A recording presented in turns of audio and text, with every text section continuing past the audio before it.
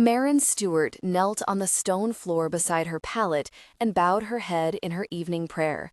Her hand slipped to the small wooden cross hanging from a bit of leather around her neck, and her thumb rubbed a familiar path over the now smooth surface. For several long minutes, she whispered the words she'd recited since she was a child, and then she ended it as she always did. "Please, God, don't let them find me." She pushed herself from the floor, her knees scraping the uneven stones. The plain, brown garb she wore signaled her place along the other novices. Though she'd been here far longer than the others, she'd never taken the vows that would complete her spiritual journey. It was never her intention. She went to the basin in the corner and poured from the pitcher of water. She smiled as she dampened her cloth, and Mother Serenity's words came floating to mind. "Cleanliness is next to godliness." She wiped her face and started to remove her gown to extend her wash when she heard a terrible crash. Startled, she dropped the cloth and whirled around to stare at her closed door. Then, galvanized to action, she ran and flung it open, racing into the hall. Around her, the other nuns also filled the hall, their dismayed murmurs rising. A loud bellow echoed down the corridor from the abbey's front entrance. A cry of pain followed the bellow, and Mairin's heart froze. Mother Serenity. Mairin and the rest of the sisters ran toward the sound, some lagging back while others shoved determinedly ahead. When they reached the chapel, Mairin drew up short, paralyzed by the sight before her. Warriors were everywhere. There were at least 20, all dressed in battle gear, their faces unwashed, sweat drenching their hair and clothing. But no blood. They hadn't come for sanctuary or aid. The leader held Mother Serenity by the arm, and even from a distance, Mairin could see the abbess's face drawn in pain. "Where is she?" the man demanded in a cold voice. Mairin took a step back. He was a fierce-looking man. Evil. Rage coiled in his eyes like a snake waiting to strike. He shook Mother Serenity when she didn't respond, and she warbled in his grasp like a rag doll. Mairin crossed herself and whispered an urgent prayer. The nuns around her gathered in a close ball and also offered their prayers. "She is not here," Mother Serenity gasped out. "I've told you the woman you seek is not here." "You lie," he roared. He looked toward the group of nuns, his gaze flickering coldly over them. "Mairin Stewart, tell me where she is." Mairin went cold, fear rising to a boil in her stomach. How had he found her? After all this time? Her nightmare wasn't over. It was, indeed, just beginning. Her hands shook so badly that she had to hide them in the folds of her dress. Sweat gathered on her brow, and her gut lurched. She swallowed, willing herself not to be sick. When no answer was forthcoming, the man smiled, and it sent a chill straight down Mairin's spine. Still staring at them, he lifted Mother Serenity's arm so that it was in plain sight. Callously, he bent her index finger until Mairin heard the betraying pop of bone. One of the nuns shrieked and ran forward, only to be backhanded down by one of the soldiers. The rest of the nuns gasped at the bold outrage. "This is God's house," Mother Serenity said in a reedy voice. "You sin greatly by bringing violence onto holy ground." "Shut up, old woman," the man snapped. "Tell me where Mairin Stewart is, or I'll kill every last one of you." Mairin sucked in her breath and curled her fingers into balls at her sides. She believed him. There was too much evil, too much desperation in his eyes. He had been sent on a devil's errand, and he wouldn't be denied. He grasped Mother Serenity's middle finger, and Mairin rushed forward. "Charity! Nay!" Mother Serenity cried. Mairin ignored her. "I'm Mairin Stewart. Now let her go." The man dropped Mother Serenity's hand, then shoved the woman back. He stared at Mairin with interest, then let his gaze wander suggestively down her body and back up again. Mairin's cheeks flamed at the blatant disrespect, but she gave no quarter, staring back at the man with as much defiance as she dared. He snapped his fingers, and two men advanced on Mairin, grabbing her before she could think to run. They had her on the floor in a split second, restraining her. She kicked wildly, flailing her arms, but she was no match for their strength. They searched her, their hands moving to her hip, right where the mark rested. Oh, nay. She bowed her head as tears of defeat slipped down her cheeks. "'Tis her," one of them said excitedly. He was instantly shoved aside as the leader bent over to examine the mark for himself. He, too, touched it, outlining the royal crest of Alexander. Issuing a grunt of satisfaction, he curled his hand around her chin and yanked until she faced him. His smile revolted her. "We've been looking for you a long time, Mairin Stuart." "Go to hell," she spat. Instead of striking her, his grin broadened. "Tuck, tuck, such blasphemy in the house of God." He stood rapidly, and before Mairin could blink, she was hauled over a man's shoulder, and the soldiers filed out of the abbey and into the cool night. They wasted no time getting onto their horses. Mairin was gagged, then trussed hand and foot, and tossed over the saddle in front of one of the men. They were away, the thunder of hooves echoing across the still night, before she had time to react. They were as precise as they were ruthless. The saddle dug into her belly, and she bounced up and down until she was sure she was going to throw up. She moaned, afraid she'd choke with the gags so securely around her mouth. When they finally stopped, she was nearly unconscious. A hand gripped her nape, the fingers easily circling the slim column. She was hauled upward and dropped unceremoniously to the ground. Around her, they made camp, while she lay shivering in the damp air. Finally, she heard one say, "You best be seein' to the lass, Finn. Laird Cameron won't be happy if she dies of exposure." An irritated grunt followed, but a minute later, she was untied and the gag removed. Finn, the apparent leader of this abduction, leaned down over her, his eyes gleaming in the light of the fire. "There's no one to hear you scream, and if you utter a sound, I'll rattle your jaw." She nodded her understanding and crawled to an upright position. He nudged her backside with his boot and chuckled when she whirled around in outrage. "There's a blanket by the fire. Get on it and get some sleep. We leave at first light." She curled gratefully into the warmth of the blanket, uncaring that the stones and sticks on the ground bound into her spin. Laird Cameron. She'd heard talk of him from the soldiers who drifted in and out of the abbey. He was a ruthless man, greedy and eager to add to his growing power. It was rumored that his army was one of the largest in all of Scotland, and that David, the Scottish king, feared him. Malcolm, bastard son of Alexander, and her half-brother, had already led one revolt against David in a bid for the throne. Were Malcolm and Duncan Cameron to ally, they would be a near unstoppable force. She swallowed and closed her eyes. The possession of Nem Allen would render Cameron invincible. "Dear God, help me," she whispered. She couldn't allow him to gain control of Nem Allen. It was her legacy, the only thing of her father's that she had. It was impossible to sleep, and so she lay there huddled in the blanket, her hand curled around the wooden cross, as she prayed for strength and guidance. Some of the soldiers slept, while others kept careful watch. She wasn't fool enough to think she'd be given any opportunity to escape, not when she was worth more than her weight in gold. But they wouldn't kill her either, which granted her an advantage. She had nothing to fear by trying to escape, and everything to gain. An hour into her vigil of prayer, a commotion behind her had her sitting straight up and staring into the darkness. Around her, the sleeping soldiers stumbled upward, their hands on their swords when a child's cry rent the night. One of the men hauled a kicking, wiggling child into the circle around the fire and dropped him on the ground. The child crouched and looked around wildly while the men laughed uproariously.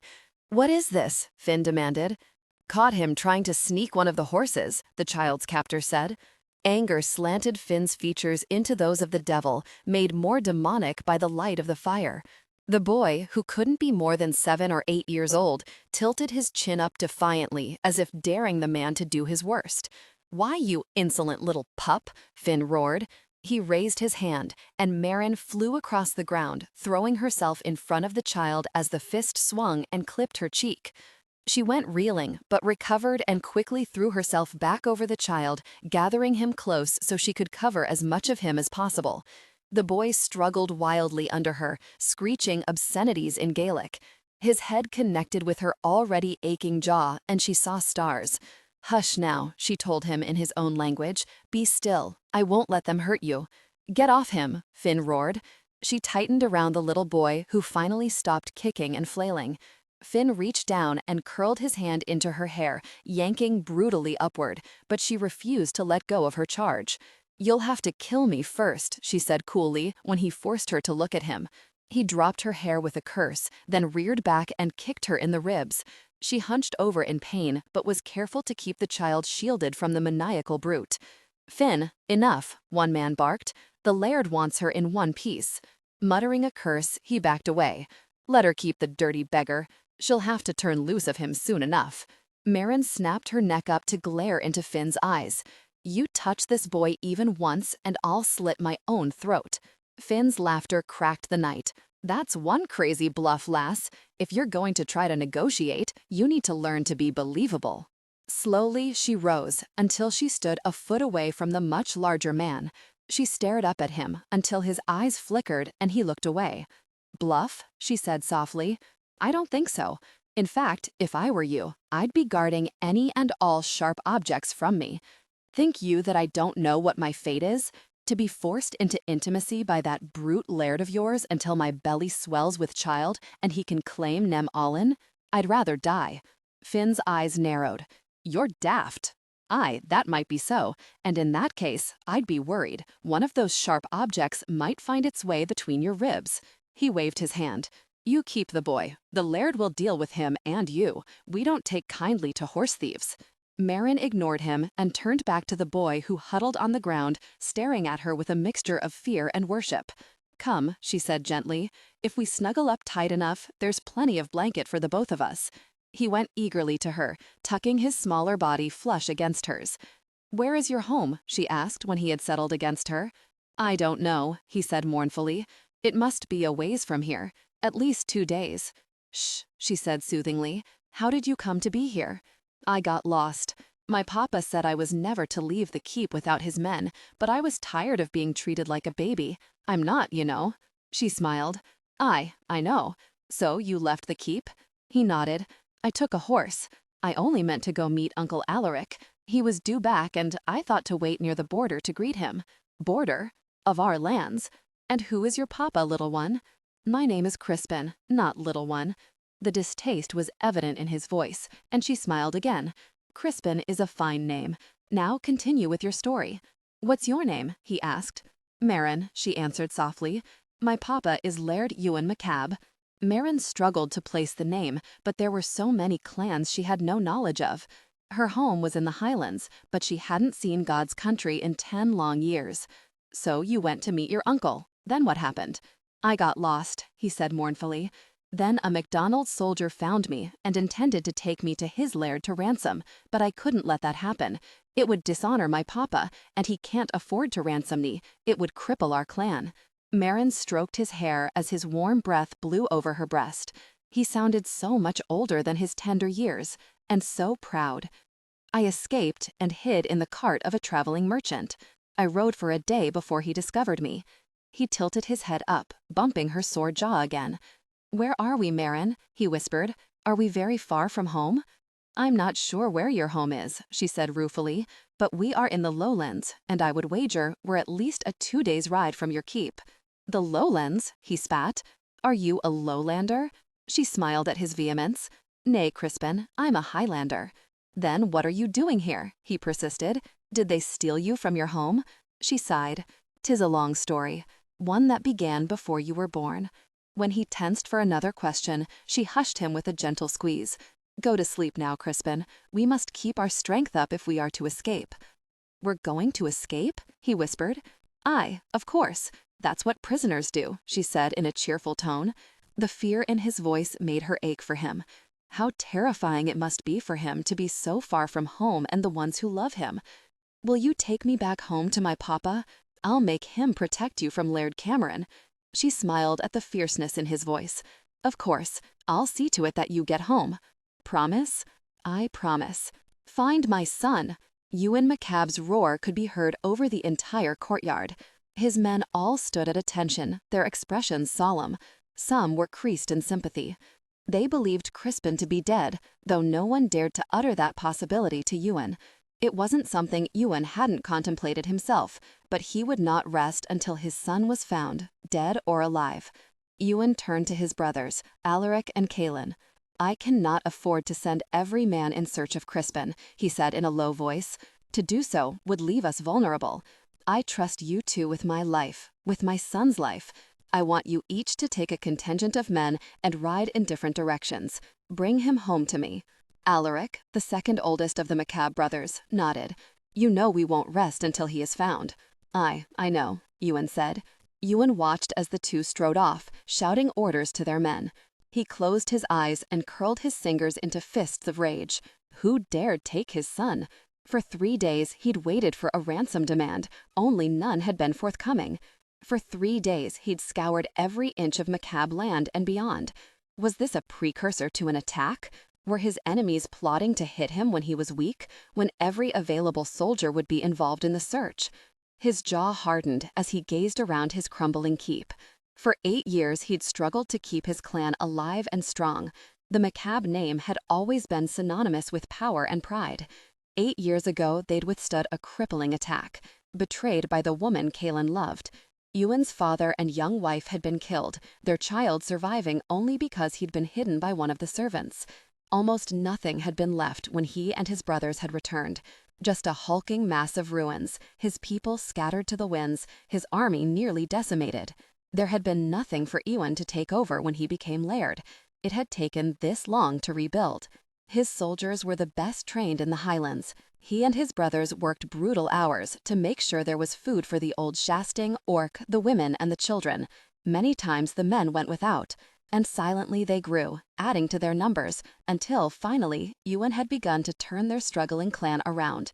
Soon his thoughts could turn to revenge. Nay, that wasn't accurate. Revenge had been all that sustained him for these past 8 years. "There wasn't a day he hadn't thought about it, Laird. I bring news of your son." Ewan whipped around to see one of his soldiers hurrying up to him, his tunic dusty as though he'd just gotten off his horse. "Speak," he commanded. "One of the MacDonalds came upon your son 3 days ago along the northern border of your land. He took him, intending to deliver him to their laird so he could ransom the boy. Only the boy escaped. No one has seen him since." Ewan trembled with rage. "Take 8 soldiers and ride to MacDonald. Deliver him this message. He will present the soldier who took my son to the entrance of my keep, or he signs his own death warrant. If he doesn't comply, I will come for him myself. I will kill him, and it won't be quick. Do not leave a word out of my message." The soldier bowed. "Aye, Laird." He turned and hurried off, leaving Ewan with a mix of relief and rage. Crispin was alive, or at least he had been. MacDonald was a fool for breaching their tacit peace agreement. Though the two clans could hardly be considered allies, MacDonald wasn't stupid enough to incite the wrath of Ewan McCabe. His keep might be crumbling, and his people might not be the best-fed clan, but his might had been restored twofold. His soldiers were a deadly fighting force to be reckoned with, and those close enough to Ewan's holdings realized it.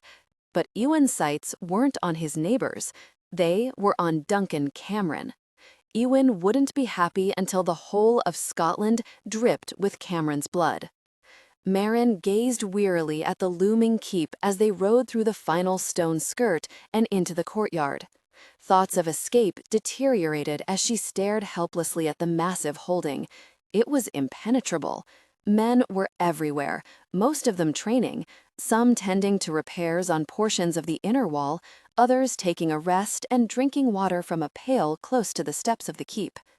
As if sensing her fatalistic thoughts, Crispin looked up, his green eyes bright with fear. Her arms were looped around his body, her hands tied together in front of him, and she squeezed him to try to reassure him. But 'twas God's truth, she was shaking like the last leaf in autumn. The soldier leading her horse pulled up, and she had to fight to stay in the saddle. Crispin steadied them by grabbing onto the horse's mane. Finn rode up beside them and yanked Mairin from the horse. Crispin came with her, screeching his surprise as he tumbled from her grasp to the ground. Finn lowered her down, his fingers bruising her arm with his grip. She wrenched away and reached with her bound hands to help Crispin stand. All around them, activity ceased as everyone stopped to take stock of the new arrival. A few of the keep's women stared curiously at her from a distance, whispering behind their hands. She knew she must look a fright, but she was more concerned with what would happen when Laird Cameron arrived to view his captive. God help her then. And then she saw him.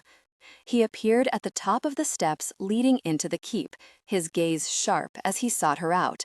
The rumors of his greed, of his ruthlessness and ambition led her to expect the very image of the devil. To her surprise, he was an exceedingly handsome man. His clothing was immaculate, as though it had never seen a day on the battlefield. She knew better. She'd mended too many soldiers who'd crossed paths with him. Soft leather trews and a dark green tunic with boots that looked too new.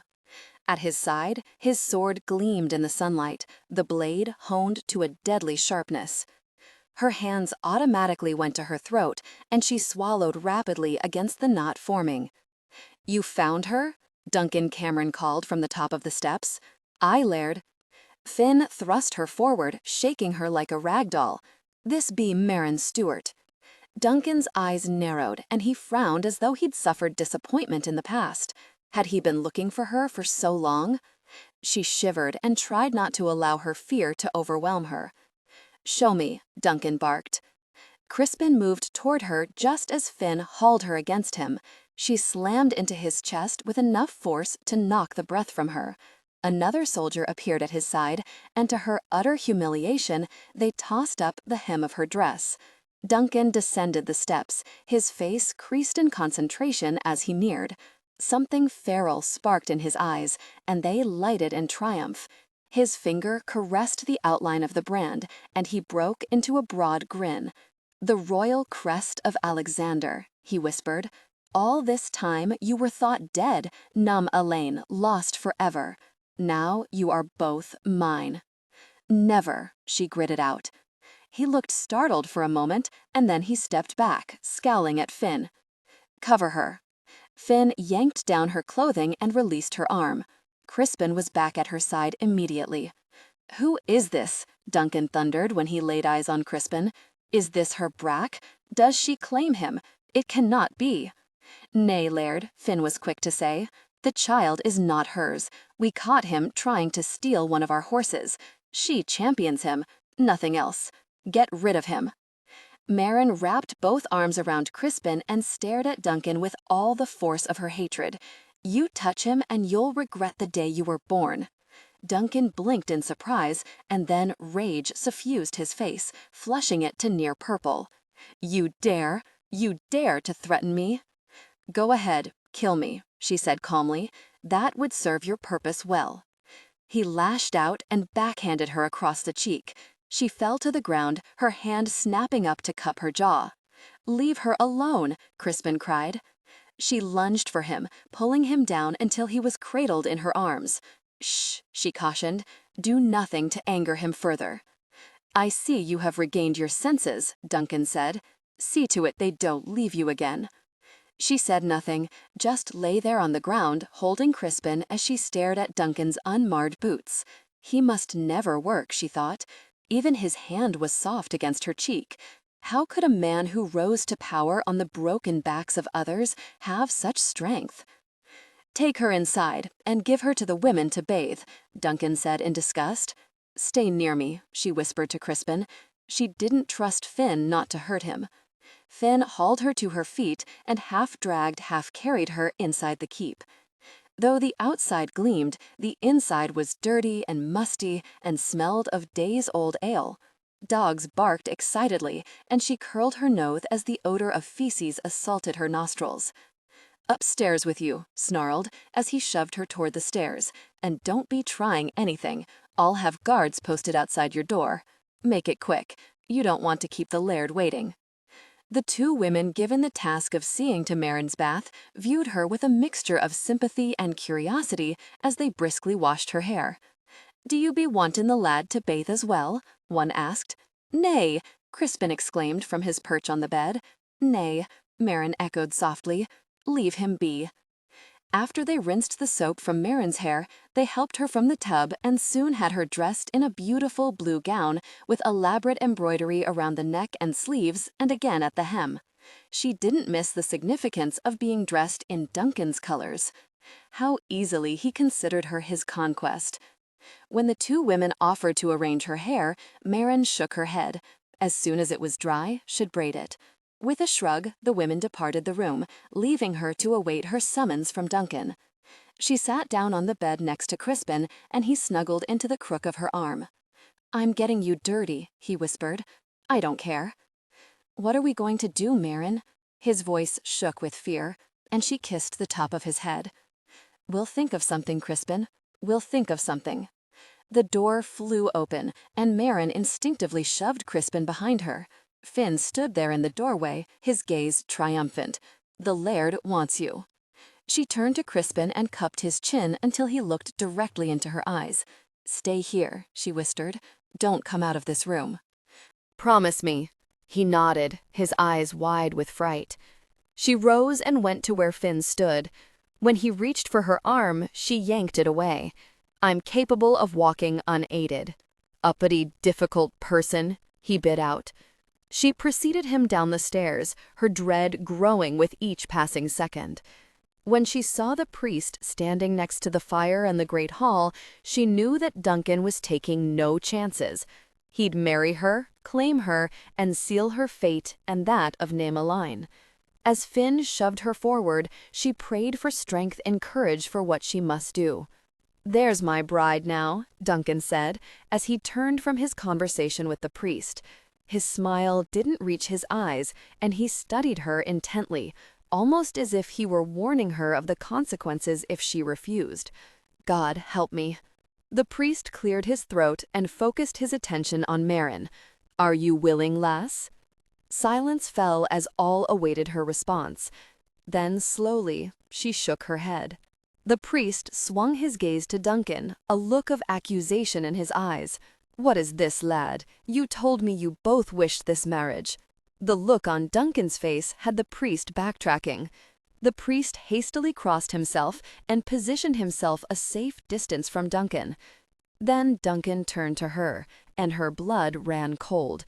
For such a handsome man he was, in that moment, very ugly.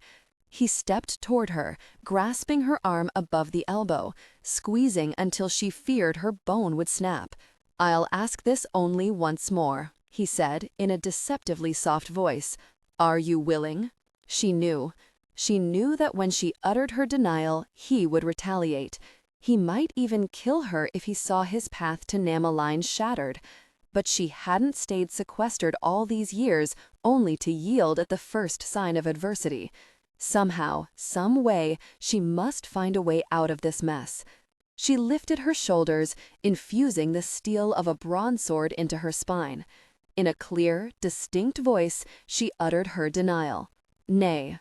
His roar of rage nearly shattered her ears. His fist sent her flying several feet, and she huddled into a ball, gasping for breath. He'd hit her so hard in the ribs that she couldn't squeeze breath into her lungs. She raised her shocked and unfocused gaze up to see him towering over her, his anger a tangible thing. In that moment, she knew she'd chosen right. Even if he killed her in his frenzy, what would her life be like as his wife? After she bore him the necessary heir to Mairin, he'd have no further use for her anyway, and he'd just rid himself of her then. "Yield," he demanded, his fist raised in warning. "Nay." Her voice didn't come out as strong as before. It came out more of a breathy exhalation than anything, and her lips trembled. But she made herself heard. In the great hall, the murmurs rose, and Duncan's face swelled, his cheeks purpling until she thought he might well explode. That shiny boot kicked out, connecting with her body. Her cry of pain was muted by the next blow. Over and over he kicked, and then he yanked her up and drove his fist into her side. "Lad, you'll kill her!" She was barely conscious. She had no idea who uttered the warning. She hung in his grasp, every breath causing her unbearable pain. Duncan dropped her in disgust. "Lock her in her chambers. No one is to give her any food or water, nor that brat of hers. We'll see how soon it takes her to yield when he starts whining of hunger." Again, she was hauled upward with no regard to her injuries. Each step up the stairs was agony as she bounced against the hard stone. The door to her chamber opened, and Finn threw her inside. She hit the floor, battling for consciousness with every breath. "Mairin!" Crispin huddled over her, his little hands gripping her painfully. "Nay, don't touch my—" she whispered hoarsely. If he touched her, she was sure she'd faint. "You must get to the bed," he said desperately. "I'll help you. Please, Mairin." He was near tears, and it was only the thought of how he'd survive in Duncan's hands if she died that prevented her from closing her eyes and praying for peace. She roused herself enough to crawl toward the bed, each movement sending a scream down her spine. Crispin bore as much of her weight as he could, and together they managed to haul her over the edge of the bed. She melted into the straw mattress, hot tears slipping down her cheeks. Breathing hurt. Crispin settled next to her, his warm, sweet body seeking comfort she couldn't offer. Instead, his arms went around her, and he hugged her to his little body. "Please don't die, Mairin," he begged softly. "I'm scared. Lady, my lady, wake up. You must wake up." The urgent whisper roused Mairin from unconsciousness, and as soon as she turned, seeking the annoyance that disturbed her, agony flashed through her body until she gasped for breath. "I'm sorry," the woman said anxiously. "I know you're badly injured, but you must hurry." "Hurry?" Mairin's voice was slurred, and her brain was a mass of cobwebs. Beside her, Crispin stirred, and gave a start of fright when he saw the shadow standing over the bed. "Aye, hurry," the impatient voice came again. "Who are you?" Mairin managed to ask. "We haven't time to talk, lady. The Laird is in a drunken sleep. He'll think you too badly hurt to escape. We have to go now if you are to make it. He plans to kill the child if you don't yield." At the word escape, some of the cobwebs vanished. She tried to sit up, but nearly cried out when pain knifed through her side. "Here, let me help you. You too, lad," the woman said to Crispin. "Help me with your lady." Crispin scrambled hold in the bed and slid off the edge. "Why are you doing this?" Mairin asked when they both helped her sit up. "What he did was a disgrace," the woman murmured. "To beat a lass as he did you. He's mad. You've been his obsession. I fear for your life no matter whether you yield or not. He'll kill the boy." Mairin squeezed her hand with the little strength she had. "Thank you. We must hurry. There is a bolt hole in the next chamber. You'll have to leave alone. I can't risk taking you. At the end, Fergus waits for you with a horse. He'll put you and the lad on it. It'll pain you, aye, but you'll have to endure. 'Tis your only way out." Mairin lauded her acceptance. Escape in agony or die in comfort. Didn't seem like such a difficult decision. The serving woman cracked open the door of the chamber, turned back to Mairin, and put a finger to her lips. She motioned to the left to let Mairin know the guard was there. Crispin slid his hand in hers, and again she squeezed to comfort him. Inch by breathless inch, they crept by the sleeping guard in the darkness of the hall. Mairin held her breath the entire way, afraid if she let out so much as a puff, the guard would wake and alert the keep. Finally, they reached the next chamber. Dust flew and curled around her nose as they stepped within, and she had to squeeze her nostrils to keep from sneezing. "Over here," the woman whispered in the darkness. Mairin followed the sound of her voice until she felt the chill emanating from the stone wall. "God be with you," the serving woman said as she ushered Mairin and Crispin into the small tunnel. Mairin stopped only long enough to squeeze her hand in a quick thank you, and then she urged Crispin into the narrow passageway. Each step sent a fresh wave of agony through Mairin. She feared her ribs were broken, but there was naught that could be done about it now. They hurried through the darkness, Mairin all but dragging Crispin behind her. "Who goes there?" Mairin halted at the man's voice, but remembered that the woman had said Fergus awaited them. "Fergus," she called softly, "'tis I, Mairin Stuart. Come, lady," he urged. She rushed to the end and stepped onto the cold, damp ground, wincing when her bare feet made contact with rough pebbles. She gazed at their surroundings and saw that the bolt hole exited the back of the keep, where there was only a skirt between the keep and the hillside that jutted skyward. Wordlessly, Fergus melted into the darkness, and Mairin ran to catch up to him. They moved along the bottom of the hillside and headed for the dense population of trees at the perimeter of Duncan's holding.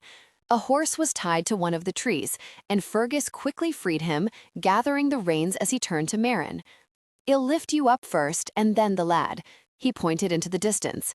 "That way is north. God be with you." Without another word, he lifted her, all but tossing her into the saddle. If the slightest, all she could do not to fall off. Tears crushed her eyes, and she doubled over, fighting unconsciousness. "Help me, please, God." Fergus lifted Crispin, who settled in front of her. She was glad he wasn't riding behind her, because, God's truth, she needed something to hang on to. "Can you manage the reins?" she whispered to Crispin as she leaned into him. "I'll protect you," Crispin said fiercely. "Hold on to me, Mairin. I'll take us home, I swear it." She smiled at the determination in his voice. "I know you will." Fergus gave the horse a slap, and it started forward. Mairin bit her lip against the scream of pain that battled to erupt. She would never make it even a mile. Laird McCabe drew up his horse and held his fist up to halt his men. They'd ridden all morning, searching endless trails, tracking hoofprints to no avail. All were dead ends. He slid from the saddle and strode forward to view the disturbance in the soil. Kneeling, he touched the faint hoofprints and the flattened grass to the side. It looked as though someone took a fall from a horse, recently. He scanned the immediate area and saw a footprint in a patch of bare soil a few feet away, then lifted his gaze toward the area the person had headed. Slowly he rose, drew his sword, and motioned for his men to spread out and circle the area. Carefully, he stepped through the trees, watching warily for any sign of ambush. He saw the horse first, grazing a short distance away, the reins hanging, the saddle askew. He frowned. Such disregard for the care of a horse was surely a sin. A slight rustle to his right swung him around, and he found himself staring at a small woman, her back wedged against a huge tree. Her skirts jumped like she had a litter of kittens hidden underneath, and her wide blue eyes were full of fear and fury. Her long black hair hung in disarray to her waist, and it was then he noticed the colors of her tunic and the coat of arms embroidered at the hem. Rage temporarily blinded him, and he advanced, his sword held in an arc over his head. She flung an arm behind her, shoving something farther between her and the tree. Her skirts wriggled again, and it was then he realized she shielded a person, a child. "Stay behind me," she hissed. But Mayor Alaric froze. He knew that voice. His fingers shook. For the first time in his life, his hand unsteady around the hilt. Hell would be a cold place indeed before he ever allowed a Cameron hand on his kin. With a snarl of rage, he charged forward, grasped the woman by the shoulder, and hurled her aside. Crispin stood against the tree, his mouth open. Then he saw Alaric and all but leapt into his arms. The sword fell to the ground, another sin of neglect, but in that moment, Alaric didn't care. Sweet relief staggered him. "Crispin," he said hoarsely as he hugged the boy to him. A shriek of rage assaulted his ears just as he was hit by a flying bundle of woman. So surprised was he that he stumbled backward, his hold on Crispin loosening. She wedged herself between him and Crispin and landed a knee to his groin. He doubled over, cursing as agony washed over him. He fell to one knee and grabbed his sword just as he whistled for his men. The woman was demented.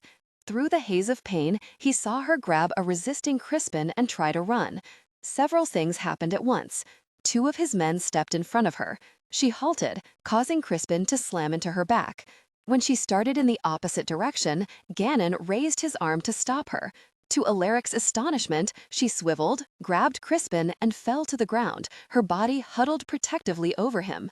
Gannon and Cormac froze and looked to Alaric just as the rest of his men burst through the trees. To further confuse the hell out of all of them, Crispin finally wiggled out from underneath her and threw himself on top of her, scowling ferociously the entire time at Gannon. "Don't you hit her!" he bellowed. Every one of his men blinked in surprise at Crispin's ferocity. "Lad, I wasn't going to hit the lass," Gannon said. "I was trying to prevent her from fleeing. With you. God's teeth, we've been searching for you for days. The Laird is worried sick over you." Alaric strode over to Crispin and plucked him off the huddled woman. When he reached down to haul her upright, Crispin exploded again, shoving him back. Alaric stared at his nephew with an open mouth. "Don't touch her," Crispin said. "She's badly hurt, Uncle Alaric." Crispin chewed his bottom lip, and it looked for the world like the lad was going to break down and cry. Whoever the woman was, it was obvious Crispin didn't fear her. "I won't hurt her, lad," Alaric said softly. He knelt down and brushed aside the hair from her face and realized she was unconscious. There was a bruise on one cheek, but otherwise she didn't look injured. "Where is she hurt?" he asked Crispin. Tears filled Crispin's eyes, and he wiped hastily at them with the back of his grubby hand. "Her stomach, and her back. It hurts her fierce if anyone touches her." Carefully, so as not to alarm the boy, Alaric pulled at her clothing. When her abdomen and back came into view, he sucked in his breath. Around him, his men alternately cursed and murmured their pity for the slight lass. "God in heaven, what happened to her?" Alaric asked. Her entire rib cage was purple, and ugly bruises marred her smooth back. He could swear one of them was in the shape of a man's boot. "He beat her," Crispin choked out. "Take us home, Uncle Alaric. I want my papa." Not wanting the boy to lose his composure in front of the other men, Alaric nodded and patted him on the arm. There would be plenty of time to get the story from Crispin later. Ewan would want to hear it all. He stared down at the unconscious woman and frowned. She had offered her body for Crispin's, and yet she wore the colors of Duncan Cameron. Ewan would be beyond control if Cameron had any involvement in Crispin's disappearance. War. At long last, war would be declared. He motioned for Cormac to tend to the lass, and he reached for Crispin, intending that the boy ride with him. There were several questions he wanted answered on the ride home. Crispin shook his head adamantly. "Nay, you take her, Uncle Alaric. She has to ride with you. I promised her that Papa would keep her safe, but he's not here, so you have to do it. You have to." Alaric sighed. There was no reasoning with the boy, and right now he was so glad he was alive he'd cede to his ridiculous demands. Later, he'd bend the brat's ear about not questioning authority. "I want to ride with you too," Crispin said, his gaze nervously going to the woman. He inched closer to her as if he couldn't stand the idea of being separated from her. Alaric looked skyward. Ewan hadn't taken a firm enough hand with the boy, that was all there was to it. And so Alaric found himself astride his horse, with the woman draped across the saddle in front of him, her body shielded in the crook of one arm, while Crispin sat on his other leg, his head nestled against her bosom. He glared at his men, daring even one of them to laugh. Hell, he had to relinquish his sword for the duty of carrying the two extra persons, never mind their weight. Ewan just better be very grateful. He could decide what was to be done with the woman just as soon as Alaric dumped her into Ewan's lap. As soon as they crossed over the border onto McCabe land, a shout went up that echoed through the hills, and in the distance, Mairin heard the cry taken up and relayed. Soon, the Laird would know of his son's return. She twisted the reins nervously in her fingers as Crispin all but bounced off the saddle in his excitement. "If you keep gathering those, lass, you and the horse are going to end up back where you came from." She glanced guiltily up at Laird McCabe, who rode to her right. His admonishment had come out as a tease, but God's truth, the man scared her. He looked savage with his unkempt, long dark hair and the braids dangling on each side of his temples. When she'd awakened in his arms, she'd nearly tossed them both out of the saddle in her haste to escape. Had been forced to pry both her and Crispin from their perch against him, and had put them both on the ground until the entire thing could be sorted out. He hadn't been pleased by her stubbornness, but she had Crispin solidly on her side.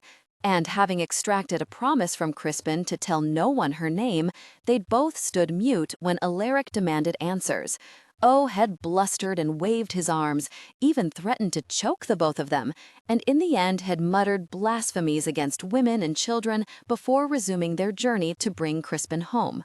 Alaric had then insisted she ride with him at least another day, because he said, in no uncertain terms, the likelihood of her sitting a horse by herself in her condition was nil, and it was a sin to abuse a good horse with an inept mount. The journey that would normally last 2 days took them 3, thanks to Alaric's consideration of her condition and their stopping frequently to rest.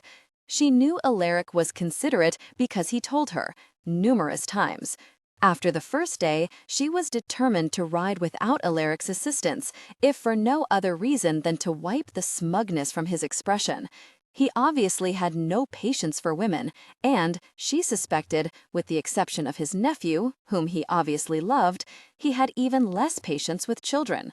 Still, given the fact that he knew nothing about her, only that Crispin championed her, he had treated her well, and his men had been politely respectful.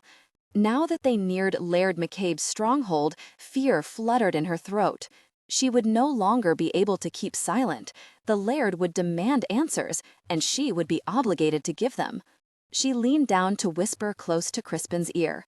"Do you remember your promise to me, Crispin?" "Aye," he whispered back. "I'm not to tell anyone your name." She nodded, feeling guilty for asking such a thing from the boy, but if she could pretend to be of no importance, just someone who happened upon Crispin and saw him safely back to his father, perhaps he would be grateful enough to provide a horse and maybe some food, and she could be on her way. "Not even your father?" she pressed. Crispin nodded solemnly. "I'll only tell him you saved me." She squeezed his arm with her free hand. "Thank you. I could ask for no better champion." He turned his head back to grin broadly at her, his back puffing with pride. "What are the two of you whispering about?" Alaric demanded irritably. She glanced over to see the warrior watching her, his eyes narrow with suspicion. "If I wanted you to know, I'd have spoken louder," she said calmly. He turned away, muttering what she was sure were more blasphemies about annoying females. "You must make the priest weary with the length of your confessions," she said. He raised one eyebrow. "Who says I confess anything?" She shook her head. The arrogant man probably thought his path to heaven was already assured, and that he acted in accordance to God's will just by breathing. "Look, there it is!" Crispin shouted as he pointed eagerly ahead.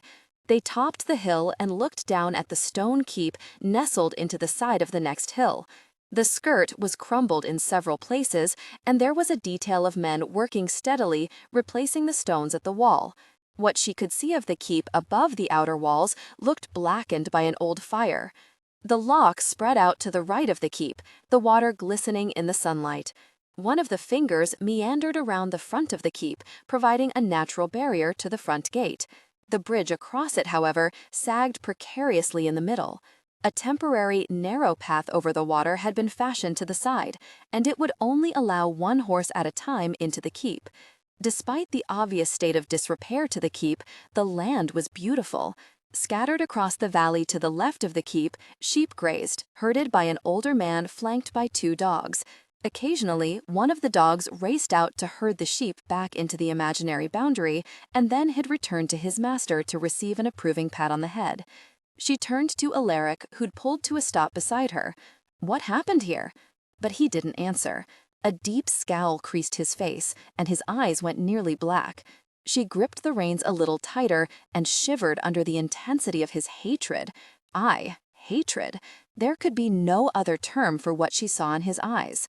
Alaric spurred his horse, and hers followed automatically, leaving her to grab onto Crispin to make sure neither of them fell.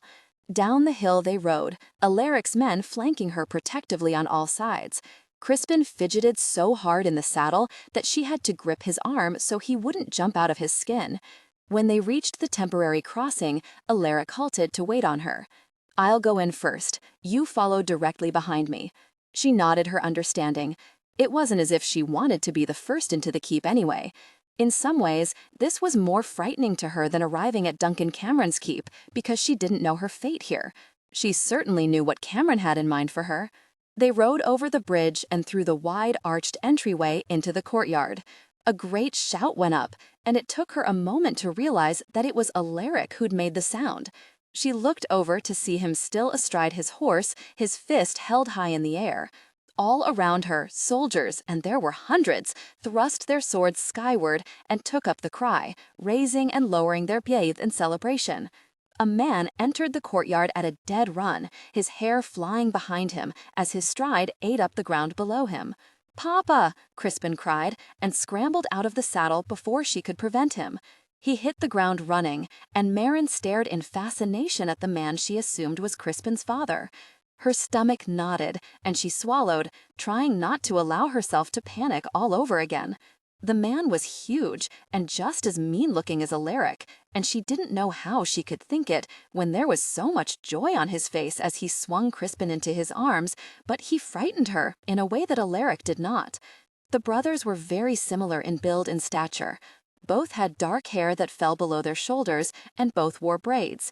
As she looked around, though, it became apparent that all his men wore their hair the same way, long, wild, and savage-looking. "I'm so glad to see you, lad," his father choked out. Crispin clung to the Laird with his small arms, reminding Mairin of a burr stubbornly clinging to her skirts. Over Crispin's head, his gaze met Mairin's, and his eyes immediately hardened. He took in every detail about her as she was sure, and she twisted uncomfortably, feeling horribly picked apart under his scrutiny.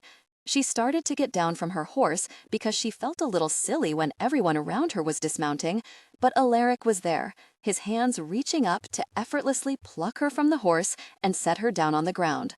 "Easy, lass," he cautioned. "You're healin' well, but you need to take care." He sounded almost concerned, but when she looked up at him, he wore the same scowl he always wore when he looked at her. Irritated, she scowled right back. He blanked in surprise, then pushed her toward the waiting Laird. Ewan McCabe looked a lot more threatening now that Crispin was out of his arms and back on the ground.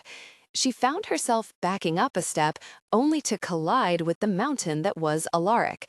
Ewan looked first at Alaric, bypassing her as if she were invisible, which was just fine with her.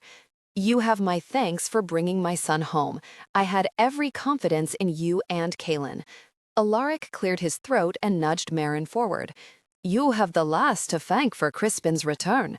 I merely provided the escort." Ewan's eyes narrowed as he studied her further. To her astonishment, his eyes weren't the dark, fierce orbs she thought, but rather they were an odd pale green. When he scowled, though, his face darkened to a thundercloud, and who could possibly think his eyes were anything but a matching black? Startled by this revelation, and if she were avoiding the inevitable confrontation with the Laird, who could blame her, she turned abruptly and stared up into Alaric's eyes. He blinked, then glared at her like he thought she was deaf, and she was pretty sure he did think so. "Your eyes are green too," she muttered. Alaric's scowl turned into a look of concern. "Are you sure you didn't suffer a blow to the head you didn't tell me about?" "You will look at me," Ewan roared. She jumped and whirled around, taking an instinctive step back and landing once again against Alaric. He muttered an expletive and hunched over, but she was too worried about Ewan to see what Alaric was cursing over. Her courage had run out, and her determination not to feel pain, not to allow her spine to wither, promptly died a brutal death. Her legs shook, her hands shook, and pain speared through her sides, making her gasp softly with each breath. Sweat beaded her forehead, but she wouldn't allow herself to back down any further. The Laird was angry at her, and for the life of her she couldn't discern why. Shouldn't he be grateful to her for saving his son? Not that she'd really done anything heroic, but he didn't know that. For all he knew, she could have battled 10 men on Crispin's behalf. It wasn't until he stared back at her in astonishment that she realized she'd babbled her entire thought process aloud. The entire courtyard had gone silent and looked at her as if she'd pronounced a curse on all of them. "Alaric?" she murmured, not turning away from the Laird's gaze. "Aye, lass. Will you catch me if I faint? I don't think a fall to the ground would be good for my injuries." To her surprise, he grasped both of her shoulders and held her tightly. His hands trembled the slightest amount, and he made the weirdest sound, Was he laughing at her? Ewan advanced, his astonishment replaced by that dark scowl again. Did no one in the McCabe clan ever smile? Nay, we don't, Alaric said in amusement. She snapped her lips shut, determined she wouldn't say another word, and prepared herself for the Laird's censure. Ewan stopped a single foot in front of her, forcing her to crane her neck upward to meet his stare. It was hard to be brave when she was sandwiched between two hulking warriors, but her pride wouldn't allow herself to throw herself at his feet and beg for mercy, even if she currently thought it was the best idea. Nay, she'd faced down Duncan Cameron and survived. This warrior was bigger and meaner, and he could probably squash her like a bug, but she wouldn't die like a coward. She wouldn't die at all if she had anything to say about it. You will tell me who you are, why you're wearing Duncan Cameron's colors, and how the hell my son came into your possession. She shook her head, backed up against Alaric, only to hear him curse again as she stepped all over his feet, and then quickly stepped forward again, remembering, belatedly, her vow to be courageous. Ewan frowned even harder, if that was possible. You defy me?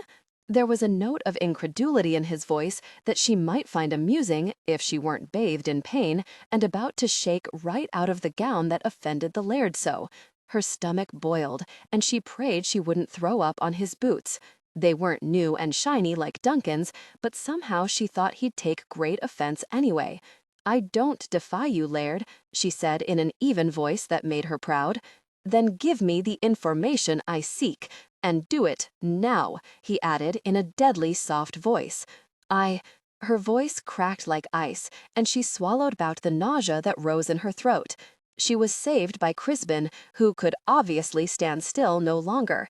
He burst forward, inserting himself between her and his father, and wrapped his arms around her legs, burying his face in her bruised abdomen. A low moan escaped her, and she reflexively put her arms around her ribs. She would have slithered straight to the ground, if not for Alaric grasping her arms to steady her again. Crispin turned in her grasp and stared up at his father, who looked to be battling extreme shock and burning impatience. "Leave her alone," Crispin exclaimed. "She's hurt, and I promised you'd protect her, Papa. I promised. A McCabe never breaks his word. You told me." Ewan looked down at his son in astonishment, his mouth working up and down as the veins in his neck bulged. "The lad is right, Ewan. The lass is sorely in need of a bed. A hot bath wouldn't be remiss." Surprised by Alaric's support, but more grateful than she could possibly express, she chanced another look at the Laird, only to see him gape incredulously at Alaric. "Bed? Bath? My son has been returned to me by a woman wearing the colors of a man I loathe more than life, and all anyone can suggest is that I give her a bath and a bed?" The Laird looked precariously close to exploding. She stepped back, and this time Alaric accommodated her by moving aside so she could put distance between her and Ewan. "She did save his life," Alaric said evenly. "She took a beating for me," Crispin shouted. Ewan's expression wavered, and he stared again at her as if trying to see for himself the extent of her injuries. He looked torn, as if he really wanted to demand that she cooperate, but with both Crispin and Alaric staring expectantly at him, he snapped his lips shut and took a step back himself. His muscles bulged in his arms and neck, and he took several breaths as if he were working to keep his patience. She felt sympathy for him, she truly did. If it were her child, she'd demand, just as he had, every detail. And if it were true, and Ewan had no reason to lie, that Duncan Cameron was his mortal enemy, she could well understand why he looked at her with such mistrust and hatred. She understood well his dilemma. It didn't mean she was suddenly going to cooperate, however. Gathering her nerve, and hoping she didn't sound boastful, she looked the Laird in the eye. "I did save your son, Laird. I would be most appreciative of what aid you could provide. I won't ask for much, a horse and maybe some food. I'll be on my way and no longer a bother." Ewan no longer stared at her. Nay, he turned his face heavenward as if praying for either patience or deliverance. Maybe both. "A horse, food." He said the words still looking up at the sky. Then he slowly lowered his head until those green eyes scorched the breath right out of her. "You aren't going anywhere, lass." Ewan stared at the woman before him, and it was all he could do not to shake her senseless. The little chit had audacity, he'd hand her that. He didn't know what hold she had on his son, but he'd soon get to the bottom of it. Even Alaric seemed under her spell, and while he could understand it, because Lord, the lass was bonny, it annoyed him that his brother sought to defend her against him. She turned her chin up farther in defiance, and the light caught her eyes. Blue. Not just blue, but a brilliant hue that reminded him of the sky in spring just before summer took hold. Her hair was bedraggled, but the curls hung all the way down to her waist, a waist he could span with his hands. He found himself captivated by her form. She was beautiful. And she was trouble. She was also in pain. She hadn't faked that. Her eyes dimmed, and he got a better view of the shadows that surrounded them. She was trying valiantly to hide her discomfort, but it radiated from her in almost discernible waves. Her questioning would have to wait. He raised his hand and motioned toward one of the women gathered on the perimeter.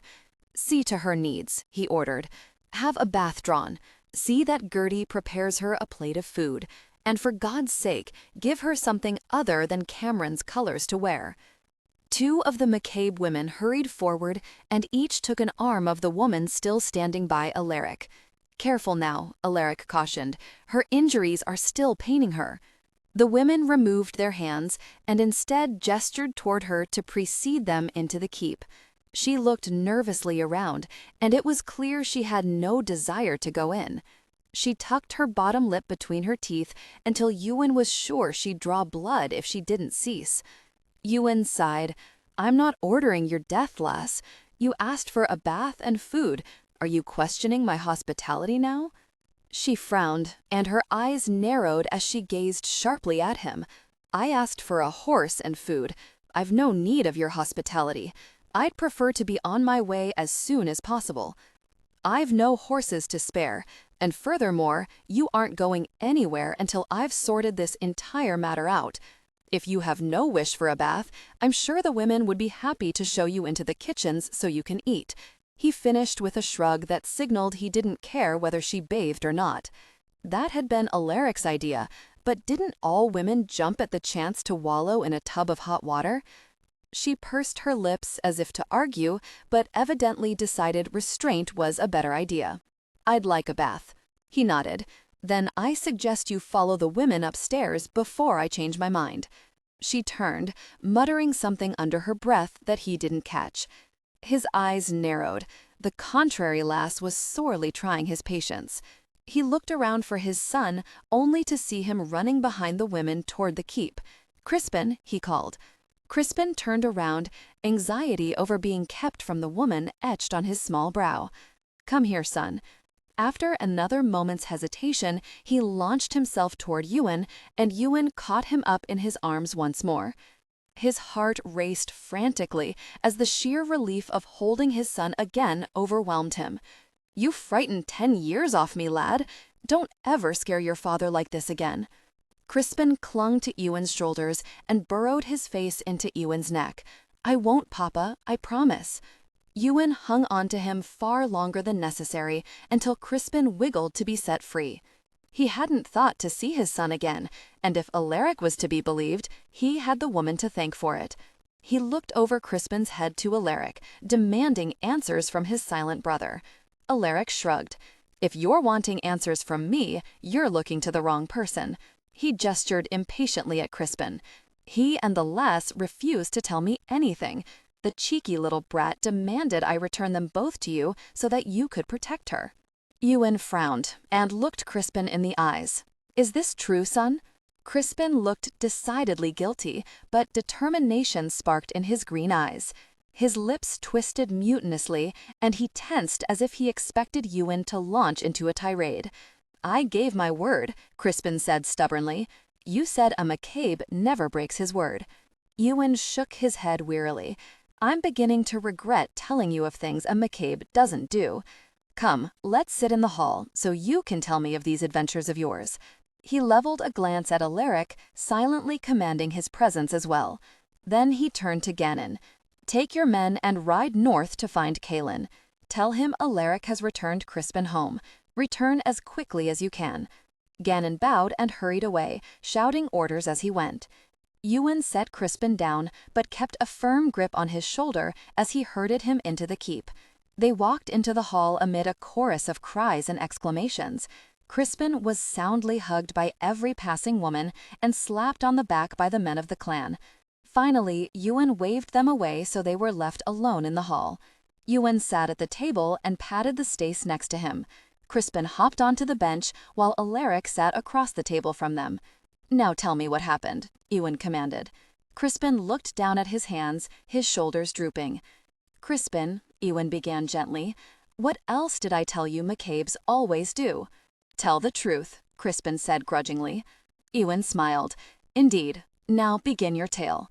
Crispin sighed dramatically before saying, "I snuck out to meet Uncle Alaric. I thought I'd wait at the border and surprise him when he came home." Alaric glared across the table at Crispin, but Ewan held up his hand. "Let him continue." "I must have gone too far. One of the MacDonald soldiers took me and said he was going to take me back to his laird to ransom me." He turned pleading eyes on Ewan. "I couldn't let him do that, Papa. It would shame you, and our clan can't afford a ransom. So I escaped and hid in the cart of a traveling merchant." Ewan tensed in rage at the MacDonald soldier, and his heart clenched at the pride in his son's voice. "You could never shame me, Crispin," Ewan said quietly. "Now go on with your story. What happened next?" "The merchant discovered me after a day, and he chased me out. I didn't know where I was. I tried to steal a horse from men who were camping, but they caught me. She saved me." "Who saved you?" Ewan demanded. "She saved me." Ewan swallowed his impatience. "Who is she?" Crispin fidgeted uncomfortably. "I can't tell you, I promise."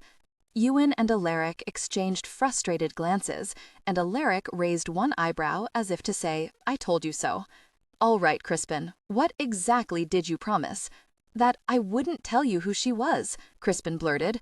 "I'm sorry, Papa." "I see. What else did you promise?"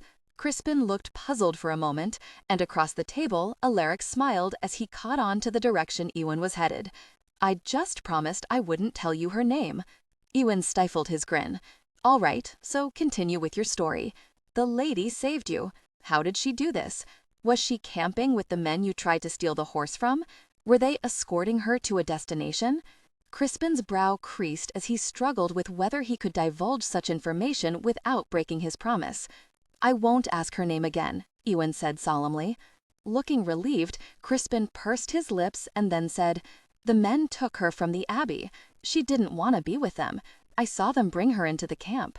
"God's teeth! She's a nun?" Ewan exclaimed. Alaric shook his head adamantly. "If that woman is a nun, then I'm a monk." "Can you marry a nun?" Crispin asked. "Why on earth would you ask a question like that?" Ewan demanded. "Duncan Cameron wanted to marry her. If she's a nun, he can't, can he?" Ewan straightened and shot Alaric a fierce look. Then he turned to Crispin, trying to keep his reaction calm so that he didn't frighten his son. "The men you tried to steal the horse from, were they Cameron soldiers? Were they the ones who took the woman from the abbey?" Crispin nodded solemnly. "They took us to Laird Cameron. He tried to make her marry him, but she refused. When she did, he beat her badly." Tears welled in his eyes, and he made a fierce expression to hold them back. Again, Ewan glanced over at Alaric to judge his reaction to the news. Who could this woman be that Duncan Cameron wanted her badly enough to steal her from an abbey? Was she an heiress sequestered there until her marriage? "What happened after he beat her?" Ewan prompted. Crispin swiped at his face, leaving a trail of dirt over his cheek. "When she came back to the room, she could barely hold herself up. I had to help her to the bed. Later, a woman woke us and said that the laird was in a drunken sleep and that he planned to threaten me to make her do what he wanted. She said we had to escape before he awoke. The lady was afraid but promised me she'd protect me. And so I promised her that I would take us here to you so that you could protect her. You won't let Duncan Cameron marry her, will you, Papa? You won't let him hurt her again?" He gazed anxiously up at Ewan, his eyes so earnest and serious. He looked so much older than his 8 years in that moment, as if he'd taken on a great responsibility, one far greater than his age warranted, but one he was determined to follow through with. "Nay, son, I won't allow Duncan Cameron to harm the lass."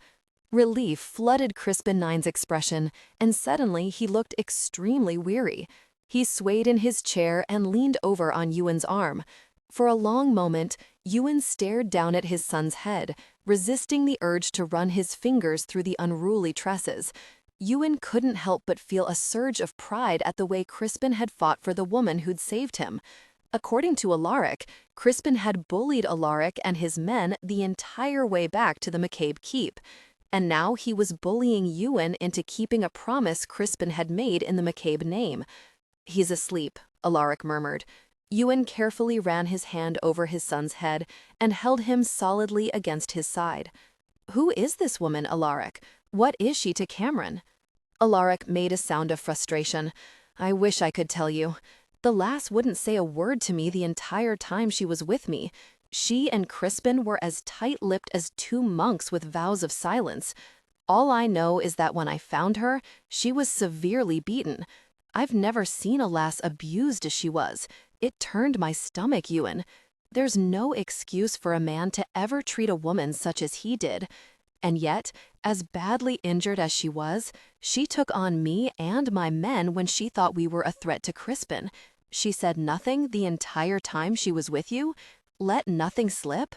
Think, Alaric. She had to have said something. It simply isn't a woman's nature to be silent for prolonged periods of time." Alaric grunted. "Someone should tell her that. I'm telling you, Ewan, she stared at me like I was some kind of toad. Worse, she had Crispin acting like I was the enemy. The two whispered like conspirators and glared at me when I dared intervene." Ewan frowned and drummed his fingers on the solid wood of the table. What could Cameron want with her? Furthermore, what was a Highland lass doing in a lowland abbey? Highlanders guard their daughters as jealously as gold. I can't see a daughter being packed off to an abbey days away. "Unless the lass was being punished," Alaric pointed out. "Maybe she was caught out in an indiscretion. More than one lass has been involved in a relationship outside the sanctity of marriage." "Or maybe she was a difficult harridan her father despaired of," Ewan murmured, as he remembered how difficult and recalcitrant she'd been just moments ago. That scenario he could believe. But again, she would have had to have committed an egregious sin for a father to send her so far away. Alaric chuckled. "She's spirited, all right." Then he sobered. But she protected Crispin well. She put her body between him and others more than once, and she suffered greatly for it. Ewan mulled on that truth for a long moment. Then he looked up at Alaric again. "You saw these injuries?" Alaric nodded. "I did. Ewan, the bastard kicked her. There were imprints of a boot on her back." Ewan cursed, the sound echoing across the hall. "I wish I knew what her connection to Cameron was, and why he wants her badly enough to abduct her from an abbey and beat her senseless when she refused to marry him. Why he'd then think to use my son to sway her. It would have worked, too," Alaric said in a grim voice. "The lass is very protective of Crispin. If Cameron had threatened him, she would have consented. I'm positive of that." "This presents a problem for me," Ewan said quietly. "Cameron wants her. My son wants me to protect her. The lass only wants to be gone, and then there is the mystery of who she is. If Cameron discovers her whereabouts, he'll come for her," Alaric warned. Ewan nodded.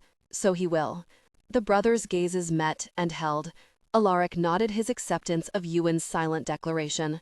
If Cameron wanted a fight, the McCabes would be more than willing to give him one. "What about the lass?" Alaric finally asked. "I'll make that determination once I've heard the whole story from her," Ewan said. He was confident that he could be a reasonable man, and once she saw how reasonable, she'd cooperate fully. Mairin awoke at the knowledge that she wasn't alone in the tiny chamber she'd been sleeping in. Her nape prickled, and she carefully opened one eye to see Ewan McCabe standing in the doorway. Sunlight peeked through the window, penetrating the gap in the furs. The light somehow made him more ominous than if he stood cloaked in darkness. In the light, she could see how big he was. He made a menacing portrait, framed by the doorway he barely fit through. "Pardon the intrusion," Ewan said in a gruff voice. "I was trying to locate my son." It was then, as she followed his gaze to the bundle beside her, that she realized Crispin had crawled into her bed during the night. He was snuggled firmly into her side, the covers pulled tight to his neck. "I'm sorry, I didn't realize," she began. "Since I tucked him into my bed last night, I'm sure you didn't realize," he said dryly. "'Tis apparent he made the move during the night." She started to move, but Ewan held up a hand. "Nay, don't wake him. I'm sure you both need your rest. I'll have Gertie hold the morning meal for you." "Thank you." She stared helplessly up at him, unsure of what to do with his sudden kindness. Yesterday he'd been so fierce. His scowl had been enough to frighten a man out of his boots. After a short nod, he backed out of the room and closed the door behind him. She frowned. She didn't trust such an about-face. Then she glanced down at the sleeping boy next to her, and her frown eased. Gently she touched his hair, marveling at how the limp curls framed his face. In time, it would be as long as his father's. Perhaps the Laird had calmed in the face of his son's safe return. Maybe he was even feeling grateful and was sorry for his gruffness. Hope tightened her chest. He might be more amenable to giving her a mount and supplies. She had no good idea where to flee, but given that Duncan Cameron appeared to be Ewan McCabe's sworn enemy, it wasn't a good idea for her to remain there. Sadness tugged at her heart, and she squeezed Crispin closer to her. The abbey that had been her home for so long, and the comforting presence of the sisters, was no longer available to her. She was without a home and safe harbor. Closing her eyes, she whispered a fervent prayer for God's mercy and protection. Surely he would provide for her in her hour of need. When she next awoke, Crispin was gone from her bed. She stretched and flexed her toes, then immediately winced as pain snaked through her body. Even a hot bath and a comfortable bed hadn't completely rid her of her discomfort. Still, she could move considerably better than she had the day before, and she was certainly well enough to sit a horse on her own. Throwing aside the furs, she braced her feet on the stone floor and flinched at the chill. She rose and went to the window to throw back the covering to allow the sunlight to stream in. The rays slid over her like liquid amber. She closed her eyes and turned her face into the sun, eagerly soaking up the warmth. It was a beautiful day, as only a spring day in the Highlands could be. She stared over the hillsides, basking in the comfort of seeing home for the first time in many long years. In truth, there'd been many days when she'd despaired of ever seeing heaven again. Nem Aline, beautiful heaven. One day she'd gaze upon her legacy, her child's legacy, the only part of her father she'd ever have. She curled her fingers into tight fists. "I will not fail," she whispered. Not wanting to waste any more time above stairs, she donned the simple gown one of the serving women had left for her. The neckline was embroidered with a feminine chain of flowers, and in the middle, in green and gold, was what she assumed was the McCabe coat of arms. Glad to be wearing something other than Duncan Cameron's colors, she hurried toward the door. When she neared the bottom of the stairs, she hesitated, feeling suddenly unsure of herself. She was saved from making an awkward entrance into the hall when one of the McCabe women saw her. The woman smiled and hurried over to greet her. "Good afternoon. Are you feeling better today?" Mairin winced. "Is it afternoon already? I didn't mean to sleep the day away." "You needed the rest. You looked fair to dropping yesterday. My name is Christina, by the way. By what name do you call yourself?" Mairin colored, feeling suddenly foolish. She wondered if she should make up a name, but she hated the idea of lying. "I can't tell you," she murmured. Christina's eyebrows shot up, but to her credit, she didn't react further. Then she reached for Mairin's arm and tucked it into hers. "Well then, lady, let's take you into the kitchens before Gertie feeds your meal to the hounds." Feeling relieved that Christina hadn't pressed her, she allowed the girl to drag her into the kitchen, where an older woman stood tending a fire in the pit. Mairin had expected a matronly woman, and why, she wasn't sure. Shouldn't women charged with the cooking be motherly? Gertie was bone thin, and her gray hair was pulled into a tight knot at her nape. Strands escaped on all sides until they flew about her face, giving her a look of wildness. She pinned Mairin with a sharp glance that peeled back several layers of Mairin's skin. "About time you got up and around, lass. No one stays abed here for that long unless they're dyin'. I don't expect you're dyin' since you're standin' before me lookin' hale and hearty. Don't make a habit of it, or I won't hold the mornin' meal for you again." Taken aback, Mairin's first instinct was to laugh, but she wasn't sure whether the other woman would take offense. Instead, she folded her hands solemnly in front of her and promised never to do so again. A vow she felt comfortable making since she didn't plan to spend another night in the McCabe keep. "Have a seat then. There's a stool in the corner. You can take your meal there. No sense messin' up the table in the hall again for one person." Mairin meekly obeyed and made quick work of the trencher of food. Gertie and Christina watched as she ate, and Mairin could hear them whispering when they thought Mairin wasn't looking. "Wouldn't tell you her name?" Gertie exclaimed loudly. She turned in Mairin's direction and uttered a humph. "When people won't give their name, 'tis because they have something to hide. What are you hidin', lass? Don't be thinkin' our Laird won't find out." "Then I'll discuss the matter with your Laird and only your Laird," Mairin said firmly. She hoped that by injecting enough strength into her voice, she'd make the other woman back down. Gertie rolled her eyes and resumed tending her fire. "Can you take me to him?" Mairin asked Christina as she rose from the stool. "I really must speak to him right away." "Of course, lady," Christina said in her sweet voice. "I was instructed to take you to him the moment you finished eating." The food Mairin had just consumed swirled in her gut like sour ale. "Are you nervous?" Christina asked as they descended the steps from the keep. "You have no reason to be. The Laird seems gruff, and he can be stern when crossed, but he's fair and very even-handed with our clan." The part that Christina left out was that Mairin wasn't part of the McCabe clan, which meant that any policies about fair and even-handed didn't apply. But she had saved Crispin, and it was obvious that the Laird loved his son. She held on to that thought as they rounded the corner into the courtyard. Mairin's eyes widened at the sight of so many men training. The clash of swords and shields nearly deafened her, and the afternoon sun striking the metal made her squint and wince. She blinked and focused her gaze away from the reflections dancing through the air. When she realized what she was seeing instead, she gasped. Her hand fluttered to her chest, and her vision went a bit blurry. It wasn't until her tortured lungs begged for mercy that she realized she was holding her breath. She sucked in a mouthful of air, but that didn't help her lightheadedness. The Laird was sparring with another soldier in only his boots and trews. His bare chest gleamed with a sheen of sweat, and a trickle of blood slid down his side. Oh, merciful heavens! She watched in fascination, unable to make herself tear her gaze away, no matter that it was surely a sin to ogle in this fashion. The Laird was broad-shouldered. His massive chest sported several scars. A man didn't get to be his age without acquiring battle scars, badges of honor to Highlanders. A man without them was considered weak and without courage. His hair clung damply to his back, and his braids swung about him as he pivoted in the dirt to parry another thrust by his opponent. His muscles strained and bulged as he swung the heavy sword about his head and slashed downward. At the last moment, his opponent threw up his shield, but he still buckled under the blow. The younger man went sprawling, his own sword clattering to the ground.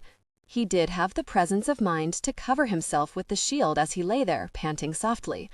The Laird frowned but extended his hand down to the younger soldier. "You lasted longer this time, Heath, but you're still allowing emotion to rule your actions.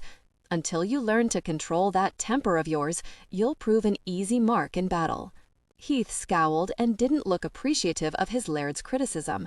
He ignored Ewan's outstretched hand and scrambled to his feet, his face red with anger. It was then that the Laird looked up and saw Mairin standing there with Christina. His eyes narrowed and she felt pinned by the force of his stare. He motioned for his tunic, which Alaric tossed to him from the side. After hastily pulling it over his bare chest, he motioned for Mairin to come forward. Feeling strangely disappointed that he'd put the tunic back on, she edged closer, all but dragging her heels in the dirt. It was silly. She was a grown woman, but in front of this man, she felt like an errant child about to be called to task. Guilty conscience. A good confession would clear that up. "Come walk with me, lass. We have much to discuss." She swallowed and snuck a peek at Christina, who performed a curtsy in the Laird's direction before turning and heading back the way they'd come. His teeth flashed into a grin. "Come," he said again. "I don't bite." The flash of humor caught her unawares, and she smiled broadly, quite unaware of its effect on the men who saw it. "Very well, Laird. Since you've offered me such reassurance, I'll take the risk and accompany you." They walked from the courtyard and took a path that led up the hillside that overlooked the loch. At the top, the Laird stopped and stared out over the water. "My son says I have much to thank you for." She folded her hands in front of her, gathering a bit of the material of her gown in her fingers. "He's a good lad. He helped me as much as I helped him." The Laird nodded. "So he told me. He brought you to me." Mairin didn't like the way he said the last. There was too much possession in his voice. "Laird, I must depart today. If you cannot spare a horse, I understand. I'll leave on foot, though I would appreciate an escort to your border." He turned to her with an uplifted eyebrow. "On foot? You wouldn't make it far, lass. You'd be tossed over someone's saddle and spirited away the moment you left my land." She frowned. "Not if I'm careful." As careful as you were when you got yourself abducted by Duncan Cameron's men? Heat rose in her cheeks. "That's different. I wasn't expecting." Faint amusement glittered in his eyes. "Does anyone ever expect to be abducted?" "I," she whispered. "Tell me something less. You appear to be someone who firmly believes in a promise. I'd wager you expect people to remain true to their word." "Oh, aye," she said fervently. "And you exacted a promise from my son. Is this not so?" She looked down. "Aye, I did." "And you expect him to keep that promise, do you not?" She squirmed uncomfortably, but nodded even as guilt filled her. "As it turns out, Crispin also exacted a promise from me." "What promise?" she asked. "To protect you." Oh, she didn't know what to say to that. Somehow, she had just maneuvered herself into a trap. She knew it. "I'd say 'tis hard to protect a lass if she's out runnin' all over the Highlands on foot, wouldn't you say?" She scowled, unhappy with the direction this conversation was headed. "I release you from his promise," she declared. He shook his head, a smile lifting the corners of his mouth. Shocked, she stared transfixed at the change such a gesture wrought on his features. My, but he was quite handsome, really handsome, and he looked younger, not as hardened, though she'd seen the scars, so she knew he was anything but soft. Nay, he was a warrior. There was no telling how many men he'd killed in battle. Why, he could probably snap someone's neck with his fingers, certainly hers. The thought had her reaching up to cover her throat. "Only Crispin can release me from that promise, lass. As I'm sure he told you, a McCabe always keeps his word." Glumly, she remembered Crispin saying just that. She also remembered his vow to her that his father would protect her. She'd been too bent on self-preservation to really give thought to what that meant. "Are you saying I can't leave?" she whispered. He seemed to consider her question for a moment, his gaze never straying from her. He stared until she squirmed under his scrutiny. "If I knew you had a safe place to go, then of course I'd allow you to go. To your family, perhaps?" She wasn't going to lie and say she had family, so she said nothing at all. The Laird sighed. "Tell me your name, lass. Tell me why Duncan Cameron was so adamant that you marry him. I've promised Crispin I'd protect you, and I will, but I can't do so unless I have all the facts." Oh dear, he was going to get all gruff again when she refused to obey his command. He'd been ready to throttle her the day before. A night's sleep probably hadn't tempered the desire, no matter how patient he seemed to be at the moment. Instead of openly defying him as she'd done yesterday, she stood mute, hands still folded in front of her. You realize I'll find out soon enough. It would be better on you if you simply told me what I want to know now. I'm not a patient man, particularly when those under my command defy me. I'm not under your command, she blurted before she could think better of it. The moment you stepped onto my land, you came under my command. My son's promise put you solidly under my care and protection. My promise to my son solidified that. You will obey me. She raised her chin, staring directly into those piercing green eyes. I survived at Duncan Cameron's hands. I'll survive at yours. You can't make me tell you anything. Beat me if you must, but I will not tell you what you want to know. Outrage sparked in his eyes, and his mouth gaped open. You think I'd beat you? Do you think me the same manner of man as Cameron? The fury in his voice had her stepping back. She'd struck a nerve, and anger rolled off the laird's shoulders in thunderous waves. He all but snarled his question at her. I did not intend any insult. I do not know what manner of man you are. I've only made your acquaintance for a short time, and you must admit, our meeting has been less than amicable. The laird turned away, his hand going to his hair. She didn't know if he intended to pull it in frustration or to prevent himself from wrapping those fingers around her neck. When he turned around, his eyes blazed with purpose, and he advanced on her, closing the distance between them. She took another rapid step back, but he was there, looming over her, bristling with outrage. Never, never have I treated man or woman in the manner Cameron treated you. Dogs are treated with better regard than that. Never make the mistake of comparing me with him. I, Laird. He raised his hand, and it was all she could do not to flinch. How she stood so stoic, she didn't know, but it seemed important she didn't show fear, that he'd strike her. Instead, he touched a strand of her hair that whispered down her cheek. No one will hurt you here. You will trust me. You can't command someone to trust you. I can, and you will. Fingers, I'm giving you until tomorrow to decide you trust me enough to tell me what I want to know. I am your laird, and you will obey me, as everyone else here obeys me. Is that understood? That's ridiculous, she sputtered, forgetting her fear of angering him further. That's the most absurd thing I've ever heard. She turned her back to him, telling him without words what she thought of his dictate. As she stomped away, she missed the amused smile that settled over Ewan's face. Mairin spent the afternoon studying the keep's defenses and looking for a possible escape route. The laird hadn't given her any choice in the matter. While she kept a sharp eye peeled to the goings-on around her, she also considered the matter of just where she would travel. Duncan would scour the other abbeys. That was too obvious a choice to make. Her mother's people hailed from the Western Isles, but her mother had disassociated herself from her clan even before she'd become the king's mistress, and truthfully, she couldn't count on them not knowing of Nem Allen. She'd find herself married off to the first man who had knowledge of her inheritance. She needed time to consider the best course.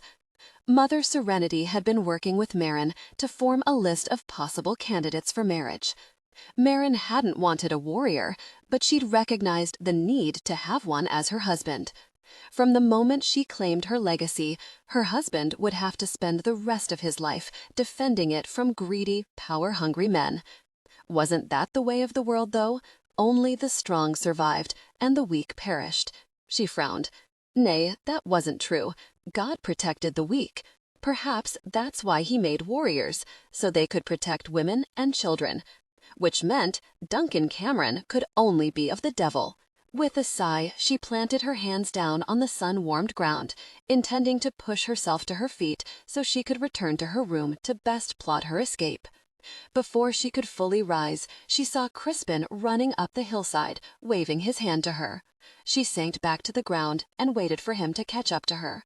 His face split into a wide grin, and he flopped onto the ground beside her. "Are you feeling more yourself today?" he asked politely. "I feel much better. I've been moving about to work out the soreness." He snuggled into her side. I'm glad. Did you speak to Papa? Mairin sighed. I did. Crispin beamed up at her. I told you he would take care of everything. Indeed you did, she murmured. So, are you staying? The hopeful expression on his face made her heart melt. She wrapped her arm around him and squeezed tight. I can't stay, Crispin. You must know that. There are men besides Duncan Cameron who would abduct me if they knew who I was. Crispin's face crinkled until his nose twitched. Why? "'Tis complicated," she murmured. "I wish it were different, but Mother Serenity always told me we have to make the best with what we have. When will you leave, and where will you go? Will I see you again?" Here she had to tread lightly. She couldn't have Crispin running to his father with news of her departure.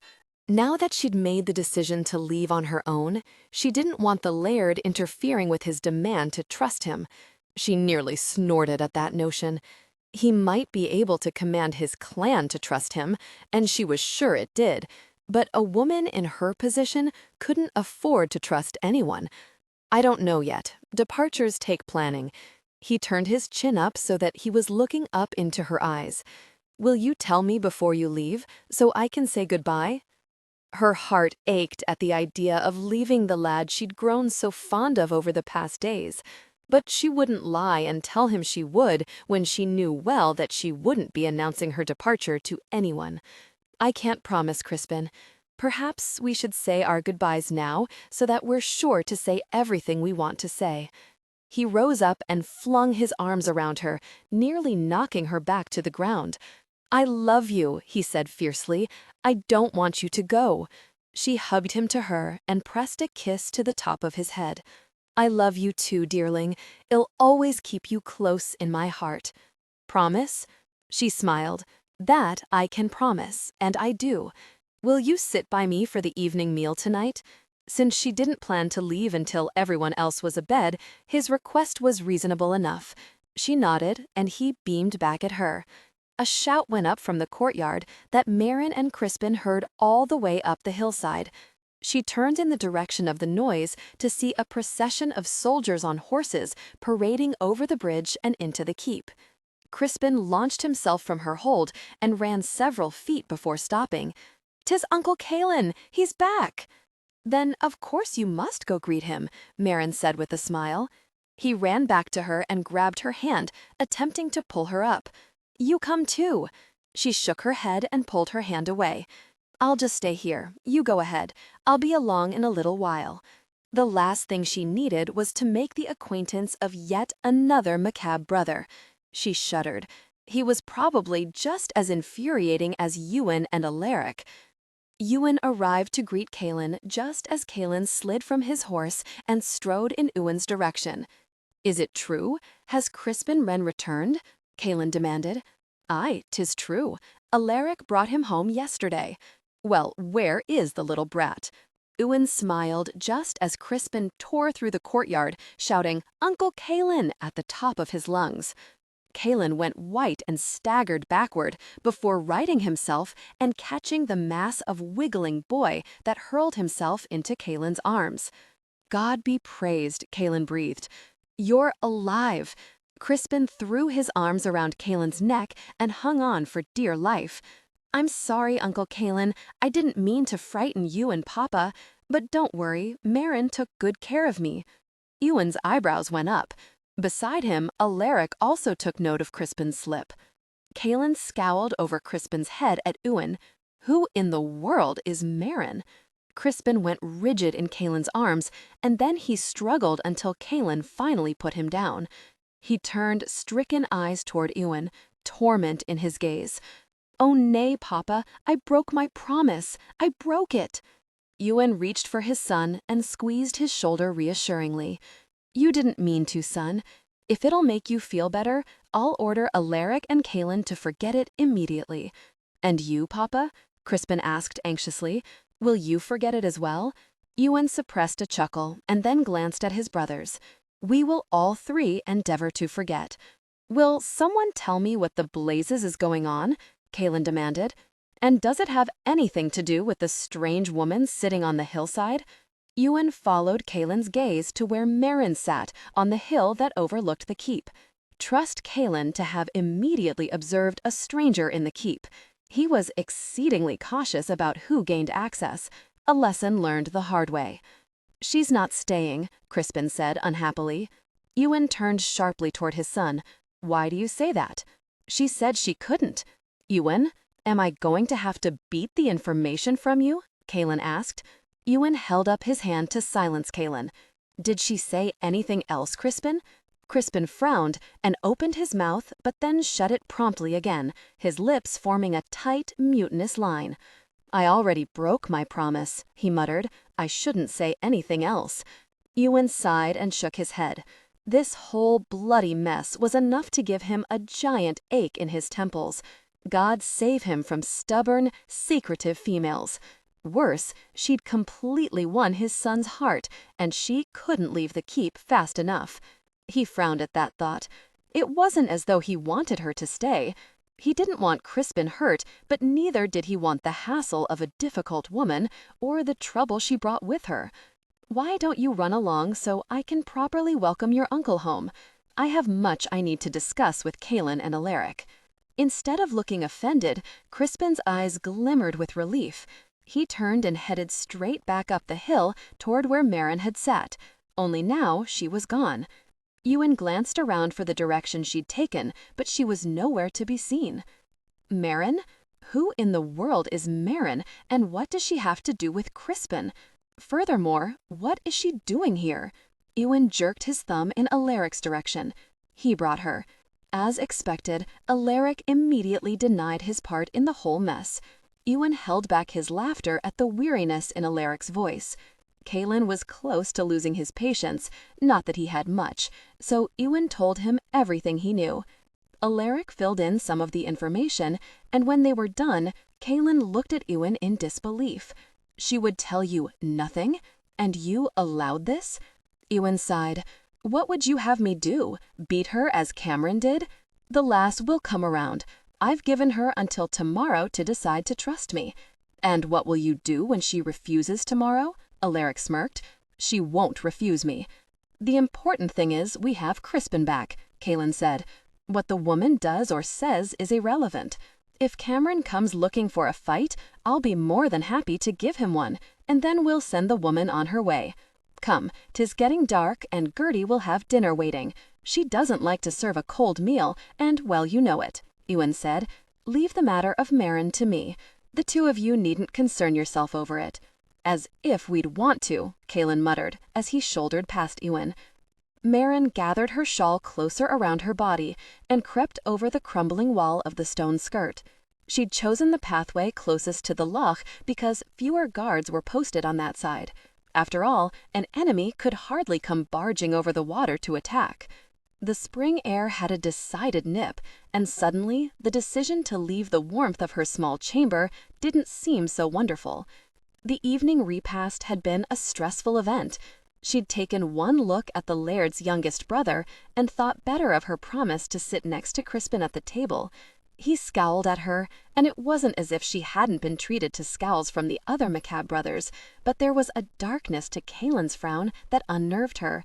She'd uttered an excuse about not feeling well and had immediately retreated above stairs. Undaunted by her departure, Crispin brought a plate of food to her door, and the two of them had sat cross-legged in front of the fire to eat. Afterward, she pleaded fatigue and sent Crispin on his way. And she waited. For hours she listened for the sounds of the keep to diminish. When she was sure everyone was abed, or at least safely ensconced in their quarters, she snuck down the stairs and out the entrance that faced the loch. She breathed easier when she entered the shelter of the trees that divided part of the loch from the keep. Here she could move with relative obscurity and follow the loch until she was away. A great splash startled her, and she turned in the direction of the water. She went still, holding her breath as she peered through the trees toward the inky black water. There was barely a moon this night, and only a slim light was cast onto the rippling surface. It was enough for her to see that 3 men were taking a late swim. It was also enough for her to see who was taking the swim. Ewan McCabe and his brothers were diving into the loch, and to her utter shock, they were in a state of undress. She immediately covered her eyes with both hands, mortified beyond all measure at the unexpected sight. Were they mad? The loch had to be incredibly cold. She shivered at the mere thought of just how icy such a swim would be. For several minutes she sat, hunkered down by a tree, hands covering her eyes, until finally she eased them away, only to see Ewan McCabe come walking from the water. Her eyes rounded in shock, and her hands hung limply at her sides as she stared, transfixed by the sight. He stood, drying himself with a cloth. When she realized she was staring quite unabashedly, she promptly clapped both hands over her eyes again and sank her teeth into her bottom lip to stifle the squeak that threatened to spill out. Her only hope was that they would finish their swim and go back to the keep. She couldn't risk moving about in the trees and attracting attention, but neither did she want to sit here. Heat suffused her cheeks, and though she kept her eyes firmly covered, the image of Ewan McCabe in that state burned through her mind with astonishing clarity. No matter what she did, she couldn't rid herself of the memory of him walking from the water. It would take at least 3 concessions to atone for this much sinning. "You can look now," the laird's dry voice slid with agonizing precision over her ears. "I assure you I am presentably dressed." Mortification billowed over her, and her cheeks grew so tight with humiliation that all she could think to do was sit there, hands still covering her eyes. Maybe if she wished really hard, when she opened her eyes, the laird would be far, far away. "Not likely," came the amused reply. She dropped one hand to her mouth, which is where it should have been all along, so nothing stupid slipped out, like the fact that she just wished the laird to be a great distance away. Now that she had one eye uncovered, she chanced a look at him to see that he was indeed clothed. With that established, she let her other hand slip down as she looked nervously at the laird. He stood, legs apart, arms crossed over his chest, and, predictably, he was scowling. "Want to tell me what you're doing, skulking around in the dark?" Her shoulders sagged. Apparently, she couldn't even muster a good escape. How was she to know he and his brothers liked taking idiotic swims so late? "Do I have to answer that?" she mumbled. The laird sighed. "What part of me telling you that you weren't leaving my protection did you not understand?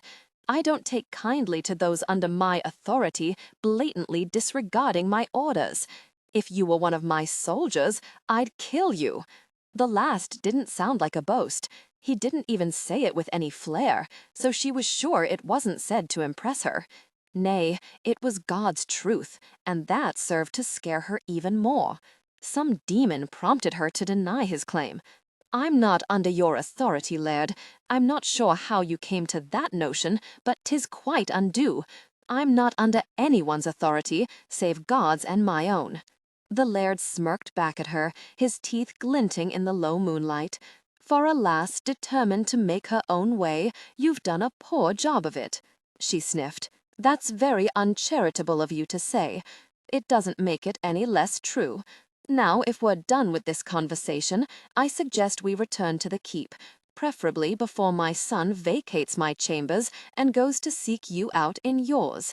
He seems to have a certain affinity for sleeping with you. I don't like to imagine his reaction when he finds your bed empty." Oh, that was simply unfair, and the laird well knew it. He was manipulating her emotions and striving to make her feel guilt for leaving Crispin. She frowned sharply at him to let him know of her displeasure, but he ignored her and took her arm in his strong fingers. She had no choice but to allow him to herd her back in the direction of the keep. He marched her around the stone skirt and through the courtyard, where he paused to issue a sharp command to his guard that she was not to be allowed to escape again. Then he proceeded into the keep, and to her further dismay, insisted on escorting her all the way back to her chamber. He opened her door and thrust her inside. Then he stood in the doorway, glaring ferociously at her. "If you intend to intimidate me with mean looks, you're destined to fail," she said airily. His eyes went heavenward for a moment, and she could swear he was counting under his breath. He took a second, as if trying to collect his flagging patience, which amused her, considering he didn't seem to possess any. "If I have to bar the door, I will. I can be a very accommodating man, lass, but you've sorely tried my will. I've given you until tomorrow to trust me with whatever you're hiding. After that, I can promise you won't like my hospitality any longer." "I don't like it now," she said crossly. She waved her hand in his direction. "You can leave. I'll only be going to bed now." His jaw ticked, and his fingers flexed at his sides. She wondered if he was imagining those fingers around her neck. He looked to be contemplating such a thing right that very moment. Then, as if to contradict her command, he stalked forward until he loomed forbiddingly over her. His jaw still twitched, and his eyes narrowed as he stared down at her. He touched his fingertip to the end of her nose. "You don't make the rules here, lass. I do. It would be in your best interests to remember that." She swallowed, suddenly very overwhelmed by the sheer size of him. "I will endeavor to remember." The Laird gave a short nod, then turned on his heel and left the room, slamming the door with a bang. Mairin flopped onto the straw mattress and sighed in disgust. That had not gone the way she intended. She was supposed to be well away from McCabe land by now, or at the very least to the border. Her plan had been to venture north, because there was nothing for her to the south. Now she was stuck in the keep with an overbearing laird who thought he could command her trust as easily as he commanded his soldiers. He'd find out on the morrow that she wasn't so easily bent to another's will. Laird! Laird! Ewan frowned and looked up from the table to see Maddie McCabe rush into the room, her face flushed with exertion. "What is it, Maddie? I'm in talks here." Maddie ignored the reprimand and stopped just a few feet away. She was so agitated she wrung her hands. "With your permission, Laird, there is something I must tell you." She glanced surreptitiously around and then confided in a low whisper. "Privately, Laird, 'tis very important." An ache began in Ewan's temples. So far, the morning had been filled with dramatics, the evening before as well, as he remembered his encounter with Mairin. The lass hadn't showed herself as of yet, and he was sure she was being purposely difficult. As soon as he was finished with Alaric and Kaelin, he planned to confront her and tell her that her time was up. Ewan raised his hand and gestured for his men to leave.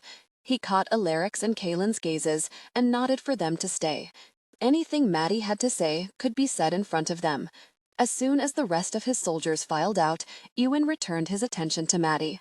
"Now, what is so important that you'd interrupt a meeting with my men?" "'Tis the lass," she began, and Ewan groaned.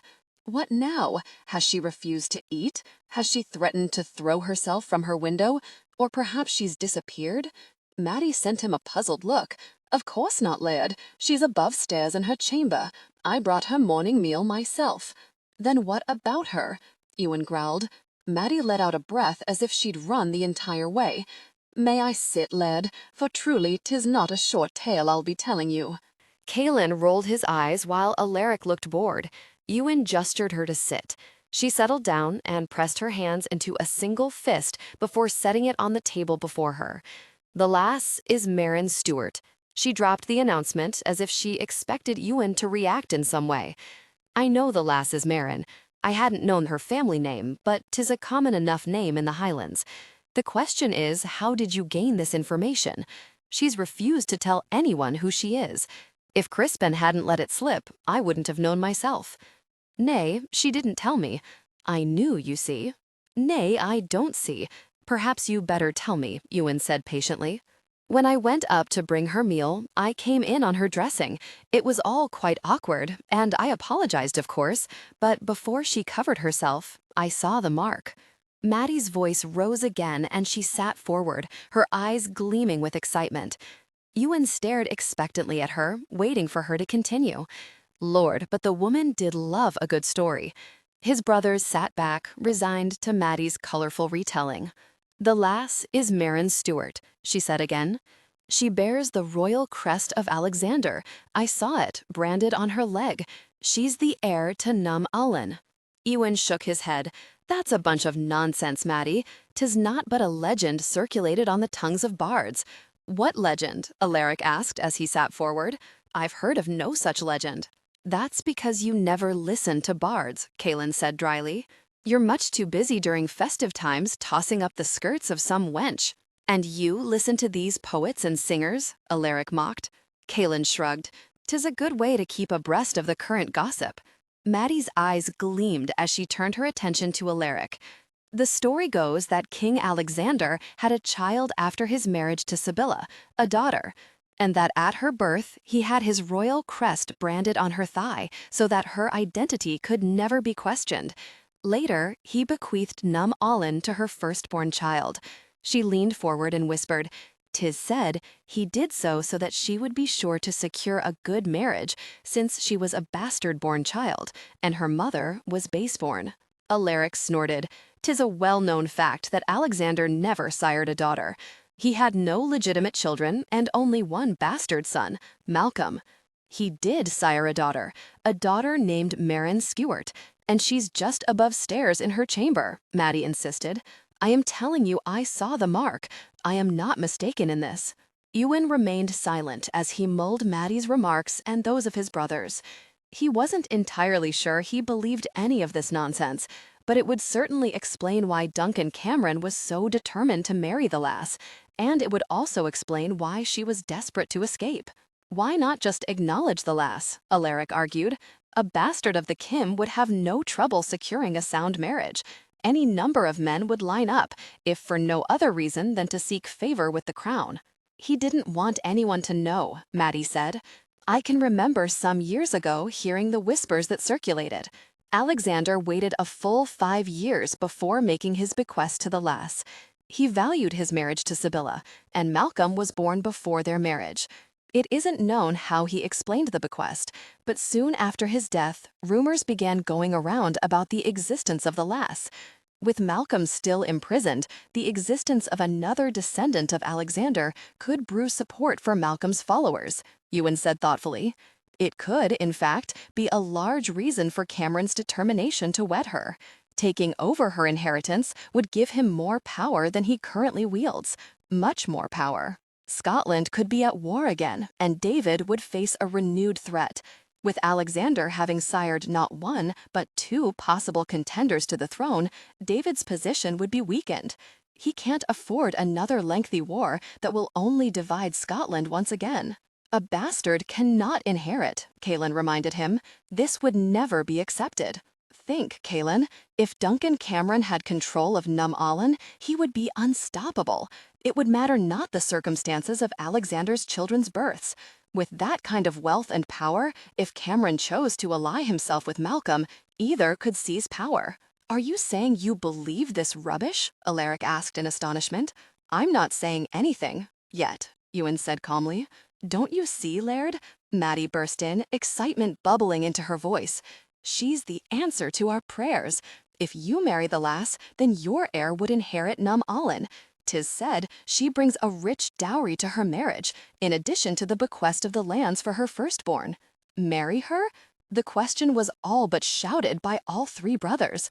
Ewan's mouth gaped open, and he stared at Maddie in astonishment. Maddie nodded emphatically. You have to admit, 'tis a sound plan. If you marry her, Duncan Cameron very well can't. There is that, Kaelin pointed out. Alaric turned to Kaelin, his expression questioning. Now you're going along with this madness? Ewan held up his hand to silence them. The throbbing in his head had escalated to a full-blown ache. He leveled a stare at Maddie, who had been listening to everything with rapt attention. You may go now, Maddie. I fully expect that everything that has been said here will remain strictly confidential. If gossip gets about the keep, I'll know where it originated. Maddie rose and dropped a curtsy. Of course, Laird. She hurried off, and then Ewan turned to his brothers. Tell me you aren't considering this madness, Alaric cut in before Ewan could get a word out. What madness do you think I'm considering? Ewan asked mildly. Marriage. Believing that the lass is the bastard daughter of Alexander, which makes her the niece of our current king. Not to mention half-sister of the man who spent 10 years trying to usurp David from the throne, and would do so again given the least opportunity. What I believe is that the lass and I are due for a long conversation. I intend to see this mark for myself. Given the relationship between our father and Alexander, I've seen his royal seal on more than one occasion. I'd know if the mark on her leg is the true one." Kaelin snorted. "And you think she's going to lift her skirts for you to see this brand? She's more likely to knee you for the offense." "I can be persuasive when the situation calls for it," Ewan drawled. "This I'd love to see," Alaric said. Ewan raised his eyebrows. "You'll see nothing of the sort. If I catch you even looking like you want a glimpse under Mairin Stuart's skirts, I'll pin you to the wall with my broadsword." Alaric raised his hands in defense. "Forget I said anything. You're awfully touchy about a lass you claim annoys you to no end. If the lass is who Maddie says she is, I aim to marry her," Ewan said grimly. "Our clan needs the coin her dowry would provide." Simultaneously, his brothers' mouths dropped. Kaelin cursed loudly, and Alaric shook his head and sent his eyes heavenward. "Think about what you're saying," Kaelin said. "I believe I'm the only one who is thinking," Ewan returned. "If 'tis true that her firstborn inherits Num Allen, think about what this would mean for our clan. We would control the choicest lands in the whole of Scotland. No longer would we sit here dreaming about the day we take our revenge on Duncan Cameron. We would decimate him and his name. He would be obliterated from history. Our name would be avenged. The McCabe clan would be second only to the king. No one, and I mean no one, would ever have the power to destroy us as Duncan Cameron nearly did 8 years ago." His fist came down on the table, and his entire body trembled with rage. "I made a vow on our father's grave that I would not rest until our clan was restored to its full glory, and that I would make Duncan Cameron pay for his crimes against us." Kaelin's face went cold, and Ewan could see the pain flare to light in his brother's eyes. But he nodded, his lips set into a fine line. In this, we agree. Num Allen lies to the north with only MacDonald between us. If we form a strong alliance with him, we would control a vast portion of this region. Excitement stirred in Ewan's veins as the plans of the last 8 years came to life in his mind. Finally, he saw a way to fulfill his vow to his father. The lass is courageous, and she's fiercely protective of Crispin. She'd make him a fine mother, as well as the rest of the sons she'd bear me. In return, I'd give her my protection, and she'd never have to worry about Duncan Cameron again. "It isn't us you have to convince," Alaric said with a twist of his lips. "'Tis the lass you have to persuade. Kaelin and I stand beside you always. You well know that. My loyalty is to you. Always. It extends to the woman you marry, no matter who she may be. She is a very courageous lass. I saw that for myself. And if she brings with her a dowry like Num Allen, then I see no downside in marrying her." Kaelin nodded, but he said nothing about Mairin. Ewan didn't expect him to. It would surprise Ewan greatly if Kaelin ever allowed himself to trust another woman again. If he ever sought to breed sons, Ewan felt pity for the woman Kaelin would marry. Once, Kaelin had given himself unreservedly. The folly of youth. He'd vowed never to do so again. Ewan put his hands down on the table and pushed himself to his feet. "It would appear I have much to discuss with Mairin Stuart. Alaric, I want you to send out an escort for Father McRoy. He's up at the McDonald's administering last rites to one of their sick. I'll need him here to perform the wedding. If the lass is whom Maddie says she is, I don't want to delay. We'll marry immediately." Ewan stopped outside Mairin's chamber and smiled at the proximity to his own private quarters. She probably wouldn't be pleased if she knew how close he'd placed her. He knocked to be polite, but he didn't wait for her answering summons before opening the door and entering the chamber. Mairin whirled from her position at the window, her unbound hair flying about her shoulders. The furs were pulled aside to allow the sun to shine in, and she posed an enchanting portrait with the light reflecting the brilliant hue of her eyes. Aye, she was indeed a bonny lass, and it would be no hardship to marry her and get her with child. In fact, now that he'd decided on a course of action, he looked forward to the prospect of Mairin in his bed.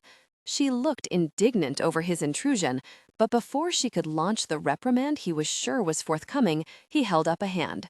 The lass had no respect for his authority over her, but that was a matter that would quickly change. When she was his wife, he'd take great delight in advising her of her duty to him and, most important, her obligation to obey him without question. "Will you tell me now what it is I want to know?" he asked.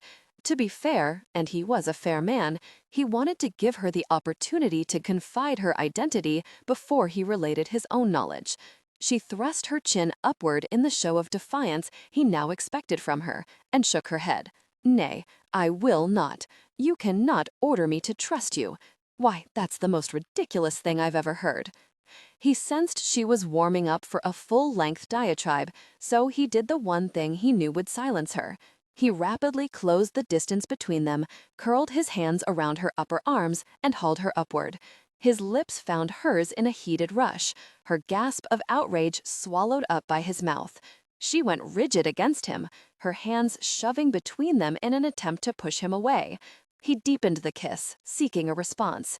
Her second gasp came out more as a sigh. Her lips parted, and she melted into his chest like warm honey. She was soft all over, and she fit him like his sword fit his hand, perfectly. The kiss intensified. She responded with a mix of resistance and surrender, her fingers curling into his chest. He was consumed by the moment, imagining a deeper connection. Lord, but she was sweet. Nay, betting her would be no hardship at all. The image of her swollen with his child flickered through his mind, and he found himself very pleased with the image, very pleased indeed. When he finally pulled away, her eyes were glazed, her lips deliciously swollen, and she swayed like a sapling in the wind. She blinked several times and then frowned sharply. "Why did you do that?" "It was the only way to silence you." She bristled with outrage. "Silence me? You took liberties with my lips in order to silence me? That was very impertinent of you, Laird. I won't allow you to do it again." He smiled and folded his arms over his chest. "Aye, you will." Her mouth gaped open in astonishment and then worked up and down as she struggled to speak. "I assure you I won't. I assure you that ill." She stamped her foot, and he stifled his laughter at the fury in her eyes. "You've gone daft. Is this some trick? An attempt to seduce me into telling you who I am?" "Not at all, Mairin Stuart." She recoiled in shock. If he had any doubts about the validity of Maddie's claims, he didn't now. Mairin's reaction was too genuine. She was utterly horrified that he knew the truth. She quickly came to the same realization, that she'd given herself away because she didn't attempt to deny it. Tears welled in her eyes and she turned away, her fist going to her mouth. An uncomfortable sensation knotted his chest. The sight of her distress unsettled him. The lass had suffered enough, and now she looked as though she was utterly defeated. The light had vanished from her eyes the moment he'd uttered her name. "Mairin," he began, and gently touched her shoulder. She trembled under his touch, and he realized she shook with quiet sobs. "Lass, don't cry. 'Tis not as bad as that." "Nay?" She sniffed and shrugged away from his hand, moving closer to the window again. She bowed her head, and her hair fell over her face, obscuring it from his view. He wasn't any good with tears. They discomforted him. He was much more comfortable when he was inciting her anger, so he did the one thing he knew would infuriate her. He ordered her to stop crying. As predicted, she turned on him, spitting like a cornered kitten. "I'll cry if I want to. You will cease ordering me about." He raised an eyebrow. "You dare to issue me orders?" She flushed, but at least she wasn't crying any longer. "Now, tell me about this brand on your thigh, your father's crest. I'd like to see it." She went crimson and she backed up a step until her back met with the ledge of the window. "I will not do something so indecent as to show you my leg. When we're married, I'll see more than that," he said mildly. "Married? Married? I'm not marrying you, Laird. I'm not marrying anyone. Not yet, anyway." It was the yet that intrigued Ewan. Clearly the lass hadn't totally discounted the notion of marriage, and she seemed level-headed enough, so she had to realize the importance of marrying. She could hardly bear an heir to numb a line if she never married. He sat on the bed and stretched his legs outward. This might take a while, and he might as well be comfortable. "Tell me why not yet? Surely you've given thought to marriage." "Aye, I've given it thought. I've thought about little else over the years, she blurted out. Have you any idea how the last 10 years have been for me? Living in fear, having to hide from men who'd force me to their will so that they'd gain from their marriage to me. Men who would plant their seed in my belly and discard me the moment I gave birth. I was but a child when I was forced into hiding. A child. I needed time to formulate a plan. Mother Serenity suggested I find a man, a warrior, with the strength to protect my heritage, but also a man with honor, someone who would treat me well, she whispered, a man who would cherish the gift I would bring to our marriage, and me. He was struck by the vulnerability in her voice. The dreams of a young woman sounded strong in the tale she spun. It wasn't practical, but when he looked at her, he understood that she'd been desperate and afraid, and she'd clung to the hope of finding such a man among all the ones who'd do just as she said, marry her, impregnate her, and discard her when she no longer served a purpose. He sighed. She wanted to be loved and cherished. He couldn't offer her those things, but he could offer her his protection and his regard. It was far more than Duncan Cameron would give her. I'll never hurt you less. You'll have the respect due you as wife to the Laird of the McCabe clan. I'll protect you and any child you bear me. You wanted a man who had the strength to defend your legacy. I'm that man. She turned wounded eyes on him, skepticism brightened her gaze. Not to offer insult, Laird, but your keep is crumbling around your ears. If you can't defend your own, how can you expect to defend a holding such as Nem Alen? He stiffened at the insult, intended or not. You cannot be angry over such an observation, she rushed to say. 'Tis my right to question the qualifications of the man I would marry and in whose hands I would place my life. I have spent the last 8 years fortifying my troops. There is not a larger, better trained force in all of Scotland. If that is correct, why then does your keep look as if it has sustained crippling damage in a battle? It did, he said bluntly, 8 years ago. Since then, my focus has been on keeping my clan fed and my men trained. Repairs to the keep have been a much lower priority. I had not desired to marry anyone yet, she said in a mournful voice. I can understand that, but it seems you no longer have a choice. You've been discovered, lass. If you think Duncan Cameron will give up when a holding such as Nem Alen is at stake, you're daft. There's no need to be insulting, she snapped. I'm not daft. He shrugged, growing impatient with the direction of the conversation. The way I see it, you have 2 choices. Duncan Cameron or me. She paled and twisted her hands in agitation. Perhaps you should give it some thought. The priest should arrive within 2 days. I'll expect an answer by then. Ignoring the dazed look in her eyes, he turned and walked from the chamber. He paused at the door and turned to pin her with a stare. Don't think to try to escape again. You'll find I have no patience for chasing disobedient lasses all over my lands. Marry the Laird. Mairin paced the interior of her chamber until she thought she might go mad. She stopped at the window and stared out, inhaling the soothing spring air. It was a warm afternoon with only a gentle bite of a chill. Making a decision, she gathered her shawl and hurried from the room. No sooner had she stepped from the keep than one of the McCabe warriors fell into step beside her. She peeked cautiously up at him and remembered that he'd been one of the men with Alaric the day they'd found her and Crispin. She searched her memory for his name, but the whole event had been one big blur to her. She smiled, thinking he only wanted to offer her greeting, but he continued in step with her as she rounded the corner of the keep and headed in the direction of the hole in the skirt. Before she could lift her dress hem and climb over the crumbling rock face, the soldier gallantly took her hand and assisted her over the side. She stopped, and he nearly bumped into her, so close was he following behind. She whirled around and tilted her neck so she could look him in the eyes. "Why are you following me?" "Laird's orders, my lady. 'Tis unsafe for you to walk about the keep unescorted. I am charged with your protection when the Laird himself is not with you." She snorted and put one hand on her hip. "He fears me escaping again, and you've been put to the task of making sure that doesn't happen." The soldier didn't so much as blink. "I have no intention of leaving the keep. The Laird has informed me of the consequences of such an action. I'm merely out for a walk and a bit of fresh air, so there's no reason for you to leave your other duties to escort me. My only duty is to your safety, he said solemnly. She gave a disgruntled sigh.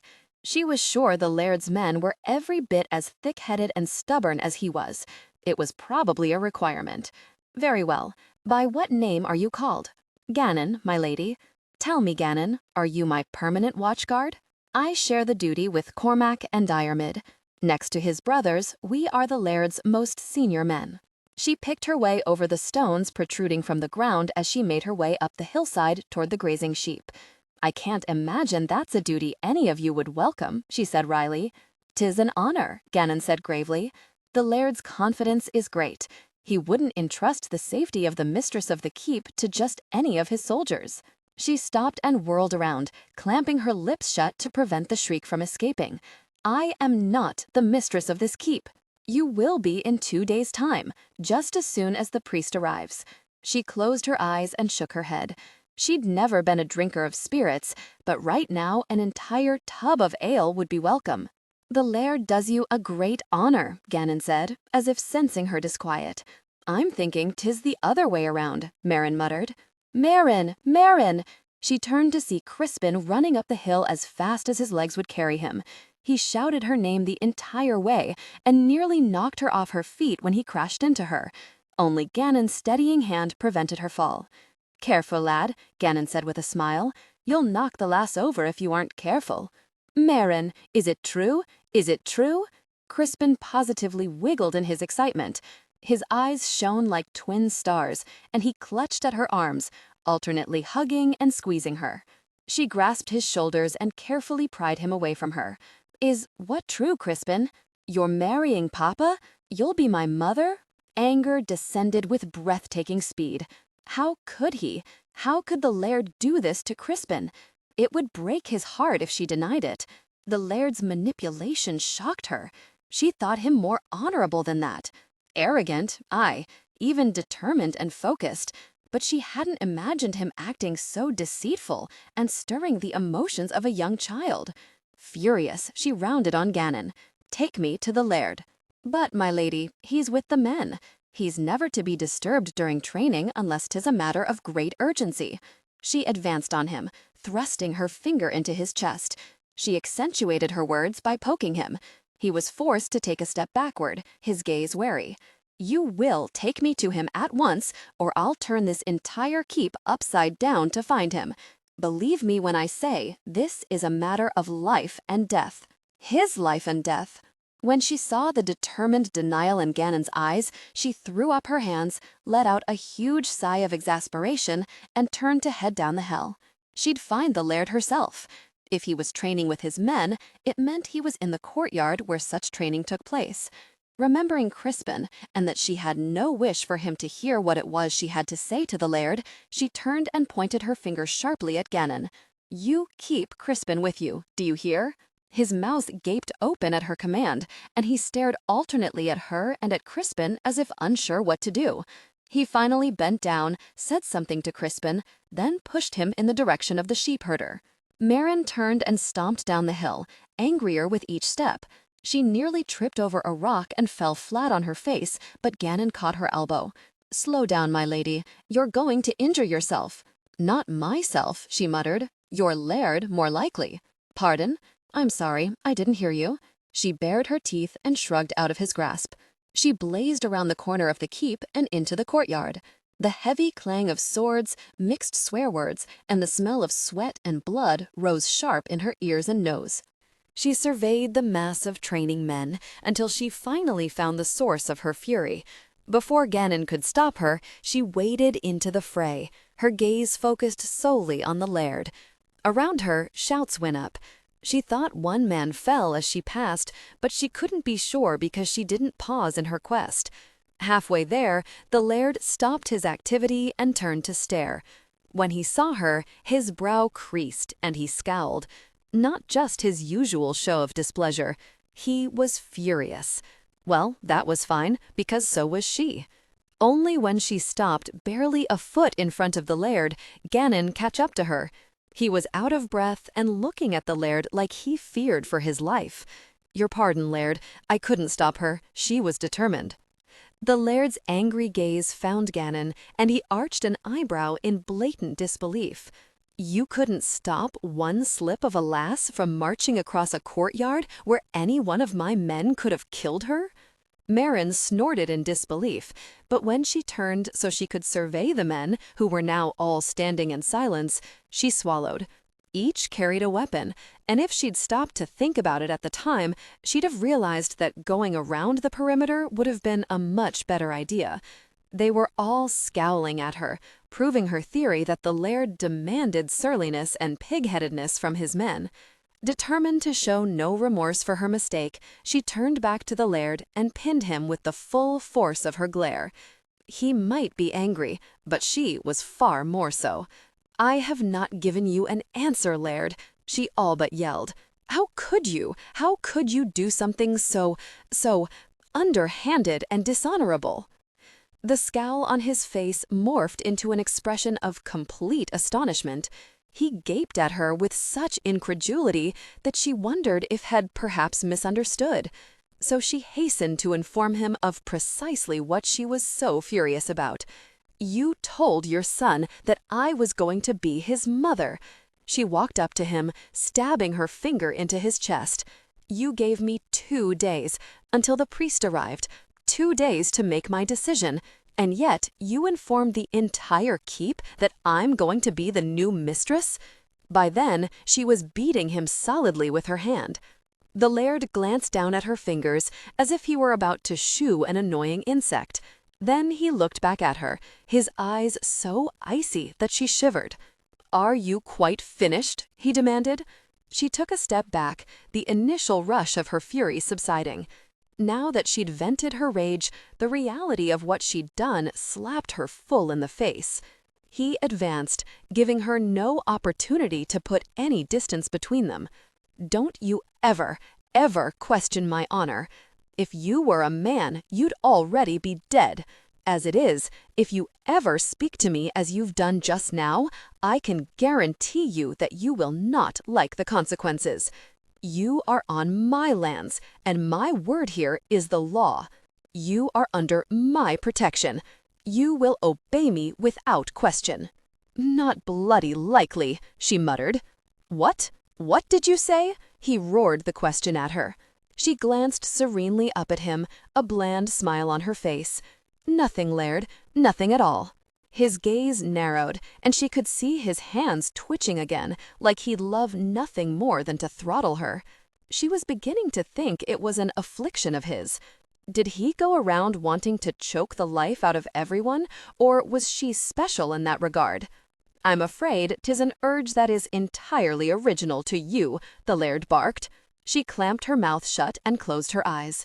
Mother Serenity had vowed one day Mairin would regret her propensity to blurt out her least little thought. Today just might be that day. By now, the scowls of his men had been replaced with looks of open amusement. She didn't appreciate being the source of that amusement, so she gave them a scowl of her own. It only served to make them twitch more as they battled their mirth. "I will say this but once," the Laird said in a menacing voice. "I have spoken of our prospective marriage to no one save the men I sent to escort Father McElroy back to my lands and those I charged with your protection. I would give the priest a reason for ushering him here with such haste. You, however, have now broadcast our impending nuptials to my entire clan." She glanced uneasily around to see that quite a crowd had gathered. They stared upon her and the Laird with undisguised interest. Indeed, they were hanging on every word. She pinched her lips into a bow and stared unflinchingly up at the Laird, who was still bristling with outrage. "Then how does your son know? And why do I have an escort who informs me his duty is to see to the mistress of the keep? Are you accusing me of speaking an untruth?" His voice was deathly quiet, so low that no one save her could hear, but the tone sent a surge of fear straight to her toes. "Nay," she said hastily, I would merely like to know how so many people know of a marriage that may or might not take place if you've told no one." His eyes narrowed. "First, the marriage will take place, just as soon as you've regained your senses and realized that 'tis the only sensible option left to you." When she would have opened her mouth to dispute his assertion, he shocked her by clamping his hand over her mouth. "You will be silent and allow me to finish. I have doubts that you've ever been able to hold your silence for more than a moment in your entire lifetime," he grumbled. She huffed, but his hand tightened on her mouth. "I can only assume that my son overheard me speaking to my men of our marriage. If you would have but cautioned him to hold his tongue, he would not have repeated it beyond his question to you. But now you've announced our marriage to the entire clan. Some might even consider it a proposal. In which case, I accept." He finished with a grin and then stepped back, releasing his hold on her mouth. "Why, you," she sputtered. She worked her mouth up and down, but nothing would come out. A cheer went up from the crowd assembled. A wedding! Congratulations were shouted. Spears were raised. Men beat on the backs of their shields with the hilts of their swords. Mairin winced from the noise level and stared helplessly up at the Laird. He stared back, arms crossed over his chest, a satisfied smile carving his too handsome face. "I did not ask you to marry me." She was undaunted by her vehemence. "'Tis customary to seal a betrothal with a kiss." Before she could tell him what she thought of that daft idea, he hauled her against him. She hit his chest and would have bounced off if he hadn't held her firmly in place. "Open your mouth," he demanded, in a husky voice that sounded oddly tender given his degree of anger. Her lips parted, and he kissed her deeply. Her senses scattered in the wind. For a moment, she quite forgot everything but the fact that he was kissing her. Again. And he just announced to his clan that they were marrying. Or maybe she had. Realizing that the longer he kissed her in front of God and everyone, the harder a time she'd have denying his claim, she gave him a mighty shove and nearly fell on her behind. To her mortification, Gannon caught her and held her up while she swiped at her mouth with the back of her arm. Oh, but the Laird looked smug now. He had a satisfied grin on his face as he watched her and waited. "Kiss? I won't kiss you. I want to hit you." She spun around and fled. The Laird's laughter followed her the entire way. "Too late, lass. I already kissed you." Back in her chamber, which she should have never left, Mairin resumed her pacing in front of the window. The man was impossible. He would drive her daft inside a day. He was controlling, overbearing, arrogant, handsome, and he kissed like a dream. She groaned and smacked a hand to her forehead. He didn't kiss like a dream. He did it all wrong anyway. She was quite certain Mother Serenity had never said anything about such intimate details when kissing. Mother Serenity had been quite descriptive in her talks with Mairin. She hadn't wanted her to go ignorant to her marriage bed, and above all things, Mairin would one day marry. But such intimate details? Nay, Mother Serenity had nothing to say on the matter. Mairin would have remembered such a thing, surely. Mairin had assumed that the first time the Laird had kissed her, it was an aberration, a mistake. After all, her mouth had been open. It stood to chance the kiss might become more intimate if he too had his mouth open. She frowned at the thought. Could Mother Serenity have been mistaken? Surely not. She was knowledgeable about all things. Mairin trusted her implicitly. But the second time? It was no coincidence, because this time he'd commanded her to open her mouth, and like a simpleton, she'd gaped her mouth open and let him deepen the kiss. Just the memory had her shivering. It was undignified, that's what it was, and she'd tell him so if he ever tried to do it again. Feeling marginally better now that she had that matter squared away, she turned her thoughts to the pressing issue of marriage. Hers. It was true that the Laird filled a lot of the criteria that she and Mother Serenity had come up with. He was undoubtedly strong. He seemed awfully possessive of those he considered under his protection. It was true he had a large army. One had only to look at the numbers in the courtyard and how hard they trained. The marriage would be equally, if not more, beneficial to him. I should have his protection, and he had the might to defend a holding such as Nem Alin, but he gained wealth and land that was rivaled only by that of the king. Did she trust him to hold such power? She hadn't meant to impugn his honor. She'd been angry, but she didn't really believe that he was a dishonorable man.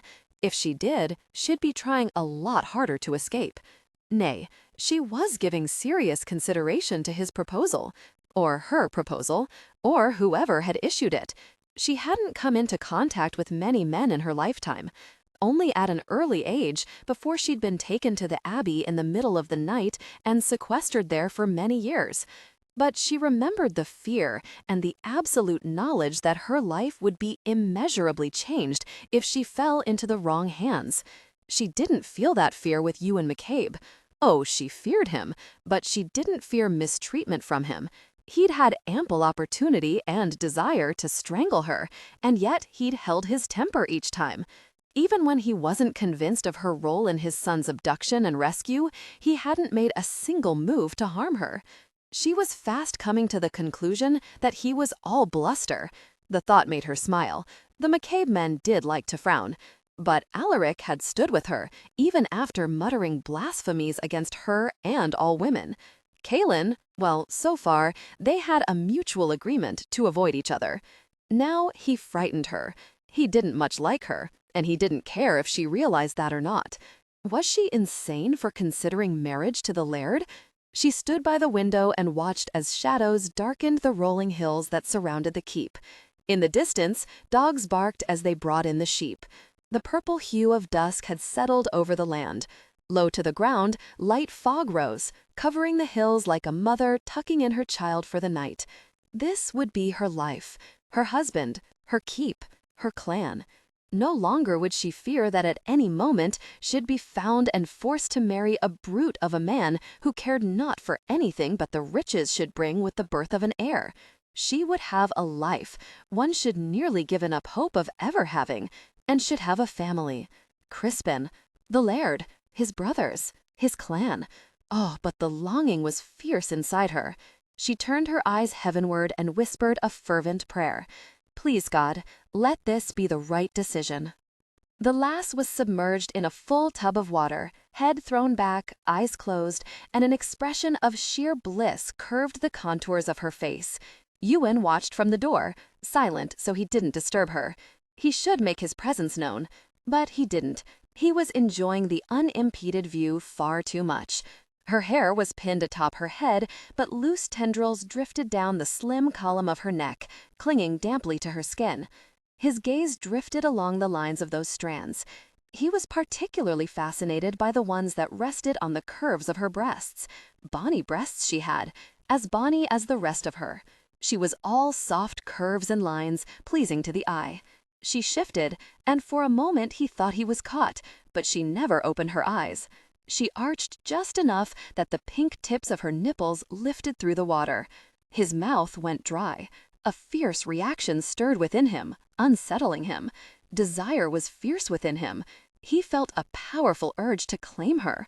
From the moment she'd set foot on his lands, he considered her his, whether she married him or not. Still, the perverse part of his nature wanted her to come to him. He wanted her to accept her fate and bind herself to him of her own accord. Aye, her acceptance was far more satisfying when the lass was willing. Not that he couldn't sway her in a matter of seconds. A frightened gasp echoed across the room. He frowned as he stared into her open eyes. He didn't want the lass afraid of him. She didn't stay afraid for long. Sparking with outrage, she bolted to her feet. Water sloshed over the side of the wooden tub and sluiced down her body, accentuating each of those delectable curves he had just been admiring. How dare you? She stood, trembling in the water, not a stitch of clothing to obstruct a complete view of her body. Ah, she was a delectable sight, spitting fury, her breasts thrust proudly out. Dark curls nestled at the top of her legs. And then, as if realizing she'd given him a lot more to look at by bolting to her feet, she let out a squeak and promptly dropped back into the tub. Both arms covered her chest, and she hunched forward, hiding as much of herself as possible. "Get out!" she roared. He blinked in surprise, and then grinned his appreciation of her bellow.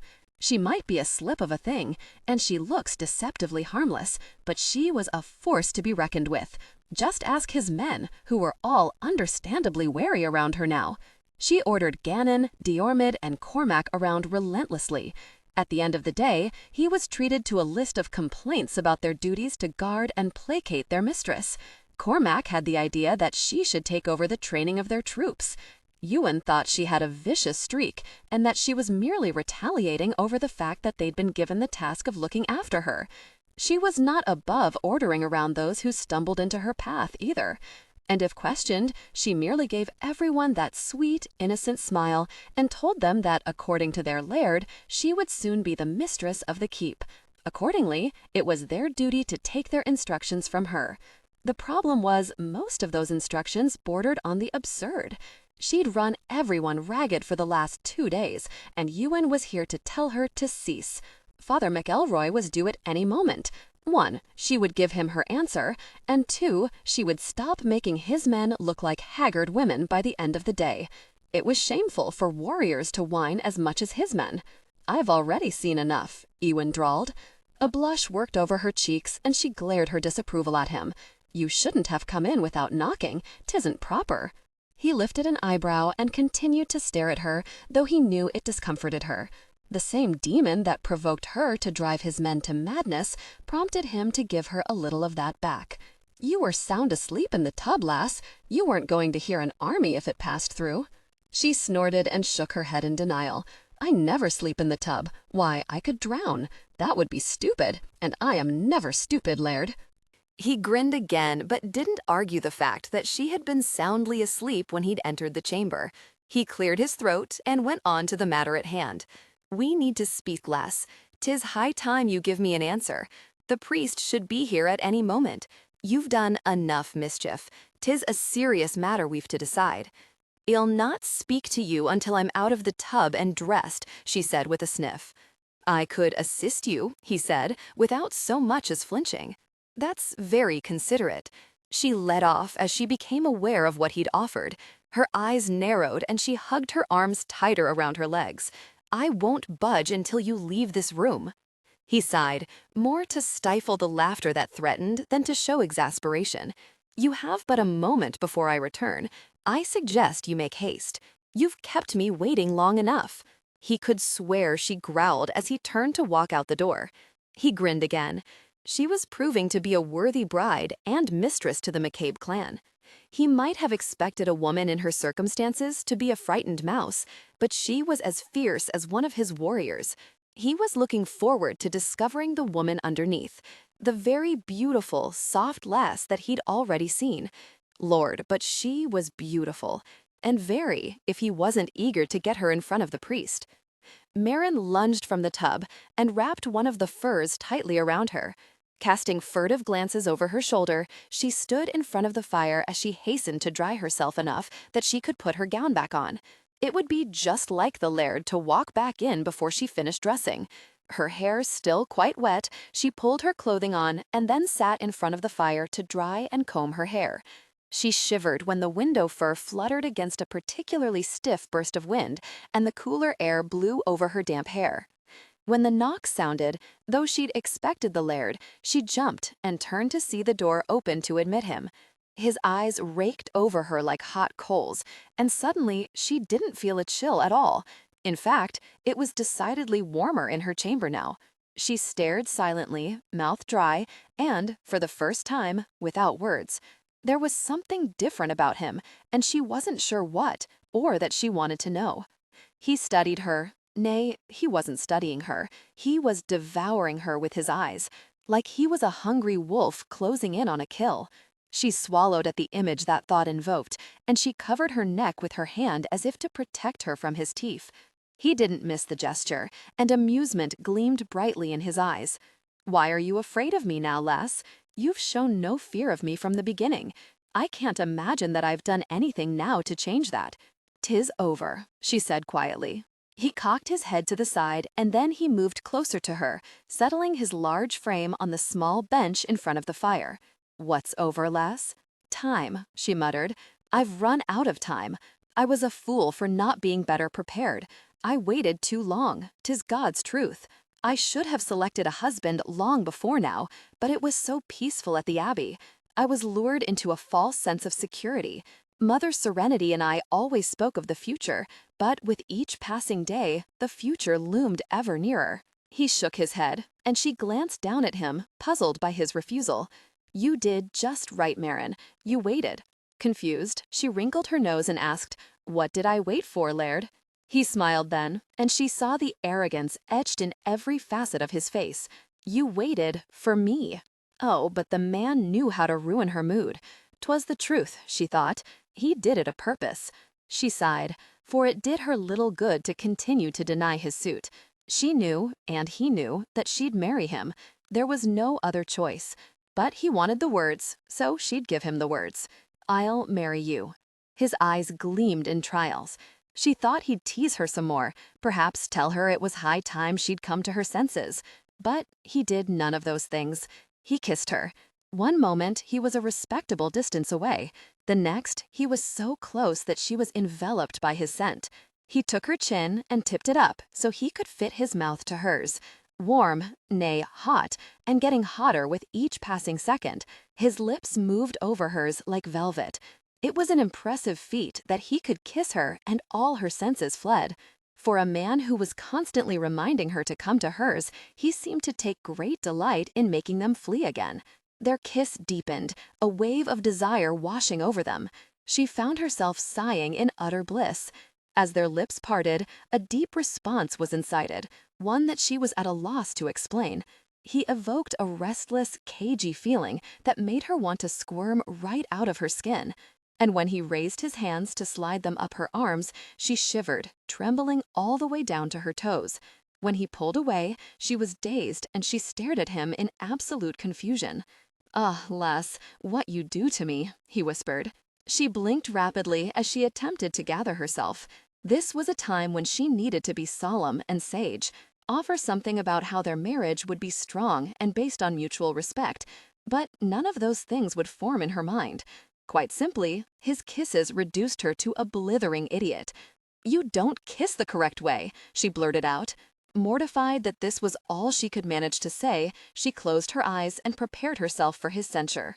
When she reopened them, all she saw was deep amusement.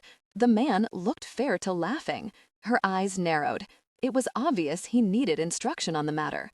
"And what, pray tell, is the correct way?" "You must keep your mouth closed." "I see," she nodded to reinforce her statement. "Aye, there are no tongues involved in kissing. 'Tis undignified." "Undignified?" Again she nodded. This was going better than she imagined. He was taking her instructions quite well. "Mother Serenity told me that kisses are for the cheek or the mouth, but only in very intimate situations. And they shouldn't last over long, just enough to convey the proper emotion. She never mentioned anything about a tongue. It can't be proper for you to kiss me and stick your tongue inside my mouth." His lips twitched in a suspicious manner. He even put a hand to his mouth and rubbed firmly for several moments before he lowered it and said, "And your Mother Serenity is an authority on kissing, is she?" She nodded vigorously. "Oh, aye. She told me everything I needed to know for the eventuality of my marriage. She took her duty very seriously. Perhaps you should instruct me personally on this kissing matter," he said. "You could show me the way of it." She frowned, but then remembered this was the man she was taking as her husband. In that case, she supposed, it was entirely proper, and even expected, that she should offer instruction in the matter of loving. It was very decent of him to be so understanding and to offer to correct the matter immediately. Why, they were going to get along quite well. Feeling much better about her impending nuptials, she leaned forward and pursed her lips, prepared to show him the way of it. As soon as her lips touched his, he grasped her shoulders and hauled her even closer. She felt swallowed up, consumed, like he was absorbing her very essence. And despite her stern lecture and patient instruction, their kiss deepened with undeniable passion. "Wake up, my lady, 'tis your wedding day." Mairin pried open her eyes and groaned at the sight of the women crowding into her small chamber. She was exhausted. Her late-night escape attempts and the time spent pacing her chamber had caught up to her. After last night's conversation with the Laird, she'd fallen into a deep sleep. One of the women threw aside the furs covering the window, and sunlight speared through Mairin's eyeballs with razor-sharp clarity. Her moan was louder this time, and it set off a titter of laughter through the room. "Our mistress doesn't sound excited to be marrying our Laird, Christina. Is that you?" Mairin grunted out. "Aye, lady, 'tis I. We're having hot water brought up for a bath." "I bathed last evening," Mairin said. "Perhaps it would gain her an extra hour of sleep." "Oh, but a bath on your wedding morning is a must. We'll wash your hair and work sweet-smelling oils into your skin. Maddie makes them herself, and they smell divine. The Laird will be most appreciative." The Laird wasn't uppermost on her mind this morning. Sleep was.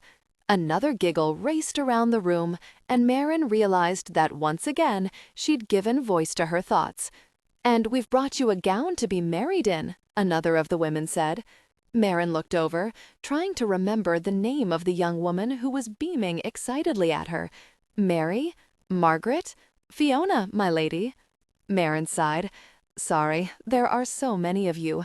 "I took no offense," Fiona said cheerfully. "Now, would you like to see the gown we've fashioned for you?" Mairin shoved herself up to her elbow and stared through bleary eyes at the assembled women. "Gown? You sewed a gown? But I agreed to marry the Laird only last evening." Maddie didn't look the least bit apologetic. She smiled broadly at Mairin as they held up the gown for her to see. "Oh, we knew it was only a matter of time before he persuaded you less. Aren't you glad we began sewing? It took 2 solid days of round-the-clock sewing, but I think you'll be happy with the result." Mairin stared at the beautiful creation in front of her. Tears crowded to the surface, and she blinked to keep them at bay. "'Tis beautiful." And it was. It was rich green brocade and velvet with gold-trimmed sleeves and hem. Around the bodice were intricately embroidered designs with gold threads that shone in the sunlight. "I've never seen anything to rival it," she said. The 3 women beamed back at her. Then Maddie went over to the bed and yanked the covers back.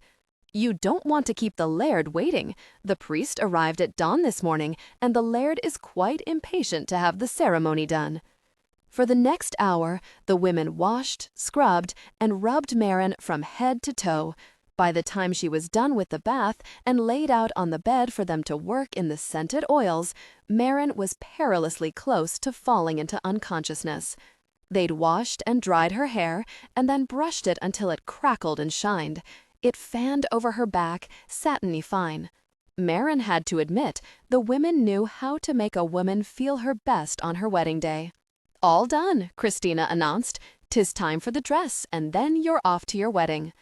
Just then a knock sounded on the door, and Gannon's voice boomed through the heavy wood. "The Laird wants to know how much longer." Maddie rolled her eyes and then went to yank open the door, though she kept her body between Gannon and the inside of the room so he wouldn't see Mairin in her state of undress. "You tell the Laird we'll have her down as soon as we can. These things can't be rushed. Would you have the lass not looking her best on her wedding day?" Gannon muttered an apology and then backed away, promising he'd relay the news to the Laird. "Now then," Maddie said as she returned to Mairin, "let's get this gown on you and then downstairs to the Laird."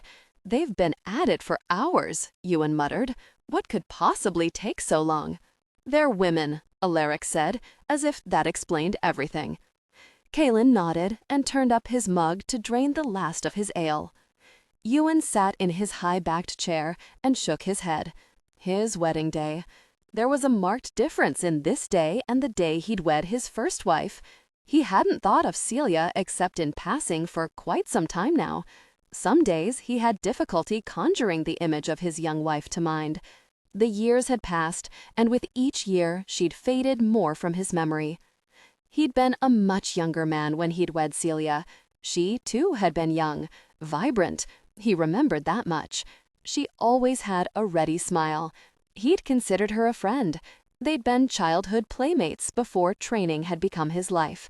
Years later, their fathers had seen fit to ally themselves, and marriage between the clans made sense.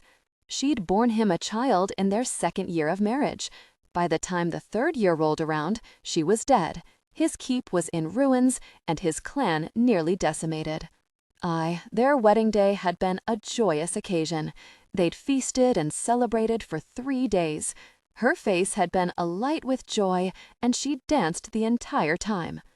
Would Mairin smile, or would she come to their marriage with those same wounded eyes she'd had when she arrived? "Where is she, Papa?" Crispin whispered beside him. "Do you think she changed her mind?" Ewan turned to smile at his son. He stroked his hand over the lad's hair in a reassuring manner. "She's just getting dressed, son. She'll be here. She gave her word, and as you know, she puts great store in keeping her word. Women like to look their best on their wedding day."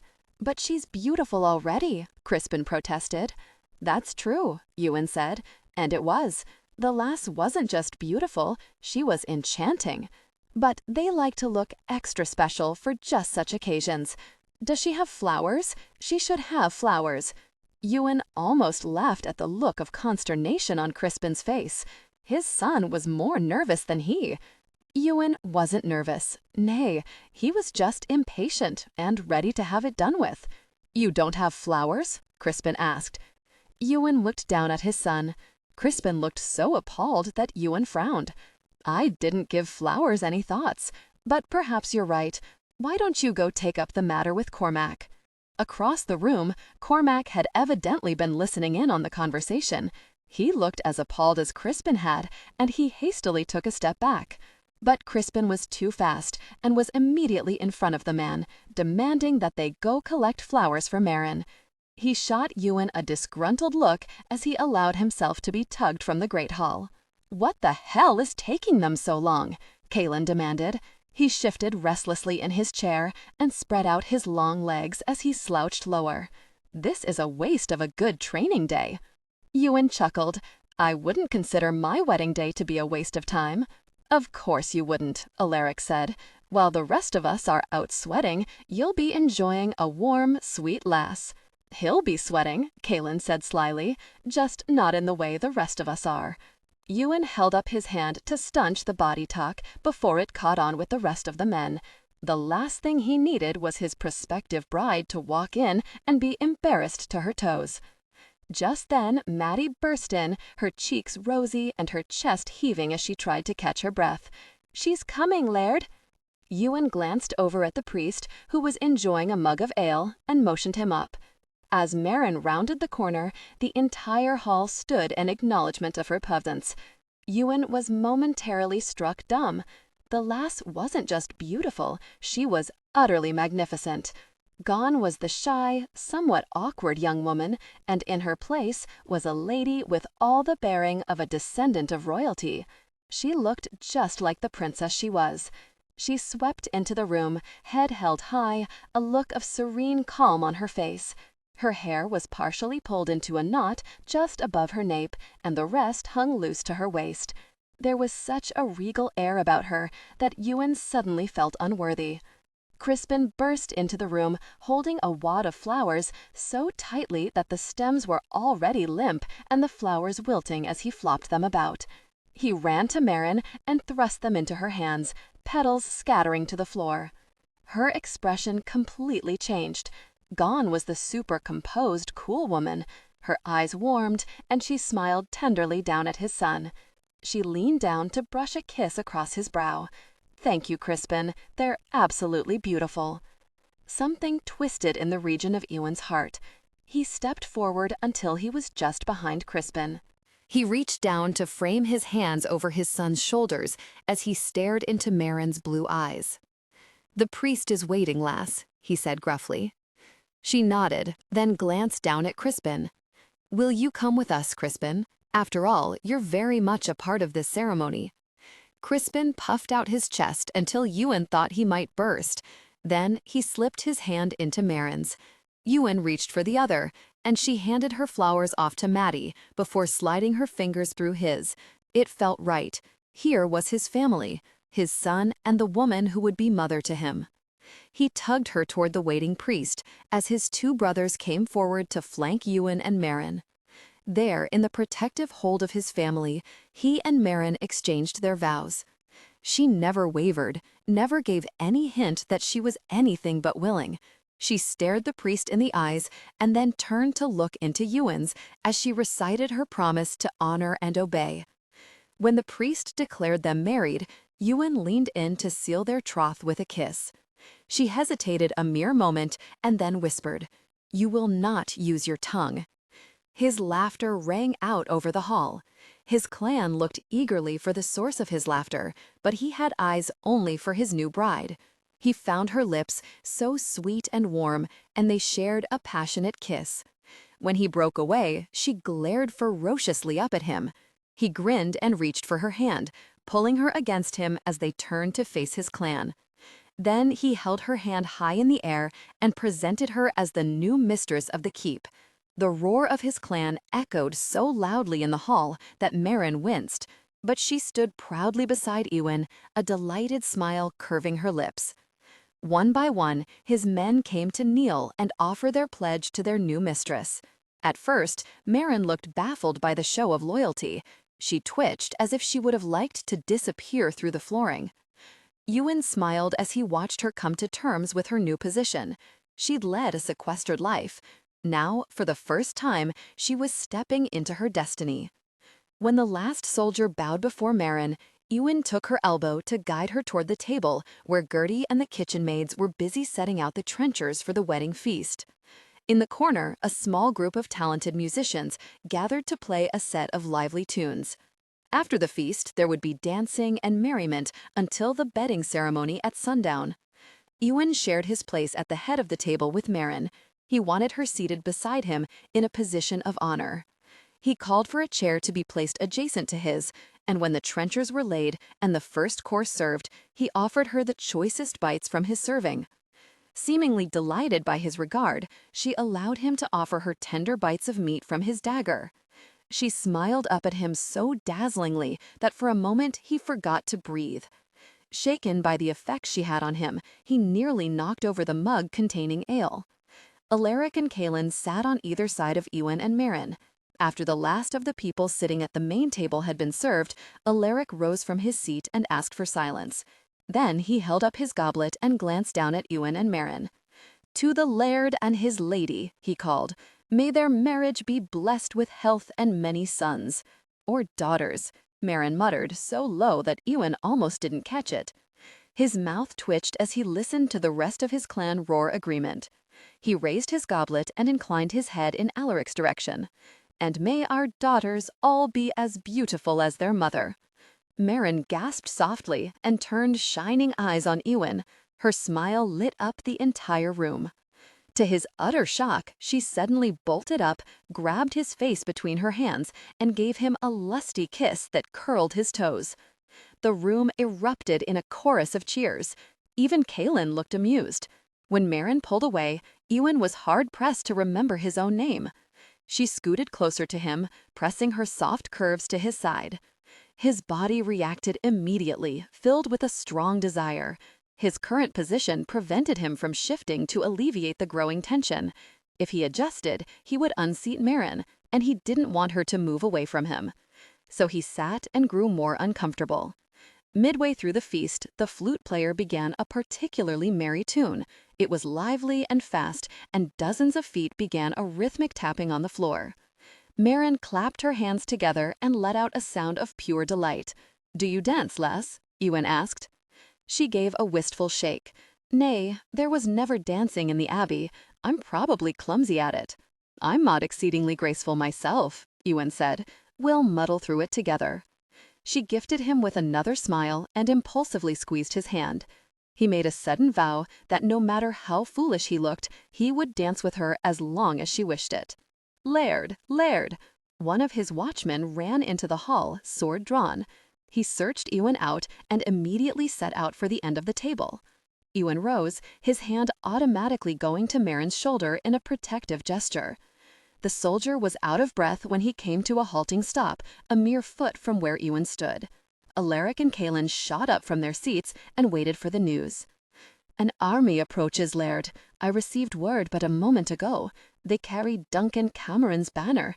They come from the south and were 2 hours from our border at last report." Ewan cursed long and hard. Alaric's and Kaelin's expressions grew stormy, but something else glimmered in their eyes. Anticipation. Ewan found Mairin's hand again and gripped it so tight that she winced from the pain of it. "Gather the troops. Assemble in the courtyard. Wait for me," Ewan commanded. He started to drag Mairin from the table when Alaric called out, "Where in the hell are you going, Ewan?" "I have a marriage to consummate." Open-mouthed, Mairin found herself hauled toward the stairs. Ewan bounded up the steps, and she was forced to run to keep pace or be dragged behind him. He shoved her into his chamber and slammed the door behind him. She watched in befuddlement as he began stripping out of his clothing. "Take off your dress, lass," he said, as he tossed aside his tunic. Completely bewildered, Mairin sagged onto the edge of the bed. He wanted her to undress? He was busy pulling his boots off, but it was her duty to undress him. He didn't have the right of it at all. Thinking to instruct him on his error, she rose and hurried over to stay his progress. For a moment he halted and stared at her as if she were daft. "'Tis my duty to undress you, Laird." "'Tis the wife's duty," she corrected. "We're married now. I should undress you in our chambers." Ewan's gaze softened, and he reached out to cup her cheek. "Forgive me, lass. This time will be different. Duncan Cameron's army approaches. I don't have the time to woo you with sweet words and a soft touch." His forehead creased, and he grimaced. "It will have to be a quick joining." She looked up at him in confusion. Before she could question him further, he began tugging at the laces on her dress. When he didn't immediately have the bodice undone, he pulled impatiently. "Laird, what are you doing?" she stammered out. She gasped in surprise when the material ripped and fell over her shoulders. She tried to lift the dress back up, but Ewan pushed downward, leaving her in only her undergarments. "Laird," she began, but Ewan hushed her by taking her shoulders and pressing his lips to hers. As he maneuvered her to the bed, their intimacy deepened. Passion peaked. They came together intimately. After he pulled on his boots, he returned to the bed and slipped his arms underneath her. Maybe now he would offer the tender words a husband was supposed to say after their time together, but he simply picked her up and cradled her in his arms for a moment. Then he carried her to the bench in front of the fire and set her down. She blinked and watched as he stripped the linen from the bed. Curling it into his hand, he glanced over at her, his eyes brimming with apology. "I must go, lass. I'll send one of the women to tend you." He left the chamber, shutting the door behind him, and Mairin stared after him in complete disbelief over what had just transpired. A moment later, Maddie bustled in, sympathy burning bright in her eyes. There, lass," Maddie said, as she gathered Mairin in her arms. "You look too pale, and your eyes are much too wide. I'll have hot water brought up to you. 'Twill soothe your discomfort." Mairin was too mortified to ask Maddie any of the questions swirling around her mind. She sat there, numb to her toes, while the battle cry rose from the courtyard, and then the sound of hundreds of horses thundering across the land drowned out everything else. Then her gaze flickered across the discarded dress on the floor. Had torn her dress, her wedding dress. After every other bewildering thing that had occurred this day, the dress shouldn't have upset her so. But tears welled in her eyes, and before she could call them back, warm trails trickled down her cheeks. Maddie left her to replace the linens on the bed. She bustled around the chamber, though it was clear she had no task to do. "Please," she whispered to Maddie, "I just want to be alone." Maddie eyed her dubiously, but when Mairin reinforced her request, Maddie reluctantly turned away and left the chamber. Mairin stayed on the bench for a long moment, her knees huddled to her chest as she stared into the dwindling fire. Then she got up to wash herself. When she was done, she crawled onto the bed and huddled underneath the clean linens, too tired and distraught to worry over Duncan Cameron's army. Ewan led his men over the hilltops and down the steep southern boundary of their lands, his 2 brothers flanking him. Another rider had ridden furiously to give Ewan an update. Cameron's men were approaching without delay. There would be no time to stage a surprise attack, and in truth, Ewan had no desire for one. He rode with the might of his entire army, save only a contingent that remained behind to guard the keep. There was no doubt they'd be outnumbered, but the McCabe soldiers made up in might what they lacked in numbers. "They're just over the next hilltop, Laird," Gannon said as he drew up his horse in front of Ewan. Ewan smiled. Revenge was at hand. "Let's greet Cameron on the next rise," Ewan said to his brothers. Alaric and Kaelin raised their swords into the air. Around them, the shouts of their men echoed sharply across the land. Ewan spurred his horse and they raced down the hill and began the climb to the next. When they topped the rise, Ewan called a halt as they stared down at the assembled might of the Cameron army. Ewan scanned the Cameron soldiers until finally his gaze lighted on his prey. Duncan Cameron sat high in his saddle, dressed in full battle regalia. "Cameron is mine," he shouted to his men. Then he glanced sideways at his brothers. "'Tis time to deliver a message." "Kill them all?" Alaric asked mildly. Ewan's nostrils flared. "Every last one." Kaelin rotated his sword in his hand. "Then let it be done." Ewan gave the battle cry and urged his horse down the hill. Around him, his men took up the cry, and soon the valley echoed with the thunder of horses. The McCabes descended like avenging hellfire, their savage cries enough to frighten the souls of the dead. After a faltering hesitation, when it wasn't clear whether they meant to attack or run, Cameron's men surged forward, met in a clash of swords at the bottom of the hill. Ewan slashed through the first two men he encountered with a deft swing of his sword. He could see the surprise and the fear in the eyes of Cameron's men. They hadn't expected to encounter a fighting force such as Ewan's, and Ewan derived unholy satisfaction from that fact. He glanced quickly to check on his men. He needn't have worried. Kaelin and Alaric were cutting a swath through Cameron's men, while the rest of his soldiers dispatched their foes with expert speed and agility. Ewan set his sights on Cameron, who still hadn't dismounted his horse. He stood back, watching his men and barking orders. Ewan single-mindedly cut a path through Cameron's men until only 2 soldiers stood between him and Cameron. He dispatched the first with a slice through the man's chest. Blood gleamed crimson on his sword as he swung it around to meet the last obstacle to his goal. The soldier glanced warily at Ewan and then back at Cameron. He raised his sword as if to meet Ewan's advance, but at the last moment he turned and fled. Ewan's lips curled into a satisfied smile at the sudden fear in Cameron's eyes. "Get off your horse, Cameron. I'd hate to spill the blood of a steed as fine as he." Cameron raised his sword, gathered the reins in his other hand, and kicked his horse forward.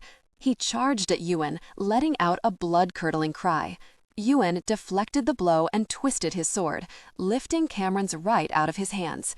It went sailing through the air and landed with a sickening thud into one of the fallen bodies a short distance away. Ewan spun to meet the next charge, but Cameron never slowed. He spurred his horse to faster speeds and raced across the terrain, away from his men and from the battle. As Ewan turned to battle another foe, he snapped his teeth together in fury. Coward, bloody coward. He deserted his men and left them all to die while saving his own arse. Ewan gave the order for his men to finish it, and he began working his way back toward his brothers. The Cameron soldiers were woefully outmatched. The remaining commander of Cameron's ill-fated army evidently came to the same conclusion. He yelled, "Retreat!" and his men didn't just retreat, they fled.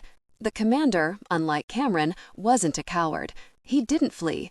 He urged his men to beat a hasty retreat, and he fought valiantly at their rear, offering his protection, as pathetic as it was, so they could escape to safety. Ewan signaled his men to give chase, and he turned his sights on the commander. When Ewan bore down on him, he saw the resignation on the older man's face.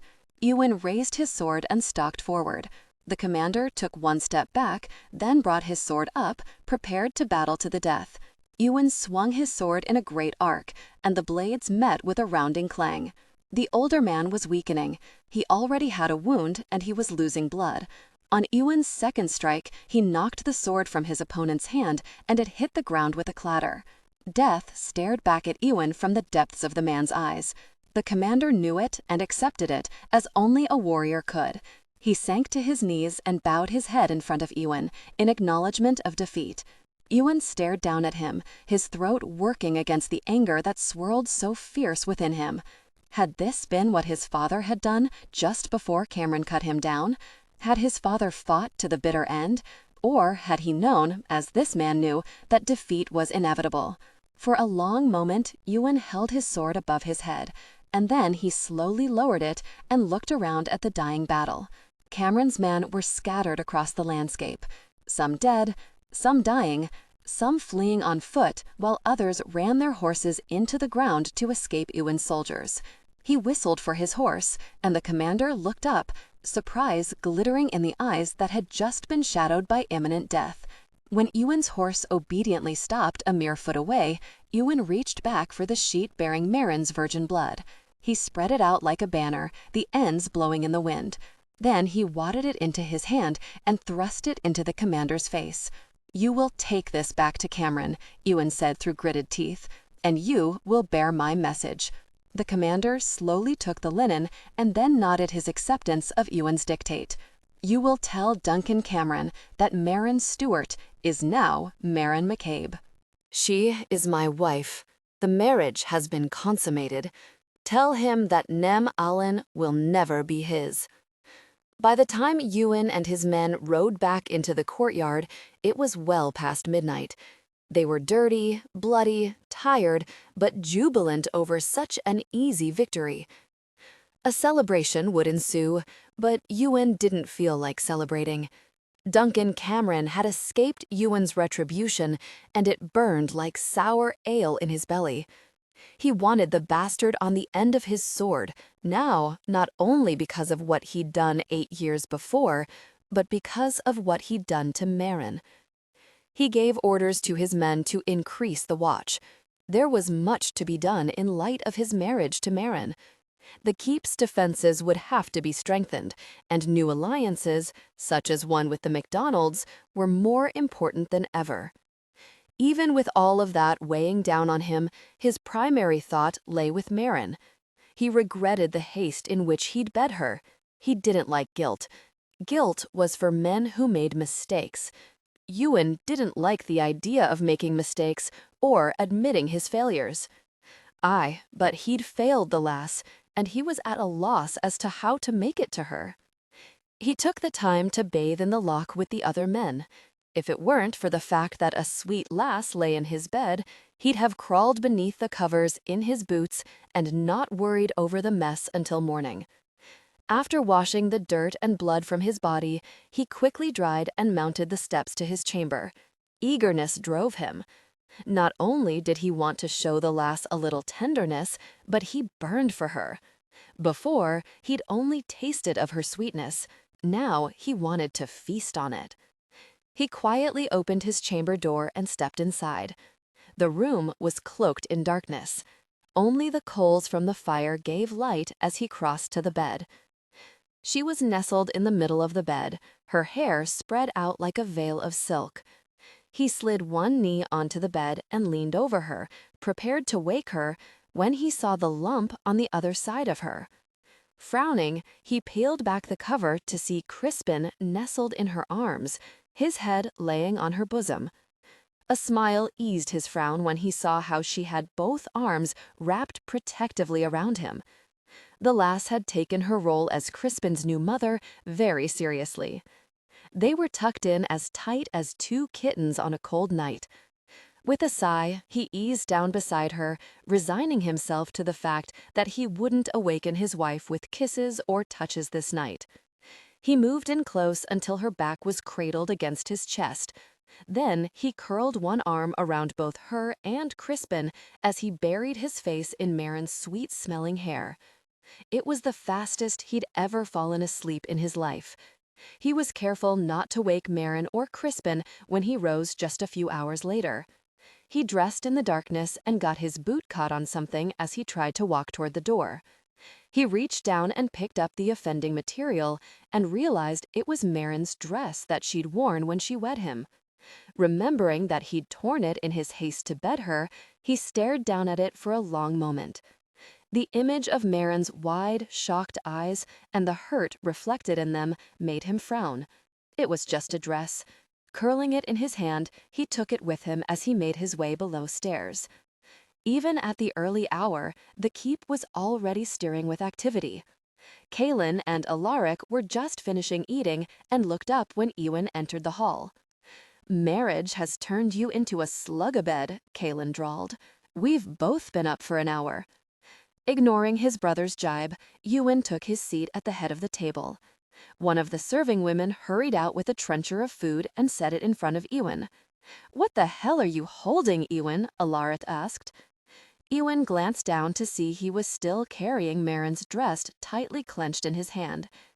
Instead of answering Alaric, he called the serving girl back. "Is Maddie about yet?" "Aye, Laird. Would you like me to fetch her?" "At once." She dipped a curtsy and hurried out to do his bidding. Mere moments later, Maddie hurried in. "You called for me, Laird?" Ewan nodded. "Aye." He thrust the dress toward the woman, and with a surprised look, she took it. "Can you repair it?" Maddie turned the material over in her hands, examining the place where the material had rent. "Aye, Laird. 'Twill only take a needle and thread. I could have it done in no time." "See that you do. I'd like for your mistress to have it whole again." Maddie smiled, and her eyes sparkled with a knowing look that annoyed him. He scowled at her and motioned her away. Still grinning, she tucked the dress under her arm and left the hall. "You tore her wedding dress?" Kaelin smirked. "You certainly have a way with the wenches," Alaric said, shaking his head. "You haul her up the stairs for perhaps what was the fastest consummation on record, and you tear her wedding dress in the process." Ewan's nostrils flared. "She's not a wench. She's your sister now, and you should speak of her with respect as your mistress and wife to your laird." Alaric held up his hands in surrender and leaned back in his chair. "No offense was intended." "Touchy, isn't he?" Kaelin said. Ewan's glare silenced his youngest brother. "We have much to do today. Alaric, I need you to be my emissary to MacDonald." Both Alaric and Kaelin shot forward in their seats, incredulity etched on their faces. "What? Ewan, the bastard tried to abduct your son," Alaric growled. "He denies knowledge of his soldier's actions and vows that his soldier acted on his own accord." "The soldier is dead now," Ewan said flatly. "He won't be a threat to my son ever again." "MacDonald wants an alliance. 'Tis to his advantage to call us friend. I've denied him until now, but his lands would join ours to Nem Allen. I want you to make it happen, Alaric." "So be it," Alaric said. "I'll leave within the hour." Alaric strode from the hall to prepare for his journey. Ewan quickly finished his meal, and then he and Kaelin quit the hall and went to where his men were training exercises. "'Tis imperative that Mairin be under constant guard," Ewan said in a low voice to Kaelin. "Duncan Cameron won't give up just because I've wed her. There is much to be done, and Mairin must remain inside the keep under careful watch." Kaelin shot Ewan a wary glance. "Don't think to saddle me with such a chore. She's your wife. She's the future of our clan," Ewan said in a dangerously soft voice. "You would do well to bear that in mind when you tell me what you will and won't do. I expect your loyalty to me to extend to her." "But a nursemaid, Ewan?" Kaelin asked in a pained voice. "All you have to do is keep her safe." "How hard can that be?" Ewan asked. He motioned to his senior commanders when they finished the current round of sparring. He instructed Gannon, Cormac, and Diarmid on his expectations that Mairin be watched over at all times. "As you wish, Laird." "She won't like it much," Gannon said. "I'm not concerned with what she won't like," Ewan countered. "My concern is keeping her safe and with me." The men nodded their agreement. "There's no need to alarm her. I don't want her to feel unsafe on my land. I want her guarded well, but I want it to appear that 'tis just the way of things." "You can count on us to keep Lady McCabe safe, Laird," Cormac vowed. Satisfied that his men understood the importance of keeping close watch on Mairin, Ewan summoned his messenger and penned a missive to the king, informing him of his marriage to Mairin and requesting the release of her dowry. For the first time in many years, hope beat a steady rhythm in his chest. not for vengeance. Nay, he'd always known that the day would come when he would repay the wrongs done to his clan. With Mairin's dowry, his clan would prosper once again. Food would be plentiful, supplies would be on hand. They would cease eking out their existence under Spartan conditions. Despite Ewing's intention to spare a moment to speak with Mairin, he wasn't entirely sure about what. The day passed in a blur of activity. He thought to gauge her mood and offer reassurance that Duncan Cameron's men had been dispatched. She'd feel better and more secure, and she very sure wouldn't doubt his ability to protect her or his keep any longer. An incident with his men prevented Ewan from dining with Mairin, and by the time he trudged up the stairs to his chamber, he was tired, but at least he was clean after a dip in the loch. He nudged the door open to see that she was already abed, her soft, even breathing signaling her slumber. He started forward, intent on waking her, when he saw that once again Crispin was snuggled against her. He sighed. Tomorrow he would make it a point to tell her that Crispin was to sleep in his own chambers across the hall. He never got the chance to make his point. From the moment Mairin awoke, he never seemed to gain the opportunity to speak with her. Toward afternoon, he grew impatient and issued a direct summons for her to appear before him. When it went unanswered, he sent Cormac to fetch her, since Diarmid was guarding her. Cormac returned with the news that Mairin was visiting the cottages of the other women and would speak to her laird later. Ewan scowled, and Cormac seemed uncomfortable telling his laird that his bride had refused him. Clearly, they were going to have to discuss matters far more important than where his son slept. Namely, the idea that she had the right to refuse a direct order from Ewan. He made it a point to eat dinner with Mairin that evening. She looked tired and nervous. Her gaze kept darting toward him when she thought he wasn't looking, as though she feared him lunging across the table and hauling her to his chamber. He sighed. He supposed it wasn't an unreasonable fear, given what had occurred on their wedding day. Some of his irritation fell away. The lass was skittish. It was up to him to allay her fears and soothe her worries. Protection was something he could readily offer. His loyalty to the woman he called wife would be unwavering. She'd never want for anything he could provide as long as he lived. Those were things that the warrior in him readily embraced. But things like tenderness and understanding, sweet words meant to soothe away worries, the mere idea appalled him beyond measure. His thoughts must have been expressed on his face because Mairin sent him a startled look, and then she immediately rose and excused herself from the table. Without waiting for his permission to leave, she murmured something to Crispin. The lad stuffed his mouth full of food and hastily shoved away from the table.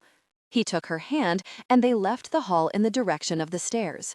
Ewan's eyes narrowed as he realized just what it was she was doing. She was purposely taking Crispin into their bed in an effort to avoid Ewan. If he weren't so annoyed, he might have been impressed by her craftiness. He himself pushed away from the table and rose with a nod to Kaelin. He'd rather go off to war than go up those stairs and face a situation with his new wife that he had no inkling of how to resolve. A good start would be to issue a stern lecture on obeying his orders. After that, he would simply command her to cease being so skittish around him. Feeling confident about his plan of action, he went up to his chamber and opened the door. Mairin whipped around, surprise written in her eyes.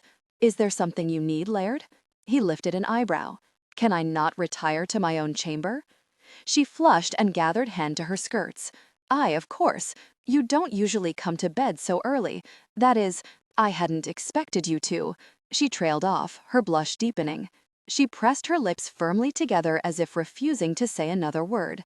He couldn't resist teasing her. "I hadn't realized you were so familiar with my sleep habits, lass." Her blush disappeared and she glared her displeasure. Determined to set her straight on several issues, he crooked his finger at Crispin, and when he grudgingly separated himself from Mairin and approached his father, Ewan put his hands on Crispin's shoulders. "Tonight you'll sleep in your own chamber." When Mairin would have protested, he silenced her with a stern look. Crispin also wanted to argue, but he was too disciplined for that, most of the time.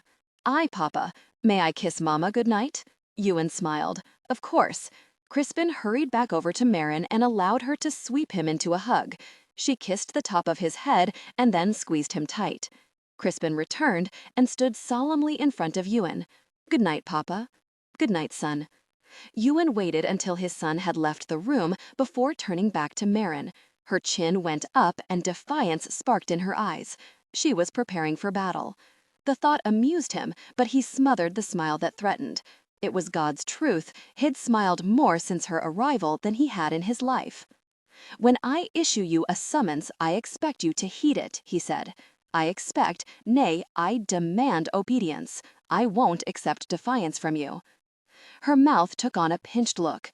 At first he thought he'd frightened her again, but on second look he saw she was furious. "Even when your demands are ridiculous?" she asked with a sniff. He raised an eyebrow at that. "My asking you to present yourself to me is ridiculous? I had matters to discuss with you. My time is valuable." She opened her mouth and then promptly shut it again, but she muttered something under her breath that he didn't catch. "Now that we have that matter resolved, while I appreciate your devotion to my son, he has his own chamber that he shares with other children of the keep. He should sleep with his mother and father," she blurted. "Aye, there will be times when that is indeed the case," Ewan agreed, "but right after our marriage is not one of them." "I fail to see what being newly married has to do with it," she muttered. He sighed and tried to rein in his impatience. The lass was going to be the death of him. "'Tis hard to share intimacy with my wife if my son is sharing the bed with us," he drawled. She looked away and twisted her hands in front of her. "If 'tis all the same to you, I'd rather not have you." "And how do you plan to become pregnant, lass?" Her nose wrinkled and she cast him a cautious but hopeful look. "Perhaps you've already conceived. We should wait to see if that is the case. 'Tis truth, you've no skill at intimacy, and 'tis obvious I've none as well." Ewan's mouth gaped open. He was sure he hadn't heard correctly. No skill? His mouth closed, then fell open, and then he snapped it shut with the force of his incredulity. She shrugged. "'Tis a well-known fact that a man is either skilled in matters of intimacy or matters of war. 'Tis obvious that fighting is your skill." Ewan winced. The little wench was challenging his masculine pride. He felt diminished under her criticism. Anger warred with exasperation until he saw the tremble of her lower lip and the trepidation in her eyes. He sighed. "Ah, lass, 'tis true I was intimate with you with all the skill of a stable boy with his first woman." Her cheeks flushed a delicate pink, and he kicked himself for his coarseness. He dug his fingers into his hair. "You were a virgin. 'Tis unlikely anything I could have done would have made it good, but there is a lot I could have done to make it more pleasant." "I would have liked pleasant," she said wistfully. He cursed. How badly had he hurt her? He knew he hadn't given her the pleasure or patience she deserved. At the time, all he'd known was that he had to finalize the marriage with all haste. There hadn't been time to win over a shy woman. Only now, his shy woman had turned into a stubborn, unwilling wife. "Mairin, the marriage wasn't valid until I was intimate with you. I couldn't risk having something happen before I had the chance to be intimate with you. If you'd been captured, Cameron could have taken you and petitioned to have our marriage set aside. He would have taken you as his own and sought to have a child with you to strengthen his claim." Her lip trembled and she cast her eyes downward to where her fingers twisted nervously at her skirts. He took advantage of her momentary distraction and closed in. He reached down and took her hands in his. She was small and soft, delicate. The idea that he'd been too rough, that he'd hurt her, unsettled him. He should suffer no guilt for taking his wife. Her duty was to provide him pleasure, however he saw fit to take it. But the memory of her tear-filled eyes was a fist to his gut. "It won't be like that from now on." She raised her eyes to his, and her brow wrinkled in confusion. "It won't?" "Nay, it won't." "Why?" He tempered his irritation and reminded himself that she needed a gentle hand right now. "Because I'm quite skilled in intimacy," he said, "and I plan to show you." Her eyes widened. "You do?" "I do." Her mouth rounded, and she tried to take a step back. He held her hands tightly in his and pulled her back until she bumped into his chest. "In fact, I intend to show you how very skilled I am." "You do?" "I do." She swallowed and stared into his eyes, her own wide and confused. "When do you plan to do this, Laird?" He bent and swept his mouth over hers. "Right now." Mairin put her hands on Ewan's chest to steady herself, else she would have fallen under his relentless assault on her senses. She sighed and leaned farther into his kiss, not even protesting when he coaxed her to open. The man might not be skilled in loving, but she could drown in his kisses. Maybe he'd be amenable to continue kissing and forego the rest. "Kiss me back," he murmured. "Open your mouth. Let me connect with you." His words slid like velvet over her skin. She shivered as her breasts plumped and swelled. An ache began deep in her body, in parts that didn't bear mentioning. How was he able to incite such a response when all he was doing was kissing her? His palms glided up her waist and then up over her shoulders and up her neck until he framed her face. The heat from his touch branded her. It felt as though she'd have permanent marks on her cheeks from his fingers, and yet he was exquisitely gentle, the tips glancing over her skin like tiny winged creatures. Unable to deny his deepening kiss, she relaxed her mouth and allowed their intimacy to grow. Warm and rough, so very sinful. It was a decadent sensation, one she was certain she should deny herself, but she couldn't.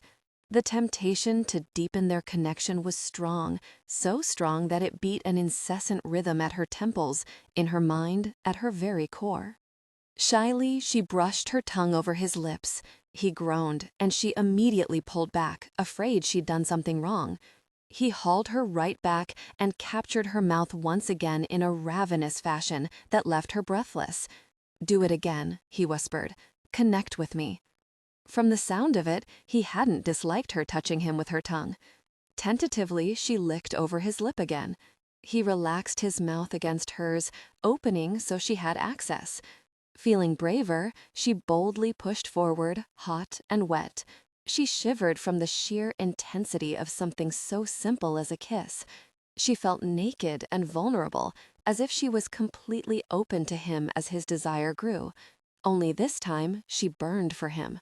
She wanted him over her, his body covering hers. She felt twitchy and anxious, like her skin was too tight. "This time, I'll undress you as I should," he whispered, as he walked her back toward the bed. Her mind was dim, and she was slow sorting through her muddled thoughts. She frowned, knowing he didn't have the right of it again. Was she forever going to have to instruct him? "I should undress you. 'Tis my duty," she said. He grinned. "'Tis only your duty when I say it is. Tonight, I fully intend to undress you and enjoy every moment. You deserve a slow wooing, lass. This will be your wedding night all over again. If I could go back and do it all differently, I would, but I'll give you the next best thing. I'll give you tonight." The promise in his voice shook her to her toes. She blinked as he lowered her dress over one shoulder and then followed a line down her neck and over the curve of her arm with his lips. Each inch of her skin he uncovered, he kissed, sliding downward until her dress fell away, leaving her nearly bare under his gaze. Each layer pooled at her feet until she was naked. "You're beautiful," he husked, his warm breath whispering over the chill bumps that dotted her flesh. He cupped one breast, palming it so the pale globe plumped upward. Her nipple contracted and beaded so tight that it sent tiny shards of lightning through her belly. Then he bent and kissed her, and her knees promptly buckled. She landed on the bed with a soft bounce, and he chuckled lightly as he followed her down. With a gentle nudge, he had her on her back, and he loomed over her, so big and strong. He stared so unabashedly at her nakedness that she reached for the covers, something, anything, to make her not feel so vulnerable. He stayed her hand with his gaze tender as he met hers. "Oh, Mairin, don't cover yourself, lass. You're an exquisite sight, unrivaled by any woman I've ever seen." He trailed a finger over the curve of her waist to her hip and then back up again until he rubbed over her taut ripples. "Your skin is as soft as the finest silk, and your breasts, they remind me of ripe melons, a beautiful sight. She tried to suck in air, but her lungs burned from the effort. Each breath felt tight. She panted shallowly, feeling more lightheaded by the minute. He backed away from the bed, and for a moment she panicked. Where was he going? But he began shedding his clothing in a much more impatient manner than he divested her of hers. He kicked off his boots and then ripped off his tunic and trews, tossing them across the room. Looking at him was inevitable. She couldn't have glanced away if she wanted. There was something intensely mesmerizing about the rugged, work-honed contours of his body. Scars, some old, some much newer, traced paths over his flesh. There wasn't a single bit of spare flesh to be seen. Muscles tightened his chest and even his abdomen, where so many men went soft with age. Not her warrior. This was a man honed in the fires of battle. With a nervous swallow, she dropped her gaze to the junction of his legs, curious to see the part of him that had caused her such pain before. Her eyes widened at the sight of him, powerfully present. She began backing up toward the bed before she even realized what she was doing. "Don't be frightened," he murmured as he lowered himself over her. "I won't hurt you this time, Mairin." "You won't?" He smiled. "I won't. You're going to like it." "I will?" "Aye, lass, you will." "All right," she whispered. He kissed her lips, warm and so tender. It was a ridiculous notion, but he made her feel so very protected and cherished. She now had two very conflicting views on loving, because this was very nice. He continued to kiss her, sliding his mouth down the line of her jaw and then lower to her neck and the tender flesh just below her ear. He paused a moment and sucked wetly before grazing his teeth over her pulse point. Ah! She felt him smile against her neck, but he never removed his mouth. Instead, he trailed lower to her chest until he was precariously close to her breasts. Remembering her reaction when he kissed her there, she found herself arching into him. He didn't tease, and for that she was thankful. She was strung so tight that she feared what was going to happen to her. He kissed her intimately. Her back bowed and her hands flew to grip his hair. Oh, saints, but this was a wondrous sensation. He continued his intimate kisses, in turns intense, and then gentle and rhythmic. He coaxed her to an even greater peak. "Sweet, so sweet," he said, as he moved his mouth to her other breast. She sighed, though the sound came out more as a garbled utterance than a breathy exclamation. The chill of the chamber no longer bothered her. She felt rather like she'd been lying in a meadow on a warm summer day, allowing the sun's rays to melt her to her bones. Aye, boneless was an apt description. As he continued his intimate kisses, his fingers glided down her belly, caressing for a moment before he carefully worked his way down to her inner thighs. The moment his touch grew more intimate, she tensed. "Shh, lass, relax. I'm only going to bring you pleasure." His touch grew more focused, and she gasped and then squeezed her eyes shut as she was bombarded by the most intense pleasure, just as he'd promised. There was a curious tightening as her body drew up, her muscles clenched. Precarious, that's how she felt, like she was about to fall off of a very high peak. Ewan, his name fell from her lips, and in the recesses of her blurry mind, she realized this was the first time she'd used it. He released his intimate kiss, and her hand tightened in his hair. Then she realized she was still clutching his head with a death grip. She let go and let her hands fall to the bed, but she needed to grab something. They shared intimacy, eyes darkened. Afterwards, breathless. "Ah, you're ready for me, lass." His voice deepened to a hoarse, almost desperate tone. She chanced to look down to see him staring at her, his eyes bright and savage-looking. "I am?" she breathed. "Aye, you are." He moved up her body with speed that surprised her. He settled his body close to hers. She could feel his warmth and strong presence. Then he leaned down and fused his mouth to hers. This time she didn't hesitate, nor did she think to instruct him on the proper way of kissing. She opened her mouth and devoured him before he ever had the opportunity to demand she did so. "Hold on to me," he rasped out between hot, open-mouthed kisses. She wrapped her arms around his broad shoulders and dug her fingers into his back. She kissed him deeply. She absorbed him, breathing him in with each gasp for air. Before she even realized he had moved, their bodies came together intimately. She stretched to accommodate to closeness and then wondered how she'd been able to do so. He kissed her again and then rested his forehead to hers, their eyes so close, all she could see was the thin ring of green that surrounded the dark pupils. "Relax," he said again. "I won't hurt you." She raised her lips to meet his. This time, their mouths met in a delicate dance, the tenderest of touches. I know, and she did know. Somehow, she knew that this was different. There was no rush, no unpleasant shock to her senses.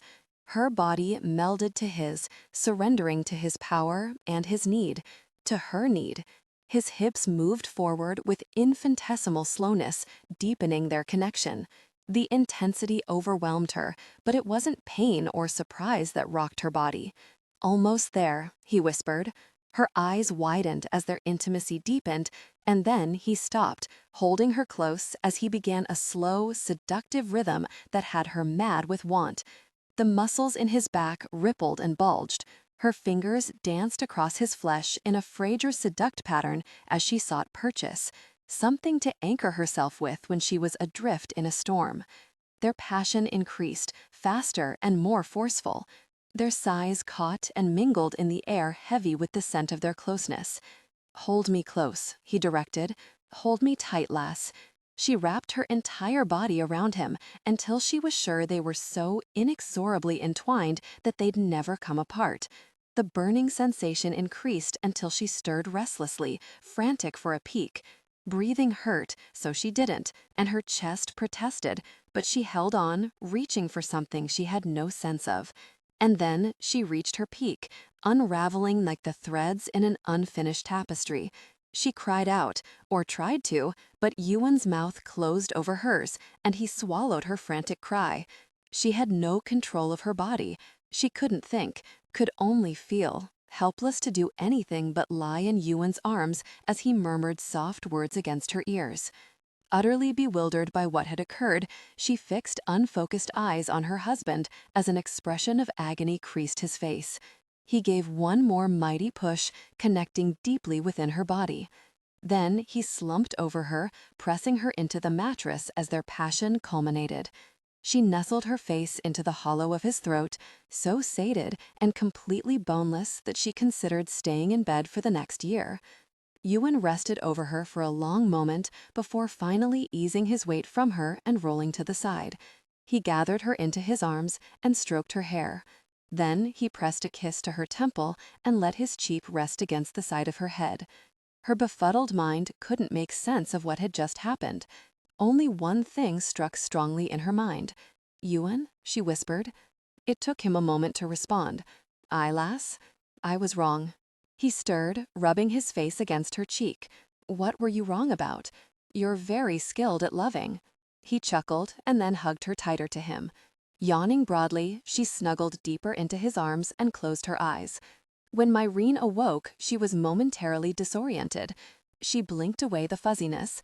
Her head still felt muggy, but her body, while only a little stiff and sore from her bruises, was surprisingly warm and sated, limp, like she'd enjoyed a prolonged soak in a steaming tub of water. Light pierced through the window that no longer had the fur covering it, and the sun's height told her she'd slept far later than she'd intended. Gertie wouldn't be pleased, and Mairin would have to wait for the noon meal. For that matter, it might be noon already. The night came back to her in a rush. Heat centered low in her abdomen and scorched higher until her cheeks were flaming. She sat up, then realized she was completely nude. She grabbed the bed coverings and clutched them to her chin, then dropped them in disgust. She was alone in the bedchamber. No one was going to see her. Still, she scrambled from the bed and hastily donned her clothing. Her hair was in disarray, and a quick feel of her cheeks told of the flush that was still there. She probably looked like a hot coal. She'd actually told the Laird that he wasn't skilled at loving. Aye, he'd showed her differently. He'd done things that she hadn't imagined two people ever doing, connecting with her in surprising ways. She flushed all over again and closed her eyes in mortification. How could she ever face him again? Mairin adored Mother Serenity. She trusted her above all others. The abbess had been good to Mairin, and patient. Aye, she'd had the patience of Job when it came to instructing Mairin and answering all the questions Mairin had plied her with. But it was becoming increasingly clear that perhaps the abbess had left out a lot about loving and kissing. Mairin frowned as she pondered just how different the teachings of the older woman had been from the startling reality of bedding. If the abbess had been wrong about kissing and loving, what else could she be wrong about? Mairin felt suddenly ignorant and woefully uninformed. Never one to stew in her own ignorance, she decided that she would just have to seek out instruction on the matter. Christina? Well, she was too young and unmarried. Gertie frightened Mairin with her sharp retorts. Besides, she'd probably just laugh at Mairin and shoo her out of the kitchens. Which left Maddie. She was older and certainly more worldly. Plus, she had a husband, so surely she could offer insight into loving and who had the wrong of it. Feeling better about her plan, she brushed the tangles out of her hair and braided it so she didn't look like she'd just spent the night indulging in loving. Then she headed out of her chamber and descended the stairs. To her chagrin, Cormac was waiting in the hall. As soon as she entered, he rose and fell in step beside her. She shot him a disgruntled look, but he merely smiled and offered her greeting. Deciding not to offer him any encouragement, she instead pretended he wasn't there and went toward the kitchens to brave Gertie's wrath. When she got to the doorway, the ruckus within made her pause. There was an awful clanging and banging of pots, and Gertie's voice rose above the din as she screeched her displeasure at one of the kitchen maids. Maybe it wasn't the time to try to cajole a late breakfast from the cranky cook. Cormac? Aye, my lady. Is it close to time for the noon meal? I confess I slept over late this morning. I didn't at all sleep well last night, she rushed to say. She didn't want to give Cormac the idea that her lateness was due to anything else. He smothered a smile with the back of his hand and then summoned a more serious expression. She glared at him, for his thoughts were plainly written in his smug look. He probably boasted to everyone, she muttered. Your pardon, my lady? Cormac said as he leaned forward. Nothing. 'Tis approaching the noon meal. Perhaps another hour at most. If you like, I'll ask Gertie for a plate, if you're hungry now. Her stomach growled at the suggestion of food, but a wary glance at the kitchen when another crash sounded decided the matter for her. Nay, I can wait. I have other things to do. She set off at a determined pace, hoping Cormac would take the hint and leave off. But he dogged her steps, keeping pace with her as she descended the steps of the keep. She was greeted by a blast of sunshine that warmed her despite the chill.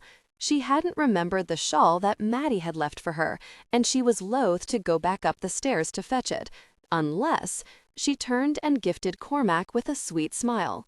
I left my shawl in the Laird's chamber, and there is still a chill to the air. Would you mind ever so much fetching it for me? Of course not, my lady. It wouldn't do for you to take a chill. The Laird would be most unhappy. Wait right here, and I'll have it for you in just a moment. She stood demurely until the moment he disappeared back into the keep, and then she set off at a brisk walk, careful to avoid the courtyard. On the way, she stopped two women and asked if they knew where she could find Maddie. After being told that Maddie was in her cottage after her morning duties, Mairin hurried toward the row of neat cottages that lined the left side of the keep. When she reached Maddie's door, she took a deep breath and knocked. A moment later, Maddie opened the door and seemed surprised to see Mairin standing there. "My lady, is there something I can help you with?" Mairin glanced over her shoulder to make sure Cormac wasn't breathing down her neck. "There is. That is, I hoped there is something you could instruct me on," Mairin said, a low voice. "In private." Maddie stepped back and motioned Mairin inside. "Of course. Do come in. Would you like refreshment? I was warming some rabbit stew over the fire. My husband does like a nice hot bowl of stew for his luncheon, but he won't be here to eat for a little while yet. Remembering her missed breakfast and her rumbling belly, Mairin sniffed appreciatively of the air and the wonderful smell emanating from Maddie's kitchen. "If 'tis not too much trouble, I did oversleep this morning," Mairin said mournfully. Maddie smiled and gestured for Mairin to follow her into the small area that housed the hearth for cooking. "I heard Gertie was in quite a temper this morning." Mairin nodded. "'Tis the truth. I feared for my life if I ventured in after missing the morning meal." Maddie pulled out a chair and ushered Mairin into it, and then set about dishing up some of the stew into a bowl. She handed it to Mairin and then took her own seat across the table. "Now, my lady, what is it you would like me to instruct you on?" Before Mairin could open her mouth, a knock sounded at the front door. Maddie frowned but got up to see about the summons. A moment later, she returned with Christina and Bertha, whose eyes rounded when they saw Mairin sitting at Maddie's table. "Oh, my lady," Christina exclaimed, "we were just coming to see if Maddie knew of your whereabouts. Cormac has the entire keep in an uproar trying to find you." Mairin let out a sigh. "I persuaded him to fetch my shawl so I could seek Maddie's advice about something. 'Tis a private matter, you see, and not appropriate for Cormac's ears." Bertha grinned broadly. "Then we needn't tell him where you are." Mairin nodded her appreciation and fully expected the two women to depart, but both sat down at Maddie's table, and Bertha leaned forward in interest. "What is it you wish instruction on, my lady? We're all willing to help. You're our mistress now." "Our lady said it was a private matter," Maddie scolded. Mairin nodded. "Aye, a delicate matter indeed." Warmth traveled into her cheeks, and she was sure her face was afire. "Ah, a woman's matter," Bertha said knowingly. "You can tell us, lass. We're very discreet." Maddie nodded her agreement, while Christina looked on in puzzlement. "Well," Mairin began reluctantly, "perhaps it would be better to gain more than one perspective on the matter. 'Tis the truth, I'm a bit confused at the conflicting information. You see, Mother Serenity instructed me on the ways of loving." "Oh, dear Lord," Bertha muttered. "Lass, tell me you didn't receive all your instructions from an aging abbess." Startled, Mairin stared back at the other woman.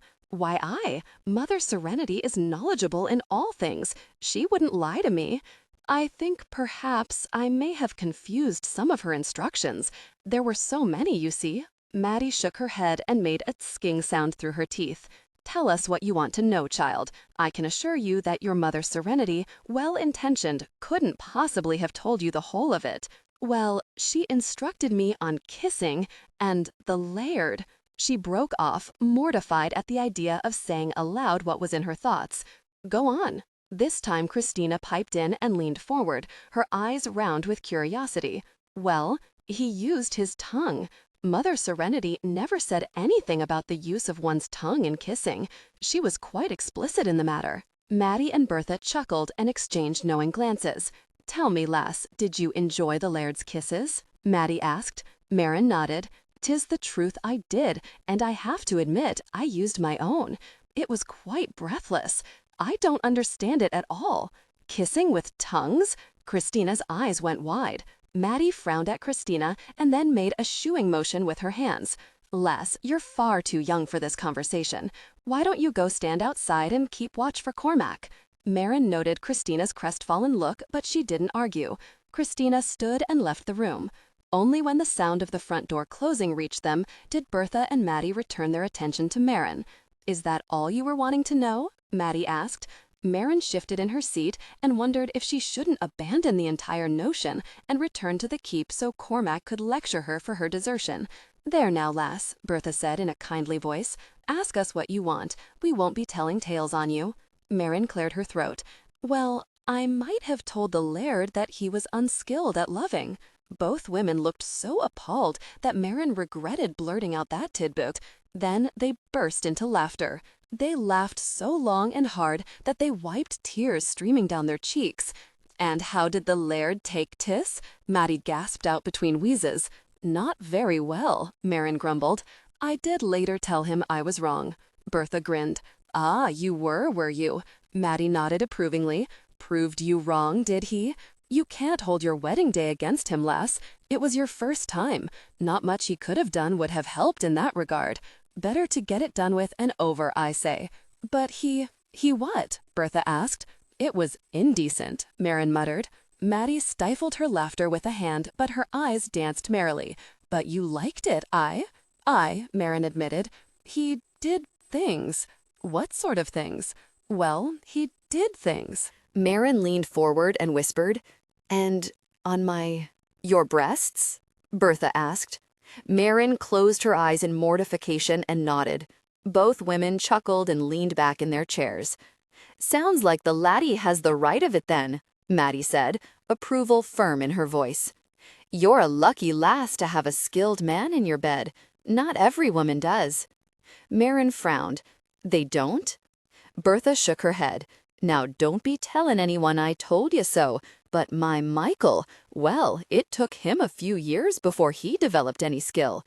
If it weren't for a few discussions with some ladies older than I'm not sure we would have ever gotten it right." "Oh, aye, 'twas the same with my Ranald," Maddie said. "He was always in such a hurry. It wasn't until I threatened to withhold my charms that he made an effort to work on his skills." Mairin's head was spinning at the women's chatter. Such intimate matters didn't seem to bother the other two women whatsoever. Mairin, on the other hand, was ready for the earth to swallow her up. Maddie reached across the table and put her hand over Mairin's. She squeezed and offered Mairin a smile. "Let me give you some advice, Les, if you don't mind an old woman offering it." Mairin slowly nodded. "'Tis not enough for your man to be skilled in matters of loving. You need to have some skills yourself." Bertha nodded vehemently. "Aye, it's the truth. If you keep your man satisfied in the bedchamber, he won't have any cause to stray." "Stray?" Mairin looked at them in horror. "Are you suggesting that the Laird wouldn't be faithful?" "Nay, of course we wouldn't disparage the Laird, but 'tis a fact. 'Tis better to be safe than sorry. You want your Laird to be well satisfied. Men are far more amenable when they're sated from loving." Maddie slapped Bertha on the shoulder and laughed. "Aye, now that's the truth. The best time to ask a boon is just after a rousing bout of loving." Amenable was good. Mairin liked the idea of that. And now that the disturbing thought of Ewan's fidelity had entered her head, she couldn't shake it. Surely he wouldn't. "What things should I know?" Mairin asked. "Well, you said he did things in intimate ways," Bertha said with a twinkle in her eyes. "You can be intimate with him, lass. 'Tis guaranteed to drive him wild." Mairin was sure her absolute ignorance was reflected in her expression, and her horror. She started to say something, but the image of what Bertha was describing hit her square between the eyes, and she couldn't shake it. How? She couldn't even finish the question. What was she supposed to ask? "You've shocked the lass," Maddie said reproachfully. Bertha shrugged. "No point in dilly-dallying around the point. The lass has to learn from someone. Her mother's serenity certainly didn't do her any favors." Maddie put her hand back over Mairin's. "What Bertha means is that a man likes intimate attention." Bertha snorted. "Tell her right, Maddie. A man likes intimate attention." Mairin was sure the blood leached right out of her cheeks. "Intimate attention? You liked it well enough, didn't you, lass?" Bertha asked. "A man is no different. He likes to be touched and caressed in intimate ways." It was true enough that Mairin did enjoy Ewan's touches and his kisses. He was skilled in intimate ways.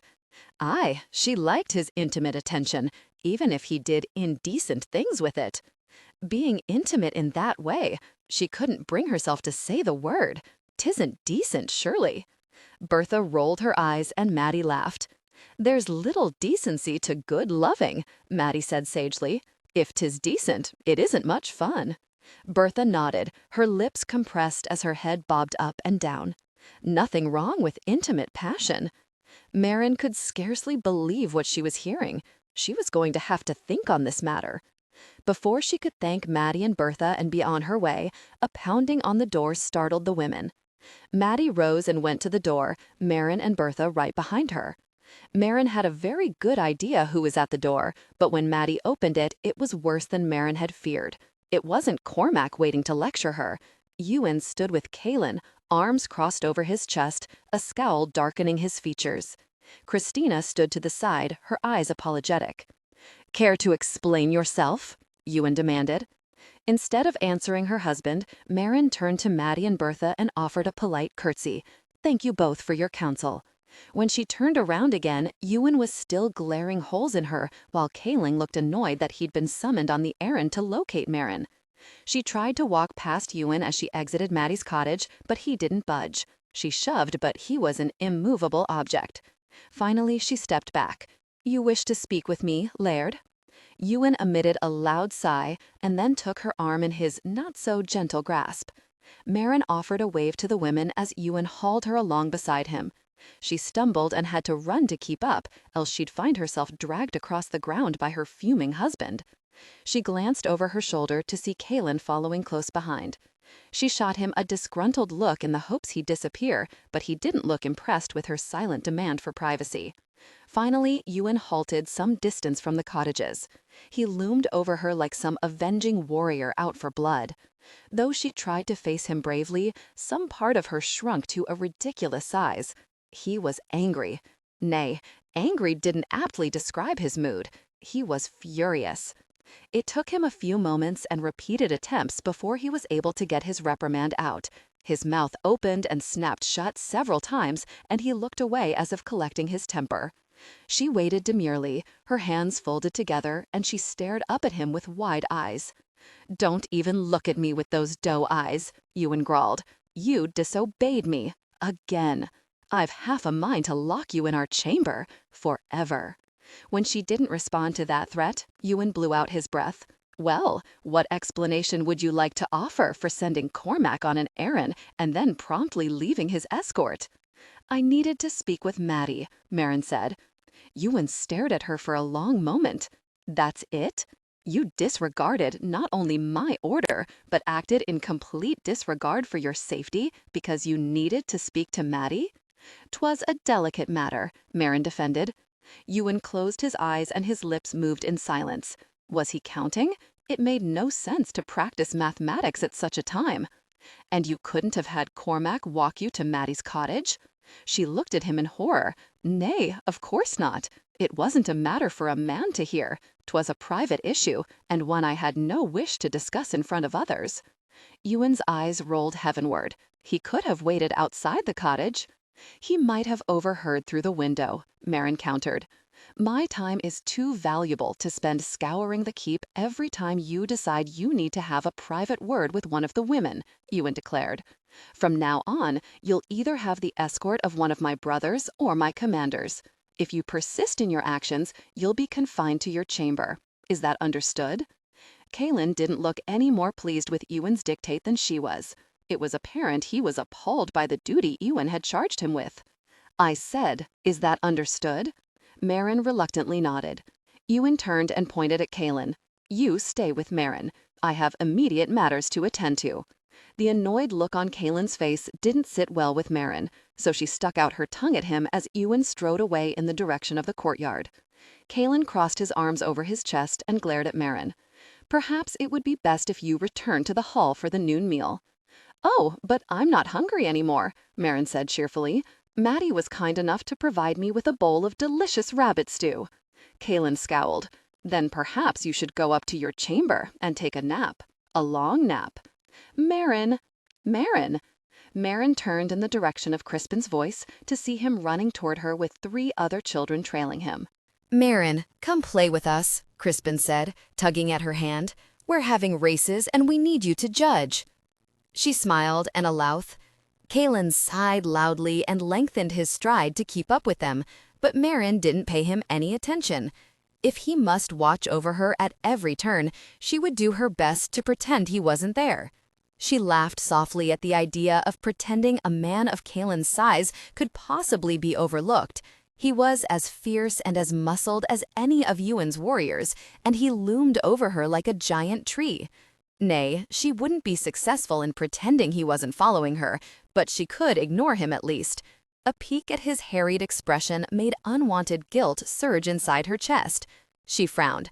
She didn't want to feel guilty, not for wanting a bit of freedom now that she was away from the Abbey. But still, the guilt grew until she was wringing her hands in front of her as she followed Crispin and the other children to an area adjacent to the keep. She stopped abruptly and whirled around, causing Kaelin to nearly run into her. "I've decided to cooperate and allow you to escort me about the keep." Kaelin merely raised an eyebrow in disbelief.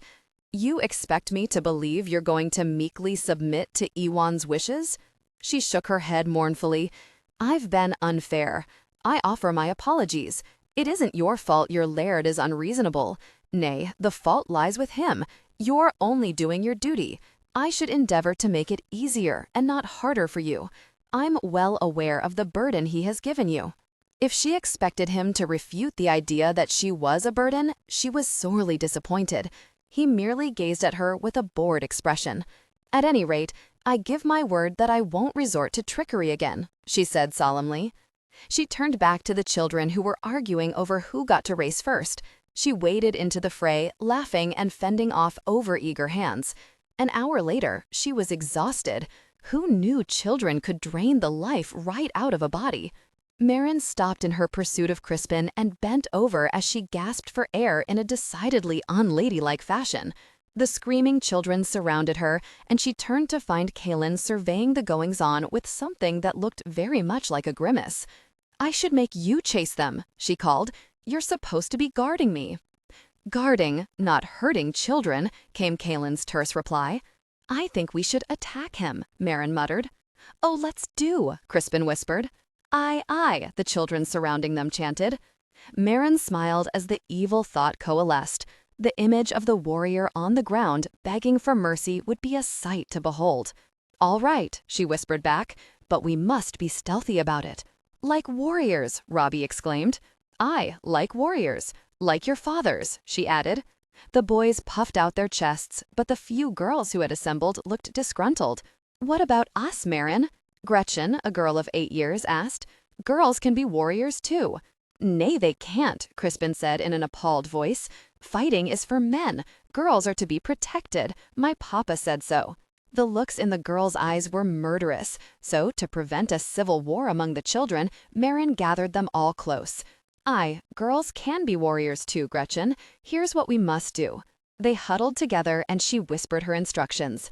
The boys weren't happy with their role in the attack. The girls were delighted with theirs.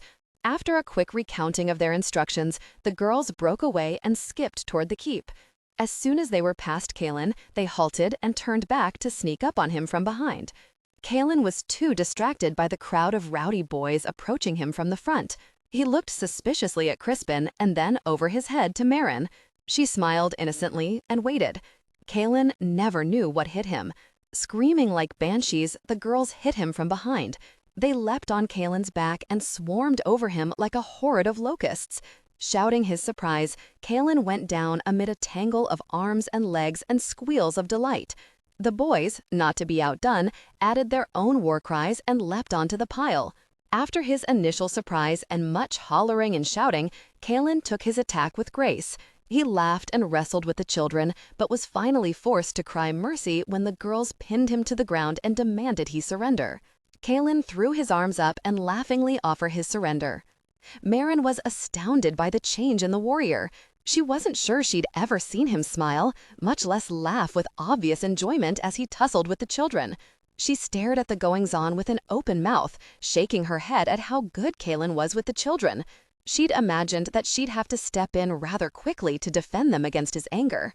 The girls were quick to cry victory, while the boys protested that they had been the ones to gain Kaelin's acquiescence.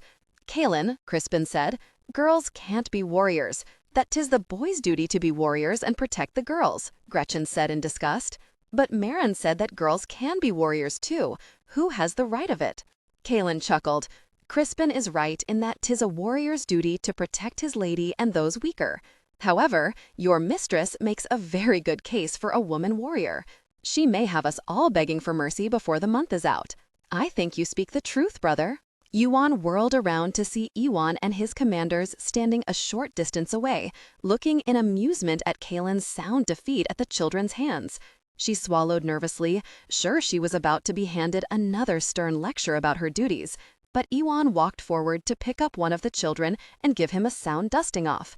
Gretchen beamed at Mairin as she sat on Kaelin's broad chest. "I want to be a warrior like our Laird. Why, I beat up Robbie just last week." Did not, Robbie roared. Did so. To Mairin's horror, Robbie flew at Gretchen, toppling her from Kaelin's chest. She needn't have worried, however. The lass obviously hadn't boasted in vain. She flipped Robbie over and was soon straddling him and holding his arms to the ground. Mairin sighed and went to prevent an all-out war between the girls and the boys. Ewan got there at the same time she did and reached for Robbie as she bent over to pluck Gretchen off the struggling boy. Pain seared through her side, and then, to her shock, an arrow hit the ground right beside the children and embedded deeply into the soil.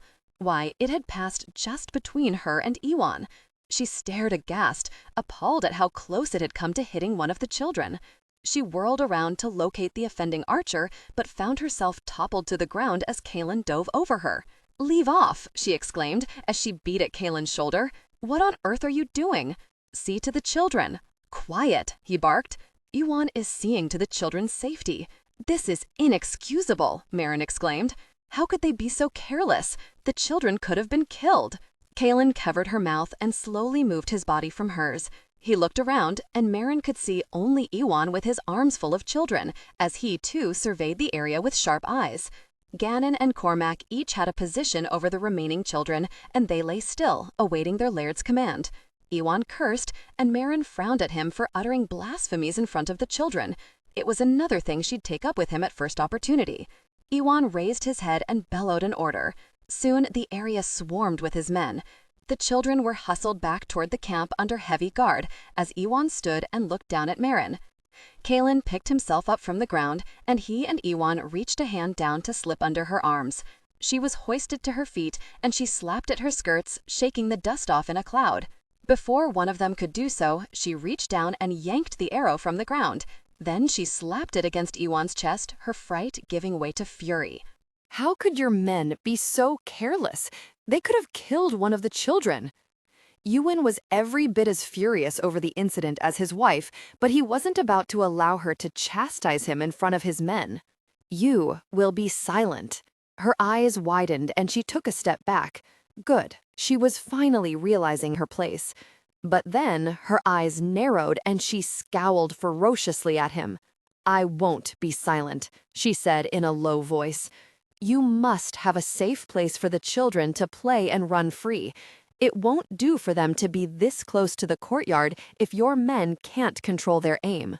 He took the arrow from her and examined the markings on it. Then he looked up at her again.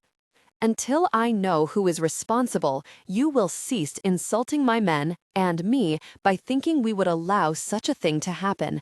You may return to the keep to see to the children. Cormac will escort you." Hurt flashed in her eyes, but she whirled around and hurried away, her skirts swinging in her haste. He turned to Gannon, furious over the mishap. "You will find the man who shot this arrow and you'll bring him to me. Not only could he have killed a child, he could have killed my wife." His fingers curled into a fist at the memory of how close the arrow had come to Mairin and himself. Though the arrow hadn't struck high enough to have done serious damage to himself, to a lass Mairin's size, it would have been deadly. His gaze dropped to the ground where Mairin had stood just moments ago. He frowned and dropped to his knee, touching the soil with his fingers. His throat closed in and his heart began to pound. Blood darkened the dirt right next to her footprints. As he followed Mairin's path away, he saw more drops. "Sweet Jesus," he murmured. "What is it, Ewan?" Kaelin asked sharply. "Blood." He shot to his feet and stared after his wife's retreating back. "Mairin!" Mairin was nearly to the steps leading into the keep when Ewan's roar stopped her in her tracks. She winced and turned around.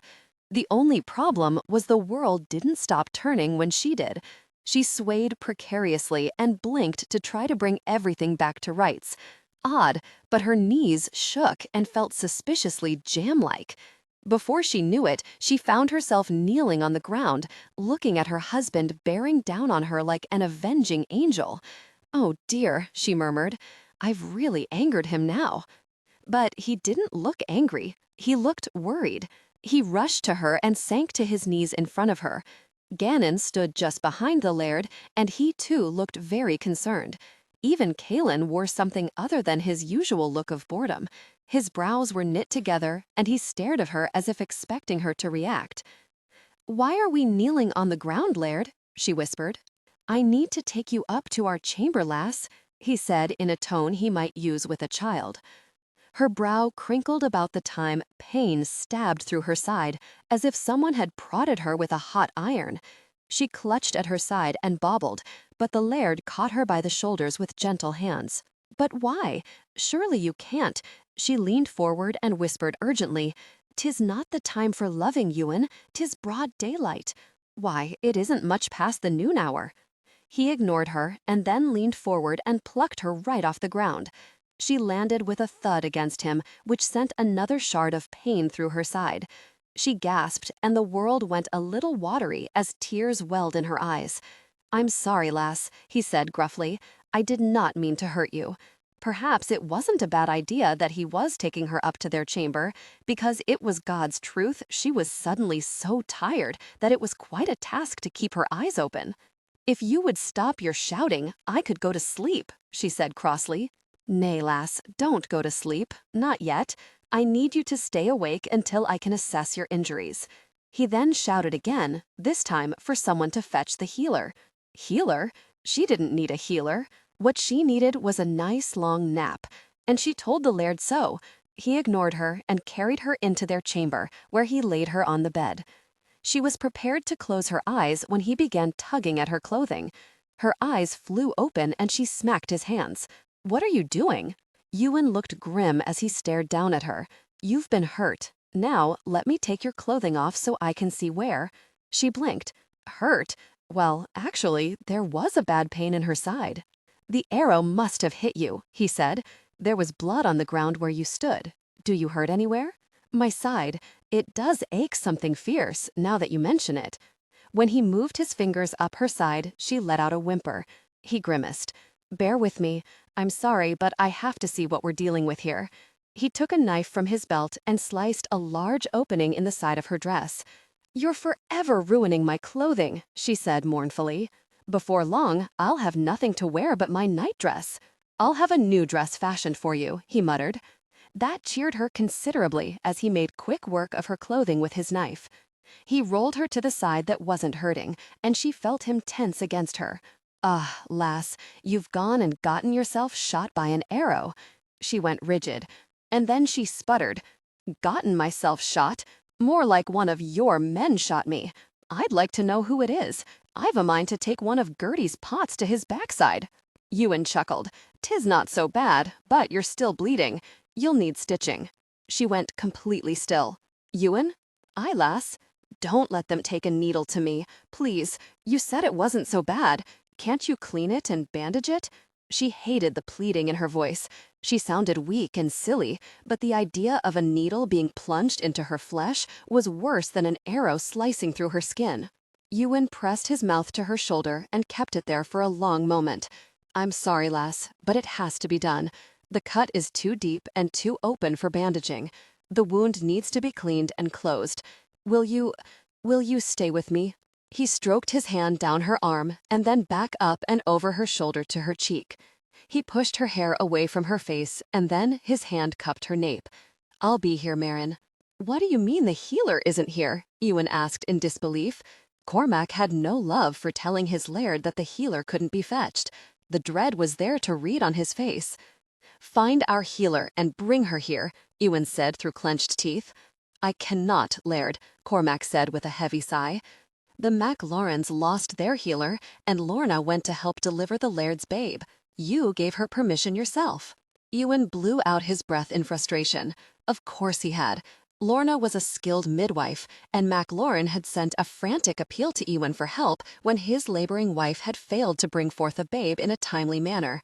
At the time, he'd considered that if any of the McCabes needed the services of a healer, he himself would tend to the need. Only now, his wife needed stitching, and it was God's truth he had no liking for the chore. "Bring me ale, as strong as you can find," he murmured to Cormac. "You might need to ask Gertie where she stocks the blend we keep on hand for injuries and sedation. I need water, needle and thread, and something to bind her wound with. Be quick about it." When Cormac left, Ewan turned back to Mairin, who lay on the bed, her eyes closed. She was unnaturally pale, and it lent an even more delicate look to her features. He shook his head at the direction of his thoughts. The wound wasn't serious, certainly nothing she'd die of, provided he could prevent her from taking a fever. Gannon and Diarmid stood close to the bed, hovering anxiously. While Ewan waited for Cormac to bring the supplies, he turned to his men and spoke in low tones. "I want every person in the keep questioned. Someone must have seen something. I refuse to believe this was an accident. My men are far too careful. Find out who was practicing with bows and arrows." "You think someone tried to harm the lass?" Gannon asked in disbelief. "That's what I'd like to find out," Ewan said. "I'm sure no one meant to kill me," Mairin said in a bleary voice. "'Twas an accident, that's all. You may tell your men I forgive them." "What do you want me to do, Ewan?" Kaelin asked, his features drawn into a tight line. "Remain with me. I'll need help holding her."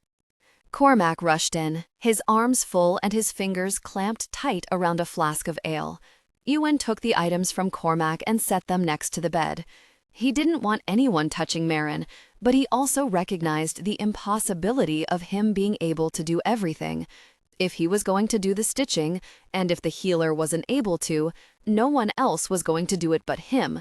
Then he'd need one of the others to hold her steady and make sure he didn't do more damage than good. He looked up at Cormac. "Go make sure the children are all right. Make sure that Crispin is attended to. He'll worry when he hears what happened to Mairin. Have Maddie and the other women keep him below stairs until I am done." Cormac bowed and hurried from the chamber, leaving Ewan and Kaelin with Mairin. Taking the flask in hand, Ewan sat on the bed close to Mairin's head and trailed a finger over her cheek. "Lass, I need you to open your eyes and drink this." Her eyelids fluttered and her unfocused eyes found his. He helped her lean up enough so that she could put her lips to the opening. As soon as the liquid hit her mouth, she flinched away, her face drawn into an expression of intense dislike. "Are you poisoning me?" she demanded. He held back the chuckle and put the flask close to her mouth again. "'Tis ale. You'll need it to help relax you. It will also help the pain." She bit her lips and turned worried eyes back to him. "Pain?" He sighed. "Aye, lass, pain. I wish it weren't so, but the stitching up will cause you pain. If you drink this down, you won't feel as much, I promise." "You likely won't feel anything at all after a good taste of that stuff," Kaelin muttered. She wrinkled up her nose and sighed fatalistically as she allowed Ewan to put the ale to her mouth again. To her credit, she drank it down with only minimal gagging and choking. When he lowered the flask, her skin had a greenish hue that made him worry the ale would come back up with the least provocation. "Deep breaths," he said, "in through your nose. Let it settle."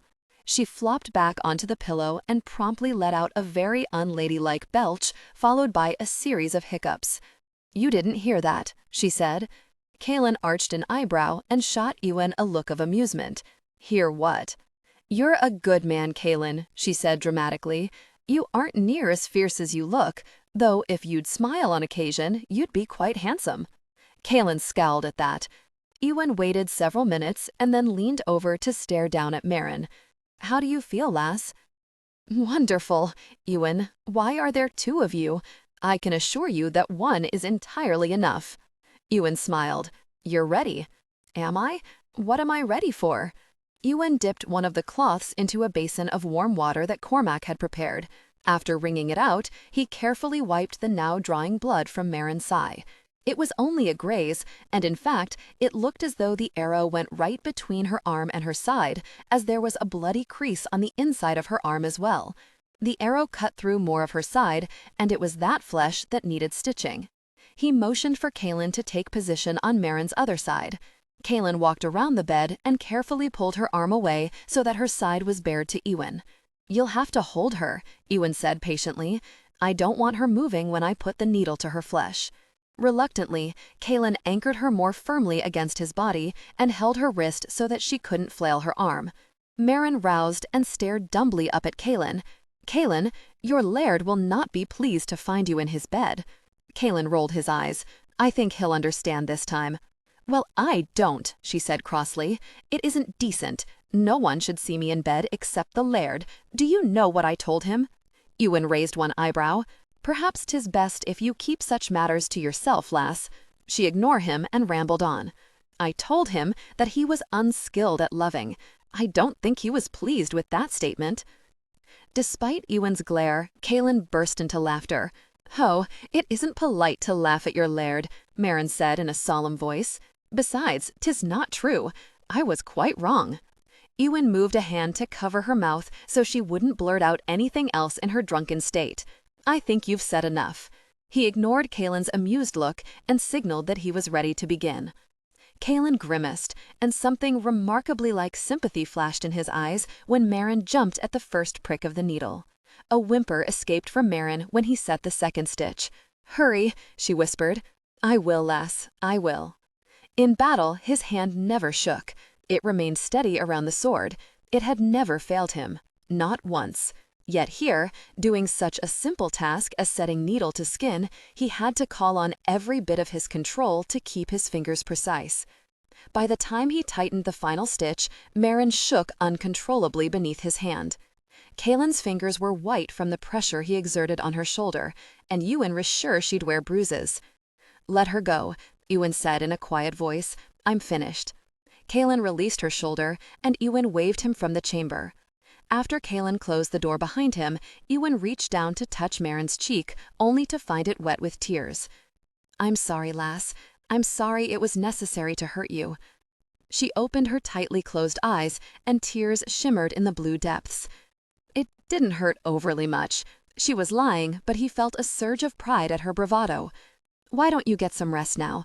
I'll have Maddie bring you a tisane for the pain." "Thank you, Ewan," she whispered. He leaned down and brushed a kiss across her brow. He waited until she'd closed her eyes before he backed away and retreated from the chamber. Outside the door, his demeanor swiftly changed from caretaker to warrior.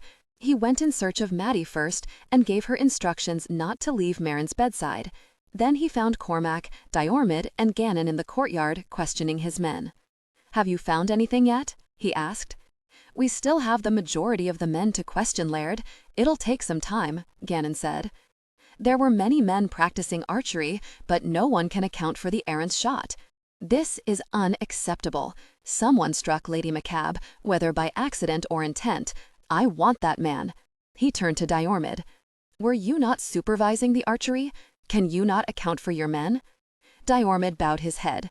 "Aye, Laird, I take full responsibility. Everyone under me will be questioned at length. I will find the man responsible." Ewan shook his head grimly. "I will not have the children of this keep unprotected.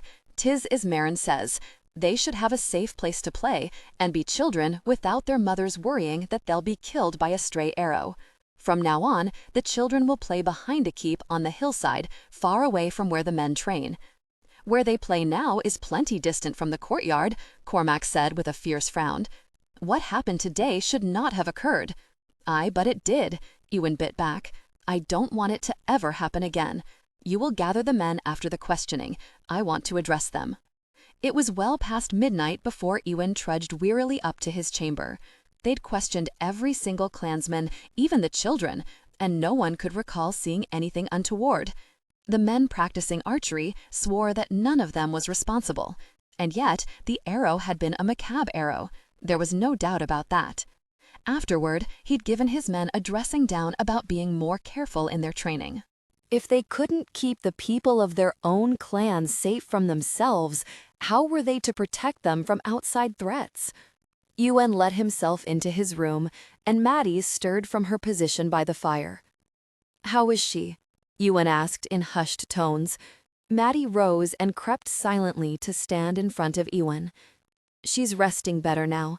She was in pain before, but after I gave her the tisane, she calmed and was able to rest better. I changed her dressing an hour past. The bleeding has stopped. You did a fine job stitching her, Laird. Any sign of fever?" "Not yet. She's cool to the touch, just restless. I think she'll be just fine." "Thank you, Maddie. You can retire to your cottage now. I appreciate you sitting with Mairin. I was glad to do it, Laird. If you have need of anything else, send for me at once." She bobbed a curtsy and then walked by him and out the door. Ewan undressed and slipped into bed beside Mairin, careful not to jar her. As soon as his body touched hers, she stirred and snuggled into his arms like a warm kitten on a cold night. She uttered a deep sigh against his neck and proceeded to wrap her legs around his while throwing one arm over his body. He smiled. She was a possessive thing in bed. She considered his body her territory, and she had no compunction about laying claim whenever he got near. Not that he minded. In truth, there was something about having a warm, sweet lass wrapped around him that appealed to him more than he'd ever thought possible. He touched one strand of hair, allowing it to curl around the tip of his finger. He wasn't a man ruled by fear, but when he'd realized that Mairin had been shot, he'd experienced a wash of terror unlike anything he'd ever known. The idea that he could have lost her didn't sit well with him. He could make a lot of excuses, including the biggest, that if she died, Nemalin would never be his clan would never be rebuilt, revenge would never be his. All of those things were true, but the simplest truth was that he hadn't wanted to lose her. None of the other things had even crossed his mind when he'd frantically examined her injuries. Aye, the lass was getting under his skin. He'd been right about her from the moment he'd first laid eyes on her. She was definitely trouble. When Mairin awoke, the pain in her head overshadowed the pain in her side. She licked over her cracked lips, but it wasn't enough to rid herself a horrible taste in her mouth. What on earth had the Laird done to her? All she remembered was him ordering her to drink some foul liquid and having to choke it down. Even the memory made her stomach lurch precariously. She rolled, testing the tenderness in her side, but ran into a warm, snuggly body. She smiled and curled her arm around Crispin and hugged him tight. He opened his eyes and snuggled closer to her bosom. "Are you all right, Mama?" "Aye, dearling, I'm perfectly well. I hardly feel a pinch. 'Twas just a little cut." "I was scared." His voice wavered, and her heart squeezed at the uncertainty in his voice. "I'm sorry you were afraid. Did it hurt? Maddie told me that Papa had to stitch you up. I would think that would hurt a lot." "Aye, it did, but not overmuch. Your father had a good, steady hand, and he was quick about it." "Papa is the best," Crispin said, with all the confidence a young boy has in his father. "I knew he'd take care of you." Mairin smiled and kissed the top of his head. "I have need to get out of this bed. I've lain here so long that my muscles are all stiff and sore. Would you like to help me?" Crispin scrambled from the bed and then made a big show of aiding Mairin to her feet. "You should go to your chamber and dress for the day. I'll meet you below stairs. Perhaps Gertie will have food for the both of us." He gave her a huge grin and then scampered off, slamming the door behind him. Mairin stretched as soon as he was gone and winced. It truly wasn't bad. She hadn't told a lie, just a twinge or two when she moved wrong. It certainly wasn't enough to keep her abed. She turned to retrieve a gown from her wardrobe when a flash of color caught her eye. Her gaze was drawn to the small table sitting near the window. On top of it lay a neatly folded pile of fabric. It was her wedding dress. Forgetting all about her injury, she hurried over and delved her fingers into the sumptuous fabric. Then she yanked it upward and allowed the dress to unfold. Why, it was as good as new. There was no evidence of the rend. She hugged the material to her chin and closed her eyes in delight. It was silly to be so emotional over a dress, but a woman only got married once, didn't she? She frowned. Well, most of the time. She wouldn't think on such matters as the Laird dying and leaving her a widow. She stroked the dress one last time, enjoying the softness as it glided over her fingers. Then she carefully put it away so it would keep until the next time she had an occasion to wear it. Eager to leave her chamber, she went about pulling her gown on, her gestures awkward as she tried to arrange the dress with as little movement on her left side as possible. As best she could, she brushed out her hair and left it down, since braiding it was going to be an impossibility one-handed. When she was satisfied that she didn't look quite so haggard, she left the chamber. hoping she wasn't too late for the morning meal. And it was high time she saw to her duties as mistress of the keep. Surely that would keep her out of trouble with Ewan. The days since her wedding had passed in a blur, and other than making the acquaintance of other women in the clan, Mairin hadn't done much of anything besides trying to avoid her faithful watchdogs. Well, enough of all that. It was time to take things in hand. After taking an arrow in the side, she wasn't enthused about venturing out of the keep anyway. When she entered the hall, she was greeted with looks of horror from her clansmen. Gannon and Cormac were involved in a heated debate, but when they saw her, they broke off and stared as if she'd grown 2 heads.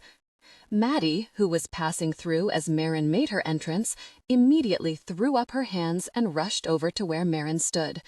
"My lady, you should still be abed," Gannon exclaimed as he and Cormac also hurried over.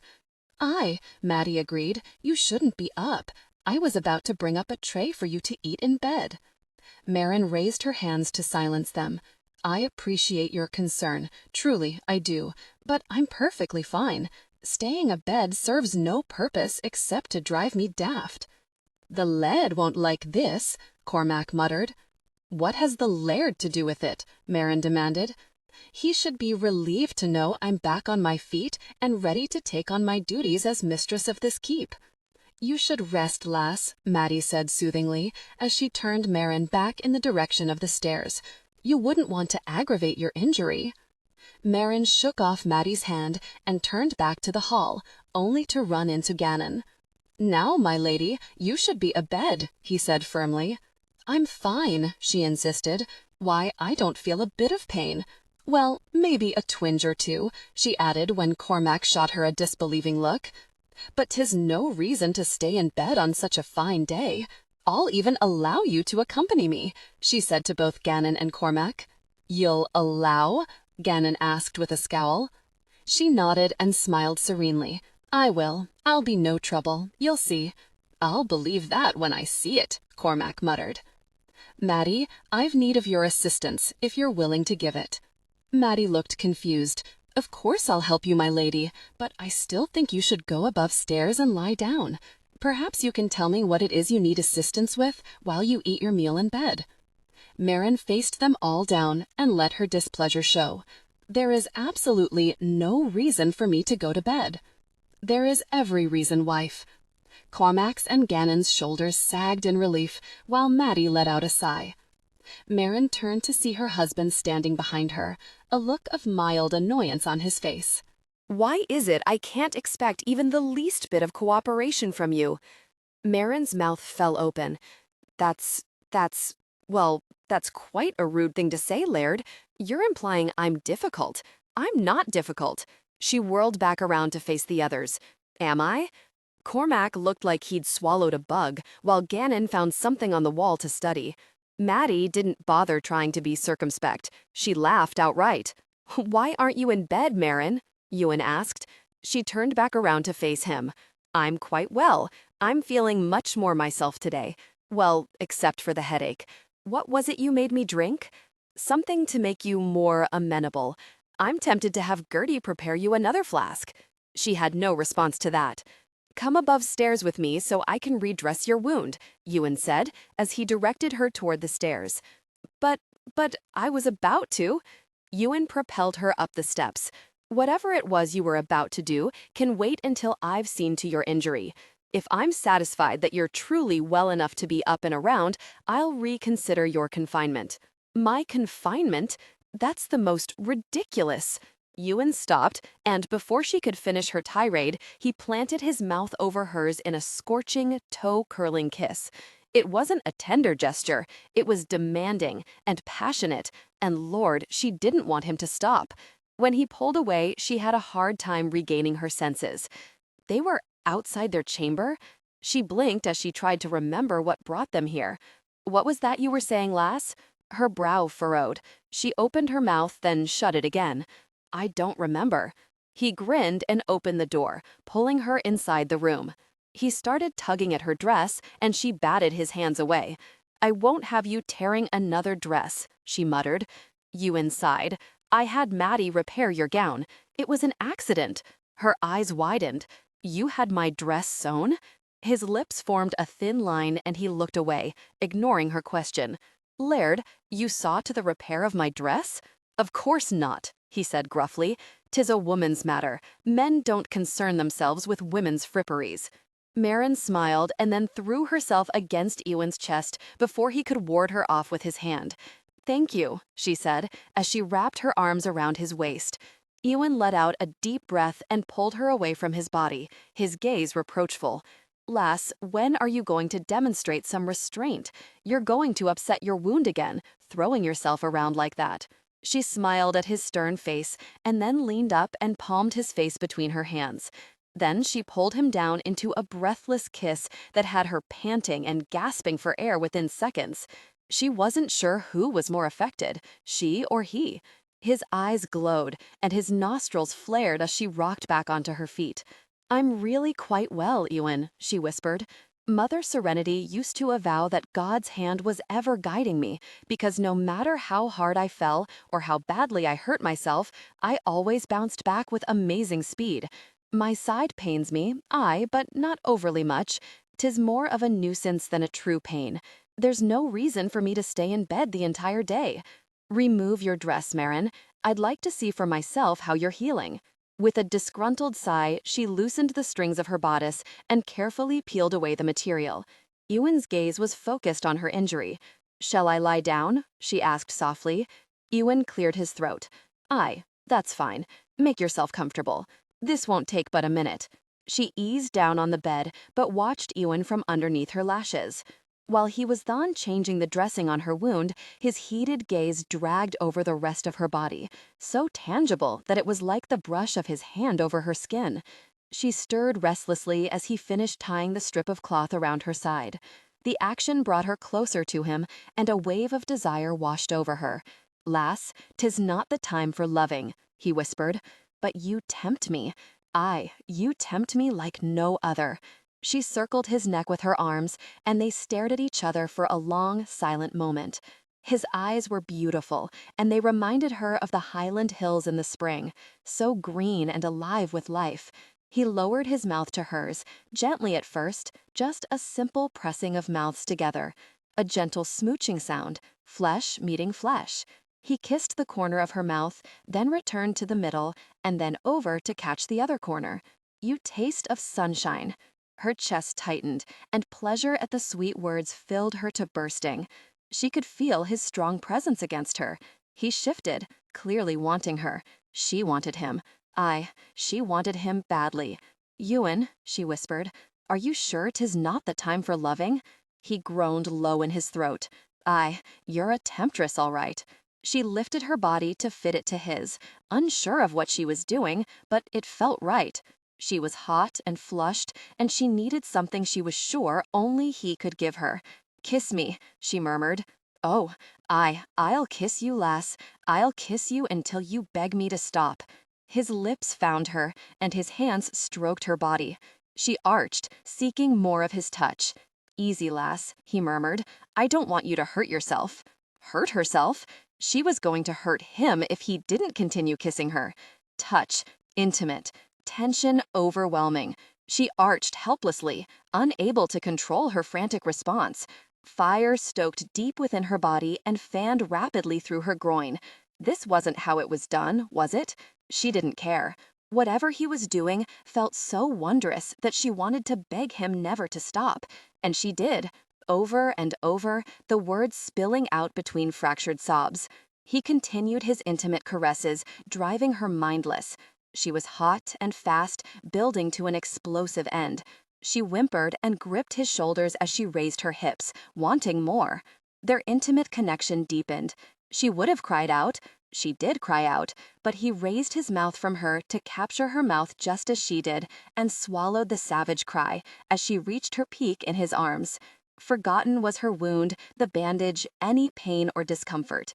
There was only profound satisfaction until she sagged onto the bed, too limp and weak to do anything more than gasp for air.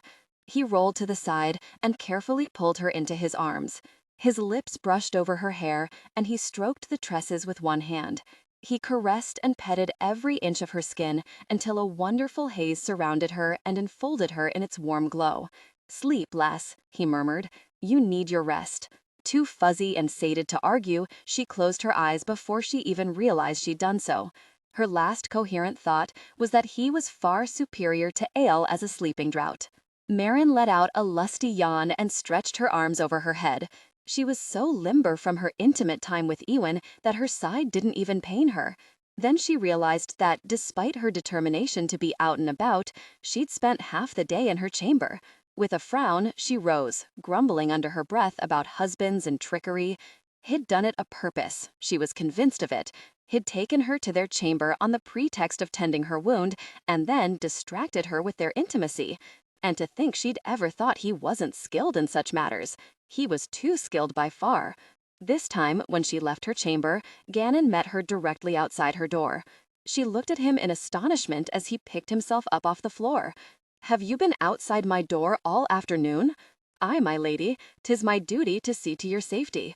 You have a habit of disappearing, so Cormac and I drew straws to see who would safeguard the chamber door." She frowned, not liking the idea that she was such a distasteful duty that they were forced to draw straws over the unpleasant task. She headed toward the stairs, determined to see Maddie without any interference from her husband or her watchguards. Cormac was in the hall sharing a tankard of ale with a few of the older men of the clan. "Have you seen Crispin about?" she called to Cormac Nay. "My lady, last I knew of him, he was out playing with the other children. Would you like me to fetch him?" "Oh, nay, let him play. I have no need of him at the moment." Cormac rose and started in Mairin and Gannon's direction, but she held up her hand. "I am only going to see Maddie. Gannon can escort me. Can't you, Gannon?" "Aye, my lady. If 'tis all you're planning." "Of course. 'Tis getting on into the afternoon. 'Twill be dark soon enough." Gannon relaxed. He nodded in Cormac's direction and then gestured for Mairin to precede him from the hall. Mairin set out at a brisk pace, determined for anyone who saw her to think she was fully recovered from her accident. By the time she reached Maddie's cottage, she was winded, and she leaned against the door for support as she sucked in air. After recovering her breath, she knocked politely on the door and waited. She frowned when no response was forthcoming. "Maddie's isn't in her cottage, my lady." One of the women sang out from one cottage down. "She's helping Gertie in the kitchens." "Thank you," Mairin told. "Would you like to go to the kitchens?" Gannon asked politely. The thought of encountering Gertie was enough to persuade Mairin she could wait to speak to Maddie. It wasn't as if she could do much of anything today anyway. She turned in the direction of the keep and came to a stop and stared at the ruckus right in the middle of the path that split the cottages. Two older men were carrying on quite a spirited conversation, complete with shaking fists and fiercely worded threats. "What on earth are they arguing about, Gannon?" "Oh, 'tis nothing you need to worry over, my lady," Gannon said. "'Tis only Arthur and Magnus." He tried to steer her down the path, but she remained rooted to her spot as the men's voices grew louder. "Quit your shoutin', you old goats." Mairin blinked in surprise at the woman leaning out her window hollering at the two men. Arthur and Magnus paid her no mind and continued their argument. It quickly became clear to Mairin that the dispute centered around the mare that stood between the two men, looking quite unimpressed with the goings-on. "Who does the mare belong to?" Mairin whispered. "And why do they argue so fiercely over it?" Gannon sighed. "'Tis an old argument, my lady, and they do enjoy a good argument. If it wasn't the mare, it would be something else." One of the men turned and started to stomp down the path, shouting all the way that he was going straight to the Laird. Thinking quickly, Mairin stepped in his way, and he pulled up just short of running right over her. "Watch where you're going, lass. Now step aside if you please. I have business with the Laird." "You'll be respectful and mind your tongue, Arthur," Gannon growled. Arthur narrowed his eyes and then cocked his head to the side. "Aye, so it is. Shouldn't you be abed after your mishap?" Mairin heaved a sigh. The news was all over the keep, no doubt. She had no desire to appear weak when she assumed her duties as mistress. She was already mentally calculating all that needed to be done. With or without Maddie's aid, it was time she stepped into the running of the keep. "Step aside," Magnus declared. "You have the manners of a jackass, Arthur." He smiled at Mairin then and offered a sweeping bow. "We haven't been properly introduced. My name's Magnus McCabe." Mairin returned his smile and was sure to include Arthur, lest he use that as an excuse to start another argument. "I couldn't help but overhear you arguing over the mare," she began hesitantly. Arthur snorted. "That's because Magnus has a mouth the size of a mountain." Mairin held up a hand. "Rather than trouble your Laird over such an inconsequential matter, perhaps I can be of help." Magnus rubbed his hands together and cast a triumphant glance in Arthur's direction. "There you see, the lass will determine who has the right of it." Arthur rolled his eyes and didn't look impressed with Mairin's offer. "There is no right or wrong of it," Arthur said matter-of-factly. "The mare is mine, always has been. Gannon knows." Gannon closed his eyes and shook his head. "I see," Mairin said. Then she looked at Magnus. "You dispute Arthur's claim to the mare?" "I do," he said emphatically. 2 months past, he became enraged because the mare bit him on the— "There is no need to say where she bit me," Arthur hastily broke in. "'Tis sufficient to say she bit me. That's all that's important." Magnus leaned in and whispered, "She bit him on the backside, my lady." Her eyes went wide. Gannon issued a sharp reprimand to Magnus for speaking to his mistress in such an indelicate fashion, but Magnus didn't look the least repentant. Anyway, once the mare bit Arthur, he became so enraged that he turned her loose, slapped her on the flanks, and told the— He stopped and cleared his throat. "Well, he told her not to bother ever returning. It was cold out and raining iffy. I took the mare in, dried her, and gave her some oats. So you see, the mare belongs to me. Arthur relinquished all claim to her." "My lady, the Laird has already heard their complaint," Gannon whispered to her. "And what did the Laird decide?" she whispered back. "He told them to work it out between themselves." Mairin made a sound of exasperation. That wasn't particularly helpful. This would be as good a starting point as any to assert her authority and show her clan that she was a worthy mate to their Laird. Ewan was a busy man, and matters such as this should be settled without pulling him into a petty argument. She turned back to the men, who'd begun bickering again. She held up her hands for silence, and when that didn't work, she put her fingers between her lips and issued a sharp whistle. Both men flinched and turned to stare at her in astonishment. "A lady doesn't whistle," Arthur reprimanded. "Aye, his right, my lady." "Oh, so now the two of you are prepared to agree on something," Mairin muttered. "It was the only way to quiet you. You wanted something?" asked. She folded her hands neatly in front of her, satisfied that she had the perfect plan to solve the argument. "I'll have Gannon cut the mare in half and give you each an equal portion. 'Tis the only fair way to go about it." Arthur and Magnus stared at her, then looked at each other. Gannon closed his eyes again and didn't say a word. "She's daft," Arthur said. Magnus nodded. "The poor Laird, he must have been tricked. He's married a daft lass." Mairin put her hands on her hips. "I am not daft." Arthur shook his head, a light of sympathy in his eyes. "Maybe daft is too strong a word. Addled. Aye, maybe addled. Did you suffer an injury to your head recently?" "Nay, I did not." "As a child, then?" Magnus asked. "I am in perfect command of my faculties," she snapped. "Then why in God's name did you suggest we cut the mare in two?" Arthur demanded. "That's the most daft thing I've ever heard of." "It worked for King Solomon," she muttered. "King Solomon ordered a horse cut in half?" Magnus asked in a confused voice. "Who is King Solomon? He's not our king. I bet he's English." "'Twould be a very English thing to do," Arthur said. Magnus nodded in agreement. "Aye, all English are daft." Then he turned to Mairin. "Be you English, lass?" "Nay, why on earth would you ask something like that?" "Maybe she has some English blood," Arthur said. "'Twould explain things." She gripped her head and felt the sudden, violent urge to pull out her hair by the roots.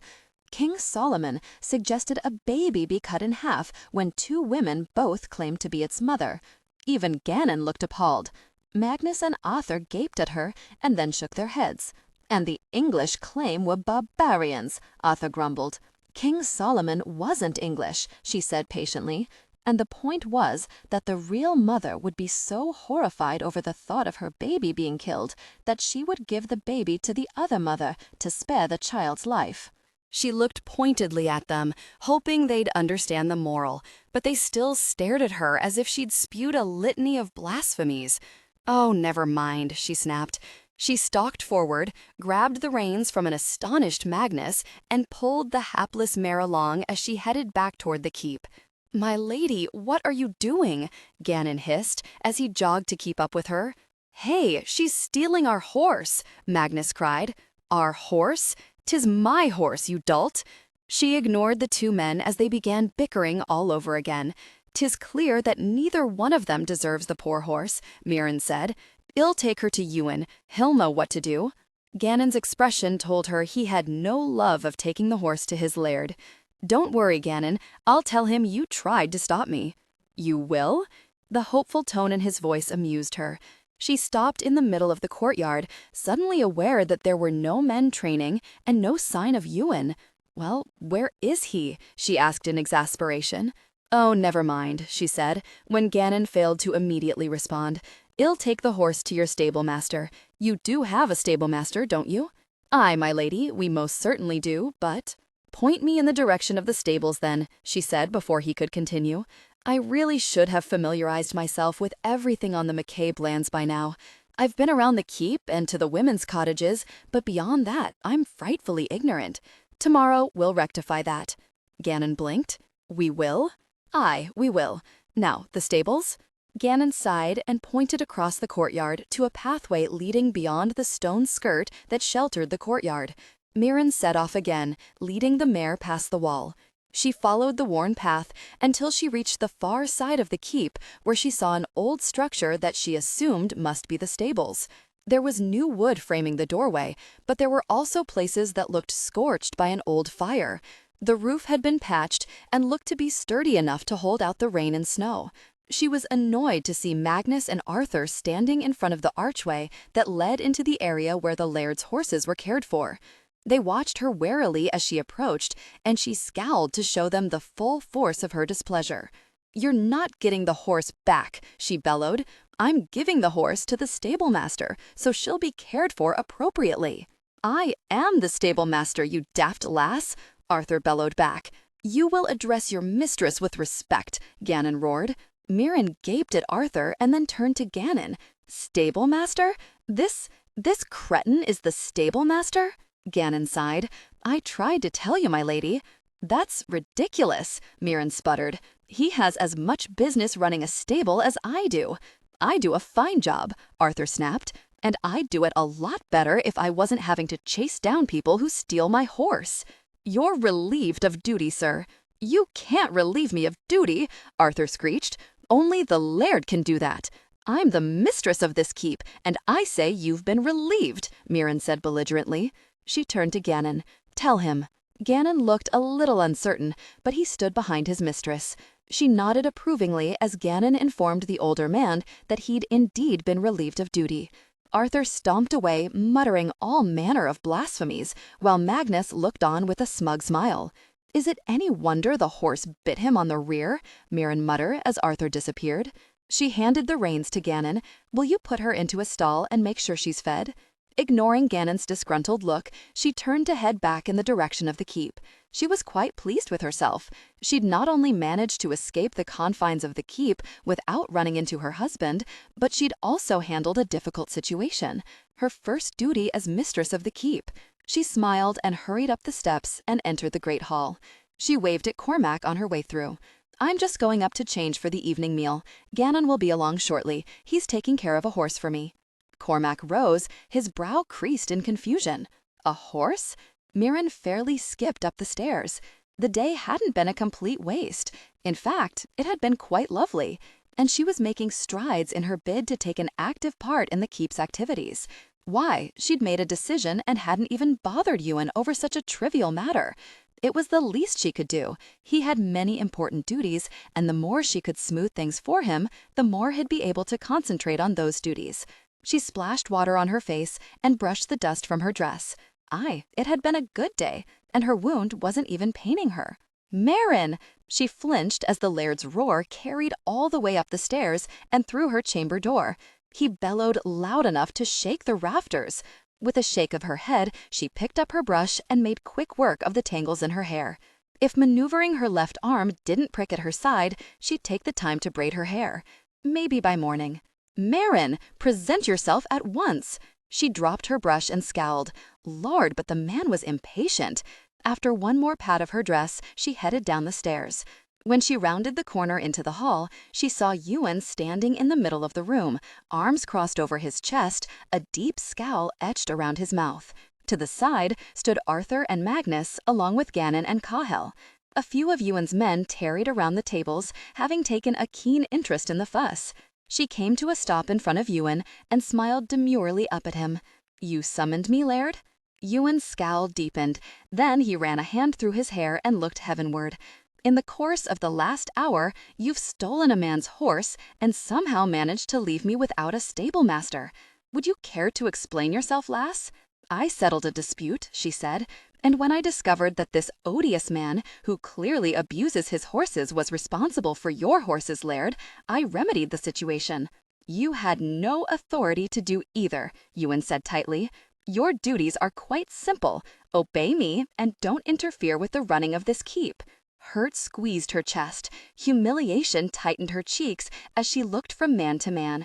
She saw sympathy in Gannon's expression, but in Cahill's she saw agreement. Not trusting that she wouldn't further humiliate herself, she turned away and walked rigidly back out of the hall. "Mairin!" Ewan roared. She ignored him and increased her pace. She bypassed the stairs and slipped out of one of the doorways leading to the outside. Odious, impossible, infuriating, all of them. They accused her of being daft, but this was the daftest clan she'd ever come across. Tears burned her eyes, and she angrily dashed them away. Dusk had fallen over the keep, blanketing it in hues of lavender and gray. The chill nipped at her, but she paid no heed as she hurried across the empty courtyard. One of the guards on the wall called a warning to her, but she waved him off and told him she had no intention of going far. She just needed to be away from Ewan's roaring and the censure in his eyes. She kept in line with the wall of the keep, making sure to remain inside the stone skirt. There had to be a place somewhere that afforded privacy while still offering safety. Her solution came in the form of the old bathhouses in the rear of the keep. There was even a bench in the shell of the stone walls. She ducked under a sagging doorway and settled herself on the bench that lined the only wall still standing in its entirety. Finally, a place away from the rest of the clan where she could have a private weep and lament her husband's disgraceful behavior. It was important that Ewan not go chasing after his wife, especially in front of his men. It was obvious the lass had no idea what she'd gotten herself into. He'd give her time to cool down, and then he'd instruct her on the way of things. He turned back to the men who stood behind him. Gertie was already putting the evening meal on the table, and judging by the smell, it had been a good hunting day for the men assigned to bring fresh meat into the keep. "Do I have my position back, Laird?" Arthur asked. Ewan nodded wearily. "Aye, Arthur, you've a fine hand with the horses. However, I've had enough of your incessant bickering with Magnus, and 'tis obvious that it upsets your mistress." Arthur didn't look happy, but he nodded and hurried away to take his seat. Magnus looked as though he wanted to make a jibe at Arthur, but Ewan's fierce scowl stopped him. He, too, took his seat at a table over from where Arthur had sat. Ewan took his seat and was followed by his men. When Maddie made her way by to fill his trencher, he stopped her. "When you are finished serving the men, take a tray up to your mistress. She's in her chamber, and I don't want her to miss the evening meal." "Aye, Laird, I'll see to it immediately." Satisfied that his wife wouldn't go hungry and that, for the moment, all arguing was done, he dove into his portion, savoring the taste of the fresh venison. By letting Mairin get over her upset, chances were that by the time he retired to their chamber, the initial storm would be over. He congratulated himself for his brilliant analysis and had a second helping of the stew. A half-hour later, however, when Maddie hurried into the hall to tell him that his wife was not in their chamber, he realized that his mistake was believing anything would be simple when it came to his impulsive wife. She made him feel incompetent, and that his efforts to keep her safe were haphazard at best. None of that was true, but it raised his ire because he hadn't felt a moment of self-doubt since he was a lad. He could train and lead an entire army. He could win a battle when he was outnumbered 5-1, but he couldn't keep a slip of a lass under control. It defied all reason and was making him daft in the process. He pushed away from the table and stalked in the direction that Mairin had left. It was obvious she hadn't gone up the stairs, so he continued past to the doorway leading outside the keep. "Have you seen your mistress?" he called, to Roderick, who was up on the wall. "Aye, Laird. She came by half-hour past." "And where is she now?" "She's in the bathhouses. Gregory and Elaine are watching over her. She's having a good cry, but otherwise she is well." Ewan winced and heaved a sigh. He much preferred her spitting like an angry kitten, female tears, and even less experience in dealing with them. He went in the direction of the bathhouses. Gregory and Elaine were standing outside one of the walls, and they looked vastly relieved when Ewan strode up. "Thank goodness you're here, Laird. You must make her stop. She's going to take ill with so much crying," Elaine said. Gregory frowned. "It isn't right for a lass to cry so much. Whatever it is, you have to promise her. Please do so. She's going to drown herself." Ewan held up a hand. "Thank you for your protection. You can go now. I'll see to your mistress." They did a sorry job of hiding their obvious relief. As they left, Ewan heard the light sniffles that came from the inside of the bathhouses. Very, but he hated the idea of her crying. He stepped inside the dark interior and glanced around, blinking to adjust to the darkness. He followed the sounds of the sniffling until he found her sitting on a bench along the far wall. She was partially silhouetted by a sliver of moonlight that crept in through the narrow window carved into the stone, and he could see that her head was bowed, her shoulders slumped forward. "Go away," her muffled voice filtered through the crumbling bathhouse. "Alas," he said as he sat beside her on the bench. "Don't cry." "I'm not crying," she said in a voice that clearly indicated she was. "'Tis a sin to lie," he offered, knowing it would get her back up. "'Tis a sin to do nothing but yell at your wife, too," she said mournfully. "You promised to cherish me. Aye, you did. But 'tis God's truth, I don't feel very cherished." He sighed. "Mairin, you sorely try my patience. I imagine you'll continue to exasperate me for years to come. I can tell you this won't be the only time I yell at you. If I told you differently, I'd be lying." "You embarrassed me in front of your men," she said in a low voice. "In front of that cretin stable-master. He's a toad and shouldn't be allowed near a horse." Ewan touched her cheek and brushed a long strand behind her ear so he could better see her face. He winced when he felt the dampness of her skin. "Listen to me, sweeting. Arthur and Magnus have been arguing in one form or fashion since before I was born. The day they stop arguing will be the day we lay them in the ground. They came to me about the horse, but I refused to render a judgment because it kept them focused on the horse. If I gave it to one or the other, then they'd find something else to argue over, and at least the horse is harmless enough. I took it away from the both of them," she said. "She may be old, but she deserves better than to be argued over by two daft old men." Ewan chuckled. "Aye, they told me you stole their horse and that you relieved Arthur of his duties." Mairin twisted in her seat and latched on to Ewan's hand with her own. "How can that deplorable man be your stable-master?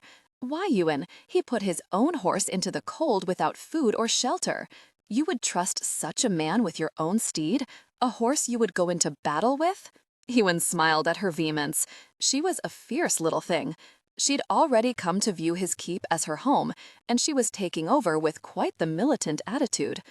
"I appreciate your determination to ensure we have the best possible care for my horses. But the truth is, Arthur is a magician with horses. Aye, he's hostile and argumentative, and he's not very respectful, but he's old, and he's been the stable-master since my father was laird. He didn't mistreat his mare, lass. I would have taken a whip to him myself if that was the case. 'Twas the story he told to save face after the horse took a bite out of his backside. He's a complete lamb when it comes to the horses. They're his babies, although he'd die before admitting so. He cares more for them than for any other living thing. Mairin's shoulders slumped, and she looked down at her feet. I made a fool of myself, didn't I? Nay, lass. She twisted her fingers in her lap. I just wanted to fit in here, be a part of a clan. I wanted to have duties. I wanted my clan to respect me, come to me with their troubles. I used to dream of having a home and a family. Not a day went by at the Abbey that I didn't imagine what it would be like to live free of fear and to be able to go my own way. She chanced to look up at him, and he could see the vulnerability shining in her eyes. That was all just a dream, wasn't it, Ewan? His heart turned over in his chest. It was true, he hadn't given much thought to her circumstances and how they'd affected her. For all of her adult life, she'd been sequestered at an abbey with only nuns for company and guidance. She'd grown to expect that her life would be hard and uncertain when all she wanted was freedom and someone to cherish her. So much of her actions and disregard for his authority made sense now. It wasn't as though she set out to blatantly ignore his commands. She was merely feeling her way around and reveling in the first taste of home and family she'd ever experienced. She was spreading her wings and flexing her muscles for the first time ever. He gathered her in his arms and squeezed affectionately. Nay, lass, it wasn't a dream. 'Tis no less than you should expect from your new home and clan. You're still finding your way. You'll make mistakes, and so will I. This is new for both of us. I propose a bargain. You be patient with me, and I promise to try not to yell so much. She went quiet for a moment, and then she turned her chin up until she looked at him again. That seems fair. I apologize for interfering in things that were not my concern. You were right. 'Tisn't my place. The hurt and defeat in her voice stirred something deep within him. Lass, look at me, he said gently, as he tipped her chin upward with his fingers.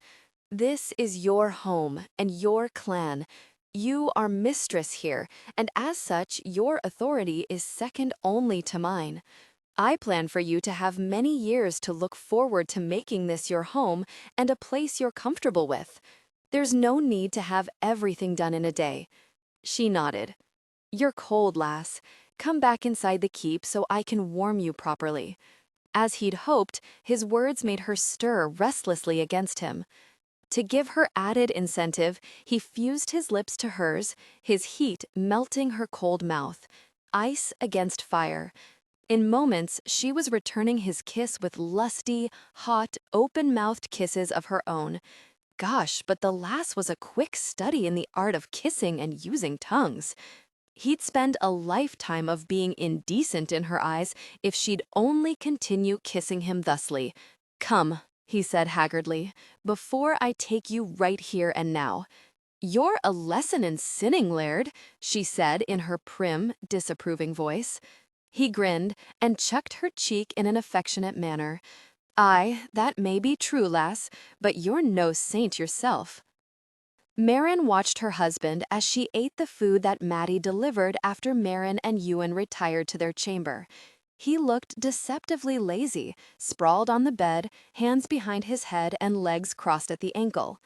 He'd stripped to just his truth, and she found it hard to concentrate on her food when he was lying there looking so blasted appealing.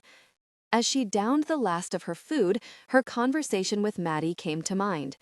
She ducked her head, sure that Ewan would see the blush rising on her face, and she had no desire to tell him her thoughts, not when they were so deliciously indecent. But now that the thought had stuck in her mind, she studied him from the corner of her eye and wondered if she had the nerve to do as Maddie had described. It stood to reason that if he could make her so mindless with his mouth, the reverse would also be true.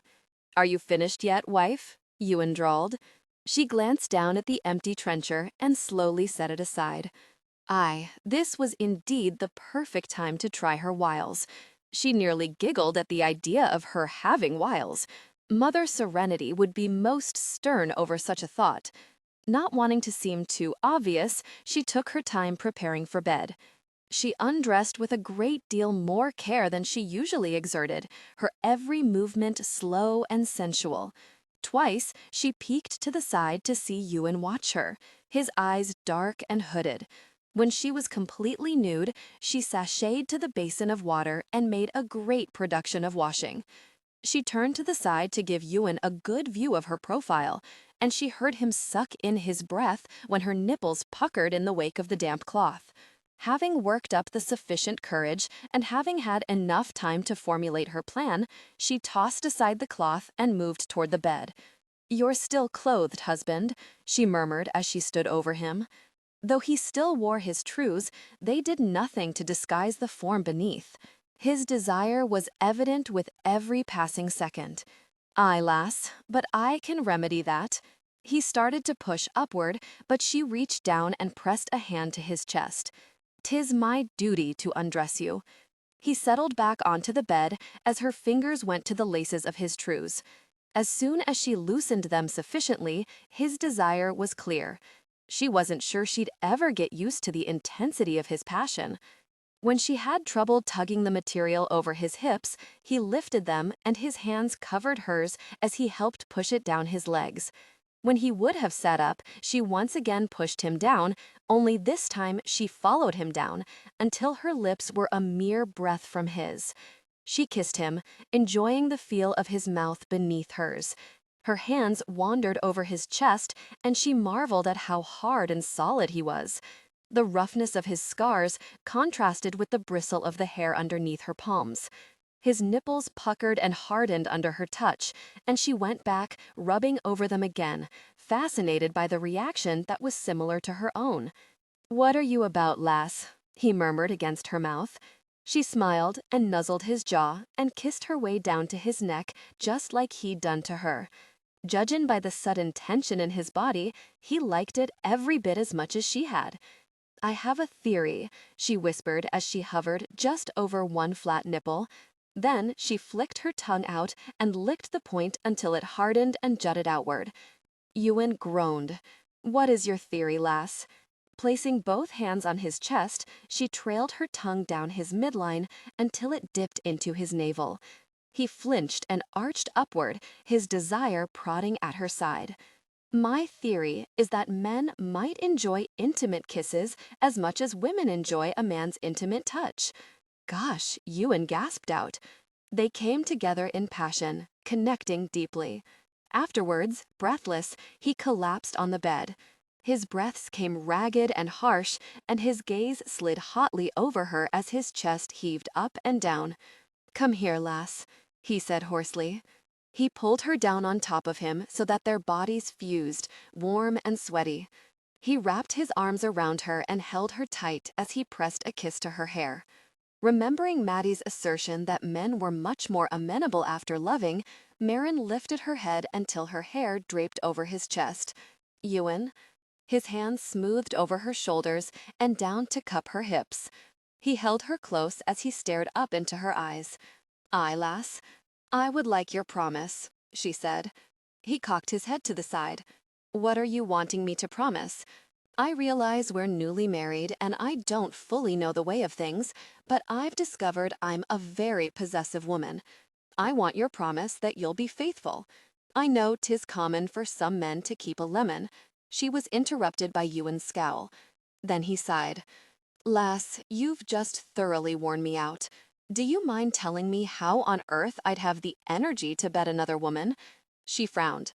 That wasn't what she'd wanted to hear. He sighed again. "Mairin, I took vows. I didn't take them lightly. As long as you prove a good and faithful wife, there's no reason for me to seek out another woman. I wouldn't dishonor you or myself that way. Your loyalty is to me, aye, but my loyalty is to you and any children you bear me. I take my responsibilities very seriously." Tears crowded her eyes, and she leaned down until their foreheads touched. "I'll be faithful to you as well, Ewan." "You really better," he growled. "I'll kill any man who touches you." "Didn't you dislike me kissing you intimately?" He grinned and raised his lips new to hers. "I liked it very much. I may require you to kiss me there every single night before we retire." She frowned and punched him in the gut. He laughed and sucked inward in mock agony. He grabbed her wrists and rolled, careful not to jar her side. When they were on their sides, locked together, their faces so close she could feel his breath, he touched her cheek and rubbed with the back of his knuckle. They came together in passion. Ewan woke to a heavy pounding on his chamber door. Before he could rouse himself enough to answer the summons, the door burst open. Ewan was out of bed in the next instant, his hand on the floor and around the hilt of his sword. "Jesu, Ewan, 'tis just me," Kaelin said. "You were sleeping the sleep of dead." Ewan sat back on the bed and first pulled the furs up to shield Mairin's nudity and then to shield his own. "Get the gosh out of here," he said irritably. "If my presence offends your maidenly modesty, I'll turn my back until you dress," Kaelin said. "'Tis not mine I'm worried over," Ewan snarled. "Well, gosh, Ewan, I can't see the lass, nor am I looking. 'Tis important, or I wouldn't have breached your chamber." "Ewan?" Mairin's sleepy voice rose from the covers, and her head poked out. Her hair was all rumpled, her eyes droopy, and yet somehow she still managed to look adorable. Even though Kaelin claimed not to be looking, Ewan caught his brother glancing Mairin's way. Ewan leaned over and brushed the hair from her face and then kissed her on the forehead. "Listen to me, sweeting. I want you to go back to sleep. You need your rest." She murmured something he couldn't hear and snuggled back underneath the blankets. He touched her cheek one last time and then rolled out of bed to pull his clothing on. He ordered Kaelin into the hall until he was finished putting on his boots and picked up his sword. With one final look in Mairin's direction, he strode into the hall where Kaelin fell into step with him.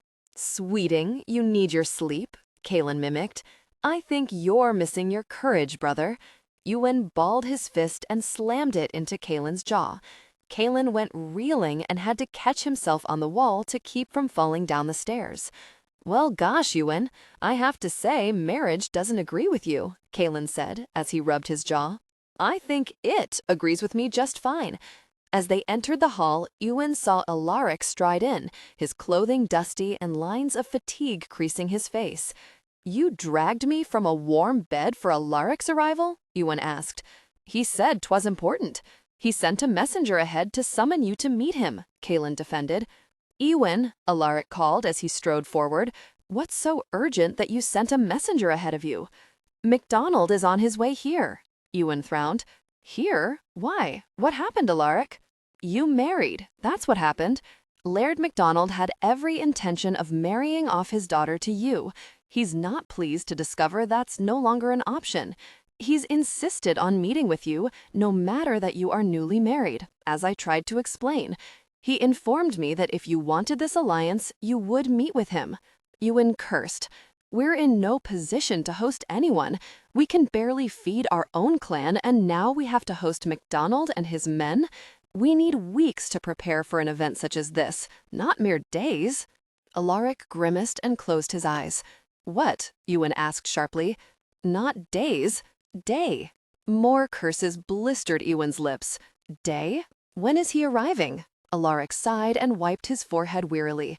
"Why do you think I ran my horse into the ground to get here? MacDonald will arrive on the morrow." "Ewan?"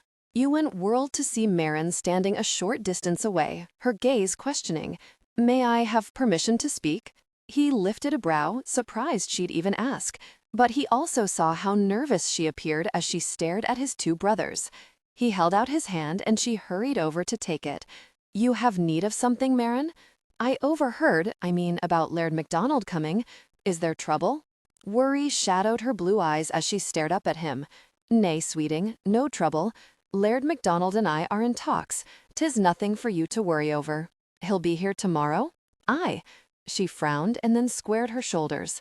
"There's much to be done, Ewan.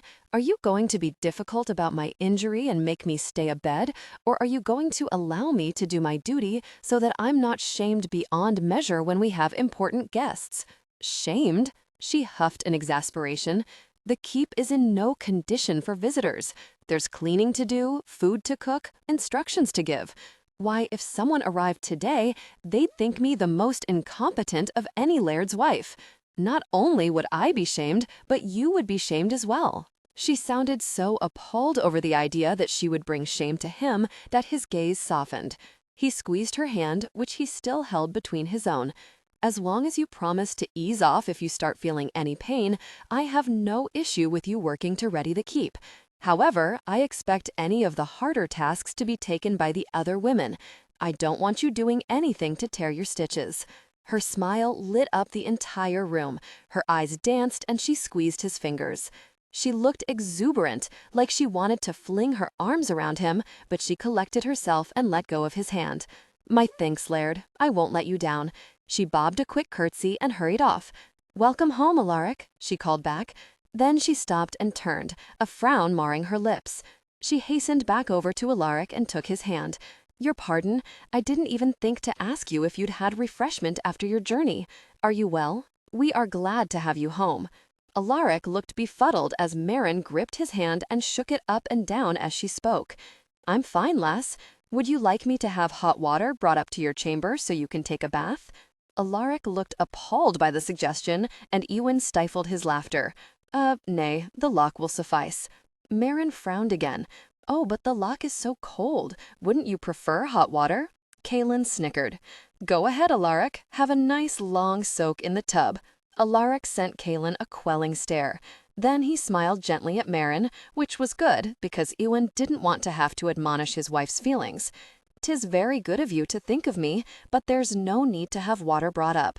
I much prefer a swim in the loch over trying to stuff myself into a tub of water." Mairin smiled brilliantly up at him. "Very well then, if I have your leave, Laird, I'll be on my way. There is much to be done this day." Ewan motioned for her to go, and she rushed away, her feet barely hitting the floor in her haste. Alaric turned to Ewan with a frown. "What the gosh did you do to her?" "Come," Ewan said, "let's eat. I'll tell you all that has transpired since you left, and you can fill me in on what happened with MacDonald." Mairin swept through the keep with a purpose, noting what needed to be done and what could be done in 24 hours' time. Half an hour later, she summoned Maddie and Bertha and informed them that she'd need their help if they had any prayer of pulling off a miracle. Maddie and Bertha assembled the women of the keep, and Mairin addressed them from the top of the steps that led outside to the courtyard. "Tomorrow we have important guests," she explained to the assembled crowd, "and none of us wants to let our Laird down." There were murmurs of nay, and the women shook their heads. Mairin divided them into groups and divvied up chores. She even got the children involved. Soon the keep was alive with activity as women rushed to and fro. Next, Mairin spoke to the men who were assigned to repairs that day. She instructed them to clean the stables and ready stalls for MacDonald's horses. Finally, she went in search of Gertie to tackle the matter of food. The cook wasn't pleased to discover she had to prepare a veritable feast for unexpected guests. She blustered and protested, but Mairin stared her down and told her there was little to be gained by complaining. They couldn't very well starve their guests. "I'm no miracle worker, my lady," Gertie grumbled. "There isn't enough food to feed our clan, much less a horde of MacDonalds." "What are our options?" Mairin asked tiredly. "What do we have, and how can we make it stretch?" Gertie motioned for Mairin to follow her into the larder. The shelves were frighteningly bare. They were nearly out of staples, and the only meat was from the last hunt. "We're existing hunt to hunt.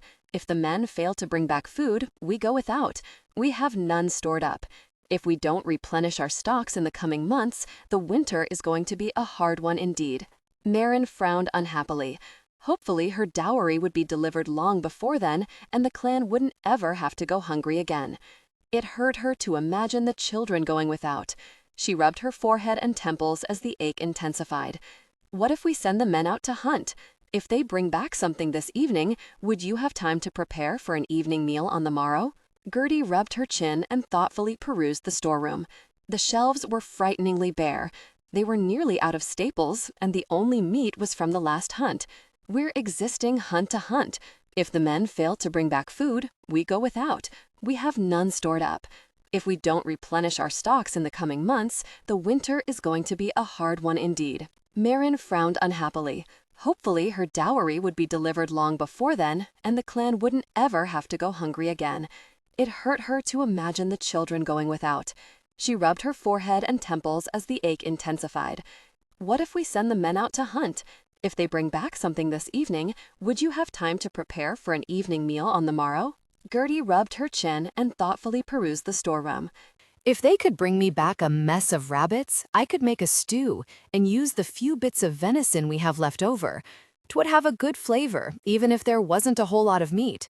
I can use what flour we have left to make bread, and I can have oatcakes for dipping as well. It sounds wonderful, Gertie. I'll go see the Laird at once about sending a few of his men out hunting. With any luck, they'll bring home enough to make a huge pot that will last us through the McDonald's visit. Gertie nodded. You do that, lass.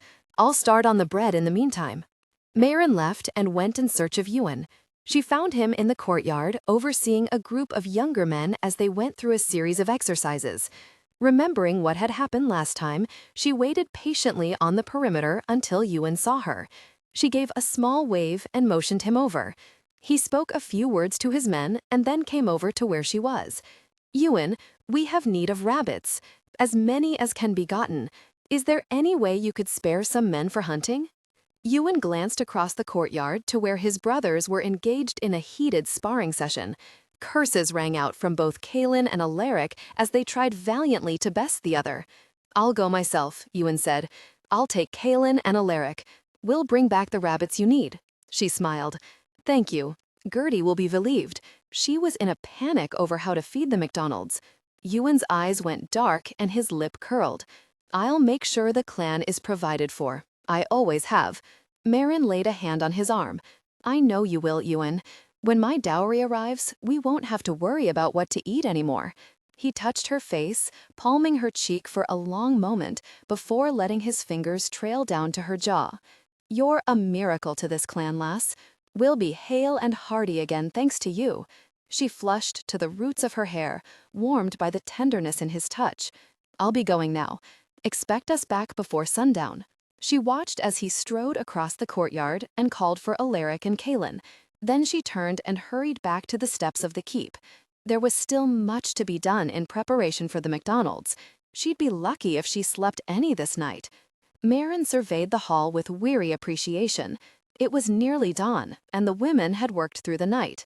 Those with children, Mairin had sent home the night before, but a small group had stayed on with Mairin to see to the final preparations.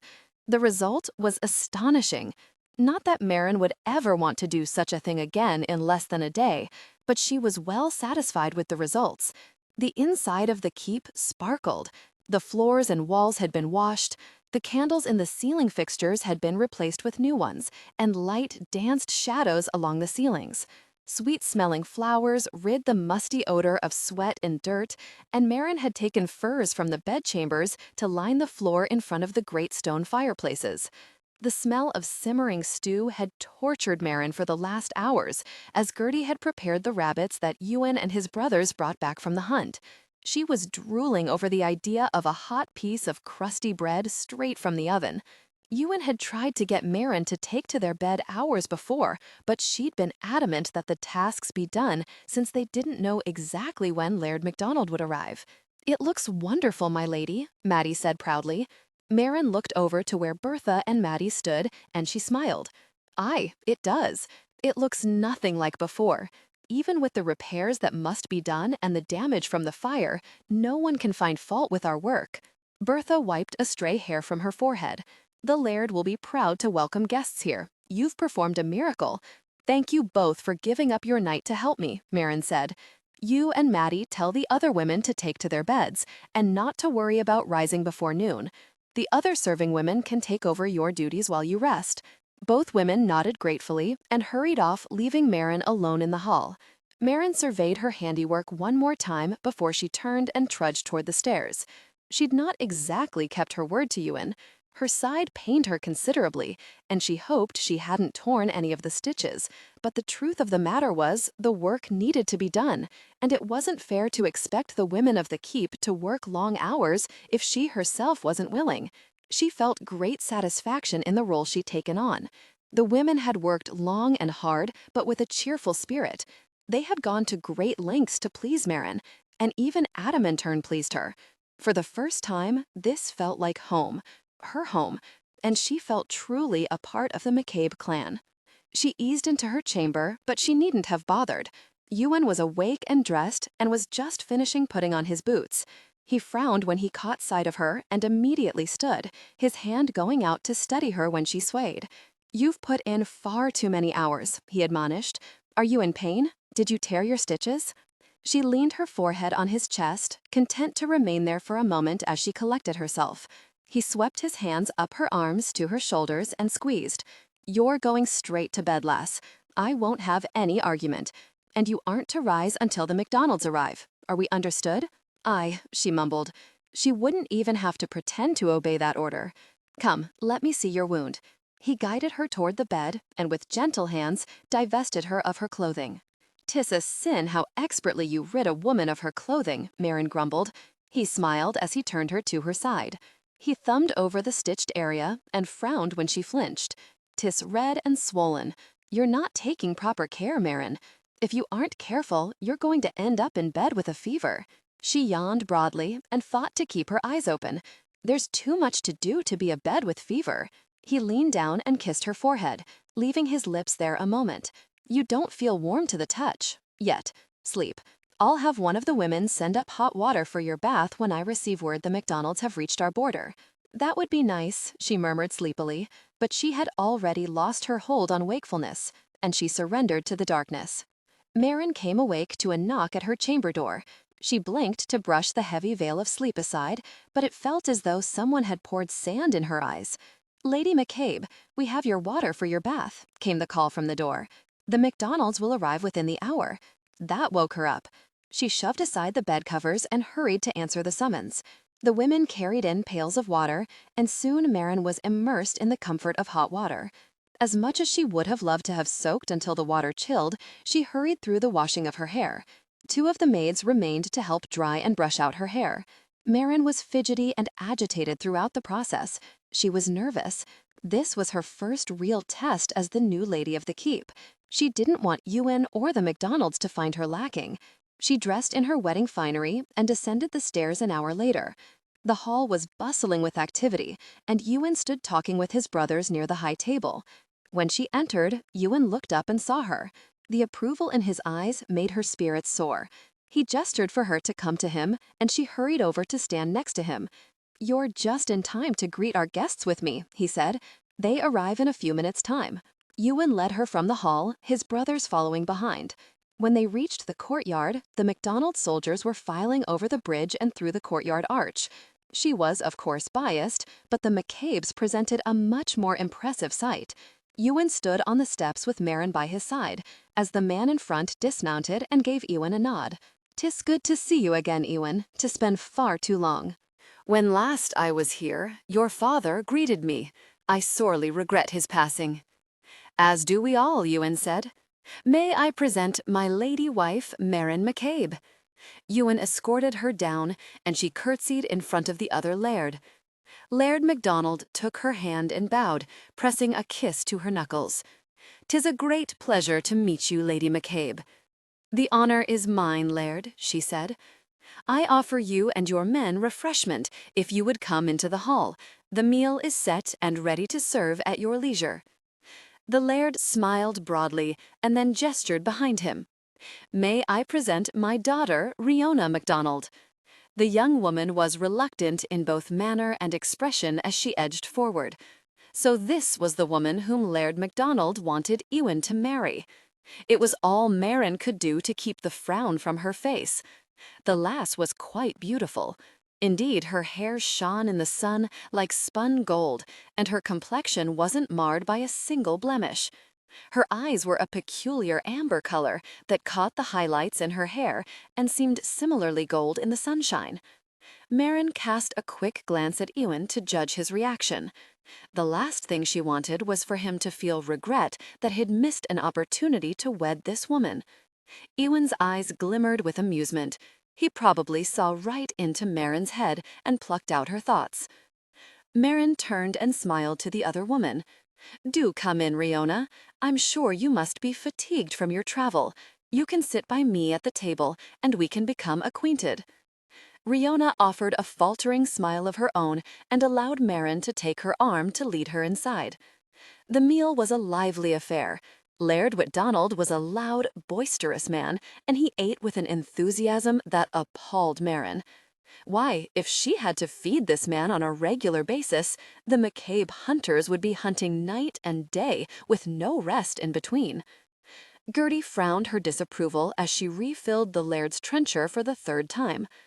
Mairin caught her eye and shook her head. It wouldn't do to insult the Laird. The talk centered around mundane topics: hunting, raiding, concerns over protection of their borders. After a while, Mairin tuned out, struggling to suppress the yawn that threatened to overtake her. She tried in vain to engage Riona in conversation, but the lass focused on her food and kept her head down during the entire meal. When finally the men were finished eating, Ewan caught Mairin's eye, and she rose to excuse herself from the table. The time had come for the men to discuss whatever they discussed in meetings like this, and they no doubt had no desire for women to be present. She thought to invite Riona outside to take a stroll about the keep and perhaps indulge in play with the children, but as soon as Mairin excused herself from the table, Riona hastened away. With a shrug, Mairin went in search of Crispin. When the women departed the hall, Laird MacDonald nodded toward Ewan. "Your wife does you proud." The meal was magnificent and the welcome was warm. "My wife is a credit to our clan," Ewan agreed. "I was dismayed to hear of your marriage," the Laird continued. "I had hopes of a match between you and Riona. It would seal an alliance and bind our clans." Ewan lifted his brow but didn't say anything. He eyed MacDonald to see where he was going with the current conversation. MacDonald looked over at Alaric and Caelan before returning his gaze to Ewan. "I would speak plainly with you, Ewan." Ewan motioned for his men to leave the table. Alaric and Caelan remained behind, along with Ewan, Laird MacDonald, and a few of his men who stood to the side. "I want this alliance," MacDonald said. Ewan pressed his lips together in thought. "Tell me, Gregor, why do you seek this alliance? Goodwill is not something I associate with our relationship since my father's death. And yet, you were loyal to him, and he to you." MacDonald sighed and leaned back in his seat, his hands covering his protruding middle. "'Tis necessary now. Duncan Cameron threatens my holding. We've become embroiled in a few skirmishes over the last months. I think he's testing the might of my army, and I'll be honest, we've not fared well in the battles much." "Gosh," Ewan muttered, "your lands adjoin Nahum Allen. The jerk is planning for the day he thinks to take over Mairin's lands. Aye, and I can't hold him off by myself. What are you proposing? 'Tis obvious I can't marry your daughter." "Nay," MacDonald said, drawing out his words. Then he looked over at Alaric. "But he can." Alaric nearly choked on his ale. Caelan looked relieved that MacDonald's remark hadn't been intended for him, but he glanced sideways at his brother with sympathy written all over his face. Ewan shot Alaric a warning look and turned his attention back to MacDonald. "Why is it so important that we seal this alliance with marriage? Surely there are important enough factors at work that we would ally ourselves for the common good. Riona is my heir, my only heir. I have no sons to take over when I die. The man she marries must be willing to assume the duties of Laird as well as be strong enough to protect the holding from threats like Duncan Cameron. If our clans are allied, not only through agreement but marriage, your loyalty to your brother won't allow you to ever break with our agreement." Ewan stiffened and glared at the older man, outraged by the insult. "Are you saying my word isn't good?" "Nay, I'm saying I would feel more secure in the alliance if there were more at stake than mutual protection. I don't want my lands in the hands of a man like Duncan Cameron. He's a greedy, power-hungry jerk who'd betray his own mother to further his cause. There are rumors, Ewan, more now than ever, that Duncan plots against the king. And I've heard that he might throw in his lot with Malcolm to support another uprising against the throne." Ewan drummed his fingers on the table and looked again at Alaric, who wore what could only be described as a pained look of resignation. "I'll have to speak to my brothers. I won't make any decision that affects Alaric without hearing his thoughts on the matter." MacDonald nodded. "Of course, I would expect no less. Separately, we are strong clans, but together we would be a force to be reckoned with. Think you the McLaurin clan would join in our cause?" The McLaurin clan, though small, did have well-trained soldiers. Together with the McCabes and the MacDonalds, they would form a formidable alliance that would only be strengthened when the McCabes controlled Naam Allen. Aye, they will, Ewan replied. With the three of us united, it might sway Douglas to our side. He controls the lands north and west of Naam Allen.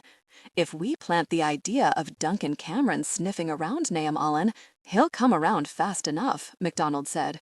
He alone can't stand up to a force like Cameron, but with us, Cameron doesn't stand a chance against our might. Duncan Cameron doesn't stand a chance against me, Ewan said softly. MacDonald's eyebrow lifted in surprise. That's a heavy boast, Ewan. You don't have his numbers. Ewan smiled. My men are better trained. They're stronger. They're more disciplined. I don't look to this alliance to defeat Cameron. I'll defeat him with or without allies. I look to alliances to cement the future.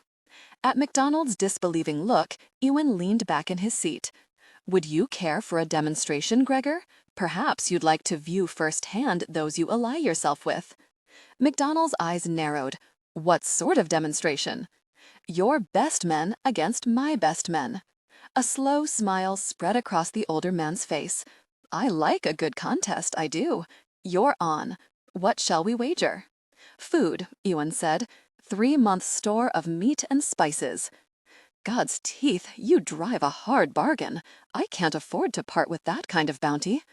If you're concerned about losing, we can of course call off the contest. Knowing an opponent's Achilles heel was all important, and for Gregor MacDonald, his weakness was a challenge. Suggesting he was afraid of losing a wager was like summoning hounds to a carcass. Done, MacDonald pronounced. He rubbed his hands in glee, and his eyes gleamed triumphantly. Ewan rose from his seat. No time like the present. MacDonald leaped from his chair and gestured for one of his commanders. Then he peered suspiciously back at Ewan. You and your brothers aren't allowed to participate. Only your men. Soldier against soldier. Ewan smiled lazily. If that's what you prefer. I would not have a man under my command if he weren't as worthy as I am with a sword. I shall enjoy raiding your stores when my men prove their mettle, MacDonald crowed. Ewan kept his smile and motioned for MacDonald to precede him Iffy the hall. When MacDonald hurried out to his men, Alaric hung back. Ewan, are you giving consideration to this marriage business? Ewan eyed his younger brother. Are you telling me you're not? Alaric frowned. Nay, it isn't at all what I'm saying. But gosh, Ewan, I've no desire to be saddled with a bride. 'Tis a good opportunity for you, Alaric. You would be laird of your own clan. You'd have lands and sons to hand that legacy down to. Nay, Alaric said quietly, this is my clan, not the MacDonalds. Ewan put his hand on Alaric's shoulder. We'll always be your clan, but think, my brother will be my closest neighbor. We'll be allies. If you stay here, you can never be laird. Your heir will never be laird. You should grab onto this with both hands. Alaric sighed. But marriage. She's a bonny lass, Ewan pointed out. Pretty enough, I suppose, Alaric grunted. I couldn't see much of her face during the meal because she had it pointed down the entire time. There'll be plenty of time to see her face. Besides, 'tis not the face you need to concern yourself with. 'Tis the rest. Alaric laughed and then looked quickly around. Better not let your bride hear you say that. You might be sleeping with your men tonight. Are you ready, Ewan? MacDonald boomed across the courtyard. Ewan held up his hand. Aye, I'm ready. What on earth are they doing? Mairin asked as she heard the roar from the courtyard. Crispin grabbed her hand and tugged her toward the hill. Let's go up the hill so we can see. The other children followed suit, and soon they stood atop the hill. Mairin shielded her face from the sun so she could see the goings-on below. They're fighting, Crispin exclaimed. Mairin's eyes widened at the sight of so many warriors gathered in a tight circle. In the middle stood 2 soldiers, one a McCabe and one a MacDonald. Why, that's Gannon, she whispered. Why is Gannon fighting the MacDonald soldier? "'Tis the way of things," Crispin boasted. "Men fight, women tend the hearth." Gretchen punched Crispin in the arm and gave him a fierce glare. Robbie, in turn, shoved Gretchen. Mairin frowned and stared down at him. "Your father told you that, no doubt. Uncle Callan did." She rolled her eyes. Why didn't that surprise her? "But why are they fighting?" she persisted. "'Tis a wager, my lady." Mairin turned to see Maddie heading up the hill, several of the McCabe women on her heels. They carried a basket between them. "What wager?" she asked as the women approached. Maddie plunked the basket down, and the rich smell of bread wafted through the air. Despite the splendid meal in which she had partaken, Mairin put a hand to her rumbling stomach. The children leaned forward eagerly, their expressions hopeful as they circled Maddie.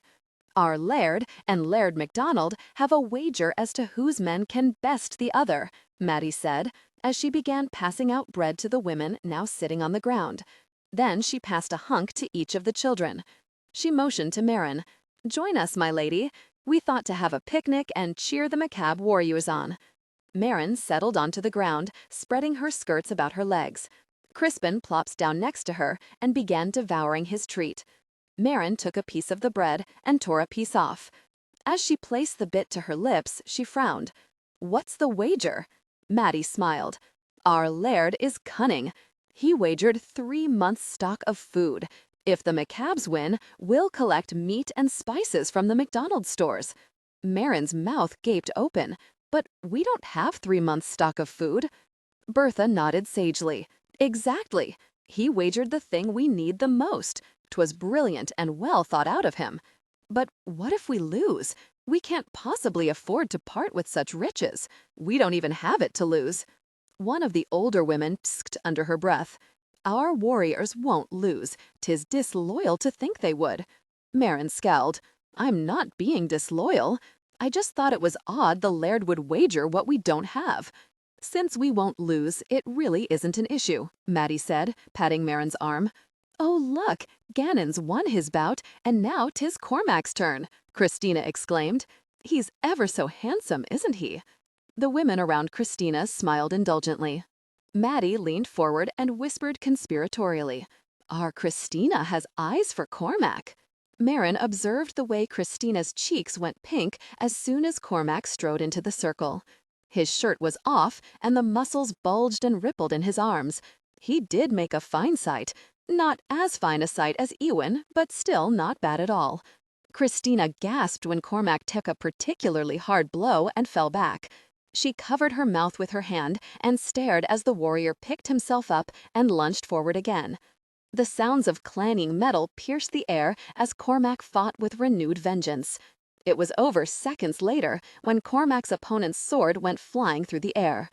Cormac raised his sword over his head and then slashed downward until the point rested under the other man's chin. The man held up his hands in surrender, and Cormac extended a hand to help him to his feet. "Our men are making short work of the MacDonald warriors," Bertha said smugly. Indeed, the McCabe soldiers quickly dispatched the next two. The match was over, given that 4 of the MacDonald warriors had already fallen. But the 5th stalked into the ring fully adorned with protective armor and helmet. "He's a small one," Maddie exclaimed. "Why, he can't be more than a lad."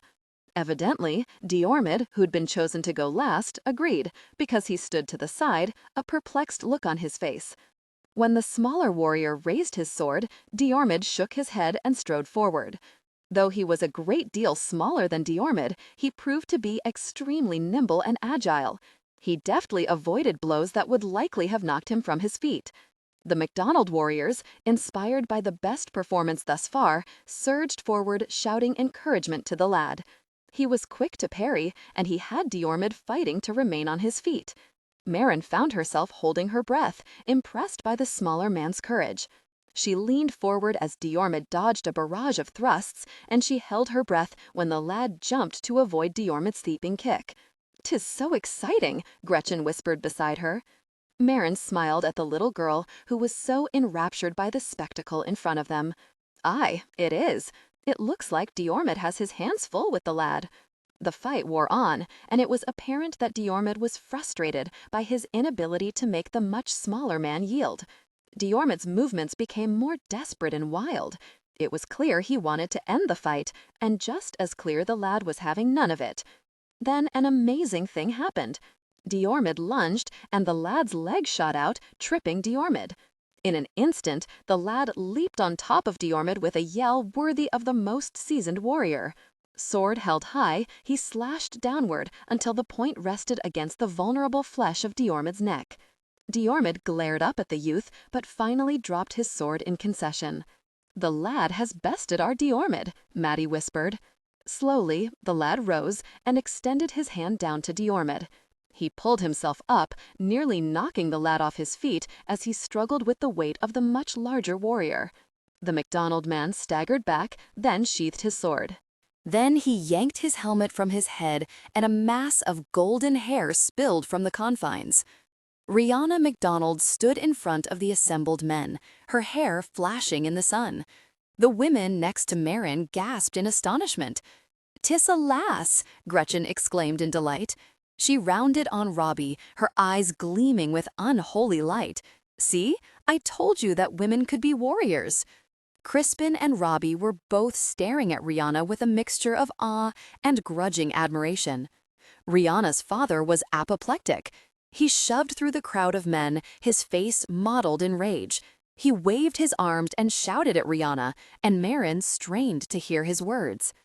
Rihanna bowed her head, but not before Mairin saw the flash of anger cross her face.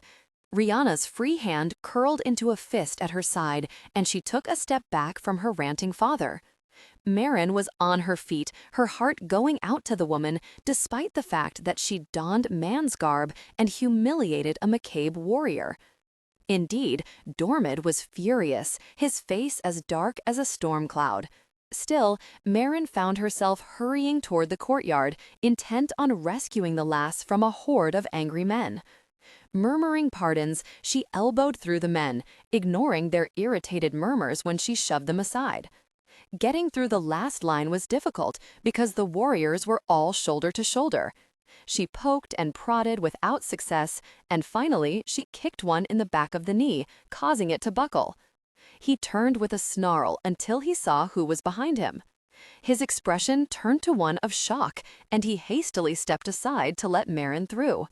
Relieved that she'd made it into the ring, she realized she didn't have a plan beyond getting there. Ewan didn't take her presence well, and he stared holes in her from across the ring of warriors. Mairin tucked Rihanna's hand into hers, ignoring Rihanna's look of surprise. "Curtsy," Mairin whispered. "What?" "Curtsy, then back away with me. And smile, really big smile. Begging your pardons, lairds, we'll be going now. The children of the keep need our attention, and we must see to the evening meal," Mairin said. She offered them a dazzling smile and dipped into a curtsy. Rihanna flashed a smile, and Mairin marveled at how stunning the lass was. Her mouth spread into a wide smile, showing perfectly straight white teeth and a dimple in the smooth skin of her cheek. Rihanna also dipped low in a curtsy and then allowed Mairin to drag her toward the perimeter. The men tripped over themselves to move as Mairin gifted them with another sweet smile. She dragged Rihanna off, fully expecting Ewan's roar at any moment. When she managed to exit the courtyard, she breathed a sigh of relief. "Where are we going?" Rihanna asked. "There is a little girl who would dearly love to meet you," Mairin said cheerfully. "She was most impressed with your performance." Rihanna shot her a puzzled look, but allowed Mairin to take her all the way up the hill, where the others sat watching with avid interest. Gretchen could not contain herself no longer. As soon as Mairin and Rihanna drew near, Gretchen jumped to her feet and fairly danced over to Rihanna. She curtsied, but bubbled over with excitement and proceeded to bombard Rihanna with a dozen questions in succession. Seeing Rihanna's complete befuddlement, Mairin took pity on her and laid a hand on Gretchen's shoulder to staunch the flood of chatter. "Gretchen wants to be a warrior," Mairin explained.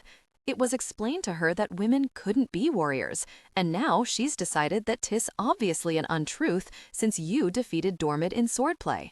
Rihanna smiled, this time a genuine smile, and knelt in front of Gretchen. I must share a secret with you, Gretchen. 'Tis not a popular opinion, but I firmly believe that a woman can be whatever she wants to be if she sets her mind to it. Gretchen was aglow with delight.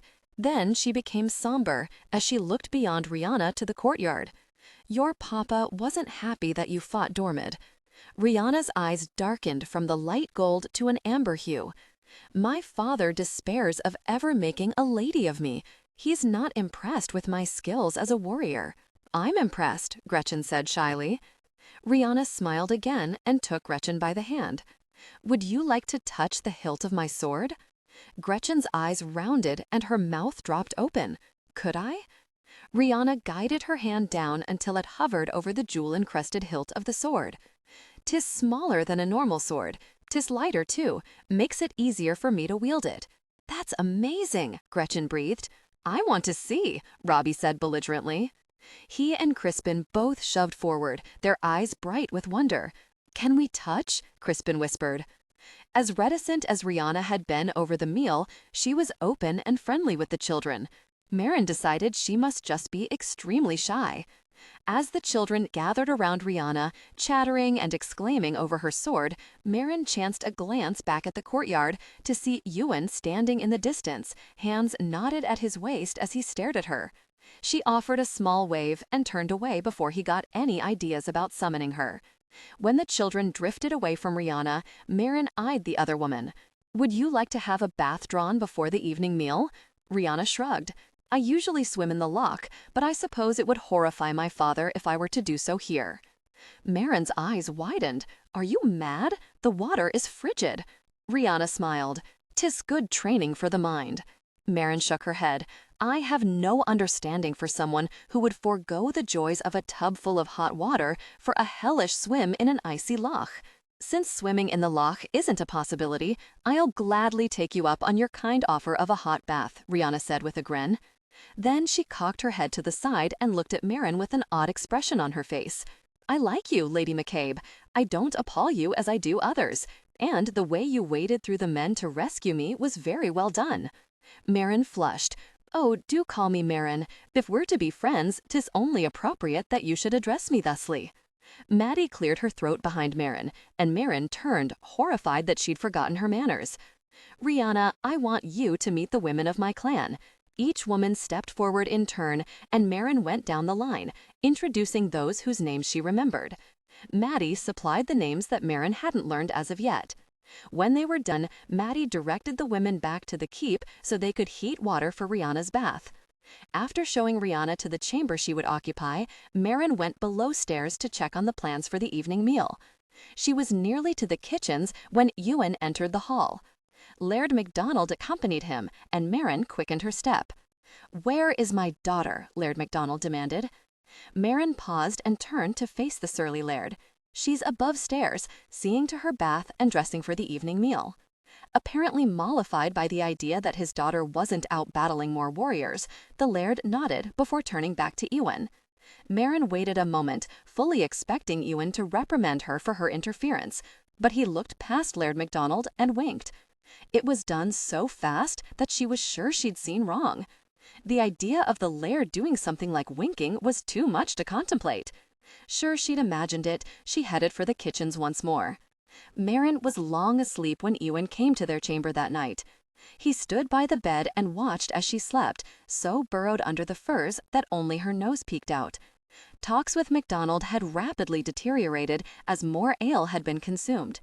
Instead of talking marriage and alliances, the men had sat around the table in the hall, drinking and engaging in bawdy tellings of tavern wenches and old battle scars. Ewan had excused himself, more interested in slipping into a warm bed with his wife than engaging in ribald boasting. It should bother him that even asleep the lass had such a hold over him that all he had to do was imagine her above stairs in his bed, and he grew restless and ready to depart the men. But he found that it didn't bother him at all. While the rest were in the hall fondly recounting nights spent in the arms of a woman, he'd be above stairs holding his in his arms. He undressed and carefully pulled back the bed covers. She immediately stirred, frowned, and then yanked the furs to bring them back up. He chuckled and slid into bed beside her. The shock of her warm body against his brought him instantly and fully to awareness. She stirred again, murmured something in her sleep, and proceeded to burrow underneath him. Her nightdress fell down one arm, baring the curve of her neck and the smooth skin of her shoulder. Unable to resist, he pressed his mouth to her flesh and nibbled a path to the column of her neck. He loved her taste, loved the way her scent filled his nose as his tongue laved over her softness. She emitted a sigh that tickled over his ear. "Ewan?" she asked sleepily. "Who else were you expecting, lass?" "Oh, I don't know. It seems every time I wake, there are people in our chamber." He chuckled and nipped at her earlobe.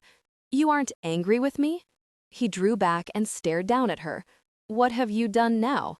She huffed, and her lips twisted into a disgruntled line. "I've done nothing. I was referring to earlier today, when I took Riona off me. I know I shouldn't have interfered, but—" He put a finger over her lips. "Nay, you shouldn't have, but I'm fast discovering that you do many things you shouldn't. It was a good thing that you removed Riona when you did. Her father was angry, and you diffused the situation. My only complaint is that you placed yourself in a potentially explosive situation. Not to mention, you waded through a bunch of men who were caught up in the excitement of a battle." Her hands moved over him, and his desire grew. "But you aren't angry," she said in a whisper-soft voice. His eyes narrowed. "Don't think I don't know what you're about, lass." Her eyes widened innocently as she continued her intimate touch. He leaned down to kiss her, breathing in her very essence. He inhaled, holding and savoring the air that had been hers, and then he returned it, and it danced around their lips and tongues. "This won't get you out of trouble every time," he warned. She smiled. "I'll settle for most of the time." He was about to lose himself in the moment. Her soft touch was driving him to the brink of insanity. He had to have her, now. He reached down and clutched the hem of her nightdress. "Don't tear." The sound of material ripping muffled her warning.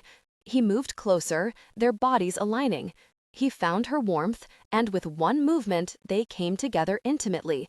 She gasped and arched into him, her belly trembling beneath his. She held him close, and he began to unravel. "Ah, lass, I'm sorry." "For what?" Her hands trailed over his shoulders, her nails scraping at his flesh. He closed his eyes, knowing this wouldn't last long at all. "I seem to lose all control when I'm with you. This will be fast. I cannot hold back."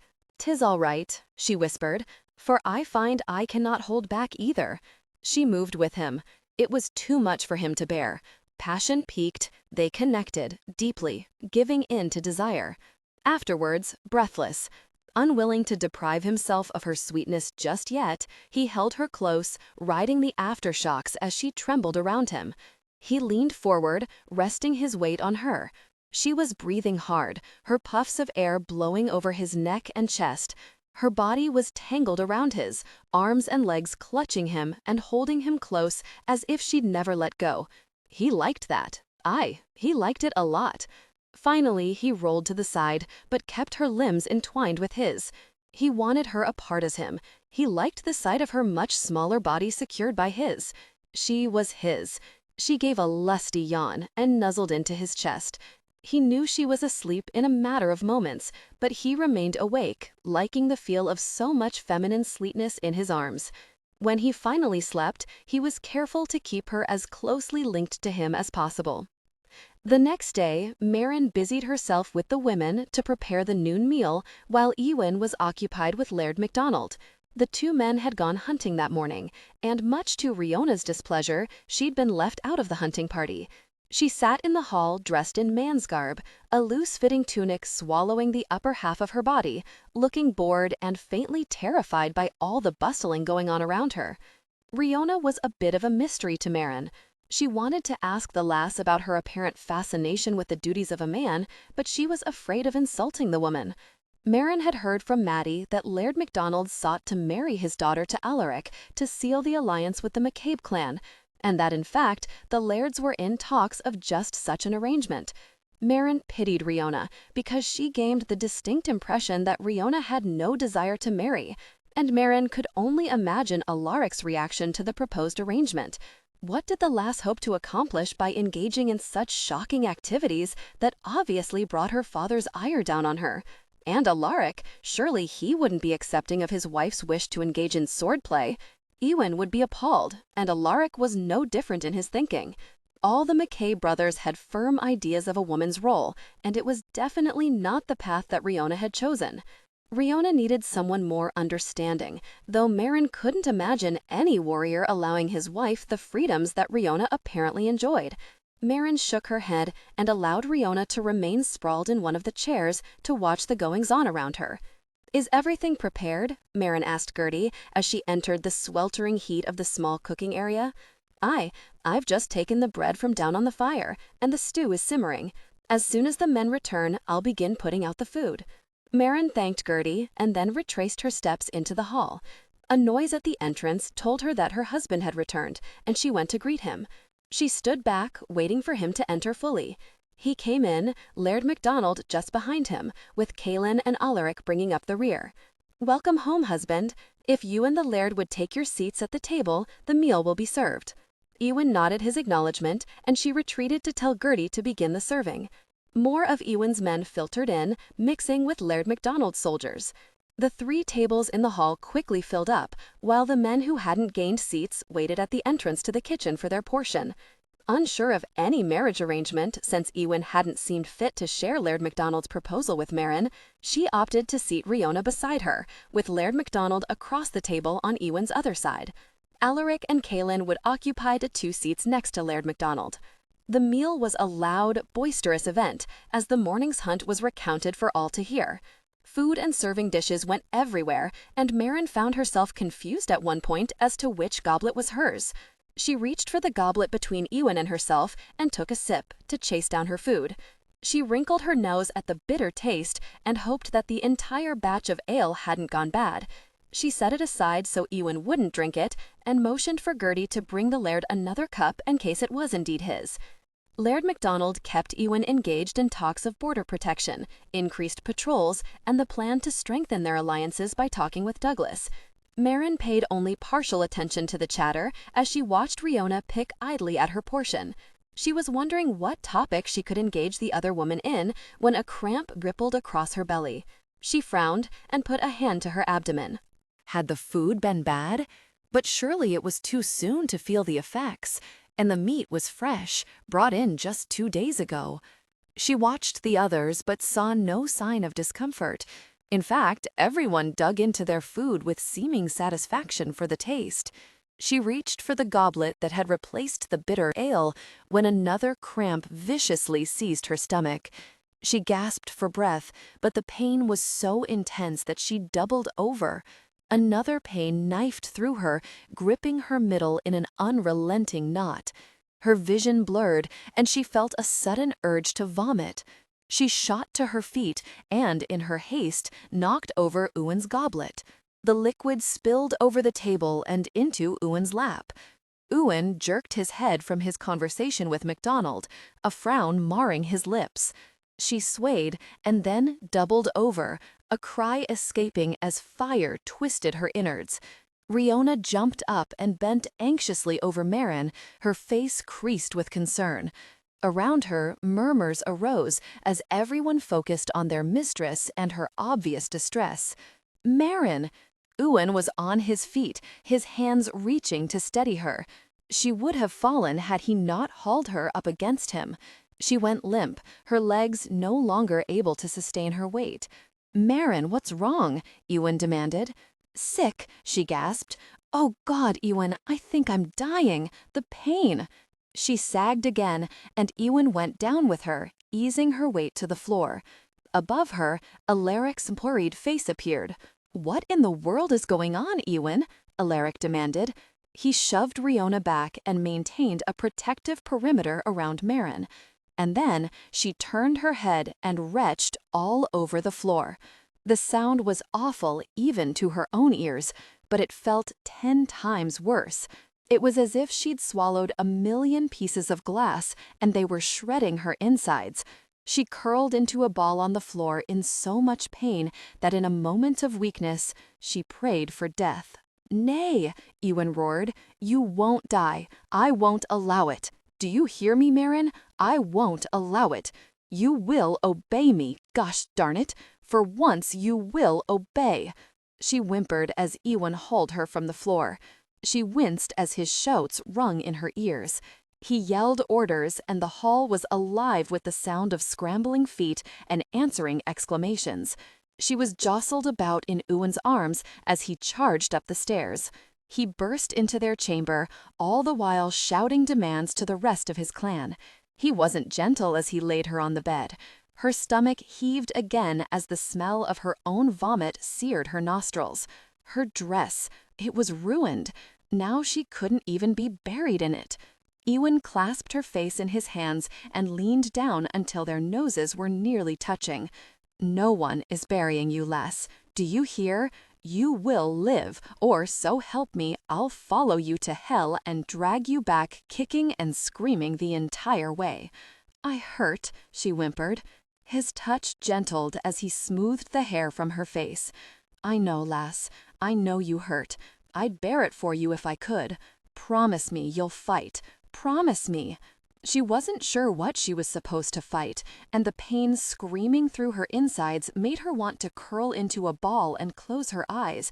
But when she tried, Ewan shook her until her teeth rattled in her head.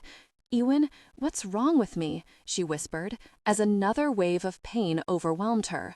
His face was grim and going more blurry by the minute. "You've been poisoned." It had been many years since Ewan had prayed. Not since the birth of his son, when he'd prayed over his wife's bedside as she struggled to bring forth the life within her.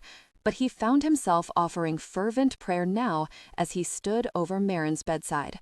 Maddie flew in behind him with Bertha on her heels. "You must make her vomit, Laird," Bertha said. "There's no time to waste. We don't know how much of the poison she took in, and she must rid her stomach of all its contents."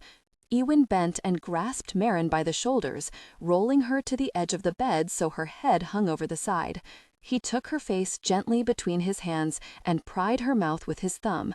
She twisted and fought against him, but he tightened his grip, refusing to give way. "Listen to me, Mairin," he said urgently. "We must rid your stomach of its contents.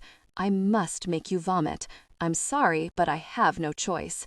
As soon as her lips parted, he thrust his fingers to the back of her throat, and she gagged and convulsed. With only one arm to hold her, it was difficult. "Help me hold her," he barked to Maddie. "If you can't do it, call one of my brothers."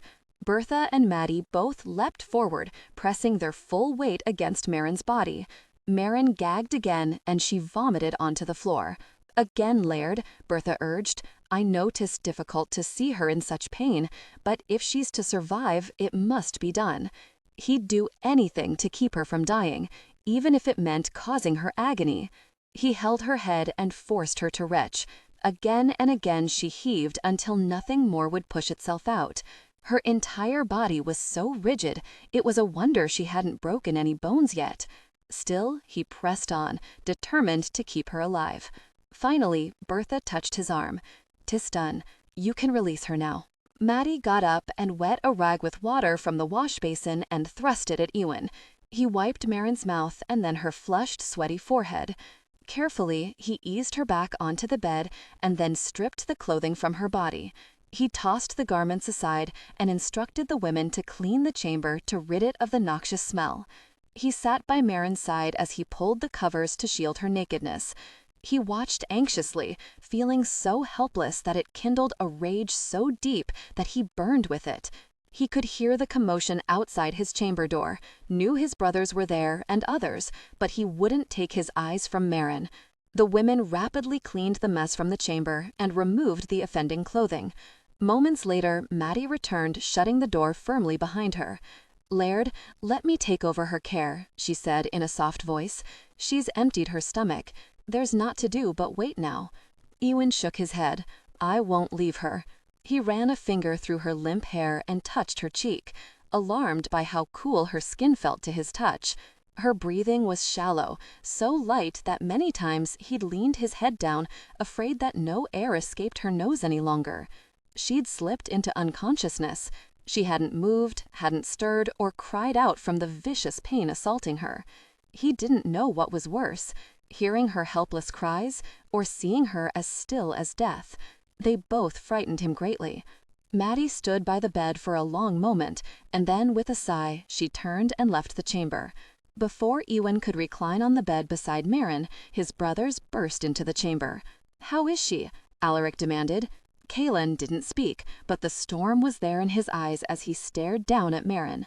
Ewan touched Mairin's cheek again and ran his fingers underneath her nose until he felt the light exchange of air on his skin. There was so much turmoil churning in his gut. Rage, fear, helplessness. "I don't know," he finally said. The admission twisted the knife in his belly until he had the same urge to vomit as Mairin. "Who did this?" Kaelin hissed. "Who could have poisoned her?" Ewan glanced down at Mairin as anger knotted his chest.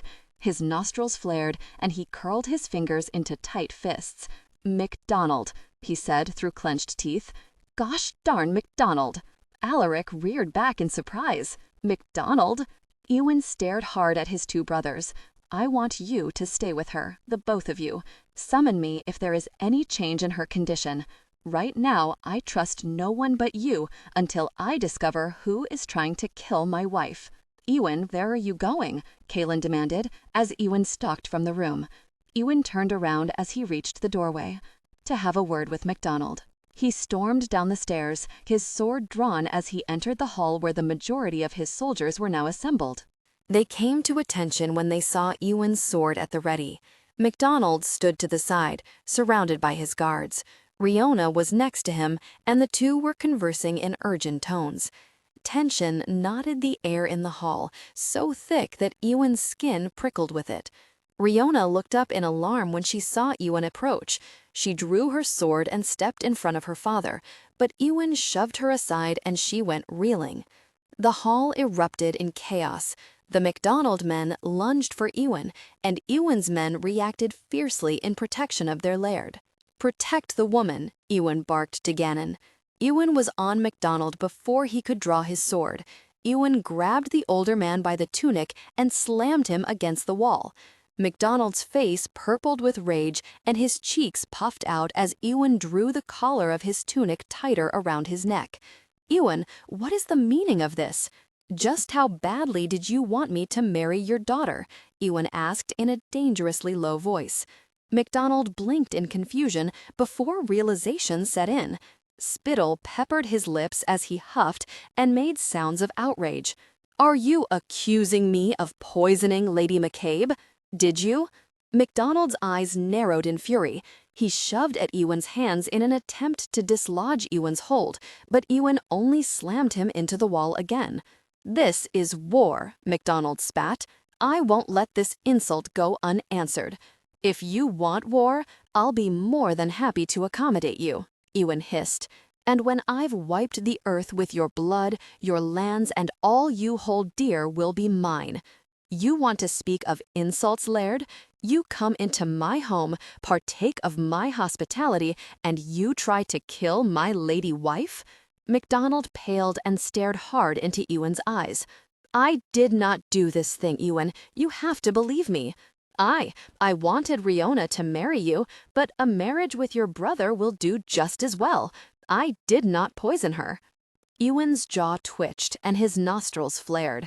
Sweat broke out on MacDonald's forehead, and he looked nervously left and right, but his men had easily been staved off by Ewan's soldiers. Riona stood several feet away, her arms held by Gannon.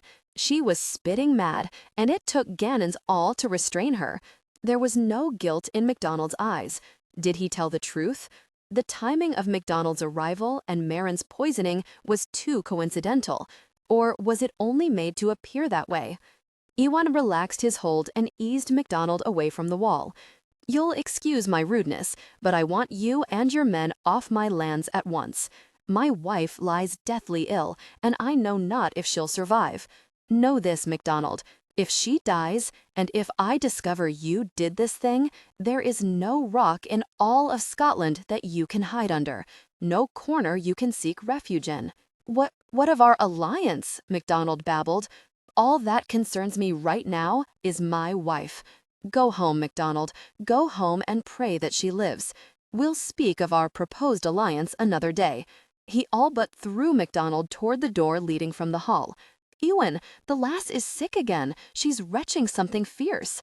Nothing Kaelin and I do seems to help. Ewan whipped around to see Alaric standing at the entrance to the hall, his expression haggard. See to their departure, Ewan snapped at Gannon. Escort them to our border and make sure they don't linger. Then Ewan broke into a run, shoving past Alaric as he thundered up the stairs. He burst into the chamber to see Kaelin holding Mairin over the side of the bed as she gagged and heaved. Kaelin looked desperate, and yet he held Mairin protectively against him, anchoring her as her entire body shook with the force of her retching. Kaelin looked up as Ewan charged toward the bed. Ewan, thank God you're here. I can't make her stop, and it's killing her. Ewan took Mairin's limp body and cradled her in his arms. Shh, sweeting, breathe with me. Through your nose. You must stop the retching. Sick, she whimpered. Please, Ewan, let me die. It hurts so much. His heart turned over and he hugged her tighter against him. Just breathe, he whispered. Breathe for me, Mairin. The hurt will go away. I swear it. She clutched his tunic so tight that the material drew uncomfortably across his arms. Her body tensed, but this time she managed to hold back the urge to vomit. That's it, lass. Hold on to me. I won't let you go. I'm here. She buried her face against his neck and went limp. He lowered her to the bed, then looked up at Kaelin, who stood by the bed, his face drawn in helpless fury. Wet a cloth so I can wipe her face. Kaelin hastened to the wash basin. He wrung out the cloth and shoved it in Ewan's direction. Ewan wiped Mairin's brow and then ran the damp material over her mouth.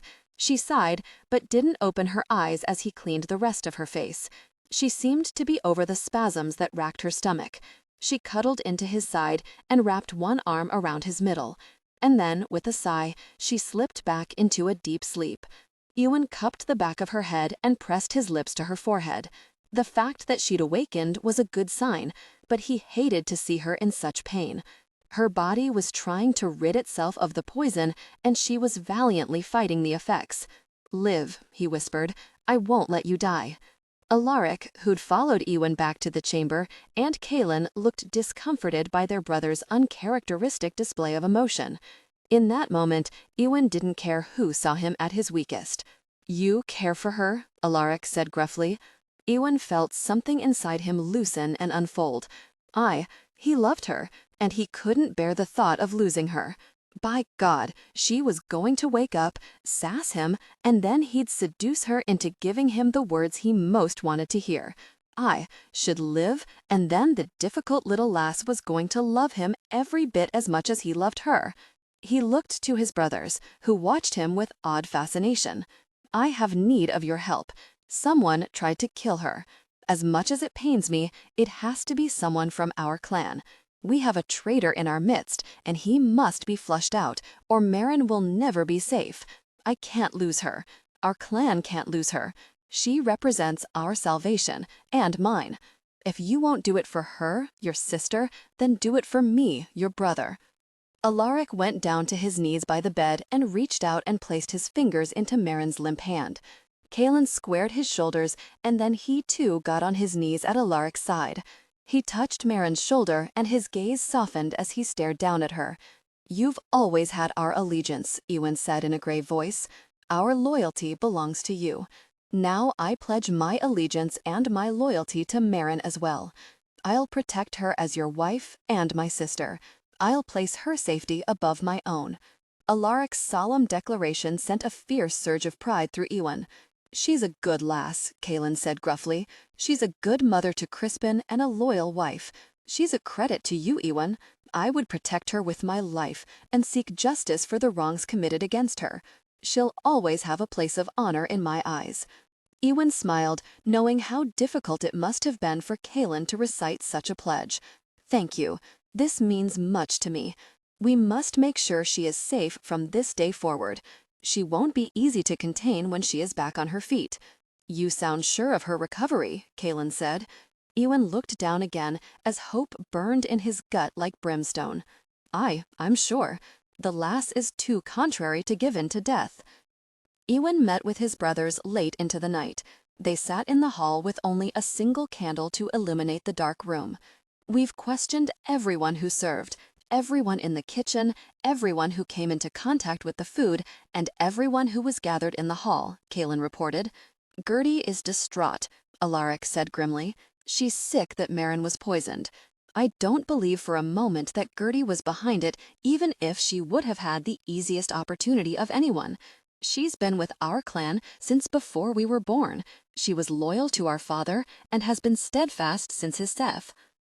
Ewan didn't believe it either, but he'd be a fool to discount the possibility. He couldn't imagine anyone in his clan trying to kill Mairin. Why would they? She represented hope. She was their salvation, and there wasn't anyone who didn't know that. But someone had. Gannon and Cormac entered the hall, their expressions grim. Fatigue lined their faces, and they made a direct line toward Ewan. "Laird, we have a report." Ewan gestured for them to sit. Cormac took a seat, but Gannon opted to stand, his agitation evident in the way he clenched and unclenched his fists. "We've determined the source of the poison," Gannon said. "Tell me," Ewan bit out. "It wasn't in the food. We tested pieces from all the remaining plates, including Lady McCabe's. The poison was in a goblet. It was nearly full, so she didn't drink much of it. Thank God," Ewan breathed. There was hope yet. "Laird," Cormac said painfully, "we don't believe the goblet was Lady McCabe's." Ewan thumped his fists on the table and leaned forward. "Whose was it then?" Gannon blew out his breath. "We believe it was yours, Laird." At that, Kaelin and Alaric nearly unsettled their chairs. "What in the world do you mean?" Kaelin demanded. "We spoke extensively with all the serving women. There were 3 goblets. One that Lady McCabe upended when she rose from the table. That was her goblet, but it wasn't placed correctly, and we don't think she ever drank from it. She took your goblet and drank a small portion.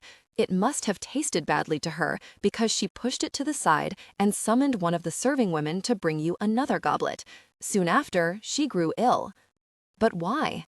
Ewan's voice trailed off, and he looked up at his most trusted men and his brothers. "The arrow. The arrow wasn't intended for Mairin at all. It was meant for me." "Jesus," Alaric said in agitation. "Someone is trying to kill you, Ewan, not Mairin." "It makes more sense," Kaelin said grimly. "No one gains if Mairin dies. That's not the case if Ewan dies and leaves Mairin without a husband and without child. Cameron is behind this, and somehow, some way, he's infiltrated our clan. Someone here is doing his bidding. Twice he's tried to kill me, and twice Mairin has nearly died as a result." Ewan's fist met the table with a sickening crack as he snarled out the realization. But who?" Alaric asked. "That's what we must find out," Ewan said. "And until we do, Mairin must be watched closely at all times. I won't have her injured by another attempt on my life." Harsh shouting interrupted Mairin's nice, hazy dream. She couldn't be sure it was a dream, but it was all nice and floaty, and she wasn't feeling any pain. She much preferred the nice, quiet float over the alternative. Then she found herself being shaken until her brain seemed to rattle inside her head. The pain was back, and she heard Ewan's voice. Oh, but the man did love to roar. He seemed to enjoy a good lecture, particularly when it was aimed at her. "You are the most disobedient lass I've ever had the misfortune to meet," Ewan snarled. "I order you not to die, and you're determined that you'll do just that. You're not the lioness who championed my son. She would never give up as you're giving up." Mairin frowned at his insult. It was just like him to act so shamefully when she was sick and dying. He acted as though she'd done it a purpose. She heard him chuckle. "Nay, lass, you might well be sick, but you're not dying. You're going to obey me this time, or, as God is my witness, I'm going to turn you over my knee." She glared, or at least she thought she did. The room still seemed incredibly dark to her, and her eyelids felt like someone had laid stones over them. Sudden panic hit her. Maybe they were preparing her for burial. Didn't they put stones over the eyes of the dead to keep them closed? Or was that coins? Either way, she didn't want to die. Shh, lass, Ewan soothed. Open your eyes. You can do it for me. No one is burying you. I swear it. Open your eyes and look at me. Let me see those beautiful blue eyes. It took all her might, but she managed to crack her eyelids. She winced as sunlight speared through her head, and she promptly snapped her eyes shut again. Height. Cover the window, Ewan barked. Mairin frowned. Who was he talking to? It was getting to be a regular occurrence for them to have visitors to their chamber. She heard a chuckle, and she opened her eyes only to see a fuzzy shape that resembled Ewan. She blinked rapidly, and then looked beyond him to see Alaric and Kaelin in front of the now-covered window. "'Tis good you returned home when you did, Alaric. Ewan would need you for the funeral." Alaric frowned. "Whose funeral, lass?" "Mine," she said. She tried to lift her head, but soon discovered that she was as weak as a newborn kitten. Kaelin laughed, and Mairin turned to offer him a frown of displeasure. She sniffed. "'Tis not a laughing matter. Ewan would be most displeased if I died." "Which is precisely why you aren't going to do anything of the sort," Ewan drawled. She turned her head to look at Ewan again, and was startled to see him look so haggard. His hair was unkempt, his eyes were red, and he had what looked to be several days' worth of beard growth on his jaw. "I am ever obedient, husband.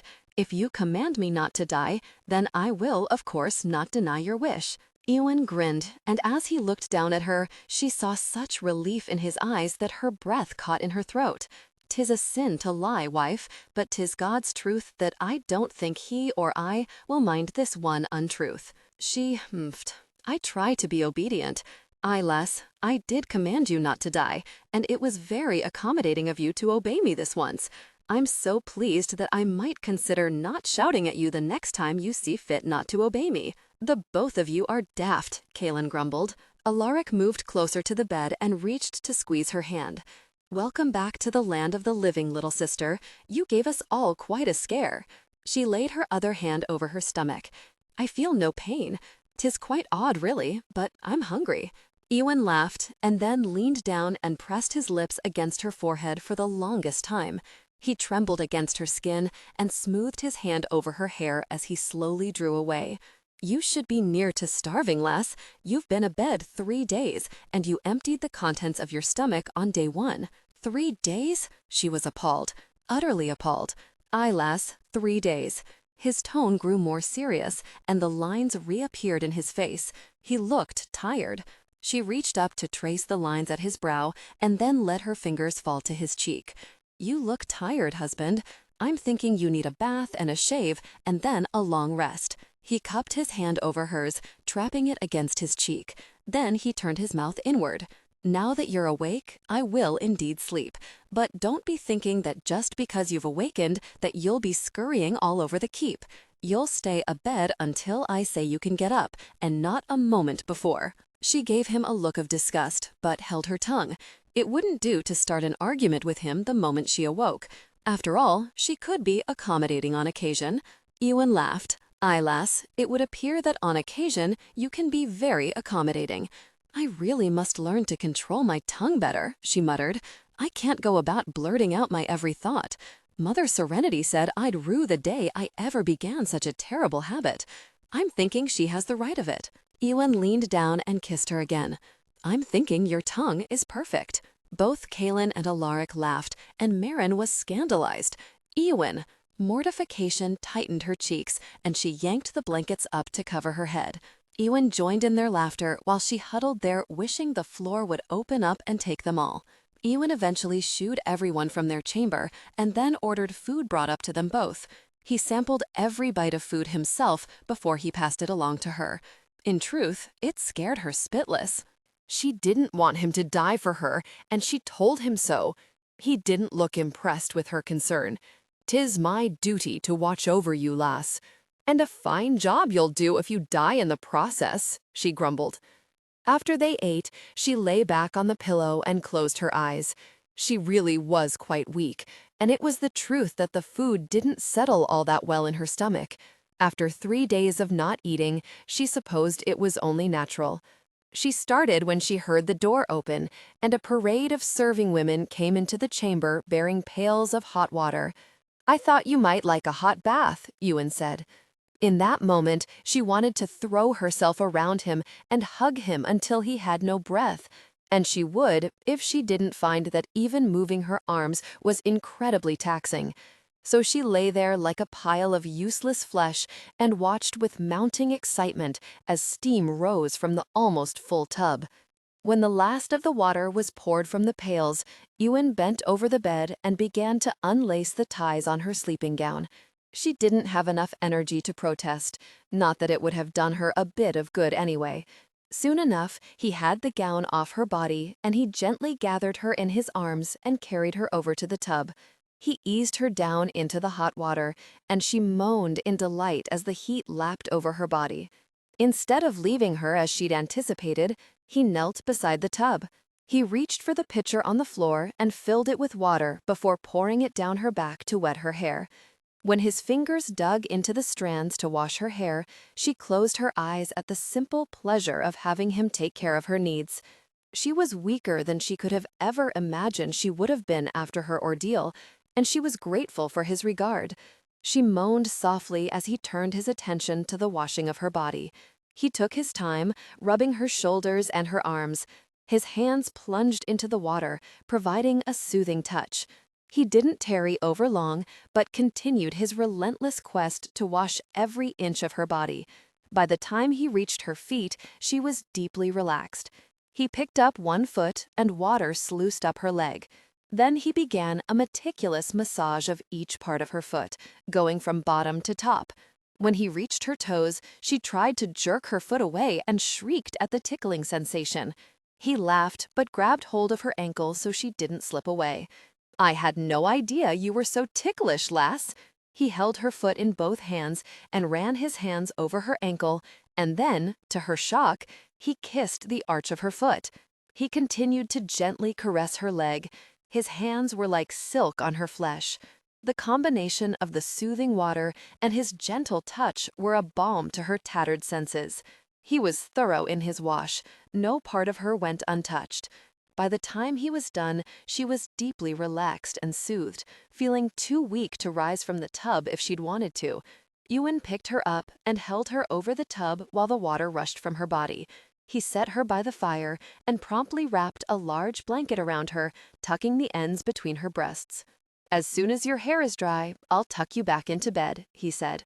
"I don't want you to get cold."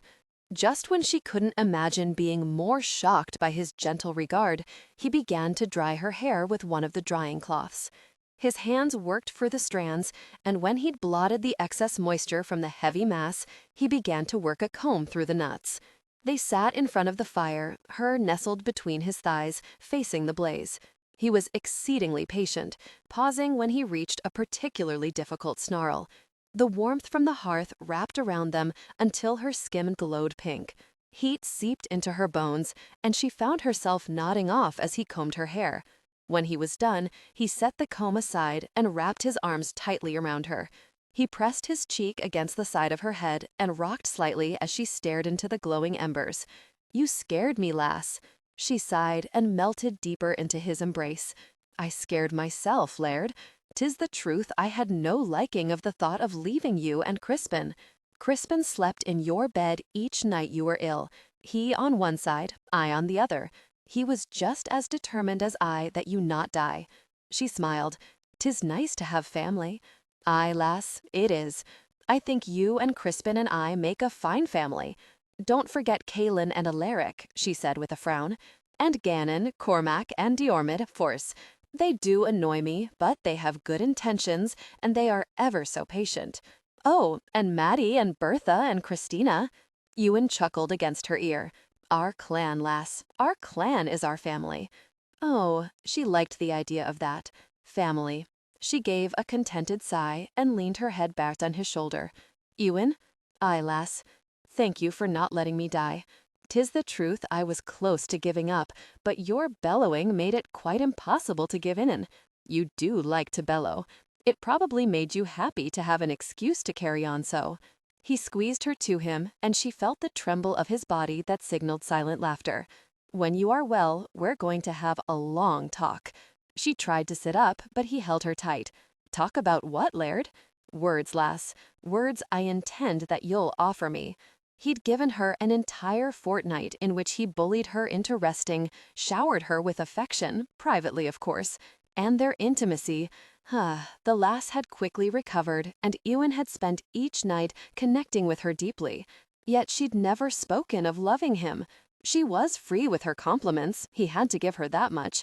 She told him in the sweetest tones that he was handsome, bold, arrogant, though he wasn't certain that she meant all of these as compliments. She was certainly impressed with his devotion, and she'd developed some of her own expressions of affection that he still hadn't fully recovered from. She had to love him. He couldn't countenance that she felt only passing affection for him. She sure as hell wasn't obedient, nor was she particularly respectful. But he saw the way she looked at him when she thought he wasn't watching. He saw how she found comfort in his arms night after night in the darkness of their chamber. Aye, she loved him. There was no other explanation. He just had to get her to see it. The poisoning had made Mairin more wary, and as much as Ewan liked that she took his request seriously, he did miss their fiery exchanges, usually spawned when she disregarded an order. He didn't like that Mairin's spontaneous charm had been curtailed by her near death. Only Ewan, his brothers, and Gannon, Cormac, and Diormid knew the truth, that Mairin hadn't been the intended victim. There were many reasons for Ewan to keep the information to himself. One, his clan had become fiercely protective of Mairin since the incident. They all looked after her with a keen eye, and she was never alone. That suited Ewan's purposes perfectly, because whether someone was trying to kill Mairin or not, she still faced the threat that was Duncan Cameron. Two, he had no desire for Mairin to worry, and if she found out that Ewan was the intended victim, not once but twice, there was no telling what the lass might do. Ewan had discovered in a short time that she was fierce in her protection of those she considered hers. And the lass did consider Ewan hers, much to Ewan's smug satisfaction. She may not have given him the words he wanted to hear, but there was no denying her possessiveness when it came to him. He remembered well the look she'd given him when Rihanna MacDonald had been introduced. He looked forward to the day when they would be free of threats. The shadow hanging over the keep had affected not just Mairin, but everyone. Mairin, well, Ewan hadn't had a single report of her causing a ruckus since she'd gotten up from her sickbed. He should have known that wouldn't last. "Laird, you must come quickly," Owen said as he ran up to Ewan. The younger man panted as he came to a stop. It looked as if he'd run the entire way from where he came. Ewan turned from the sheep herder, who was giving him a detailed accounting of McCabe's stocks, and frowned. "What is amiss, Owain?" "'Tis Lady McCabe. The entire hall is in an uproar. She's ordered a group of your men to take over the women's duties." "What?" Ewan demanded. Then he put his fingers to the bridge of his nose and took in a deep breath. "Tell me exactly what goes on, Owain." "Heath angered her, but I don't know what transpired, Laird. She's ordered him and the group of men with him to do the washing and the cooking. Gosh help us all. And cleaning the kitchens and the floors," Owain broke off, winded, and then plowed forward again. "They're all ready to revolt because your brothers can't control the lass." Ewan frowned and swore under his breath. Heath was a hot-headed young soldier who'd only recently come to the McCabes. He was a bastard son of Laird McKinley, one of many, who'd been unacknowledged by his father before the Laird's death. The result was that he had no home. Ewan had gathered such men over the years, adding to his numbers when so many of his own clan had been eliminated by Duncan Cameron's attack. Ewan had already had problems with Heath and a group of younger, cocky, arrogant soldiers who had allied themselves with Heath shortly after his arrival. They'd been disciplined before, and Ewan had already decided that it would be his last effort to turn them into McCabe warriors. If Heath was involved, it couldn't be good. Match him to Ewan's equally hot-headed wife, and an explosion was sure to follow. "Where are my brothers?" Ewan demanded. "They're with Lady McCabe in the hull. 'Tis a very tense situation, Laird. There was a moment that I feared for the safety of Lady McCabe. That was all Ewan needed to hear. He ran for the hall, and as he rounded the corner into the courtyard, he saw all of his men, who had been out training, standing still, their heads cocked as they listened to the din coming from inside the keep. Ewan shoved past them, vaulted up the steps, and barged into the hall. The scene before him was chaos. A group of younger soldiers was across the room, surrounded by Ewan's brothers and Mairin and Gertie. Cormac and Diarmid were being roundly scolded by Gertie. Gertie was so riled that she shook a spoon at the two men and managed to hit them with it about every third stroke. Alaric and Kaelin both wore expressions of fury as they sought to place Mairin behind them, but she was having none of it. What caught Ewan's attention, however, was Mairin, who stood in the middle of the fray, her face so red from anger that she looked fair to exploding. She was on tiptoe, shouting insults at Heath from around Gannon, who was also valiantly trying to keep her at a distance. Heath's face was purple with rage. The lass had no idea the danger she'd put herself in, but Ewan knew. He'd witnessed the younger man's brash temper more than once. Ewan had already started across the room when he saw Heath raise his hand. Ewan let out a roar, drew his sword, and launched himself over the remaining space. Mairin ducked, but Heath's fist still grazed her jaw as she turned away. She went flying back just as Ewan slammed into Heath. If Kaelin and Alaric hadn't pinned both Ewan's arms back, he would have killed the younger man on the spot. As it was, Heath lay sprawled on the floor, blood dripping from his mouth. Ewan twisted in their grip, but they wouldn't let him go. "Leave off!" he roared. They wrestled him back several paces before he finally managed to break their hold. He yanked his arm away and went to where Mairin was picking herself up off the floor. He caught her elbow and helped her to her feet. Then he cupped her chin and turned it up so he could see her jaw. "He barely touched me," Mairin whispered. "Truly, Ewan, it doesn't pain me at all." Fury sizzled over his skin. He had no right to touch you at all. Hell die for this offense. He dropped his hand from her face and then turned to fix the rest of the room with his glare. "Can someone tell me what in gosh's name is going on?" Everyone started talking at once. Ewan closed his eyes and then roared for silence. He turned to Mairin. "You tell me what happened here." She glanced down at her hands, but not before he saw the betraying quiver of her lip. "I'll tell you, Laird," Diarmid said loudly as he stepped forward. "She ordered Heath, Robert, Corbin, Ian, and Matthew to take on the tasks of the women." The disbelief and outrage Diarmid felt on behalf of his men was evident. She instructed them all to do the cooking and the cleaning and the scrubbing of the floors. Ewan watched as Mairin's expression went flat. Her lips drew into a thin line, and then she simply turned away and would have walked out of the hall if Ewan had quickly caught hold of her arm to prevent her departure. "Lass?" he asked pointedly. Her chin wobbled, and she blinked furiously. "You'll just yell, Laird, and I have no desire to be humiliated again in front of my clan. Tell me what happened," he said in a stern voice. He was determined that he not show weakness in front of his men. What he wanted to do was pull her into his arms and kiss those trembling lips. She was on the verge of tears, and he'd do very near anything to prevent her crying. But what he had to do was be fair and disciplined. He had a duty to everyone involved to be fair and impartial, which meant that if his wife had hatched another of her harebrained schemes, he was destined to make her cry. Her chin went up, which relieved him. He far preferred her belligerence to her tears. She pointed at Heath. That idiot struck Christina." Ewan stiffened and jerked around to see Heath helped to his feet by Diarmid. "Is this true?" Ewan asked in a low voice. "The difficult person was impertinent," Heath growled. "She deserved my reprimand." Mairin gasped in outrage. She would have flown at Heath again, but Ewan caught her by the waist and yanked her to his chest. Her feet kicked at his ankles, but he wouldn't let her go. He turned to Alaric and thrust Mairin into his arms. "Do not let her go," Ewan ordered. Alaric wrapped his arm around her waist and simply held her against his chest, her feet inches from the floor.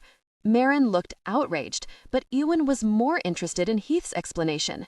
He turned back to Heath once more and pinned him with the full force of his stare. "You will tell me everything." Mairin struggled in Alaric's arms, but he held her fast.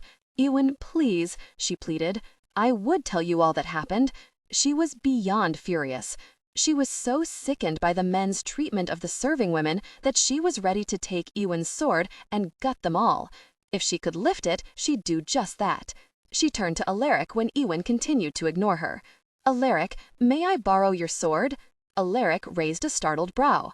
"Lass, you couldn't lift my sword." "You could help me. Please, Alaric, I've a need to shed some blood." To her surprise, he laughed outright, the sound loud in the quiet room. Tears of frustration pricked her eyes. "Please, Alaric, 'tis not right what he did.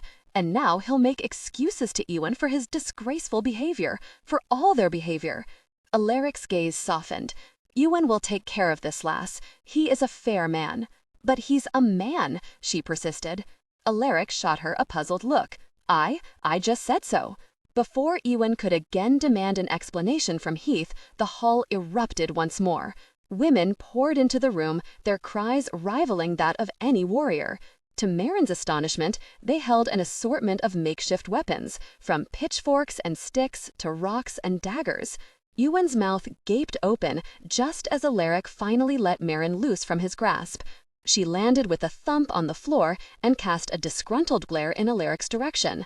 But he, like every other man, turned to stare in astonishment as the women converged on them. "Les, are you all right?" Bertha demanded from the front of the crowd of women.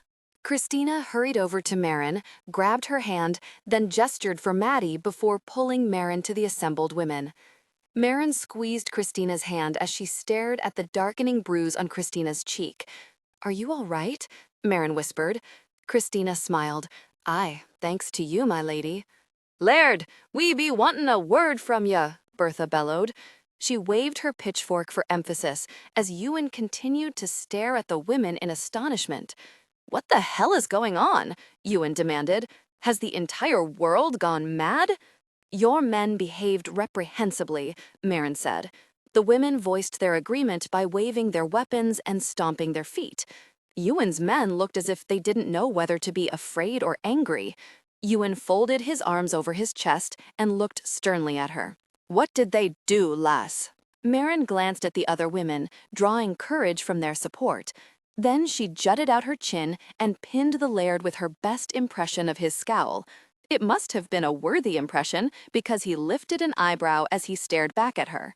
The women were all doing their duties, just as you expect the men to do.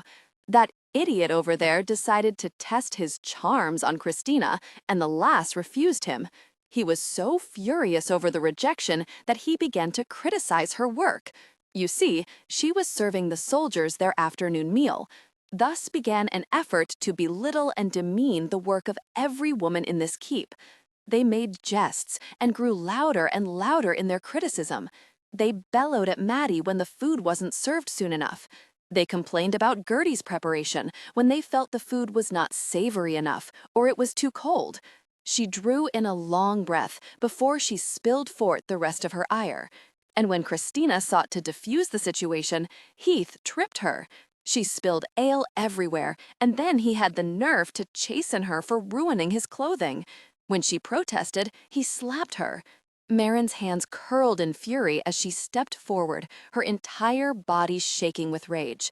She pointed at the group comprised of Heath, Robert, Corbin, Ian, and Matthew. And not one of them stepped in to help her. Not one. No one moved a finger to stop his abuse of Christina. They were too busy laughing and criticizing women's work. She stopped in front of the Laird and poked her finger into his chest. "Well, I say if 'tis so easy and the men are so critical, they can take over the women's duties for the day and we'll see how well they perform the women's tasks." She held her breath and waited for Ewan to denounce her. "I would speak, Laird," Bertha yelled out, her voice so loud that more than one woman winced. "You may speak," Ewan said. "I'll not go over long with my comments, but hear this. As of this moment, the women are not lifting a finger in this keep, and we're keeping Lady McCabe." Ewan lifted his brow again. "You're keeping her?" Bertha nodded. Aye, she's going with us. We'll not have her chastised for her defense of us. To Mairin's surprise, he smiled. There's a bit of a problem with that, Bertha. And what is that? Bertha demanded. I'm keeping her. That statement caused a series of murmurs to race through the hall. Both the men and the women leaned forward, curious as to which way the Laird would rule. It was clear he was displeased. I will not be swayed by blackmail and demands, he said. When Bertha puffed out her chest and prepared to launch into another angry tirade, he held up a hand to silence her. I will hear what both sides have to say before I render judgment. Once I do, the matter will be final. Is that clear? Only if you decide the right way, Mairin muttered. Ewan shot her a quelling look. The Laird turned, and it was the truth that he didn't look pleased as he stared at Heath and the 4 younger men who stood defiantly by his side. Then he looked to Gannon, who was the most senior of all his men. Have you an explanation for this? Gannon sighed. I'm sorry, Laird. I was not present. I was in the courtyard with some of the other soldiers. I had informed them they wouldn't eat until they performed their maneuvers correctly. I see. He turned to Cormac, who stood to the side of Diarmid and Heath. Cormac, have you anything to offer? Cormac looked furious. He glanced between the men, who stared expectantly at him, and Ewan, who also awaited his word. "'Tis as our mistress reported, Laird," he said through tight lips. I came into the hall just as Heath tripped Christina. Anger rippled across Cormac's face as he glanced over at Heath. 'Twas not Christina's fault. The men grew louder with their insults, and when Christina offered disagreement, Heath struck her. A God's truth, I would have killed him myself, but Lady McCabe intervened before I could act, and then my foremost concern was her safety. Ewan nodded his agreement over Cormac's assessment, then looked over to where Diarmid stood beside Heath. And do you defend his actions? Diarmid looked torn, in his loyalty to the young men directly under his command. Nay, Laird, 'twas not the tale as he told it to me. So you weren't present for the happenings? Ewan asked. Diarmid shook his head. I entered the hall as Lady McCabe was issuing orders for the men to take over the women's duties for the day. And do you commend his actions? Do you stand by them? Ewan asked. Diarmid hesitated before finally saying, Nay, Laird, I am shamed by them. Then Ewan turned to Bertha. You may take the women and retire to your cottages, or however else you'd like to spend your day of leisure. Robert, Corbin, Ian, and Matthew will see to your duties. Mairin frowned at the omission of Heath, but the cheers from the women prevented her from voicing her displeasure. Equally explosive were the shouts of dismay from the 4 Ewan had sentenced to the women's work. They looked so appalled that it was all Mairin could do not to smile her satisfaction. Bertha beamed at Mairin. Come, lass, you must celebrate with us. Mairin turned to leave the hall with the women when Ewan cleared his throat. Slowly she turned around and peeked up at the Laird. Surely he wasn't angry with her, not after having heard the full story. His expression was still stern as he crooked his finger at her. With a sigh, she left Bertha to go to her husband. The women remained in the hall, either curious over what the Laird wanted, or to defend Mairin from reprimand. Mairin wasn't sure, but she was grateful for their support. When she was a respectable distance, she stopped and folded her hands in front of her. You wanted me? He crooked his finger again, and she huffed as she moved even closer. He stretched out his finger and touched her chin, prodding until she was looking directly up at him. You have instructions for me, Laird? Aye, lass, I do. She cocked her head farther back and waited for his order. His fingers trailed over her chin to her jaw where Heath's fist had grazed her. Then he delved into the hair over her ear, his hand cupping the back of her head in his possessive grasp. Kiss me. Mairin was so relieved that she threw herself into Ewan's arms and fused her mouth hotly to his. You didn't trust me, lass. His voice was reprimanding as he tasted her lips again. I'm sorry, she whispered. You did look as if you wanted to yell at me again. Laird, you cannot mean for us to do the women's chores. Ewan turned sharply at Robert's protest. Indeed, I do. If any man has a problem with my command, they are free to leave the keep. Heath's lips turned up into a snarl, and Mairin automatically moved farther into Ewan's hold. The man made her nauseous, and the hatred in his eyes frightened her. What of Heath? She whispered. Why was he pardoned from the women's work? The scowl that blackened Ewan's face terrified her. Stay with Alaric. He actually deposited her between Alaric and Kaelin before stalking over to where Heath stood. Their shoulders closed in front of her, and she stood up on tiptoe, bobbing left and right in an effort to see over or through the two brothers. When Ewan reached Heath, he didn't say a word. He drew back and rammed his fist into Heath's face. Heath fell like a rock. He groaned piteously when Ewan gathered his shirt in his hands and hauled him back up again. That was for Christina, Ewan snarled. Then he struck Heath forcefully. Alaric and Kaelin both winced. Gannon turned white and Cormac flinched and looked away. That was for my wife. He dropped Heath on the floor, where he promptly curled into a ball. Why, Mairin could swear the man was weeping. "I'd be weeping too, lass," Alaric murmured. Ewan turned and addressed Gannon in chilling tones. "He dies. Take him away." Heath blanched at the death sentence and began begging in hoarse tones. The assembled warriors winced and showed their disgust at the piteous way Heath behaved. "Aye, Laird," immediately. Gannon bent and hauled Heath to his feet, and he and Cormac dragged him from the hall, Heath still hunched over in pain. Ewan then turned his attention to the celebrating and Wren. "My apologies, Christina, that you suffered such injustice. I do not condone, nor will I accept such behavior from my men. Enjoy your free day from your duties. I doubt my men will do the job you would do in their stead, but the work will be done." Mairin's heart swelled with pride. She was so thrilled by the sincerity in Ewan's evenly voiced words that her eyes stung and watered. She gripped Kaelin's and Alaric's arms until her knuckles turned white. Kaelin carefully pried her fingers from his elbow and then rolled his eyes when he noticed her tears. "What on earth are you crying for, lass?" She sniffled and scrubbed her face against Alaric's shirt sleeve. "'Tis a wonderful thing he's done." Alaric pushed at her head and scowled until she stopped wiping her tears on him. "He's a good man," she said. "Of course he is," Kaelin said loyally. Having settled the matter, Ewan walked over to where Mairin stood. Uncaring of how it looked, or the fact that he hadn't invited her this time, she launched herself around Alaric and Kaelin and catapulted into Ewan's arms. She peppered his face with a barrage of kisses and latched onto his neck and squeezed for all she was worth. "Let me breathe, lass," Ewan said with a laugh. "I love you," she whispered into his ear. "I love you so much."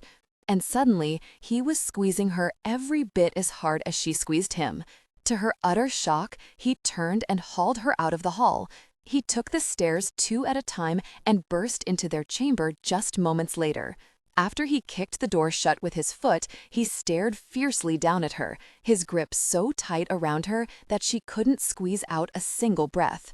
"What did you say?" he asked hoarsely. Her eyes widened in surprise at his vehemence. "Just a moment ago, in the hall, what did you say into my ear?" She swallowed nervously and fidgeted in his arms. Then she gathered her courage as tightly around her as he held her. "I love you. 'Tis about very time," he growled. She blinked in confusion. "'Tis about time for what?" "The words. You finally said them." "But I only just realized," she said in bewilderment. "I knew it already," he said with smug satisfaction. "You did not. I didn't even harrow it, so how could you?" He grinned. "So tell me, lass, how did you plan to spend your afternoon of leisure?" "I don't know," she admitted. "Perhaps I'll go find Crispin and play with him and the other children." Ewan shook his head. "Nay?" she questioned. "Nay." "Why?" "Because I've decided that an afternoon of leisure sounds extremely appealing." Her eyes widened in astonishment. "You have?" "Mm-hmm. I wondered if perhaps you were willing to be leisurely with me." "'Tis a sin to be slothful," she whispered. "Aye, but what I have in mind has nothing to do with being a sloth." She blushed furiously at the suggestion in his voice. "You've never taken the afternoon off from your duties." "My most important duty is to see to the needs of my wife." He cupped the area of her cheek where Heath had struck her, and his gaze darkened. "Do you really mean to kill him, Ewan?" she whispered. Ewan scowled. "He struck you. You are wife to the Laird, mistress of this keep. I tolerate no disrespect, and I very sure will kill any man who ever touches you." Mairin twisted her hands, guilt surging through her. I provoked him shamelessly. I called him terrible names. I used words no lady should ever use. Mother Serenity would wash my mouth out with soap. Ewan sighed. "What would you have me do, Mairin? He's been a problem before today. He'd already used up his allotment of chances. Even if he hadn't struck you, I would not tolerate him raising a hand to another woman in this clan. Can you banish him? I would think that a man with no home and no means would suffer far more than if you offered him a quick and easy death. Maybe he'll starve to death, or a pack of wolves will descend upon him." Ewan reared back in surprise, and then he laughed, the throaty sound sending prickles of delight down Mairin's spine. "You're a bloodthirsty lass." She nodded. "Aye, Alaric said as much. Why is it important that I not do the killing, Mairin? 'Tis my right as Laird and as your husband. Because I feel at fault for provoking so. If he hadn't struck me, you wouldn't have ordered his death for striking Christina. Not that you wouldn't have punished him," she rushed to say. "So you'd rather he be ravaged by a pack of wolves?" She nodded. He chuckled. "So be it, lass. I'll have Gannon escort him off our lands with the order never to return." She threw her arms around him and squeezed as hard as she could. "I love you." He pulled her away and then leaned down to kiss the tip of her nose. "Say it again." She twisted her lips and scowled up at him. "You're a demanding man, Laird." His lips found hers and they shared a deep kiss. "Say it," he whispered. "I love you." With a low groan, he gathered her in his arms and walked her back until her legs hit the edge of the bed. He swept her down and then rolled until she was sprawled indelicately atop him.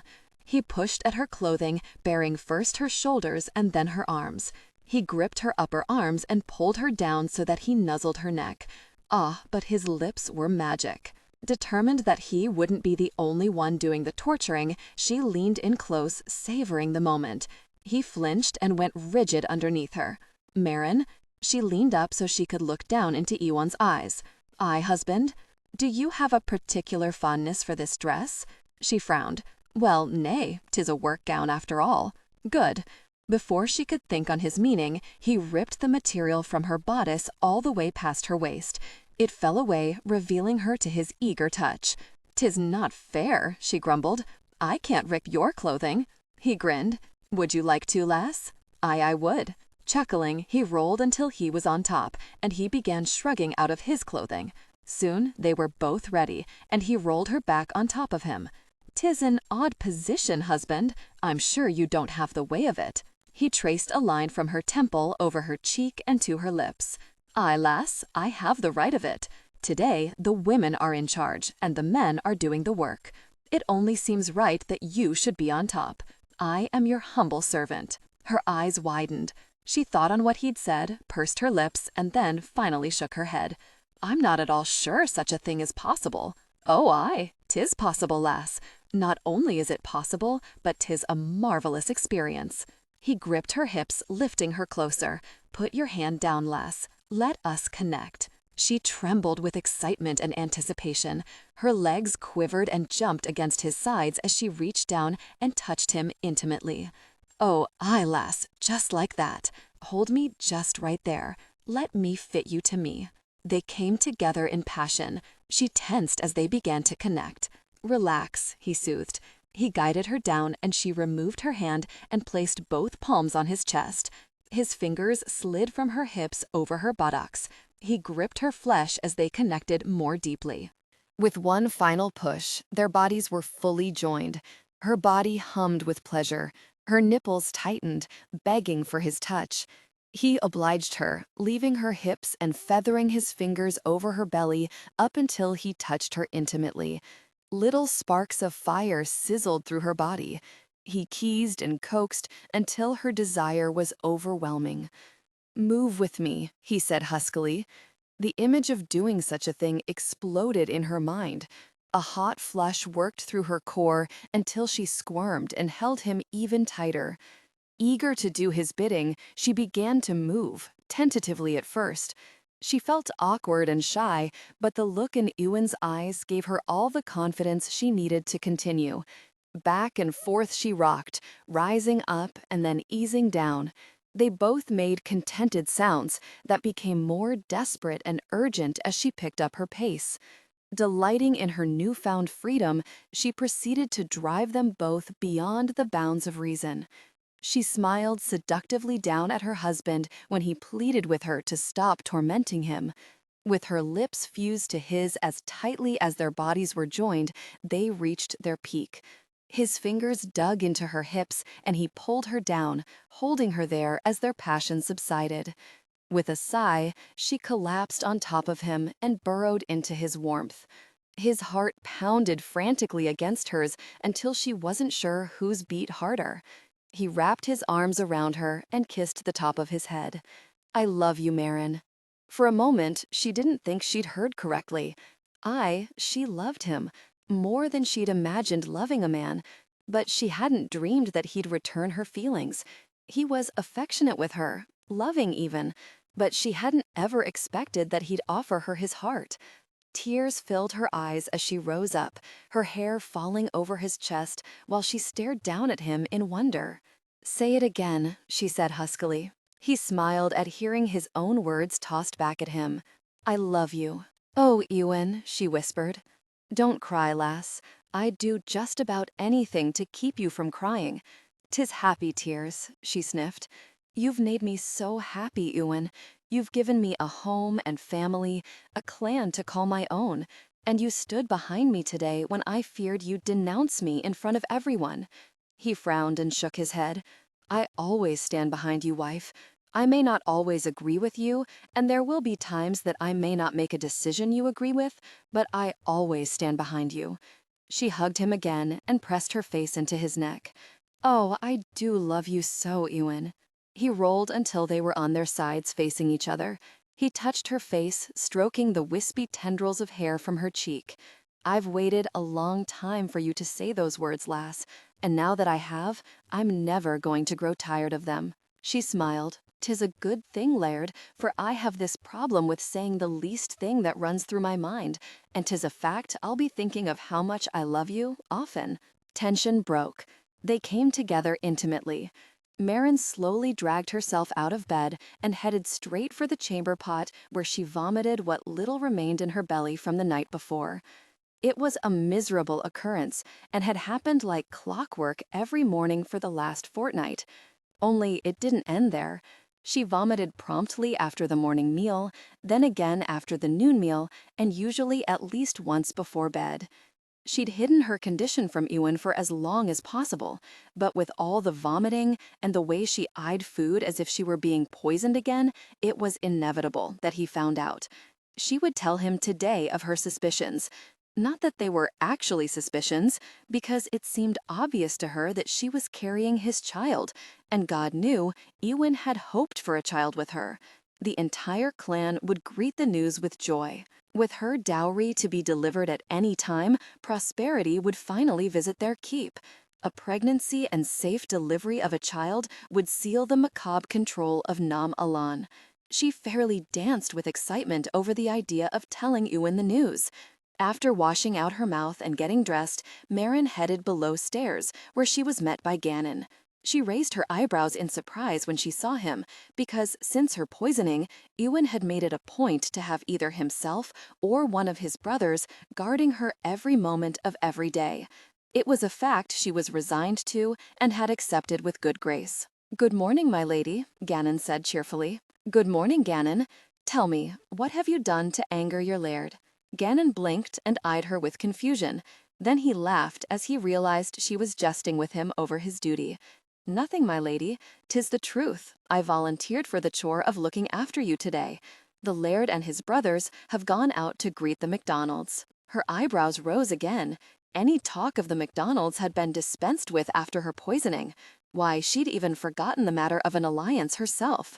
The MacDonalds' departure was not on pleasant terms, so the idea that they had returned made her very curious. "Where are they?" she asked. "Unloading the stores of food from the wagon," Gannon said with a smile. Mairin clasped her hands in delight. So they made good on that ridiculous wager? Gannon rolled his eyes. Of course.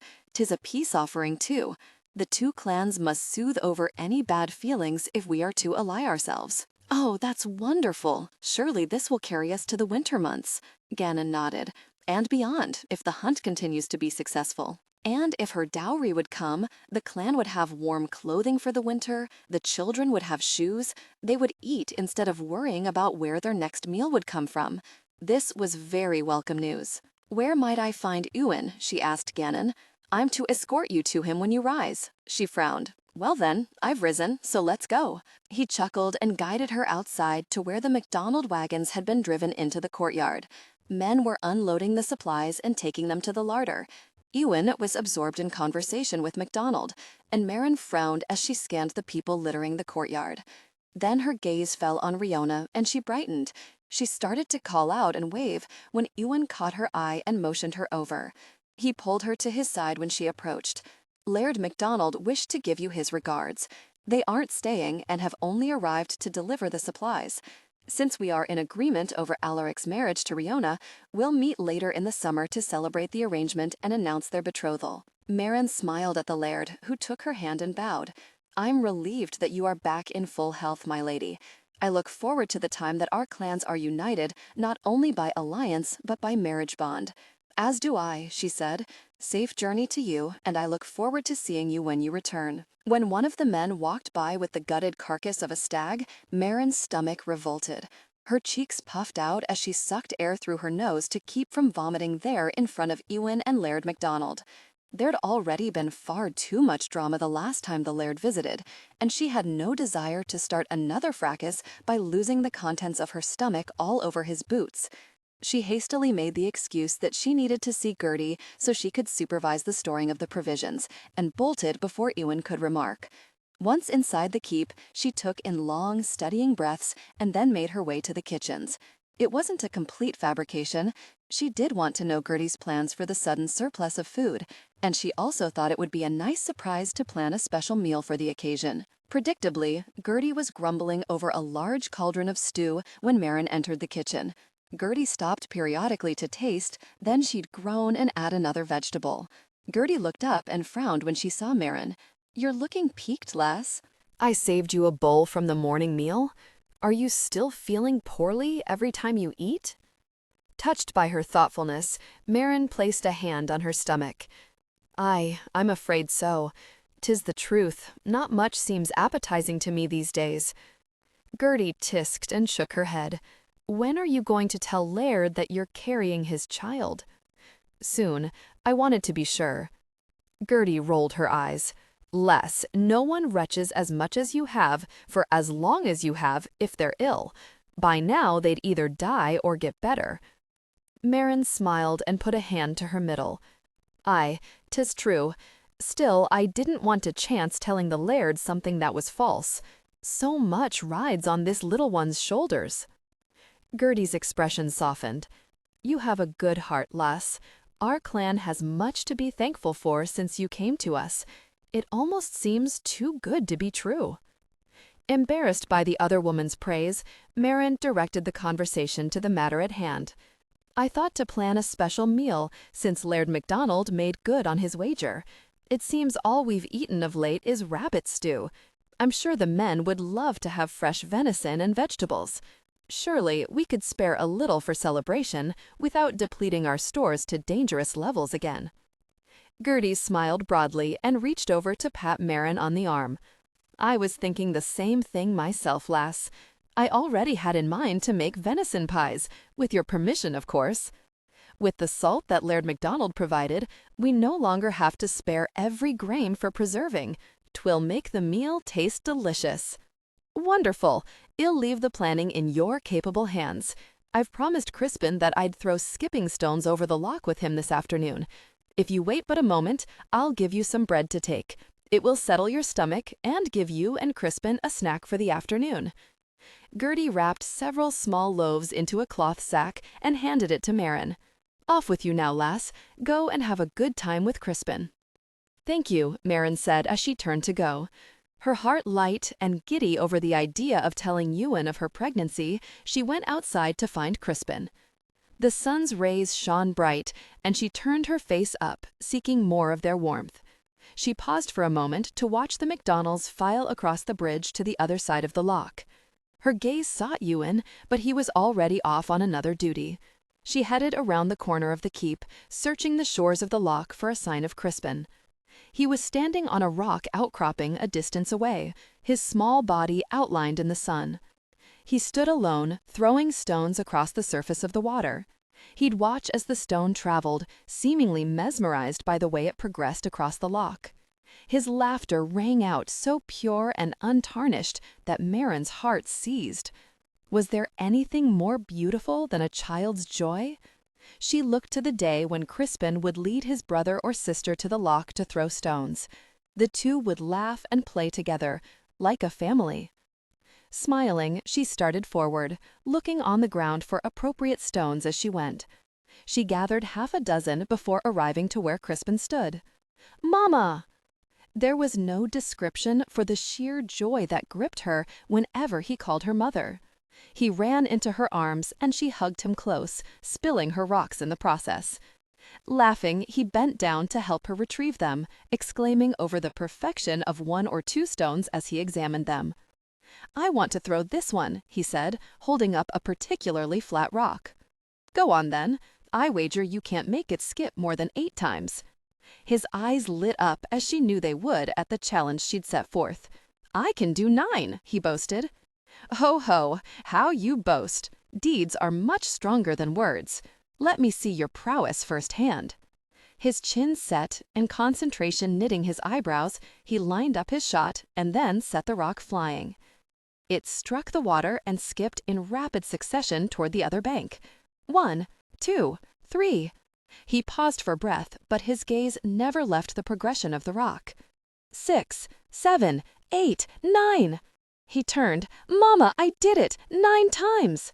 "Surely a record," she said, acknowledging his feat. "You try now," he urged. "Oh, I can't hope to best someone as skilled as you."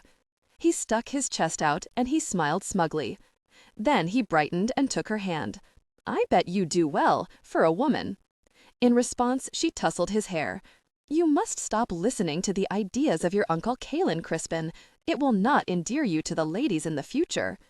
He wrinkled his nose and stuck out his tongue, making a gagging noise. "Girls are awful, except you, Mama." She laughed and hugged him to her again. "I'm ever so happy that I'm not considered an awful girl." He tucked a perfectly flat, smooth rock into her hand. "Try it." "Very well. After all, the honor of all women rests in my hands." Crispin giggled at her dramatics as she elaborately lined up her shot. After a few test swings of her arm, she let fly and watched as the rock sailed far, hitting the surface and kicking up water as it bounced. Beside her, Crispin counted under his teeth. 8! Mama, you did 8! That's brilliant! Wow! Wow! They hugged and she whirled him around until they were both dizzy. They collapsed onto the ground in a fit of giggles, and Mairin tickled Crispin until he begged for mercy. On the hillside that overlooked the loch, Ewan walked up behind Gannon and Cormac, who stood watch over Mairin and Crispin. He watched as they wrestled on the ground, hearing the joyous sound of their laughter ring out over the land. He smiled and pondered how fortunate he was. He had gained so much in such a short time. No matter that multiple threats shadowed their existence, he took moments like these and held them close. Love was very precious indeed. Ewan trudged wearily up the stairs and let himself quietly into his chamber. Some of the fatigue dissipated, and the strain had been under lifted away as he gazed upon his sleeping wife. She was sprawled indelicately, face down, her arms spread out over the bed. She slept just like she did everything else, full out, no reservations.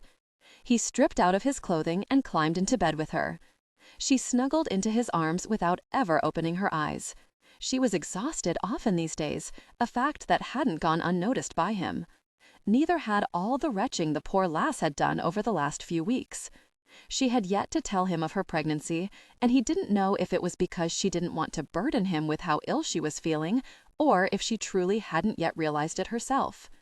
He rubbed a hand down her side and over her hip before sliding it between their bodies to rest over her still slim abdomen where their child rested. A child that represented so much hope for the future of his clan. He kissed Mairin's brow, smiling as he remembered her and Crispin's skipping stones on the loch. She stirred against him and sleepily opened her eyes. "I wasn't sure you were coming to bed tonight, Laird." He smiled. "'Tis actually quite early. You just went to sleep much earlier than usual." She yawned and burrowed closer, twining her legs with his. "Has an agreement been made regarding Alaric's marriage?" Ewan stroked a hand through her hair. "Aye, Alaric has agreed to the match. You'll miss him." "Aye, I'll miss having him here as my right hand, but this is a great opportunity for him to rule his own lands and clan." "And Rihanna? Is she satisfied with the match?" Ewan's brow crinkled. "I don't concern myself with what MacDonald's daughter is satisfied with. The marriage is set. She'll do her duty." Mairin rolled her eyes, but Ewan, unwilling to be at odds with her on a night he wanted only to hold her in his arms, kissed her long and deep. "I prefer to discuss other matters, wife." She pushed back just a little and viewed him with skepticism. "What things, husband?" "Like when you're going to tell me that we're expecting a child."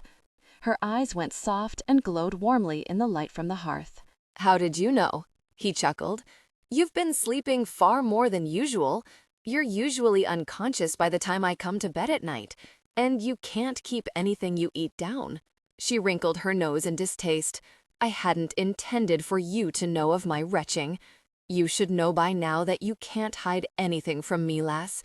Everything you do is my concern, and I'd rather hear it from you when you aren't feeling well." "I'm feeling quite well now," she whispered. He raised one eyebrow before capturing her lips in a long kiss. "Just how well?" he murmured back. "I don't know. I might need some affection to make me feel completely myself." He cupped her cheek and tenderly rubbed his thumb over her mouth. "By all means, we can't have you feeling anything but yourself. The keep wouldn't know what to do if you weren't driving them daft at every moment." She balled her fist and pounded him on the chest. He hugged her tightly to him, and their laughter filtered through their closed door. Down the hall, Alaric quietly closed his door so the sound wouldn't invade his sanctuary. He sat on the edge of the bed and stared out the window at the stars hanging low on the horizon. He envied his brother. He took such delight in his marriage and his wife. Mairin was a woman like no other. He'd told the truth when he told his brother that he wasn't ready for marriage. Perhaps he'd never be. Because he'd decided as soon as he watched his brother fall hard for his new bride that he'd never settle for less in his own relationship than the one Ewan and Mairin shared. Only now, he wasn't offered a choice. His clan needed him, his brother needed him, and he'd never refuse Ewan anything. Over the next weeks, the weather grew warmer, and Mairin spent as much time outside the keep as she could. Though she wouldn't admit as much to Ewan, she kept a sharp eye to the horizon, watching for when her dowry would be brought by the king's escort. Ewan's missive to the king had gone unanswered thus far, but Mairin held hope that any day they would hear the news that the dowry had been carried to McCabland.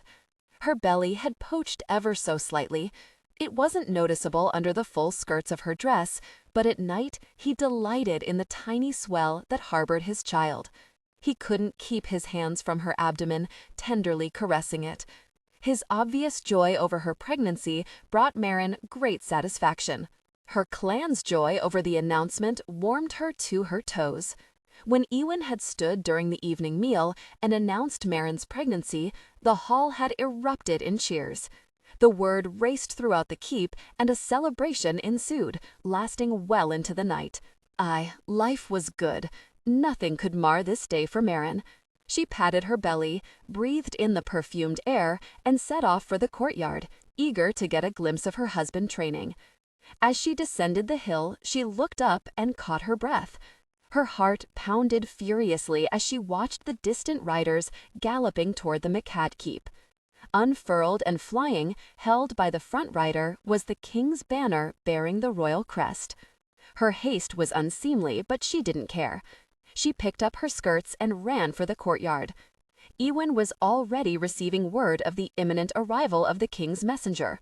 Word had raced like wildfire around the keep, and her clansmen popped from every corner, crowding into the courtyard, the steps of the keep, and the hillside overlooking the courtyard. The air of anticipation was thick and sparked like fire as the excited murmurs buzzed from person to person. Mairin stood back, her bottom lip clenched so tightly between her teeth that she tasted blood. Ewan's brothers flanked Ewan as he waited the approaching riders. The lead rider cantered across the bridge and pulled his horse up in front of Ewan. He slid off his mount and called a greeting. "I bear a message from His Majesty." He handed a scroll to Ewan. Mairin surveyed the remaining riders. There were only a dozen armed soldiers, but there was no sign of trunks or anything that might signal the arrival of her dowry. Ewan didn't immediately open the scroll. Instead, he extended hospitality to the king's men. The rest dismounted, and their horses were taken to the stables. The McCabe women brought refreshment to the men when they gathered in the hall to rest from their travel. Ewan offered them lodging for the night, but they refused, their need to return to Carlisle's castle pressing. Mairin died 1,000 deaths as she hovered, waiting for Ewan to open the message. Only when the messenger was seated with drink and food did Ewan also sit and unroll the missive. She whispered to Maddie to fetch quill and ink, knowing that Ewan would need to pen a reply if one was necessary before the messenger took his leave. As his eyes moved back and forth, his jaw clenched and his expression became murderous. Mairin's chest tightened in dread as she watched anger gather like a storm in his eyes. Unable to restrain herself, she rushed forward and touched Ewan's shoulder. "Ewan, is something amiss?" "Leave me," he said harshly. She instantly recoiled from the fury in his voice. Her hand dropped, and she took a hasty step back. Ewan raised his gaze to the others assembled and barked an order to clear the hall. Mairin turned and left, avoiding Maddie's look of sympathy when she passed her by. Ewan read the missive again, unable to believe what was before his eyes. He scanned the signature at the bottom, noting that it was signed by the king's closest advisor, not the king himself. He wasn't sure what to make of that. Regardless of whether it was signed by the king or his advisor, it bore the royal seal and was carried by a contingent of the king's royal guard. Ewan was compelled to obey, despite the fact that the accusations were laughable and an insult to his honor. "Ewan, what has happened?" Alaric demanded. The king's messenger eyed Ewan warily as he shoved his goblet aside. "Will you be penning a response, Laird?" Ewan's lip curled, and he barely restrained his urge to wrap his hands around the man's neck. Only his knowledge that it was hardly fair to slay the messenger for the words of another kept him from venting his rage. "You may bear my response back verbally. Tell our liege that I will come." The messenger stood and, with a bow, signaled his men and beat a hasty retreat. The hall was empty, save Ewan and his brothers. Ewan closed his eyes and brought his fist down on the table with a resounding crack. "Ewan?" Caelan's concern was sharp as both he and Alaric leaned forward in their seats. "I've been summoned to court," Ewan began. He still couldn't believe the contents of the missive. "To court? Why?" Alaric demanded. "To answer charges of abduction and abuse. Duncan Cameron has taken his suit to the king and claimed that he married Mairin, that they were intimate, and I abducted and abused her sorely. He put in a claim for Mairin's dowry that predated my own, and now he demands the return of his wife and the immediate release of her dowry." "What?" Both Caelan and Alaric roared their outrage. "I'm to bring her to court, where the king will decide the matter." "What are you going to do?" Caelan asked. "I'm sure as gosh not taking my wife anywhere Duncan Cameron is in residence. She'll remain here under strict guard while I travel to court." "What do you want us to do?" Alaric asked tightly. "I need you to watch over Mairin. I trust you with her life. I'll take a contingent of my men with me, but the bulk of my army will remain here. Mairin's safety is paramount. She's more vulnerable than ever now that she carries my child. But, Ewan, these charges are serious. If the king doesn't rule in your favor, you'll face stiff sanctions, possibly even a death sentence, since Mairin is the king's niece," Caelan said. "You need more support. If you leave the majority of your army here, it puts you at a disadvantage. Perhaps it would be best if you took Mairin with you, Alaric quietly suggested. And expose her to Cameron? Ewan snarled. Kaelin's lips tightened. We would go with the might of the McCabe clan behind us. We may not be as large an army as Cameron's, but his already suffered one crippling defeat against us. And he has to know, judging by the way he tucked tail and ran like the bastard coward he is, that he'd commit suicide by challenging us to a fair fight. "'Tis too convenient that you're summoned away, Ewan," Alaric added. "It divides our might. If you go with too little protection, you could be ambushed and killed on your way to court. If you take too much, it leaves the keep vulnerable, and Mairin as well." Ewan considered Alaric's words. As much as it pained him, after his initial vehemence over taking Mairin anywhere Duncan Cameron would be in attendance wore off, he knew that the best course was not to let Mairin out of his sight. If he went, so would she, and he'd carry the might of the entire McCabe clan. "You're right, I'm too angry to think straight," Ewan said wearily. "I will call on the MacDonalds and the McLaurins to provide troops to protect the keep in our absence. Mairin needs to be close, so I can see to her protection at all times. I don't like to think of her traveling now that she is with child. We can take a slower pace and bring a litter so that she is comfortable," Kaelin suggested. Ewan nodded, and then he remembered snarling at Mairin to leave him when she'd asked him what was amiss. He'd been so furious that he'd needed a moment to process the ludicrous charges that had been laid out against him. "Jesus," he muttered, "I must find Mairin and explain. I fair bit her head off before she left the hall, and now I must tell her that we have to travel to court to answer a summons from the king. Our future depends on the whim of our king. Her dowry, Nam Allen, my child, my wife, everything could be taken away in a moment." Alaric raised an eyebrow and exchanged glances with Kaelin. "Are you going to allow that?" Ewan penned his brothers with the full intensity of the emotion brewing in his chest. "Nay, I'll send missives to the McLaurins, and to Laird Douglas to the north. I want them to be ready for war." Mairin paced the floor of her chamber until she was ready to scream her frustration. What had the message from the king contained? Ewan had been furious. She'd never seen him so angry, not even when Heath had struck her. She was so sick with worry that for the first time in a fortnight, her stomach seized and nausea rose in her throat. She sank onto the stool in front of the fire and gripped the goblet of water that Maddie had brought up moments before. She sipped the liquid in an effort to settle her stomach, but the tension was knotted too thickly.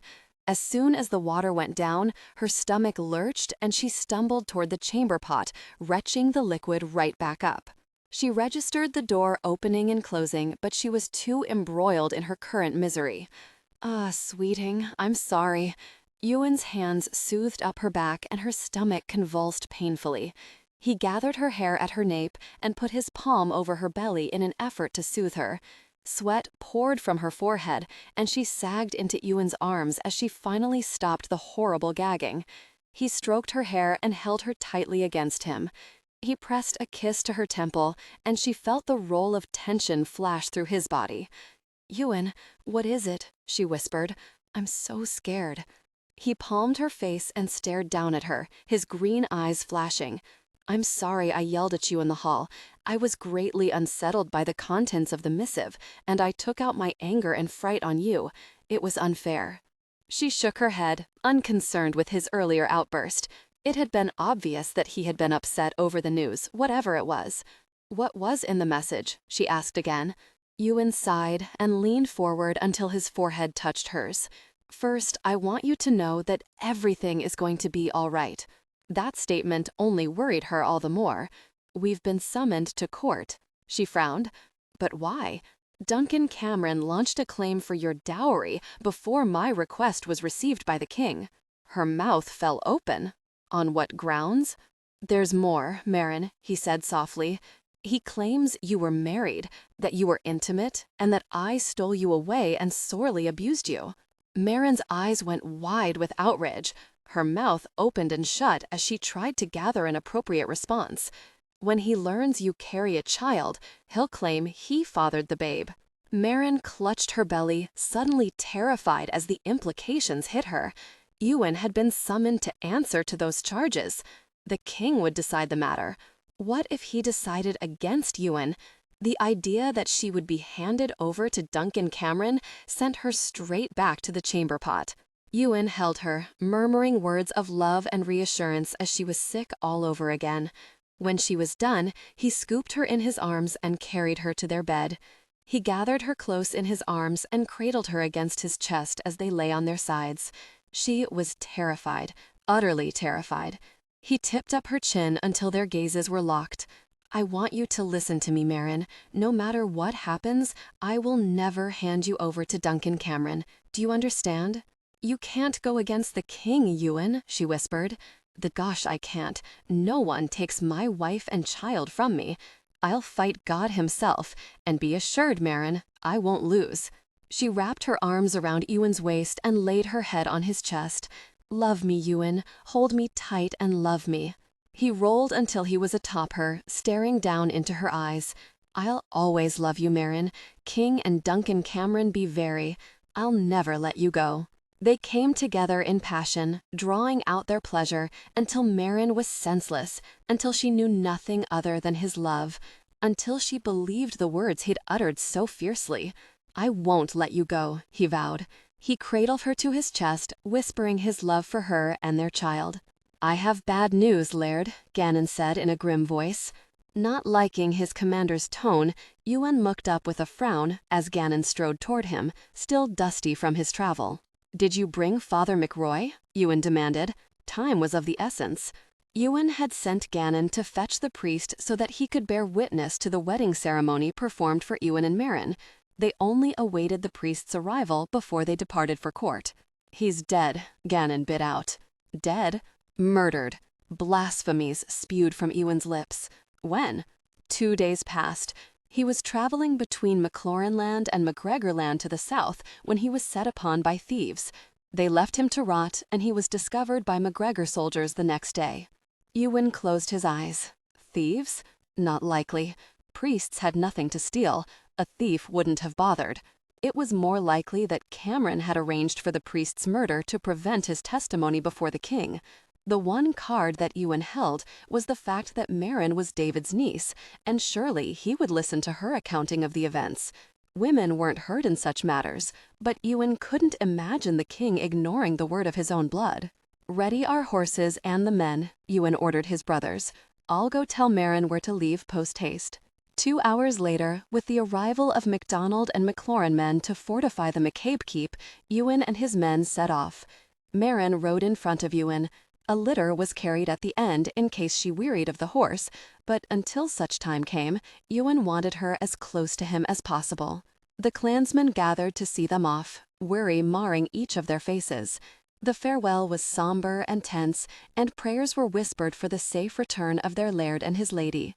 They didn't travel as hard as Ewan might have in other circumstances. They stopped for the night before dusk fell, and set up the tents and built several fires around the perimeter. Ewan posted guards in turns around the area, as well as outside his and Mairin's tent. Mairin didn't sleep well, nor did she eat well. She was nervous and on edge, and the closer they got to Carlisle Castle, the deeper the shadows were under her eyes. Ewan's men were just as tense and silent, as if they were mentally preparing for war. Ewan couldn't dispute that they might very well be going to war, not just against Cameron, but against the crown. Such an action would brand them as outlaws for the rest of their days. Life hadn't been easy for the McCabes these last 8 years, but it would only get worse once there was a price on their heads. On the 5th day of their journey, Ewan sent Diarmid ahead to announce their impending arrival and also to find out if Cameron had already arrived and what the mood was at court. They paused in their travel, and Ewan coaxed Mairin to eat while they awaited Diarmid's return. "I don't want you to worry," he murmured. She raised her head until her gaze met his, and her blue eyes shone with love. "I have faith in you, Ewan." Ewan turned when he heard a rider approaching. He left Mairin to greet Diarmid, who'd returned from the castle. His face was set into a grim line. "I have instructions from the king's man. You're to leave your men outside the walls of the castle. You and Mairin are to be escorted inside, at which point Mairin will be placed under the protection of the king until the situation has been resolved. You will have your own quarters until you are called to give testimony." "And Cameron?" Ewan demanded. "Also housed in separate quarters. Mairin is to be held in the king's private wing under heavy guard." Ewan didn't even consider that dictate. "She does not leave me. She will take up residence in my quarters." He turned to his brothers and his 3 trusted commanders. "You will also accompany me inside the palace walls.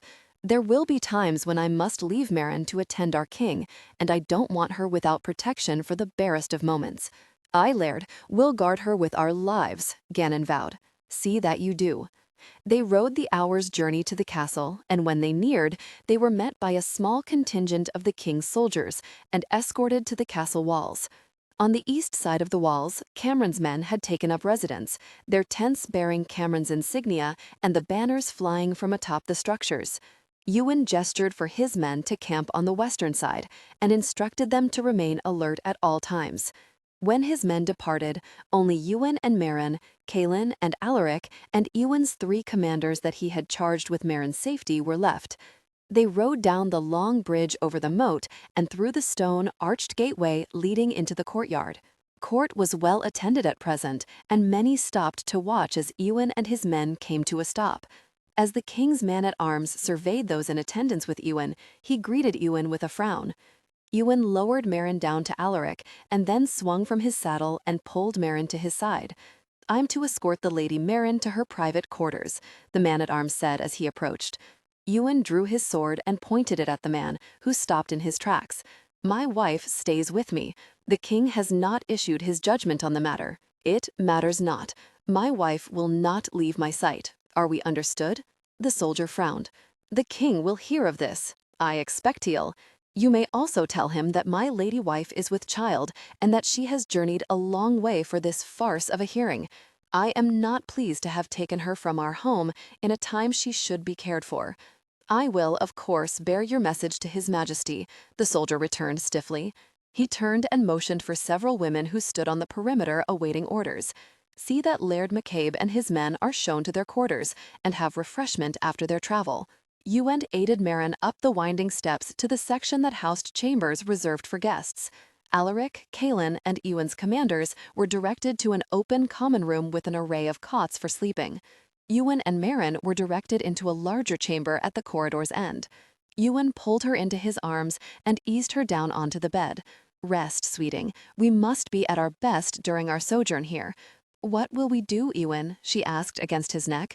"I have no wish to mingle at court. I have no finery in which to attend the dinners. I cannot pretend indifference when the very idea of sharing a meal at the same table as Duncan Cameron makes me ill. We must act as if we are in the right. If we hide, people will say we have something to hide. If we avoid Duncan Cameron, people will say I fear him." He stroked Mairin's cheek and gazed down into her eyes. "We must be on our guard and allow no one to think even for a moment that the claims Cameron launched are anything but false. If I can gain an audience with the king soon, I have faith that this will all be cleared up and we can be on our way home." "I understand," she said quietly. She snuggled tighter into his embrace and yawned broadly. He kissed her brow and urged her to sleep. The travel had taken its toll, along with her stress and unease. She would need her strength for what was to come. A knock sounded at the chamber door, rousing Ewan from sleep. Mairin was still soundly asleep, her face tucked into his neck. Gently, he pried himself away from her and rose, pulling on his tunic. When he opened the door, a servant bowed and extended a jeweled plate with a scroll on top. Ewan took the scroll and nodded at the servant. He carried the missive inside the chamber and sat at the small desk where a half-gone candle flickered, casting shadows on the wall. He unrolled the scroll and read the summons. He was to attend the evening meal at the king's table in the great hall. He glanced over at Mairin, who had succumbed to her exhaustion. He didn't want her to endure the strain of a meal where Cameron would likely be in attendance, but it was also important to maintain the public appearance of having done no wrong. Mairin was his wife, his beloved wife. She carried his child. The king and his advisors needed to see firsthand the absurdity of the charges against Ewan. With a sigh, he went to wake her. He had no jewels to adorn her with, but de sa beauty shone all the more brightly, undistracted by the glitter of riches. Her dress was a simple confection that the ladies had hastily sewn when they'd learned of the impending journey to court. A castle maid fashioned Mairin's hair, braiding and then coiling the heavy braid atop her head. The maid would have left off, but Mairin caught her hand. "'Tis unseemly for a married woman to show her hair at court, and I am married to Laird McCabe. Please fashion the wimple around my hair." Ewan felt a surge of pride at how steady and composed his wife sounded, even though he knew how afraid she was. When the maid was finished, Mairin stood and turned to her husband. "Are you ready to escort me to dinner, Laird?" "Aye, wife." He took her hand, tucked it under his arm, and covered it with his other hand as he guided her from the chamber. His brothers waited just down the hall with Gannon, Cormac, and Diarmid flanking them. They made an impressive sight, moving down the halls of the castle toward the Great Hall. Indeed, when they entered the hall, conversation quieted as everyone turned to see Ewan's entrance. As Ewan escorted his wife toward the high table on the dais, murmurs rose and raced from table to table. Mairin went rigid against him, and her chin jutted upward. Her eyes narrowed, and a deep calm worked over her features. As on her wedding day, when she'd entered the hall with all the airs of a princess, she now walked beside Ewan as he guided her toward their seats. Another buzz of murmurs rose, this time louder, and Ewan turned to see Duncan Cameron striding toward them, wild relief on his face. Ewan tucked Mairin behind him, and Ewan's brothers stepped forward, but Cameron stopped and dropped to his knees at Mairin's feet. "My lady wife, finally. After so many months, I despaired of ever seeing you again." Mairin stepped back, distancing herself from Cameron and clutching Ewan's hand even tighter. Ewan saw the speculation and the sympathy that Mairin's rejection inspired in the crowded hall. Cameron was playing the victim to the hilt and had obviously gained the support of many by humbling himself at Mairin's feet. Cameron rose, grief engraved in the lines of his face. The man was a consummate actor. He even managed a gray pallor as he retreated, seemingly in defeat, to take his seat on the other side of the table. Ewan had no sooner seated Mairin and himself when the trumpet sounded, signaling the king's arrival. Everyone stood and turned their attention to the door, but it wasn't King David who entered. It was a bevy of his closest advisors, including the king's cousin, Archibald, who'd issued the summons for Ewan to appear. Archibald nodded pompously and took the seat usually reserved for the king. He first eyed Duncan Cameron, and then turned his gaze on Ewan, before letting it slide to Mairin on Ewan's right. "I trust your journey was not too taxing, Lady Mairin. We have only just heard of your being with child." She bowed demurely. "I thank you for your regard, my lord. My husband has taken great care with me." "Where is the king?" Ewan asked bluntly. Archibald had no liking for the question. His eyes narrowed as he stared at Ewan. "The king has other matters to attend to this night." He turned to survey the many people seated at the tables in the hall. "Let us eat," he announced. The servants lining the wall burst into activity, filling goblets with wine and setting out the trenchers of food. The aroma was tantalizing, and the tables overflowing with bounty. "Eat," Ewan whispered to Mairin. "You must keep your strength up." Ewan and Duncan's presence at the same table made the tension so thick that the rest of the noblemen seated around them remained silent. Archibald suffered no ill effects and ate grandly, gesturing for seconds and then thirds of the roasted chicken. Ewan was ready to be done with the meal so that he and Mairin could retire to their bedchamber, but Archibald kept up a steady stream of mundane and tiresome chatter that made Ewan's head ache. He had no patience for games played by courtiers. Everyone knew why he and his men were there, and the air was charged with anticipation over the potential confrontation. The people assembled were all but licking their chops over such an event. "The king is considering the matter put before him," Archibald finally said, as he leaned back in his chair. "He intends to summon the both of you to present your side on the morrow. He understands that this is a stressful time for Lady Mairin, and it isn't healthy for a woman in her delicate condition. Her name is Lady McCabe, Ewan bit out. Archibald raised his eyebrow. Aye, well, that does seem to be the pressing question. His Majesty will decide the matter on the morrow. In that case, if you would excuse me, my lord, I would take my lady wife back to our chamber so that she may rest. Archibald waved his hand. By all means, I know this must be an ordeal for her. Ewan rose and then helped Mairin to her feet. Again, she donned a cool, regal air that radiated from her in waves. She passed each table, head held high, until many of the people who stared at her averted their gaze in discomfort. You did well, Ewan murmured. This will be done with tomorrow, and we can return home. I hope you are right, Ewan, she said anxiously as he closed the door to their chamber. Duncan Cameron makes me uneasy. It isn't like him to adopt such a meek demeanor and play the snubbed. I do not like the king's man, she said bluntly. I will be deigned to put the matter before my uncle, the king. I have heard he is a fair man and a religious man, as was my father.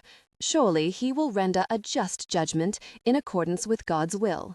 Ewan had less faith in the piety of men and their willingness to act in accordance to God's laws, but he didn't say as much to Mairin. He wanted her to have faith that it would end quickly and in their favor, but already Ewan was silently preparing for the worst. The next morning, Ewan was up before dawn. He paced the floor of the chamber, waiting and worrying. He'd spoken to his brothers after Mairin had fallen asleep the night before, and they had planned for every contingency. A knock sounded at the door, and Ewan went quickly to answer so Mairin wouldn't be awakened. One of the king's guards stood outside the door. His Majesty requests the presence of the Lady Mairin in his quarters. He will send a guard for her in an hour's time. You are to await his command to appear in the great hall. Ewan frowned. She will be well cared for, Laird. I will hold you personally accountable for her safety, Ewan said menacingly. The guard nodded and then departed down the hall. Ewan? Ewan turned to see Mairin up on her elbow, her hair streaming over her shoulders. What is happening? Ewan crossed the room and sat on the edge of the bed. Unable to resist, he ran his hand along her side and then to the tiny swell of her belly. Have you been able to tell if our child moves yet? She smiled and cupped her hand over his. 'Tis just a flutter, almost like a tiny brush over my skin, but I can feel him. Ewan pushed up her nightdress until the smooth expanse of skin was bared to his sight. He leaned down and pressed his mouth to the curve of her belly. The swell was firm, the evidence of the child she sheltered within her. Ewan was sure he'd never seen a more beautiful sight. He was captivated and wholly entranced. He could spend hours enjoying the silky smooth pale skin and the beauty of the woman who carried his child. Mairin's fingers tangled in Ewan's long hair as he kissed the shallow indention of her navel. What did the messenger say? She asked quietly. Ewan raised his head and stared into her eyes. He summoned you to the king's chamber in an hour's time. He's sending a god to escort you, and then he will summon me to the great hall. Nervousness fluttered in her eyes, and her lips tightened into a thin line. She tensed beneath the hand he held cupped over her belly, and he began stroking her to alleviate some of the tension. I do not feel he will allow any harm to come to you, sweeting. You are his niece, his blood. For him not to ensure your safety reflects badly on him. His rule is too tenuous with the threat of Malcolm and Malcolm's followers for him to do anything to lose support. She leaned forward and cupped his face, her thumbs running over his cheekbones. You always know just what to say. I love you for that, my mighty warrior. He turned until his mouth slid over her palm and he pressed a kiss to the tender skin. And I love you. Remember that. Summon the maid. I will need help if I am to be ready to see the king in an hour's time, she said with a grimace. He rose and helped her from the bed. I'll summon her at once. She stood at his side and turned her face up so that she looked deep into his eyes. Promise me that we will leave the moment this matter is settled. I've a need to be home with my clan. You have my word. Mairin walked down the hall, surrounded by 4 guards. She was more nervous by the minute at the idea of coming face to face with her uncle. She was prepared to plead Ewan's case and tell him all that Duncan had done. After hearing all she had to say, the king couldn't possibly rule in Duncan's favor. The guard knocked, and the door was opened by Archibald, who motioned them inward. He smiled and took Mairin's hand and guided her to a comfortable chair in the lavishly decorated sitting room. "I'm afraid the king is not himself today," he said smoothly. "He's been forced to retire and conveys his deepest regrets that he is unable to speak with you privately as he'd hoped." "I will act on his behalf and render judgment on the matter before the crown." Alarm beat in Mairin's chest as she settled more comfortably in the chair. Her hands shook, and she hid them in the folds of her skirts so as not to betray her unease. "I do hope His Majesty's ailment is not serious," she said politely. "I had looked forward to making the acquaintance of my only blood relative." "That's not entirely accurate," Archibald said. "I am the king's cousin, so that makes us related by blood." Of course," she murmured. "I would ask that you wait here, cousin, until you are summoned to the Great Hall. I will, of course, provide refreshment. You'll want for nothing during your confinement, cousin."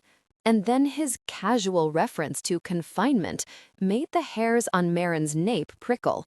Still, he viewed her kindly and seemed genuinely concerned over her well-being, so she smiled and offered her thanks. "I would speak to you, if permissible, about the matter before you, my lord." He patted her arm. "'Tis not necessary, dear lady. I am sure the experience has been trying enough, and 'tis my duty to get to the bottom of it by hearing both men's accounts. I assure you I will have the right of it." She had to force herself not to argue. The last thing she wanted was to anger the man who held her life in his hands. "Now, if you will excuse me, I must make my way to the Great Hall and summon the lairds to bear testimony. I will, of course, call for you when they are ready." She nodded and clenched her hands together in her lap. As the king's cousin left the room, she offered a fervent prayer that justice would prevail this day and that Duncan Cameron would be consigned to hell where he belonged. Ewan stood outside the Great Hall with his brothers and commanders and awaited his summons. Down a ways stood Duncan Cameron with his men, and it took all Ewan had to not launch himself at the man and kill him on the spot. Cameron was summoned first, and he walked by Ewan with a look of smug satisfaction. It wasn't just the snidiness that bothered Ewan, it was the supreme confidence in both look and manner. Cameron was a man who feared not the outcome of today's hearing. Kalen put his hand on Ewan's shoulder. "No matter what happens, we're with you, Ewan." Ewan nodded his appreciation, then he murmured in a low voice that only his brothers could hear. "If things go badly, I want you to leave the hearing, find Mairin, and take her from the castle. Her safety is the most important thing. Whatever you have to do to secure her, do it." Alaric nodded his understanding. Next, Ewan was called to make his appearance, and he walked into the hall, his brothers shoulder to shoulder behind him. He knew his warriors made an impressive sight. They were larger, more muscled, more fierce-looking than any other warriors in attendance. They stalked down the cleared path in the middle of the hall to the dais where Archibald sat in David's throne. The hall was packed full of people, all insatiably curious as to how the king would rule. Excited murmurs greeted Ewan's entrance, and his brothers and commanders got many a scrutinizing look from the other soldiers present. At the front of the assembled people, Ewan stood on the left side of the hall, and Cameron stood on the right as they awaited David's arrival. Instead of the king's arrival, soldiers filled the room, lining the pathway to the dais so that everyone was contained behind the line of warriors. More soldiers filled the front of the dais, surrounding the dais and standing in a firm line in front of Archibald. Ewan frowned. It was as if they expected a battle. And then his wife entered the hall, flanked by David's soldiers. She slowly made her way up the aisle toward the dais, where Archibald watched her approach. He gestured for her to take the position on his right, and she gracefully sank into the seat. Her gaze instantly found Ewan's, and no one in the room could discount the instant flash of emotion that arced like a bolt of lightning between them. Archibald held his hands up and addressed the assembled crowd. "His Majesty, King David, is indisposed this day. He is ill, and our prayer should be with our king in his time of need. He has asked that I preside over today's hearing and that my word be received as his." Ewan turned sharply to his brothers to see the same incredulity etched on their faces as was on his. This was wrong. It was all wrong. Ewan curled his fingers into fists and glanced over at Duncan, who only had eyes for Mairin.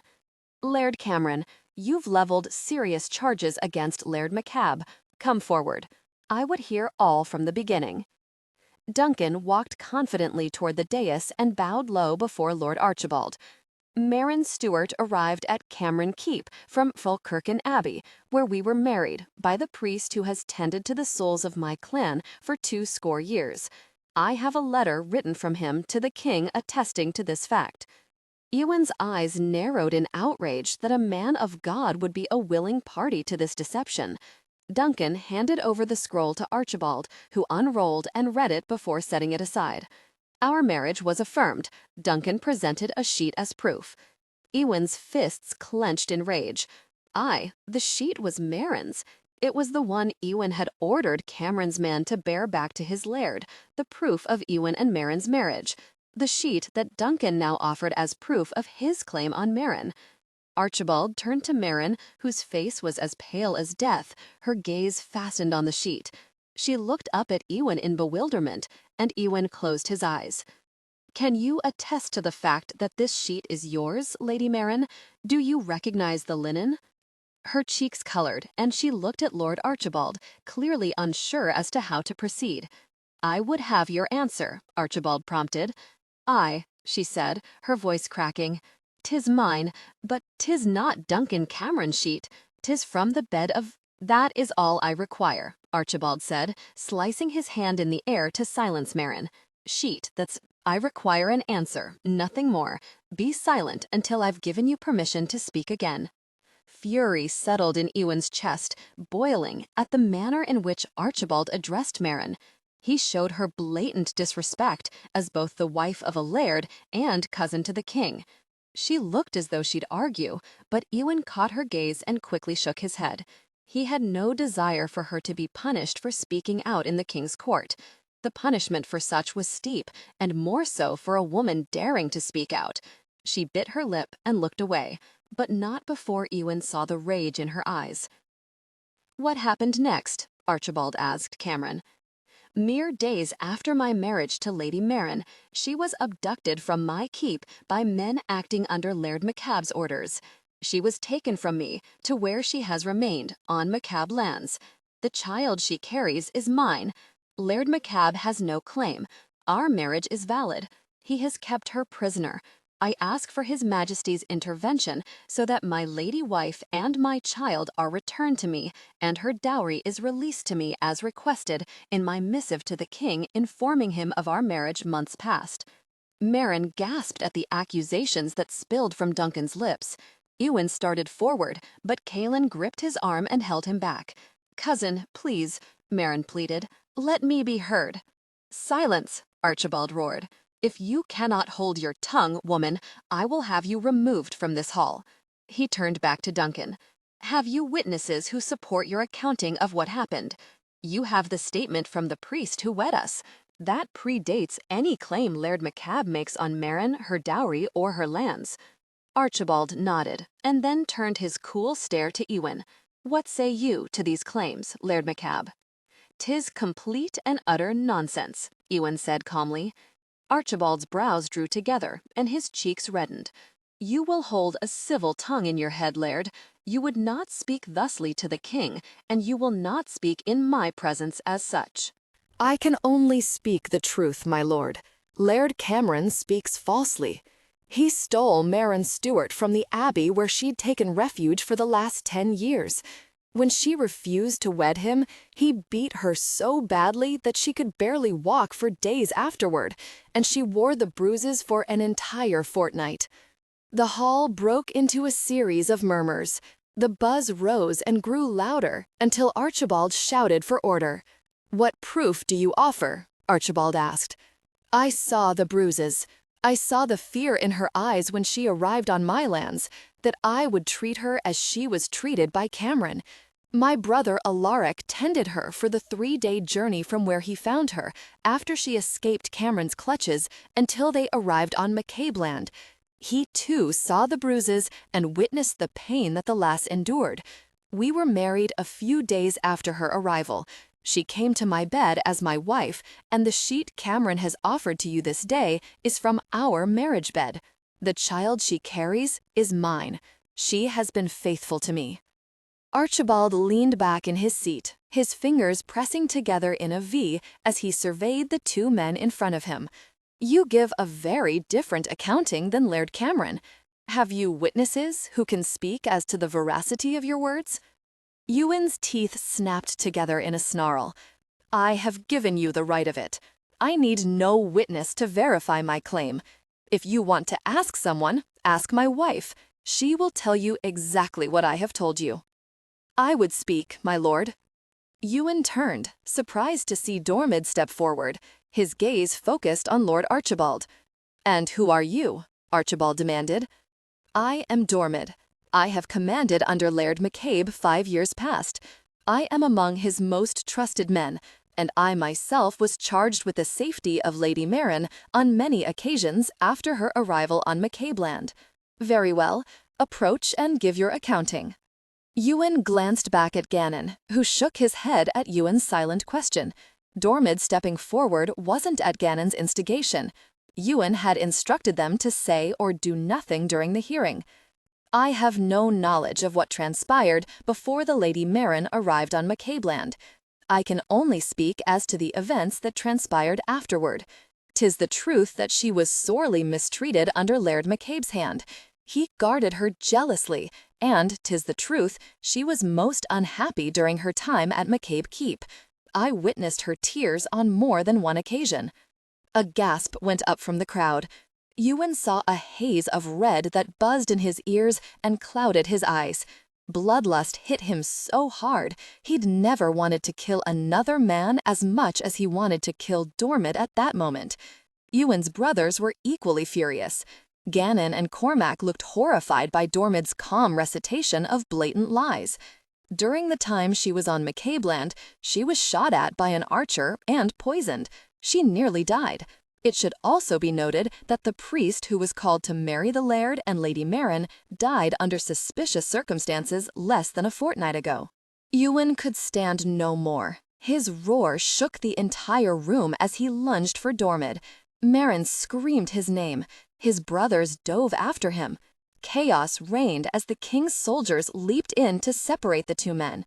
It took 7 of the guards to pry Ewan away from Dormid. "How could you betray us this way?" Ewan demanded as he was hauled back from Dormid.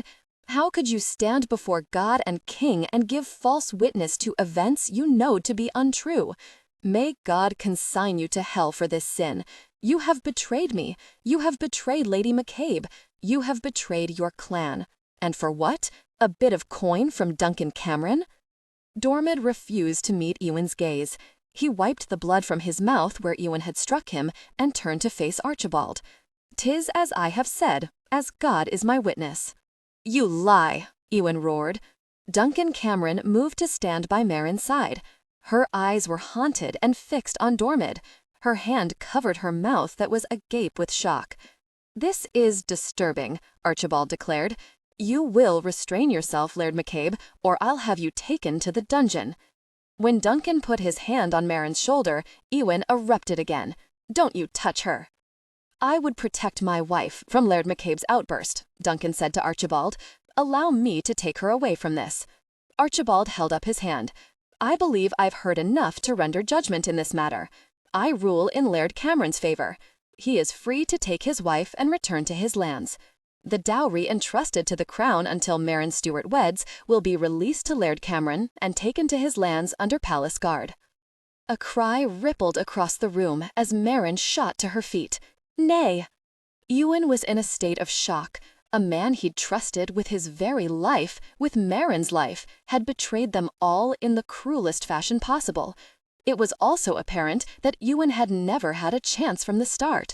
Archibald was in league with Duncan Cameron. What wasn't clear was whether the king was also in league with Cameron, or whether Archibald boldly plotted against his cousin. "My lord, please hear me," Mairin pleaded. "'Tis not true. None of it is true. My husband is Laird McCabe." "Silence, woman," Duncan roared. He backhanded her in reprimand, and she fell into the chair she'd just risen from. She is distraught and clearly not thinking straight, my lord. Please forgive her impertinence. I will deal with her later. Ewan could not be contained. As soon as Cameron struck Mairin, Ewan went crazy. He exploded across the room, hitting Duncan in the chest. The two men went down as, once again, chaos reigned. This time his brothers did nothing to stop him. They were fighting their own battle against the king's guard, a battle they couldn't hope to win. They were hugely outnumbered, more than 12 to 1. Without their swords, they were at an even greater disadvantage. Ewan was hauled off Duncan and went to the floor under the weight of 4 soldiers. They pulled his arms back and pressed his face to the floor. Mairin flew to his side and knelt down, her hands reaching for him. Tears slid freely down her cheeks. "Imprison Laird McCabe," Archibald ordered, "and his men. Laird Cameron, take your wife and be gone from this hall." Duncan bent over and grabbed Mairin by the hair as he hauled her upward. She fought like a wildcat, and Ewan roared his fury as he broke free and tried to attack Duncan again. The soldiers grabbed him, holding him back even as he bucked and strained against them. Mairin was being pulled away, her eyes filled with tears, her arms outstretched to Ewan. "Mairin," Ewan called hoarsely, "listen to me. Survive. You survive. Endure, no matter what. Endure what you must, but survive for me. Survive for our child. I will come for you. I swear it on my life. I will come for you." "I love you," she said brokenly. "I will always love you." The hilt of a sword crashed down on his head. The pain blurred his vision, and his head snapped to the side.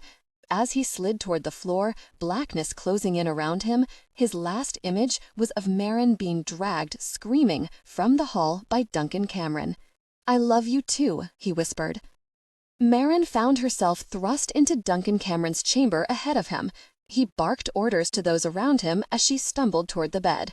When he neared the bed where she was sprawled, she hastily backed away, prepared to fend him off in whatever way necessary. He sat on the edge of the bed, his expression calm as he surveyed her. One of the servants pressed a goblet into his hand, and then Duncan waved them away. One by one, his men exited the chamber until he was alone with Mairin. She edged up onto her elbow and inched backward to put more space between them. He gave an exaggerated sigh of resignation. "I regret what transpired between us the first time we met. I realize my actions were reprehensible, and my wooing skills are sorely lacking." Wooing skills? Reprehensible? His words swam through her muddled mind. Was he insane? "Your actions now are reprehensible," she said hoarsely. You lied. One of Ewan's own men lied and betrayed our clan. I can only assume at your instigation. It would benefit you to make the best of your situation, Duncan said, his voice carrying a hint of dark warning. Please, she said, her voice breaking. She hated that she was reduced to begging before this man. But for Ewan, she had no pride. There was nothing she wouldn't do. Let me return to Ewan. I am married to him truly. Duncan shrugged. It matters not whether you are married to him or me. That is of little consequence as long as I receive your dowry and control of Nem Allen.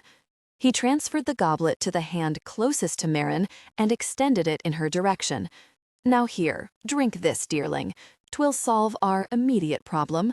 I regret that it will cause you pain, but hopefully it won't last over long.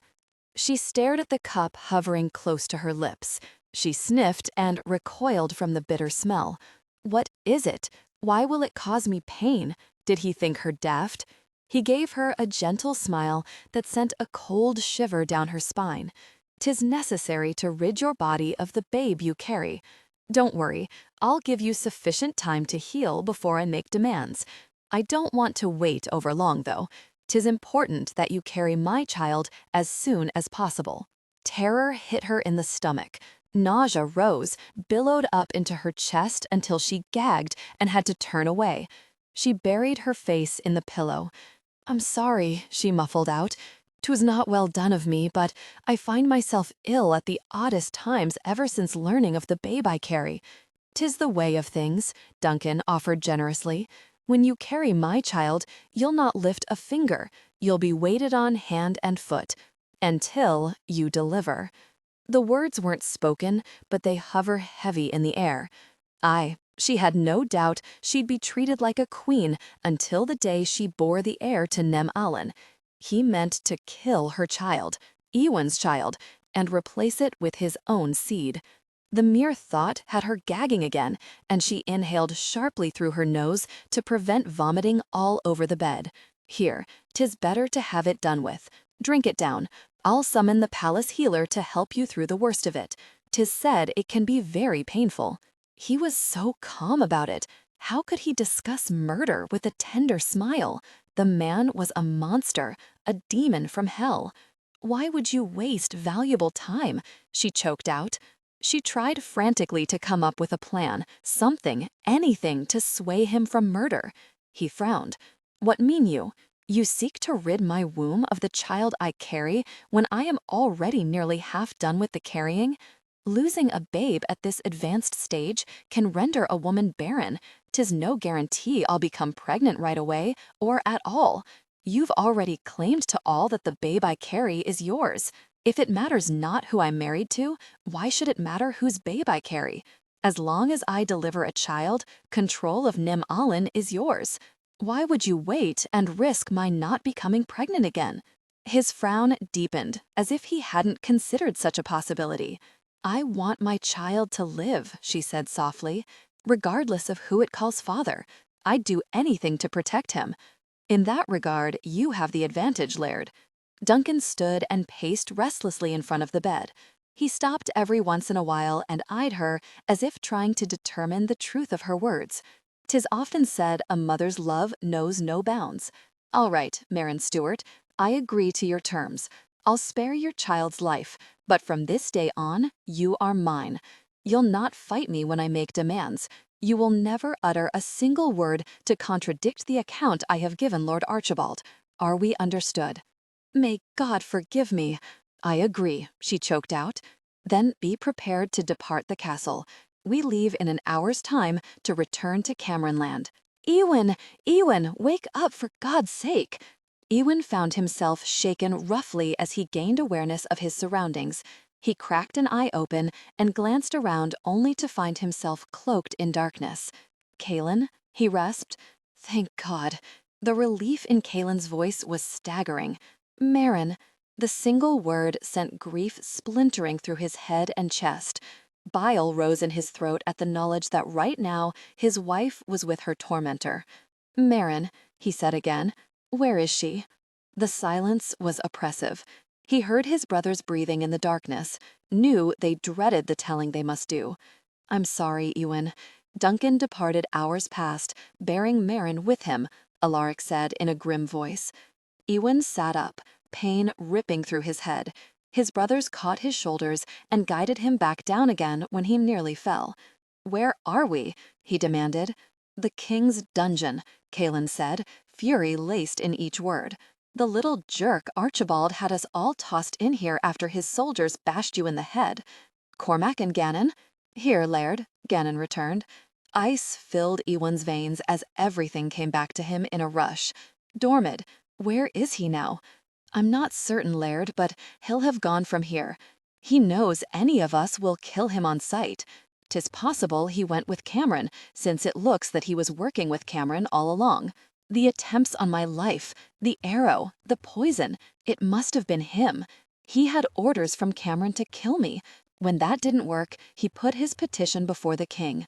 I suspect he had the petition working even before Dormid's attempts on your life, Alaric said. He had every angle covered from the start. The question is if David is involved in this along with Archibald, or if Archibald acts alone with Cameron, Kaelin mused. Ewan put his hands on the rough floor of the dungeon and pushed himself into a sitting position. Archibald said that David was indisposed, and castle rumor confirmed that the king is very ill. I wouldn't be surprised if Archibald is behind that as well. Are you all right, Ewan? Alaric asked. Does your head pain you overmuch? Ewan touched the side of his head, felt the warmth of blood, but it was thick, and it no longer flowed freely. I'll be fine. What's important is that Mairin not stay in Cameron's grasp a minute longer than she has to. "I've sent a message to our men," Kaelin said. "'Tis my hope we hear from them soon." Ewan stared around the darkened dungeon. "How did you send a message to our men?" "I might have threatened one of the guards who tossed us into the cell," Kaelin admitted. "I told him that unless he informed our men of our fate, that I would inflict a terrible fate upon him." Alaric chuckled. "The man couldn't leave us fast enough to bear Kaelin's message to our men." "How long have we been down here?" Ewan asked as he rubbed more of the blood from the side of his head. Kaelin sighed. "Several hours.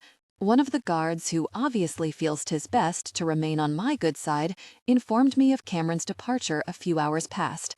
"Son of a jerk," Ewan swore.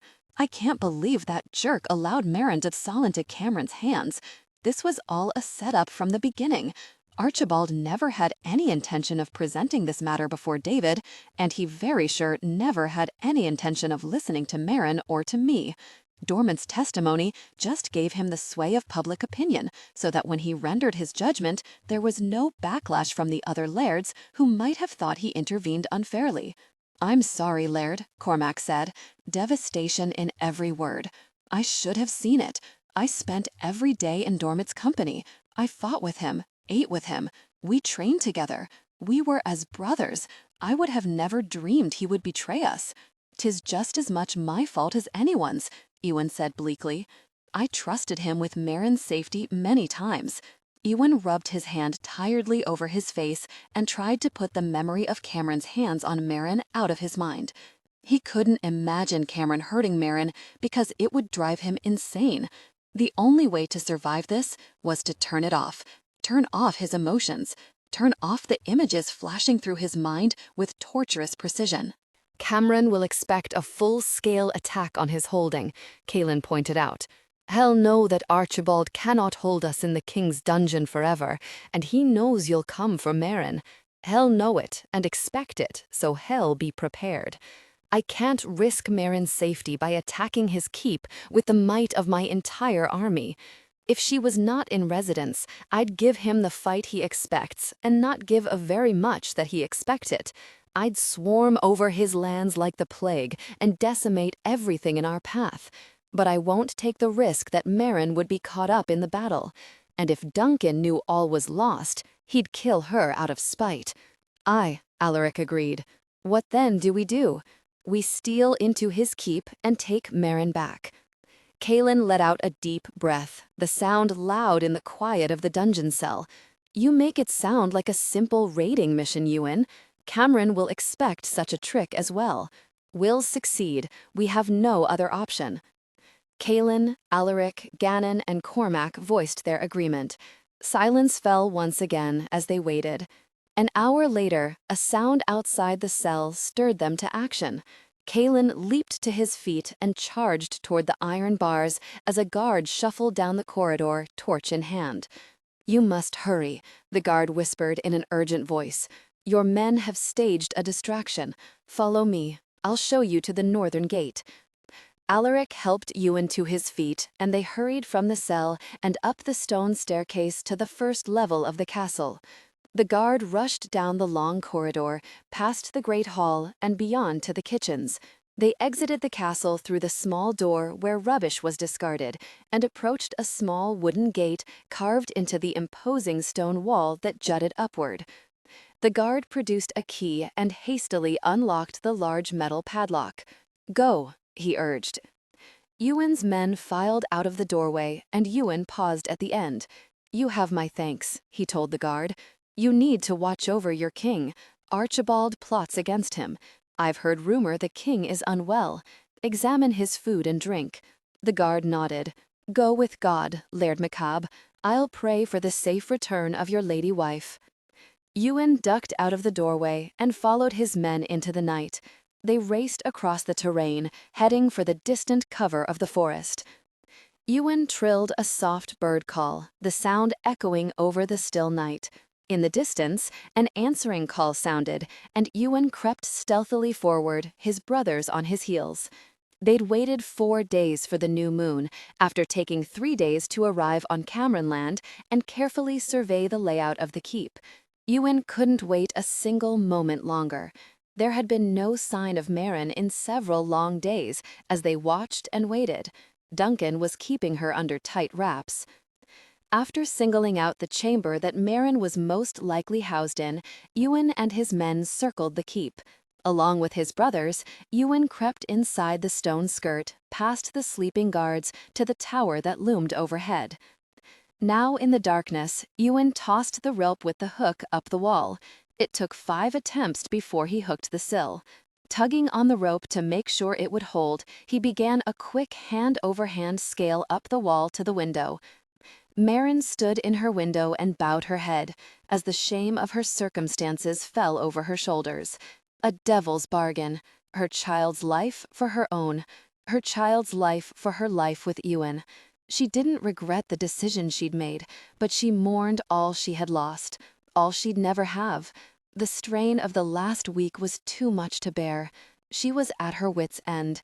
She was afraid to eat lest Duncan change his mind and go back on his word. She feared at every turn that he'd put a potion into her drink or food that would cause her to lose her child. She lived in constant fear of being forced into an intimate relationship with the man who now called her wife. She swayed wearily and turned in the direction of the bed. She couldn't continue on in this manner. It wasn't good for her child, and yet she had no choice. Tears glistened on her cheeks as she gave in to the overwhelming grief welling from the depths of her soul. How could she live when she'd known a love so deep that she ached at the memory? How could she ever willingly share intimacy with a man after knowing Ewan's touch? Finally, in her exhaustion, she crawled under the covers and buried her head in the pillow so no one would hear her sobs. She had no idea of the passing of time. When she felt a hand slide over her arm and to her shoulder, she flinched away and turned over, prepared to defend herself from Duncan's attack. "Shh, lass, 'tis me, Ewan," he whispered. She arred up at her husband in the darkness, unable to believe that he was here, in her chamber. He touched her wet cheek and wiped away the trail of tears. His voice was tortured, and the words seemed ripped from his very soul. "Ah, Mairin, what did he do to you?" "Ewan?" "Aye, lass, 'tis me." She rose up and threw her arms around his neck, holding on for dear life. If she was dreaming, she never wanted to wake up. She wanted to exist in this dream world where Ewan's arms were securely around her and she could smell his strong masculine scent. He crushed her to him, his hand stroking her head, shaking and making a mess of her already unruly hair. "Ewan?" she choked out. "Oh God, Ewan, Ewan." His lips found hers and he kissed her desperately, as if it were the last kiss they'd ever share. Their lips tangled and her tears slipped onto their tongues. She breathed him in, the last breath she wanted to take. She lived in this moment, reaching for everything she'd lost, for everything she wanted most. "Shh, don't cry, lass. You're breaking my heart. We don't have much time. I've got to take you from this place." His words penetrated the heavy grief surrounding her. She stared up at him, afraid to believe he was real, that he was there and not a figment of her dearest fantasies. He picked her up from the bed and carried her toward the window. He leaned out and she clutched at his shoulders as she stared down at the dizzying distance between her sill and the ground. "Listen to me, sweeting," he said in a gentle voice. He brushed his lips over her temple and held her tightly against his chest. "We're going down a rope from your window." She raised her head in alarm. "Ewan, I can't. The babe, I'm too big and clumsy." He cupped her chin and stroked his fingers over her cheek as he stared down at her. "I'll be with you every step of the way. I'm going to lower you down first. Alaric and Kaelin wait for us at the bottom. If you fall, they'll catch you. I need you to trust me." She reached up to touch his face, her love and faith soaring in her soul. "I'd fly if you asked me to." He kissed her hard and then lowered her to the floor. He wasted no time securing the rope around her foot so that it fit her like a stirrup. Then he strung the rope from her foot to her hands, looping it around her wrists and palms so she gripped it tight. The other end he tied to his waist and he took position just inside the window. "Step onto the sill, sweeting." Very carefully, put your feet against the wall of the castle and keep them there so you don't scrape against the stairs as I lower you. Try to remain upright. 'Twas insanity, what he was asking her to do, and yet she climbed onto the ledge, holding onto his shoulders for dear life. He grabbed the rope just inches from her hands and braced himself as she started to climb over. Inch by inch, she lowered her foot until it scraped against the side of the stone wall. That's it, lass. Go slow and be careful. I've got you. I won't let you go. Sliding over the sill was the hardest thing she'd ever done, and then she simply let go. She spiraled downward, hitting her feet against the wall as she struggled to gain her footing. She threw back her head and saw Ewan fighting with all his strength to slow her descent. The rope had to burn his hands, and yet he hung on. She jammed both feet against the wall and gripped the rope with all her might. Halfway down, she finally managed to control her descent by walking down the wall with her feet. When finally she neared the bottom, Alaric and Kaelin reached up and grabbed her waist. They lowered her to the ground and quickly untied the rope so Ewan could pull it back up. "How will he get down?" she whispered urgently. They ignored her and stared upward, waiting for Ewan. Several long minutes later, she saw his dark figure coming down the rope, hand over hand, his feet against the wall as hers had been. When he reached a safe distance, he dropped the rest of the way, landing with a soft thump beside her. She reached for his hands, and, as she suspected, they were torn and raw. Her throat swelled, and she kissed each palm, holding them reverently in her own hands. "Let's go," Alaric hissed. "Gannon is waiting with the horses." They ducked and ran toward the stone skirt in the distance. Alaric tossed up another rope, and the hook hit the stone ledge at the top with a clink. Wasting no time, Alaric scrambled up the wall and lay along the top, his hand extended down for Mairin. Ewan hoisted her high over his head and urged her to reach for Alaric's hand. Their fingers glanced off each other before Alaric finally captured her hand and slid his fingers down to grasp her wrist. Ewan pushed upward, and Alaric pulled her up with incredible strength. "Grab onto the ledge and pull yourself over," Alaric hissed.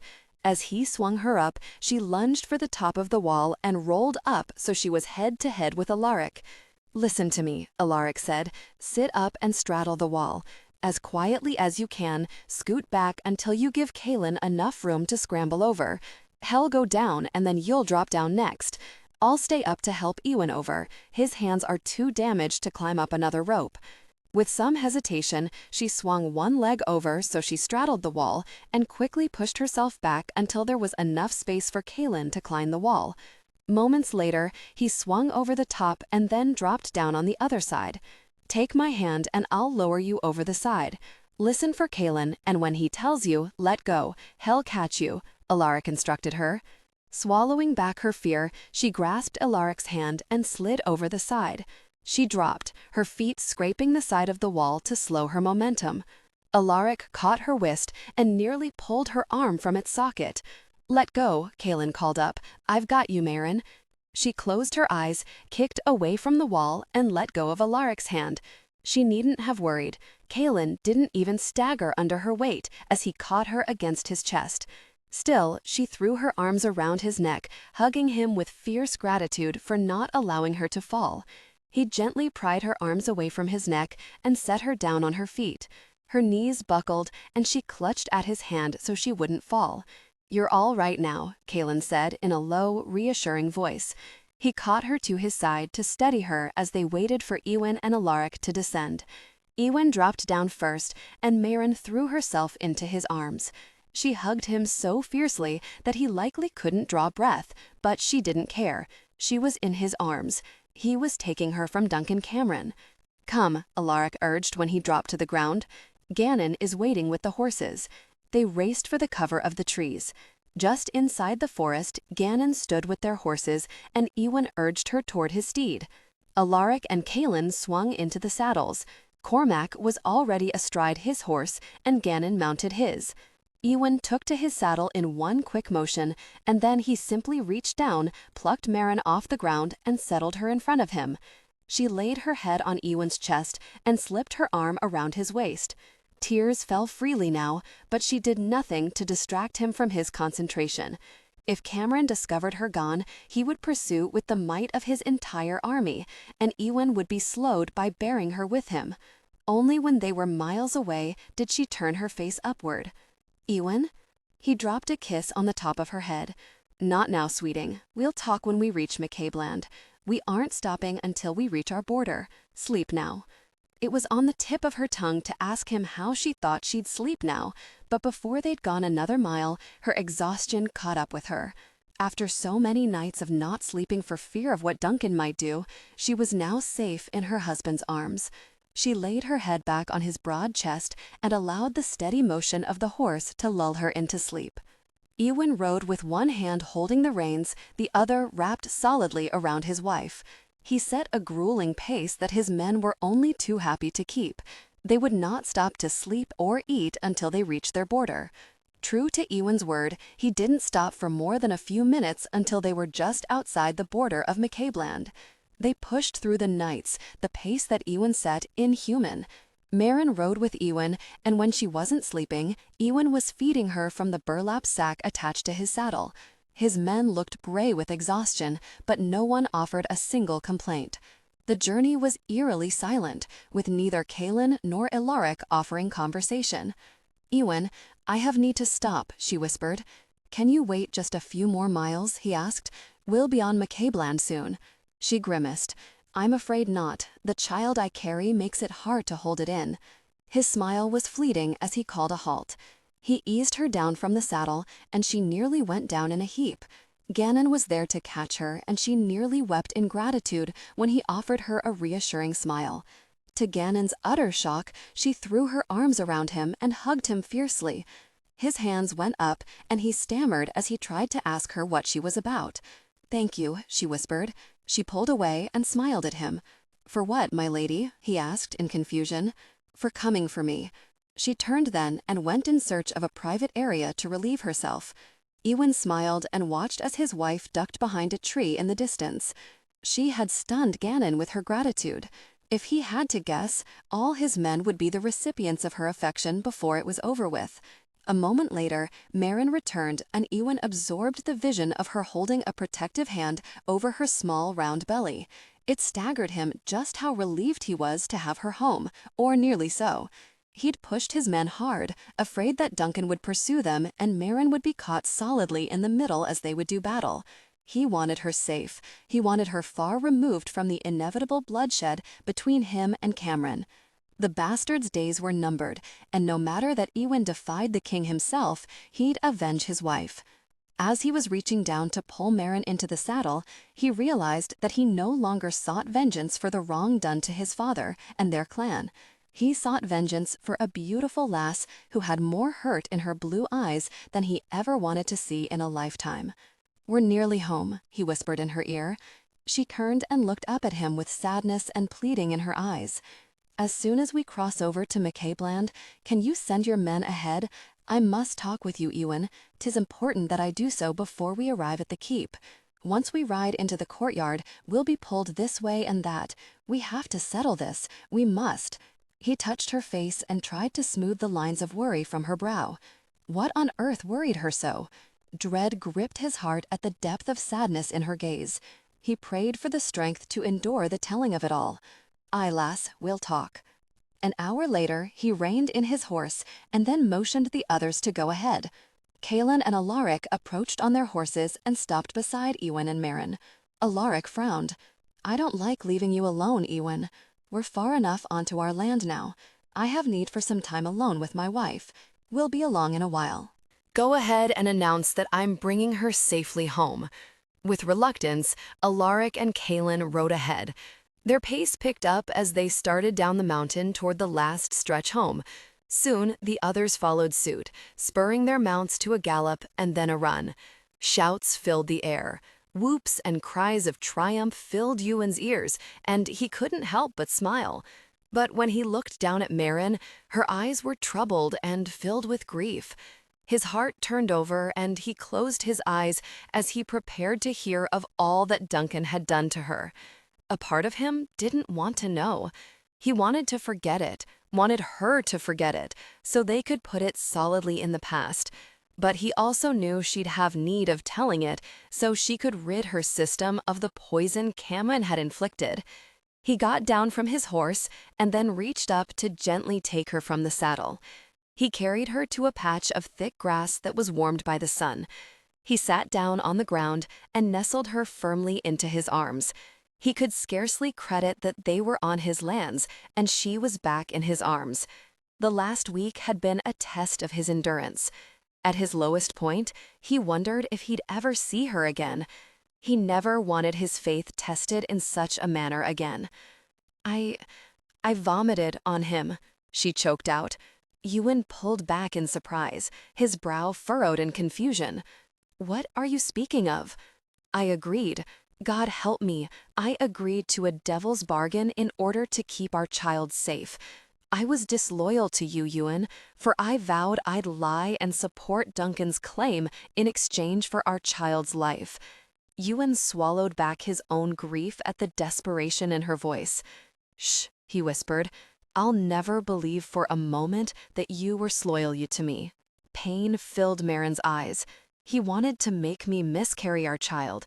He was going to force me to drink a potion.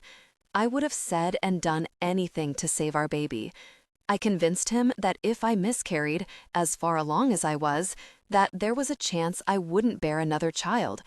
I convinced him that the logical thing to do was to carry on the avowal that it was his child, for as long as I delivered a child, he would control Allen regardless whose babe it was. He agreed, but even then I was afraid to eat or sleep because I worried he'd go back on his word and eliminate our baby. Ewan gathered her in his arms and rocked her back and forth, his eyes closed at the terror she'd lived in. No wonder she was so thin. She hadn't eaten for fear she'd lose her child. His child. Your brilliance amazes me, lass, to have thought of a solution so quickly. I'm humbled by your courage and daring. No child could have a fiercer mother. Our son or daughter will be blessed beyond measure. She stared up at him, hope lighting her eyes for the first time. You aren't angry? How could I be angry at a woman who'd sacrifice everything to keep my child from harm? Oh, Ewan, she whispered, and then her eyes clouded again and she looked down. He nudged her chin upward with a tender gesture. What is it? I agreed to be his wife. I agreed to never deny him. She closed her eyes as tears slipped in silvery trails down her cheeks. For a moment, Ewan didn't breathe. He couldn't imagine such a sacrifice. His chest ached as he finally sucked air into his lungs.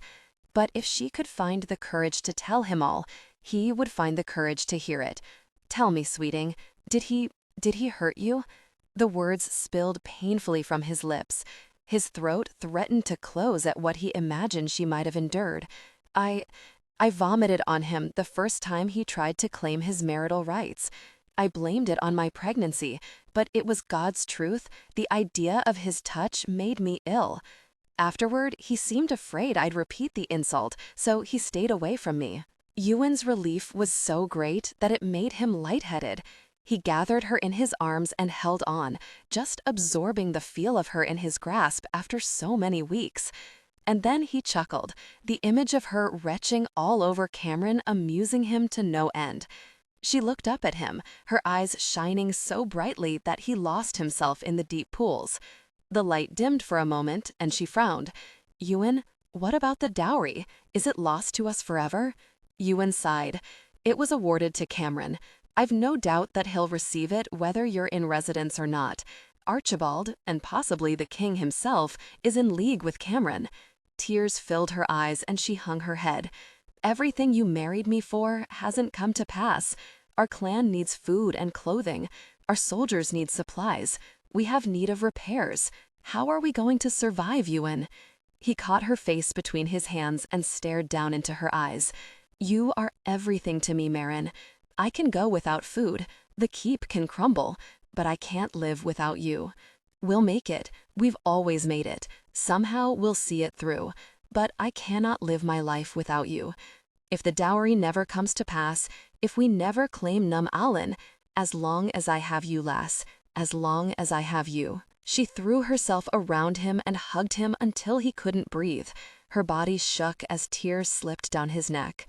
He didn't chide her, though, because it was God's truth he wanted to cry himself. "I love you, Ewan. Thank God you came for me." He pressed his forehead to hers as their lips danced ever closer to each other. "I'd battle the fires of hell to bring you home, lass. Now let's ride on.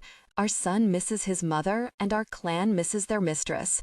The entire clan was assembled in the courtyard when Ewan rode across the bridge. Mairin held solidly before him in the saddle. Her head rested against his chest, and her hair streamed down her back, the ends lifting in the slight breeze. His clansmen all leaned forward, and their need to see that their mistress was well was visible on each of their faces. Ewan came to a halt and pulled back the blanket that shielded Mairin from view. The courtyard erupted in a chorus of cheers. Mairin straightened in his hold and smiled back at her clan. Tears shone in her eyes, and she offered a reassuring wave. "Mama! Mama!" Crispin bolted through the crowd and ran straight for Ewan's horse. Ewan smiled down at his son. "Stay right there, lad. I'll hand your mother down." Crispin's and Mairin's smiles lit up the entire courtyard. Something inside of Ewan shifted and clenched until his chest ached. With love. Alaric and Kaelin came forward, and Ewan handed Mairin down to them while he dismounted. As he'd expected, she threw her arms first around Alaric and squeezed until he laughingly begged for mercy. Then she let him go and turned to Kaelin, who already had his hands up to ward her off. Paying him no mind, she launched herself at him, and he had no choice but to catch her so she didn't fall. She hugged him fiercely, babbling her thanks all the while. "You daft woman," Kaelin muttered. "Did you honestly think we'd leave you to that pig?" He tweaked her chin, and she beamed up at him before hugging him all over again. Kaelin groaned and turned her around in her husband's direction. Ewan was only too happy to gather her in his arms and swing her around. "Put her down, Papa. I want to hug Mama." Chuckling, Ewan set her on her feet, and Crispin promptly threw his arms around her waist. Tearfully, Mairin gathered him in her arms and proceeded to kiss every inch of his hair. Alaric and Kaelin looked on indulgently, but Ewan could see in their eyes the clear affection they had for his wife. She had conquered them all. Ewan, his brothers, his men, their clan. He held up his hand to silence the uproar around them. "Today is a truly glorious day," he said to the gathered clan. "Our Lady is returned to us at last. She made incredible sacrifices to keep our child safe and the McCabe legacy alive. She worried that the loss of her dowry would somehow dampen our enthusiasm for her return, when indeed she is our greatest treasure." He turned then to Mairin and slowly went down on one knee in front of her. "You are my greatest treasure," he whispered. Around him, his men also went down on one knee, their swords drawn and pointed in her direction. Alaric and Kaelin both stepped forward. Ewan saw the question in her eyes. Then they both went on bended knee in front of her. It was too much for his tender-hearted wife. She wept as noisily as a newborn babe. No one seemed to mind. Smiles shone on the faces of his exhausted men. "Oh, Ewan," she cried as she launched herself toward him. He had no choice but to catch her, though they still landed on the ground in a tangle of arms and legs. She loomed over him and peppered his face and neck with kisses. She was crying so hard that twice her lips slipped off his face and glanced off his ears. "I love you," she wept. "Never did I dream that I'd find a man like you." Ewan caught her in his arms and gazed lovingly into his eyes. "'Tis a known fact that you were God's gift to this clan, lass. And to me. Especially to me," he whispered. A resounding cheer nearly deafened him. Mairin clapped her hands over her ears, but her smile was enough to light up the darkest winter night. Not caring who saw him or what conclusion they drew, he rolled to his feet, swung her into his arms, and started for the steps of the keep. "Ewan, what are you doing?" she demanded. He silenced her with a kiss as he walked inside the hall. Tension broke. They gave in to desire, connecting deeply. Mairin stared longingly over the rolling terrain, the earth bursting with green, and inhaled the sweetly perfumed air of summer. She itched to leave the keep, even if just to walk about the courtyard, but Ewan had expressly forbidden her to leave the safety of the walls, and he had enough worries without her adding to them. The McCabe clan readied for war.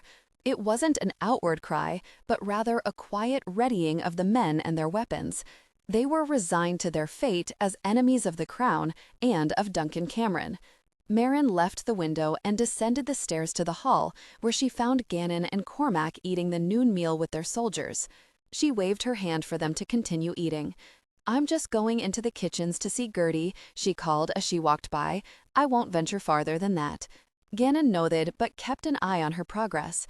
"Stay where I can see you, my lady." She smiled and stepped inside the door, but remained where Gannon could see her from where he sat. Only Gertie wasn't tending the fire as was her habit. Mairin sniffed the air.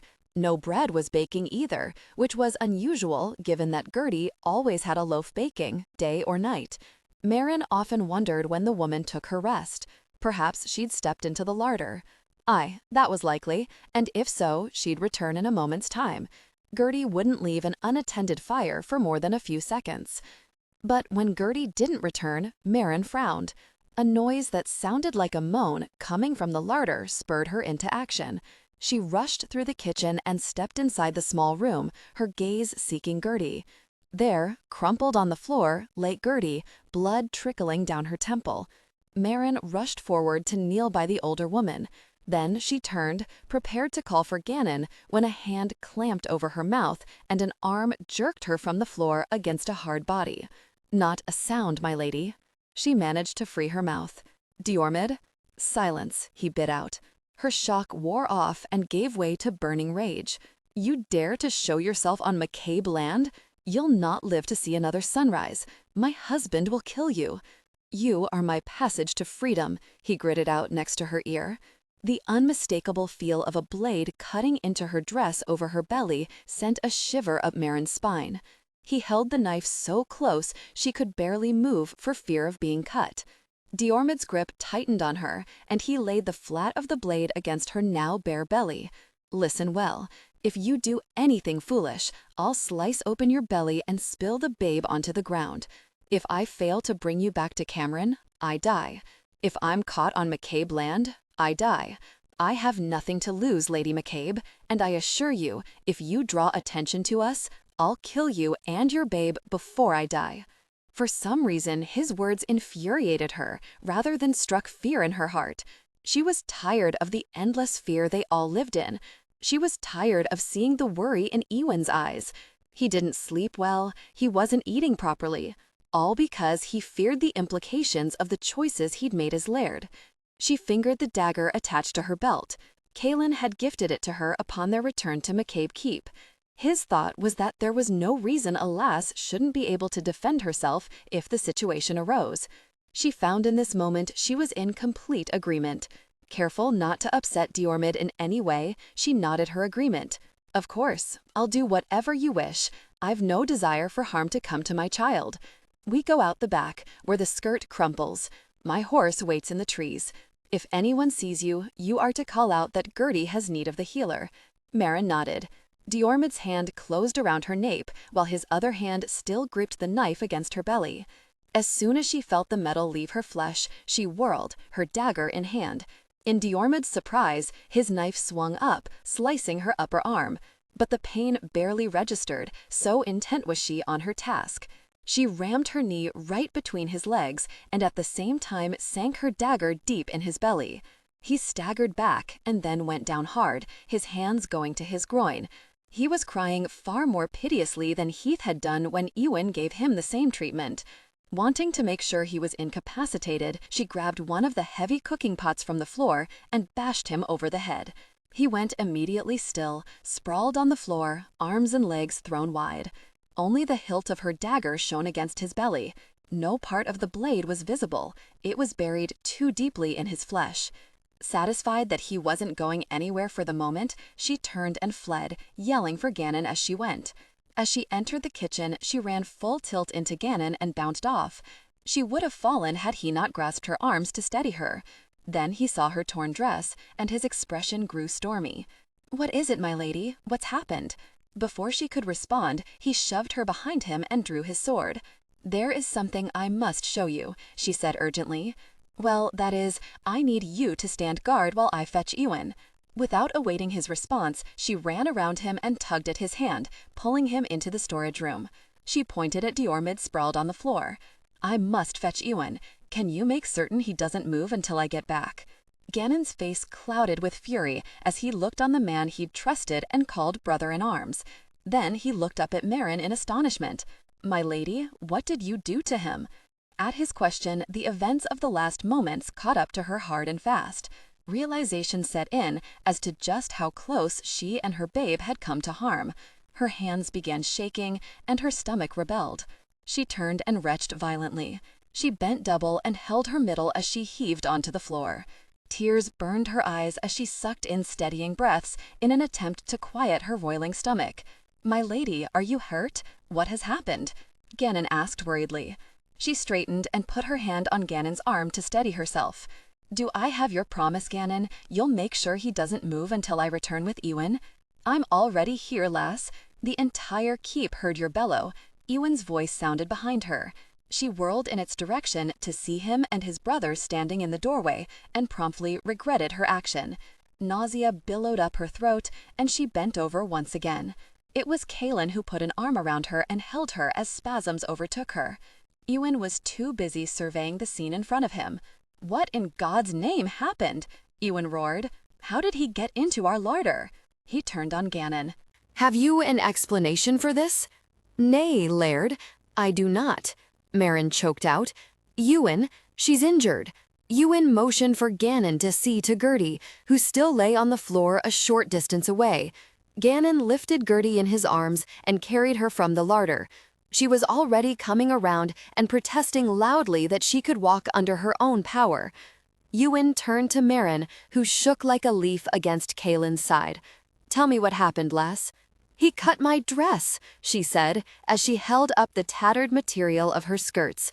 "He threatened to cut the babe from my womb if I didn't cooperate." Alaric stared at her in astonishment. "If he held a knife to your belly, how in God's name did he wind up unconscious on the floor with your dagger in his belly?" "I took a page from Ewan's book," she said primly. Ewan raised an eyebrow and exchanged glances with Kaelin. "This I've got to hear," Kaelin muttered. "I need him down there. And, well, I plunged my dagger into his belly at the same time. When he fell, I wanted to make sure he didn't escape, so I bashed him over the head with a pot." Alaric winced. "I don't think he was going anywhere, lass." She shrugged. "'Tis the truth, I wanted to kill him. He threatened my child." Kaelin chuckled. "I don't think Crispin or your other children will ever have to worry about coming to harm, Ewan. Your wife will single-handedly take on any threat to her young." Ewan pulled Mairin against his side and kissed the top of her head. "Are you all right, sweeting? He didn't hurt me." He took his hand away from her arm and frowned when he saw blood on it. "Then what is this?" he demanded. She shrugged, remembering now that Diarmid had cut her in the scuffle. "'Tis not but a scratch, Laird. I will wash it later."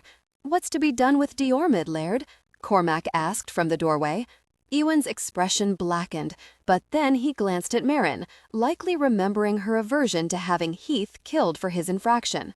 "I think he should be fed to a pack of wild wolves," Mairin muttered, "perhaps tied between two trees and left to bleed to attract predators."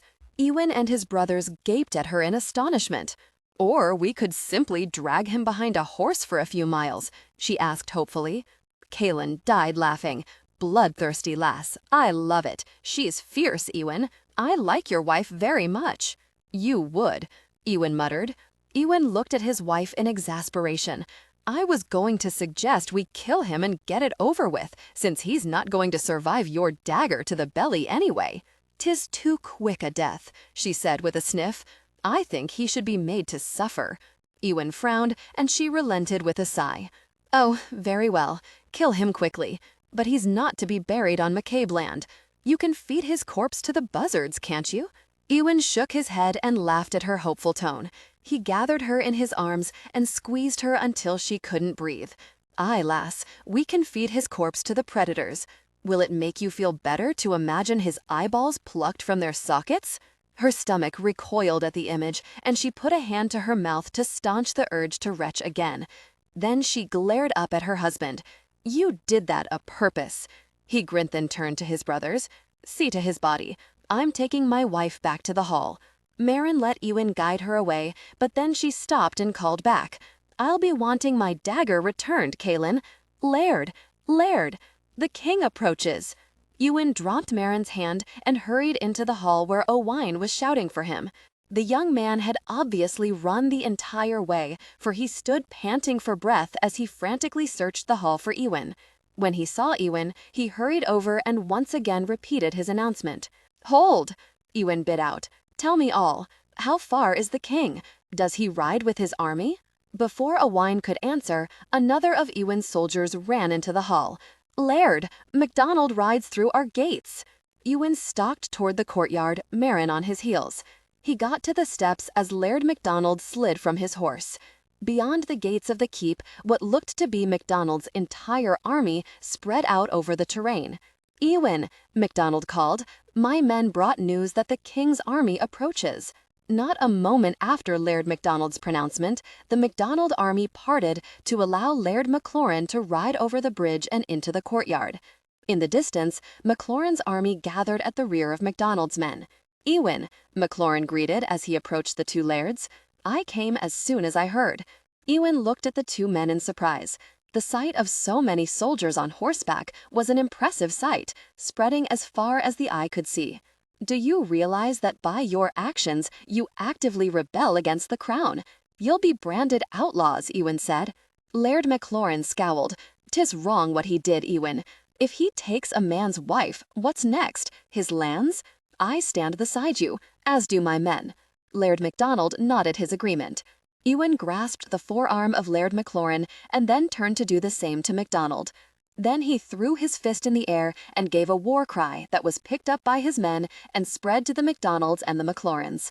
Soon the hills surrounding the keep echoed with the sound of impending battle. He turned to Mairin and took her hands in his. "I want you to take Crispin and remain behind the walls of the keep. Do not come out until I've summoned you. Promise me." She nodded her understanding, her eyes wide with fright. He bent and kissed her. "Do not be afraid, Mairin. We will prevail this day.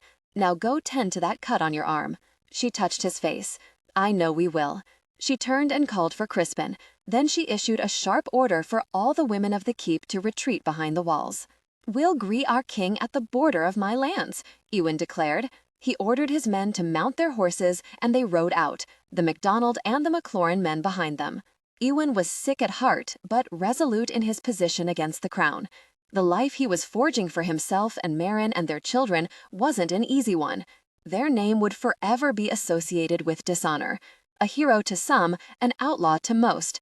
If keeping the woman he loved by his side was a cause for dishonor, he was prepared to wear the mantle for the rest of his days. When they arrived at their border, Ewan was surprised to see the king mounted atop his horse with only an escort of half a dozen men. He waited beyond the border, making no effort to cross over onto Ewan's lands. "Is this some trick?" Maclaurin murmured beside Ewan. "Where are the rest of his men?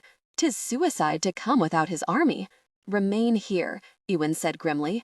He motioned for his brothers and Gannon and Cormac, and rode forward until he was just before the king, but still on the Cabeland. The king looked tired, and as if he still suffered the effects of his illness. His face was drawn and pale, and his shoulders sagged precariously. "Your Majesty," Ewan acknowledged, "why have you come to my borders?" "I've come to correct a wrong, and to thank you." Of all the things Ewan thought his king might say, that wasn't one of them. He cocked his head to the side, but didn't say anything, instead waiting for the king to explain. "You come with the might of not only your army, but that of the MacDonald and the Maclaurin clans," the king said. "Tell me, Laird McCabe, would you have fought me this day had I come under the declaration of war?" "Aye," Ewan said without hesitation. Amusement gleamed in the king's eyes. "By doing so, you would brand yourself an outcast for the rest of your days?" "Only if I lost," Ewan drawled, "and I didn't plan to lose." The king shifted on his saddle. "I would meet my niece, Laird McCabe." Ewan leveled a stare at King David, unflustered by the abrupt change in topic. I'll not allow Mairin outside my walls. The king nodded approvingly, which is why I hope you invite me within. We have much to discuss, and, as I stated, I have much to thank you for. It could be a trick, Alaric muttered. You'll enter alone, Ewan said. Your men remain outside the walls. The king arched one eyebrow. You're asking me to have that much trust in a man who's admitted he has no issue with killing me? If all I wanted was to kill you, you'd already be dead, Ewan said calmly. David studied him for a moment longer and then slowly nodded.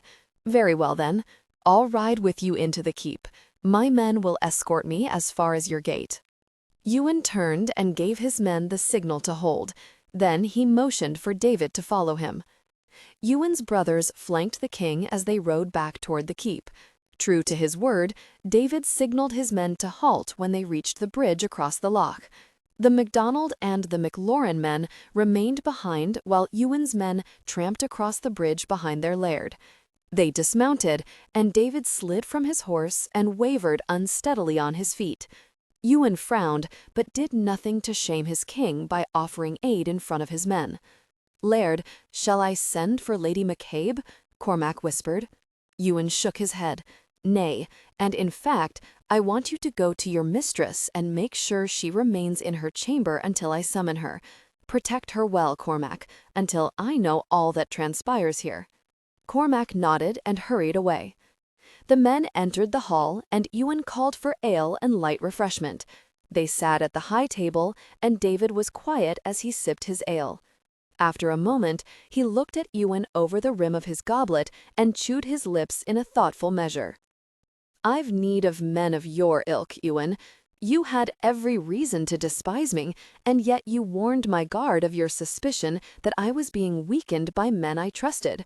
'Tis because of that warning that I am alive and in front of you today. Archibald indeed plotted against me with Cameron. Archibald slowly poisoned me over time so it would appear as if I sickened and died of natural causes." The king sighed and set his goblet down. "I would apologize for the wrongs done to you, and especially to your lady wife. I would like to meet my niece with your blessing."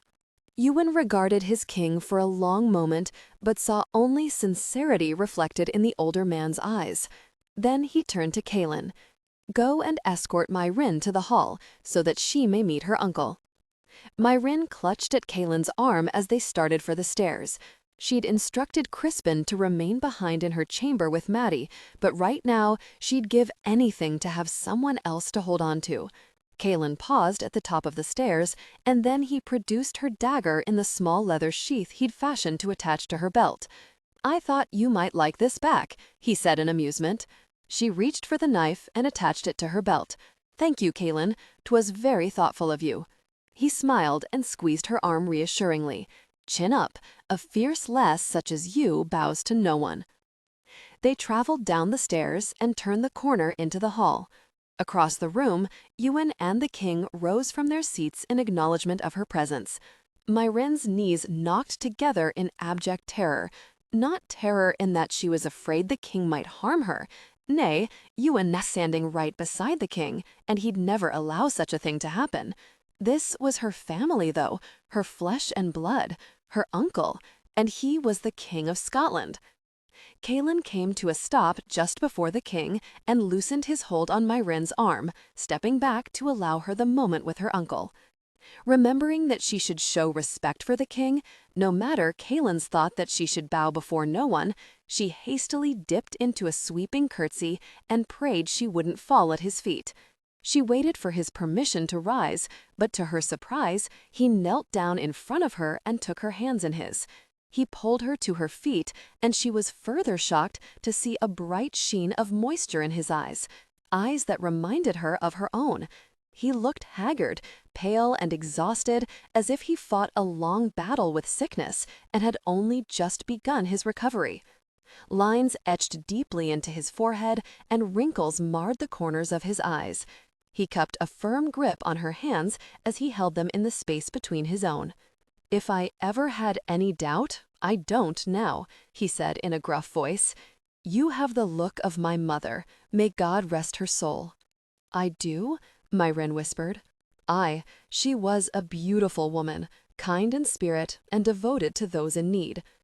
Mairin swallowed, overwhelmed by the enormity of this moment. After so long in hiding, of living in fear, she was openly acknowledged by her father's blood. Ewan stepped to her side and wrapped his arm around her waist. The king reluctantly let go of her hands and directed his gaze at Ewan. "You did a good thing, Ewan. The thought of the lass in Duncan Cameron's hands?" He cleared his throat. "I will work to correct the wrongs done to you and your wife. I'll give public blessing to your marriage, and I'll have her dowry transported immediately under heavy guard from Nav Hullen." Mairin gasped. "I thought my dowry lost to Duncan Cameron." The king shook his head. "Archibald awarded the dowry to Duncan, but he knew not where it was held. Only I have that knowledge, as only I was entrusted with Alexander's legacy bequeathed to the firstborn of his daughter. It has been under lock and key at Nam Alan since Alexander made the bequest so many years ago." "Oh, this is wonderful, Ewan!" she exclaimed as she nearly danced in Ewan's arms. She turned back to her uncle, concerned by his pallor and apparent weakness. "You would do us great honor if you remain here until your health is restored." The king's eyes widened in surprise, and he looked up to Ewan for confirmation. Ewan shrugged. "I have long determined the foolhardiness in denying my wife anything. Besides, she has the right of it. Until you are at full strength, the threat is still strong to you. You need time to ferret out those who worked with Archibald. We would be honored if you spent the time with us." David smiled broadly. "Then I would be glad to accept your hospitality." In the end, David stayed on for a fortnight, until Mairin's dowry was delivered. Her husband and the king, after a wary start, actually got along quite famously. They hunted many of the evenings, going out with Ewan's brothers, and returning to drink ale in the hall and argue over who brought in the biggest kill. David's health rapidly improved with Gertie's cooking and Mairin's nagging for him to rest. When he rode out with the contingent of soldiers who deliver her dowry, Mairin was actually quite sad to see him go. That night, in the privacy of their chamber, they came together in passion, and afterward she giggled at a private memory they shared. "What amuses you, wife? 'Tis a sin to laugh right after a man has indulged in intimacy." She smiled and snuggled into his arms. As he always did, he cradled her to him, protectively surrounding her burgeoning belly. "I was remembering certain inaccurate assessments I made about your prowess." "Really? Right you were wrong," he growled. She laughed again, and then sighed in contentment. "'Tis a wonderful day, Ewan. Our clan is saved. We can feed our clan, clothe our children, and supply our men with the weapons and armor they so desperately need. Aye, sweeting, 'tis a wonderful day." Then he turned and kissed her until she couldn't draw breath. He gazed down at her with such tenderness in his eyes that her heart fluttered in his chest. "Almost as wonderful as the day you first stepped onto McCabeland." Laird McCabe looked out over the expanse of McCabeland and grappled with the indecision plaguing him. He breathed in the chilly air and looked skyward. It wouldn't snow this day, but soon. Autumn had settled over the Highlands. Colder air and shorter days had pushed in. After so many years of struggling to eke out an existence, to rebuild their clan, his brother Ewan had made great strides in restoring the McCabes to their former glory. This winter, their clan wouldn't go hungry. Their children wouldn't go without proper clothing. Now it was time for Alaric to do his part for his clan. In a short time, he would travel to the MacDonald holding, where he would formally ask for Riona MacDonald's hand in marriage. It was pure ceremony. The agreement had been struck weeks earlier. Now the aging Laird wanted Alaric to spend time among the MacDonalds, a clan that would one day become Alaric's when he married MacDonald's daughter and only heir. Even now, the courtyard was alive with activity, as a contingent of McCabe soldiers readied to make the journey with Alaric. Ewan, Alaric's older brother and Laird of the McCabe clan, had wanted to send his most trusted men to accompany Alaric on his journey, but Alaric refused. There was still a danger to Ewan's wife, Mairin, who was heavily pregnant with Ewan's child. As long as Duncan Cameron was alive, he posed a threat to the McCabes. He coveted what was Ewan's wife and Ewan's eventual control of Neem Align, a legacy brought through his marriage to Mairin, the daughter of the former King of Scotland.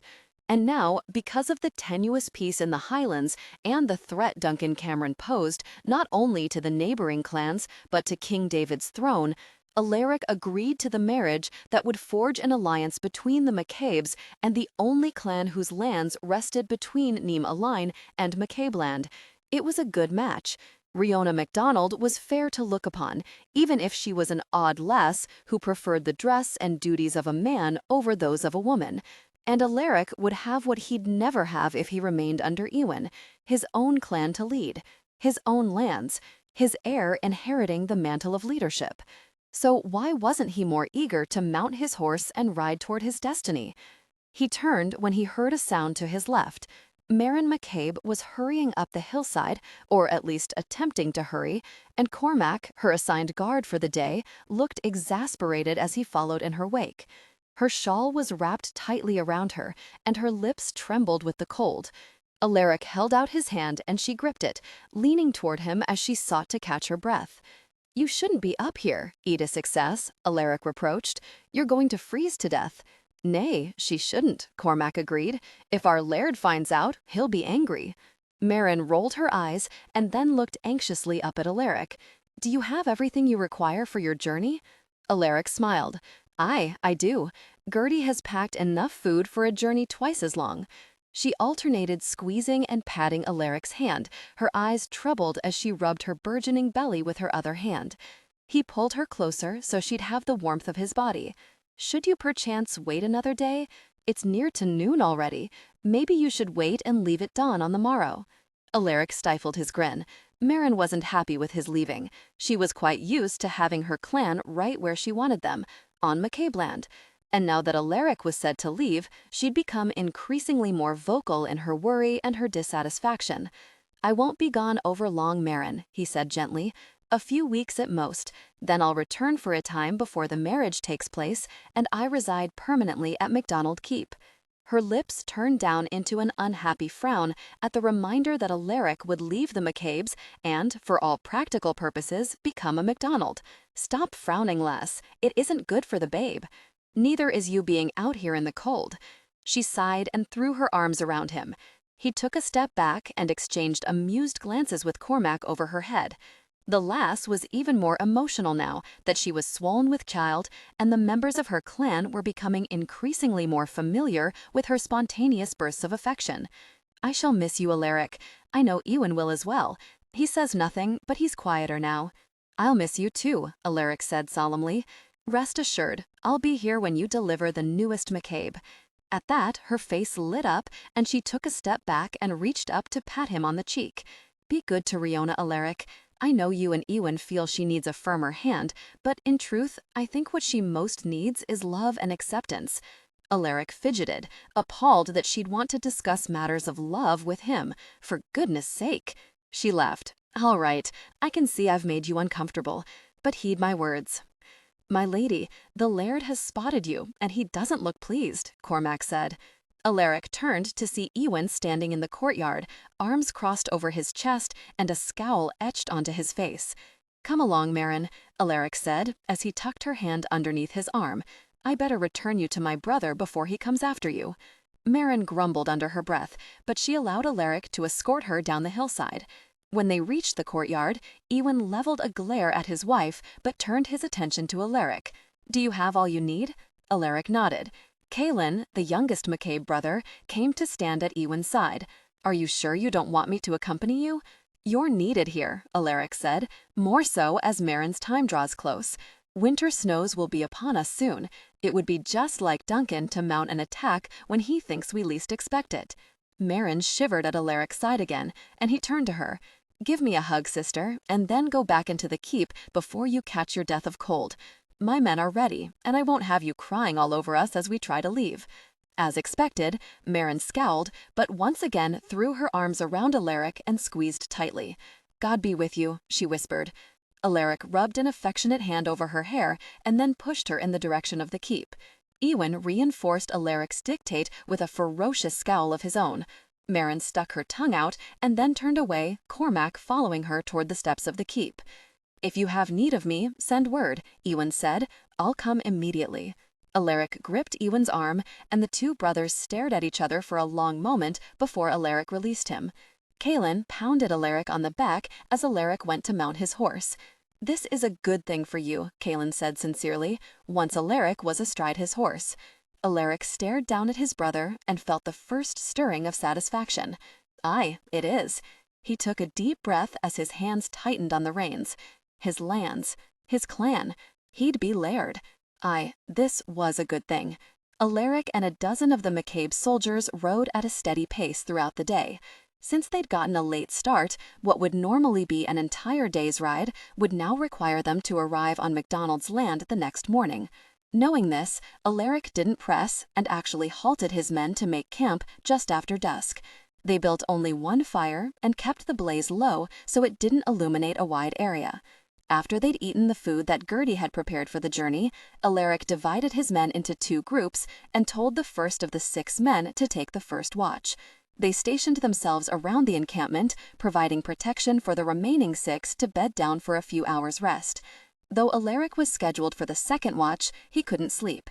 He lay awake on the hard ground, staring up at the star-filled sky. It was a clear and cold night. The winds were picking up from the north, heralding a coming change in the weather. Married to Riona MacDonald. He tried hard but could barely conjure an image of the lass. All he could remember was her vibrant golden hair. She was quiet, which he supposed was a good trait for a woman to have, although Mairin was hardly a quiet or particularly obedient wife. And yet he found her endearing, and he knew that Ewan wouldn't change a single thing about her. But then Mairin was all a woman should be, soft and sweet, while Riona was mannish in both dress and manner. She wasn't an unattractive lass, which made it puzzling that she would indulge in activities completely unsuitable for a lady. It was something he'd have to address immediately. A slight disturbance of the air was the only warning he had before he lunged to the side. A sword caught his side, slicing through clothing and flesh. Pain seared through his body, but he pushed it aside as he grabbed his sword and bolted to his feet. His men came alive, and the night air swelled with the sounds of battle. Alaric ought 2 men, the clang of swords blistering his ears. His hands vibrated from the repeated blows as he parried and thrust. He was backed toward the perimeter set by his men and nearly tripped over one of the men he'd posted as guard. An arrow protruded from his chest, a testimony to how stealthily the ambush had been set. They were sorely outnumbered, and although Alaric would pit the McCabe soldiers against anyone, any time, and be assured of the outcome, his only choice was to call a retreat, lest they all be slaughtered. He yelled hoarsely for his men to get to their horses. Then he dispatched the man in front of him and struggled to reach his own mount. Blood poured from his side. The acrid scent rose in the chill and filled his nostrils. Already his vision had dimmed, and he knew if he didn't get himself on his horse, he was done for. He whistled, and his horse bolted forward just as another warrior made his charge at Alaric. Weakening fast from the loss of blood, he fought without the discipline Ewan had instilled in him. He took chances. He was reckless. He was fighting for his life. With a roar, Alaric's opponent lunged forward. Gripping his sword in both hands, Alaric swung, slicing through his attacker's neck and completely decapitating him. Alaric didn't waste a single moment savoring the victory. There was another attacker bearing down on him. With the last of his strength, he threw himself on his horse and gave the command to run. He could make out the outline of bodies as his horse thundered away. With a sinking feeling, Alaric knew that they weren't the enemy. He'd lost most, if not all, of his soldiers in the attack. "Home," he commanded hoarsely. He gripped his side and tried valiantly to remain conscious, but with each jostle as the horse flew across the terrain, Alaric's vision dimmed. His last conscious thought was that he had to get home to warn Ewan. He just hoped to hell there hadn't been an attack on the McCabe holding as well. Please paste the content you want me to rewrite.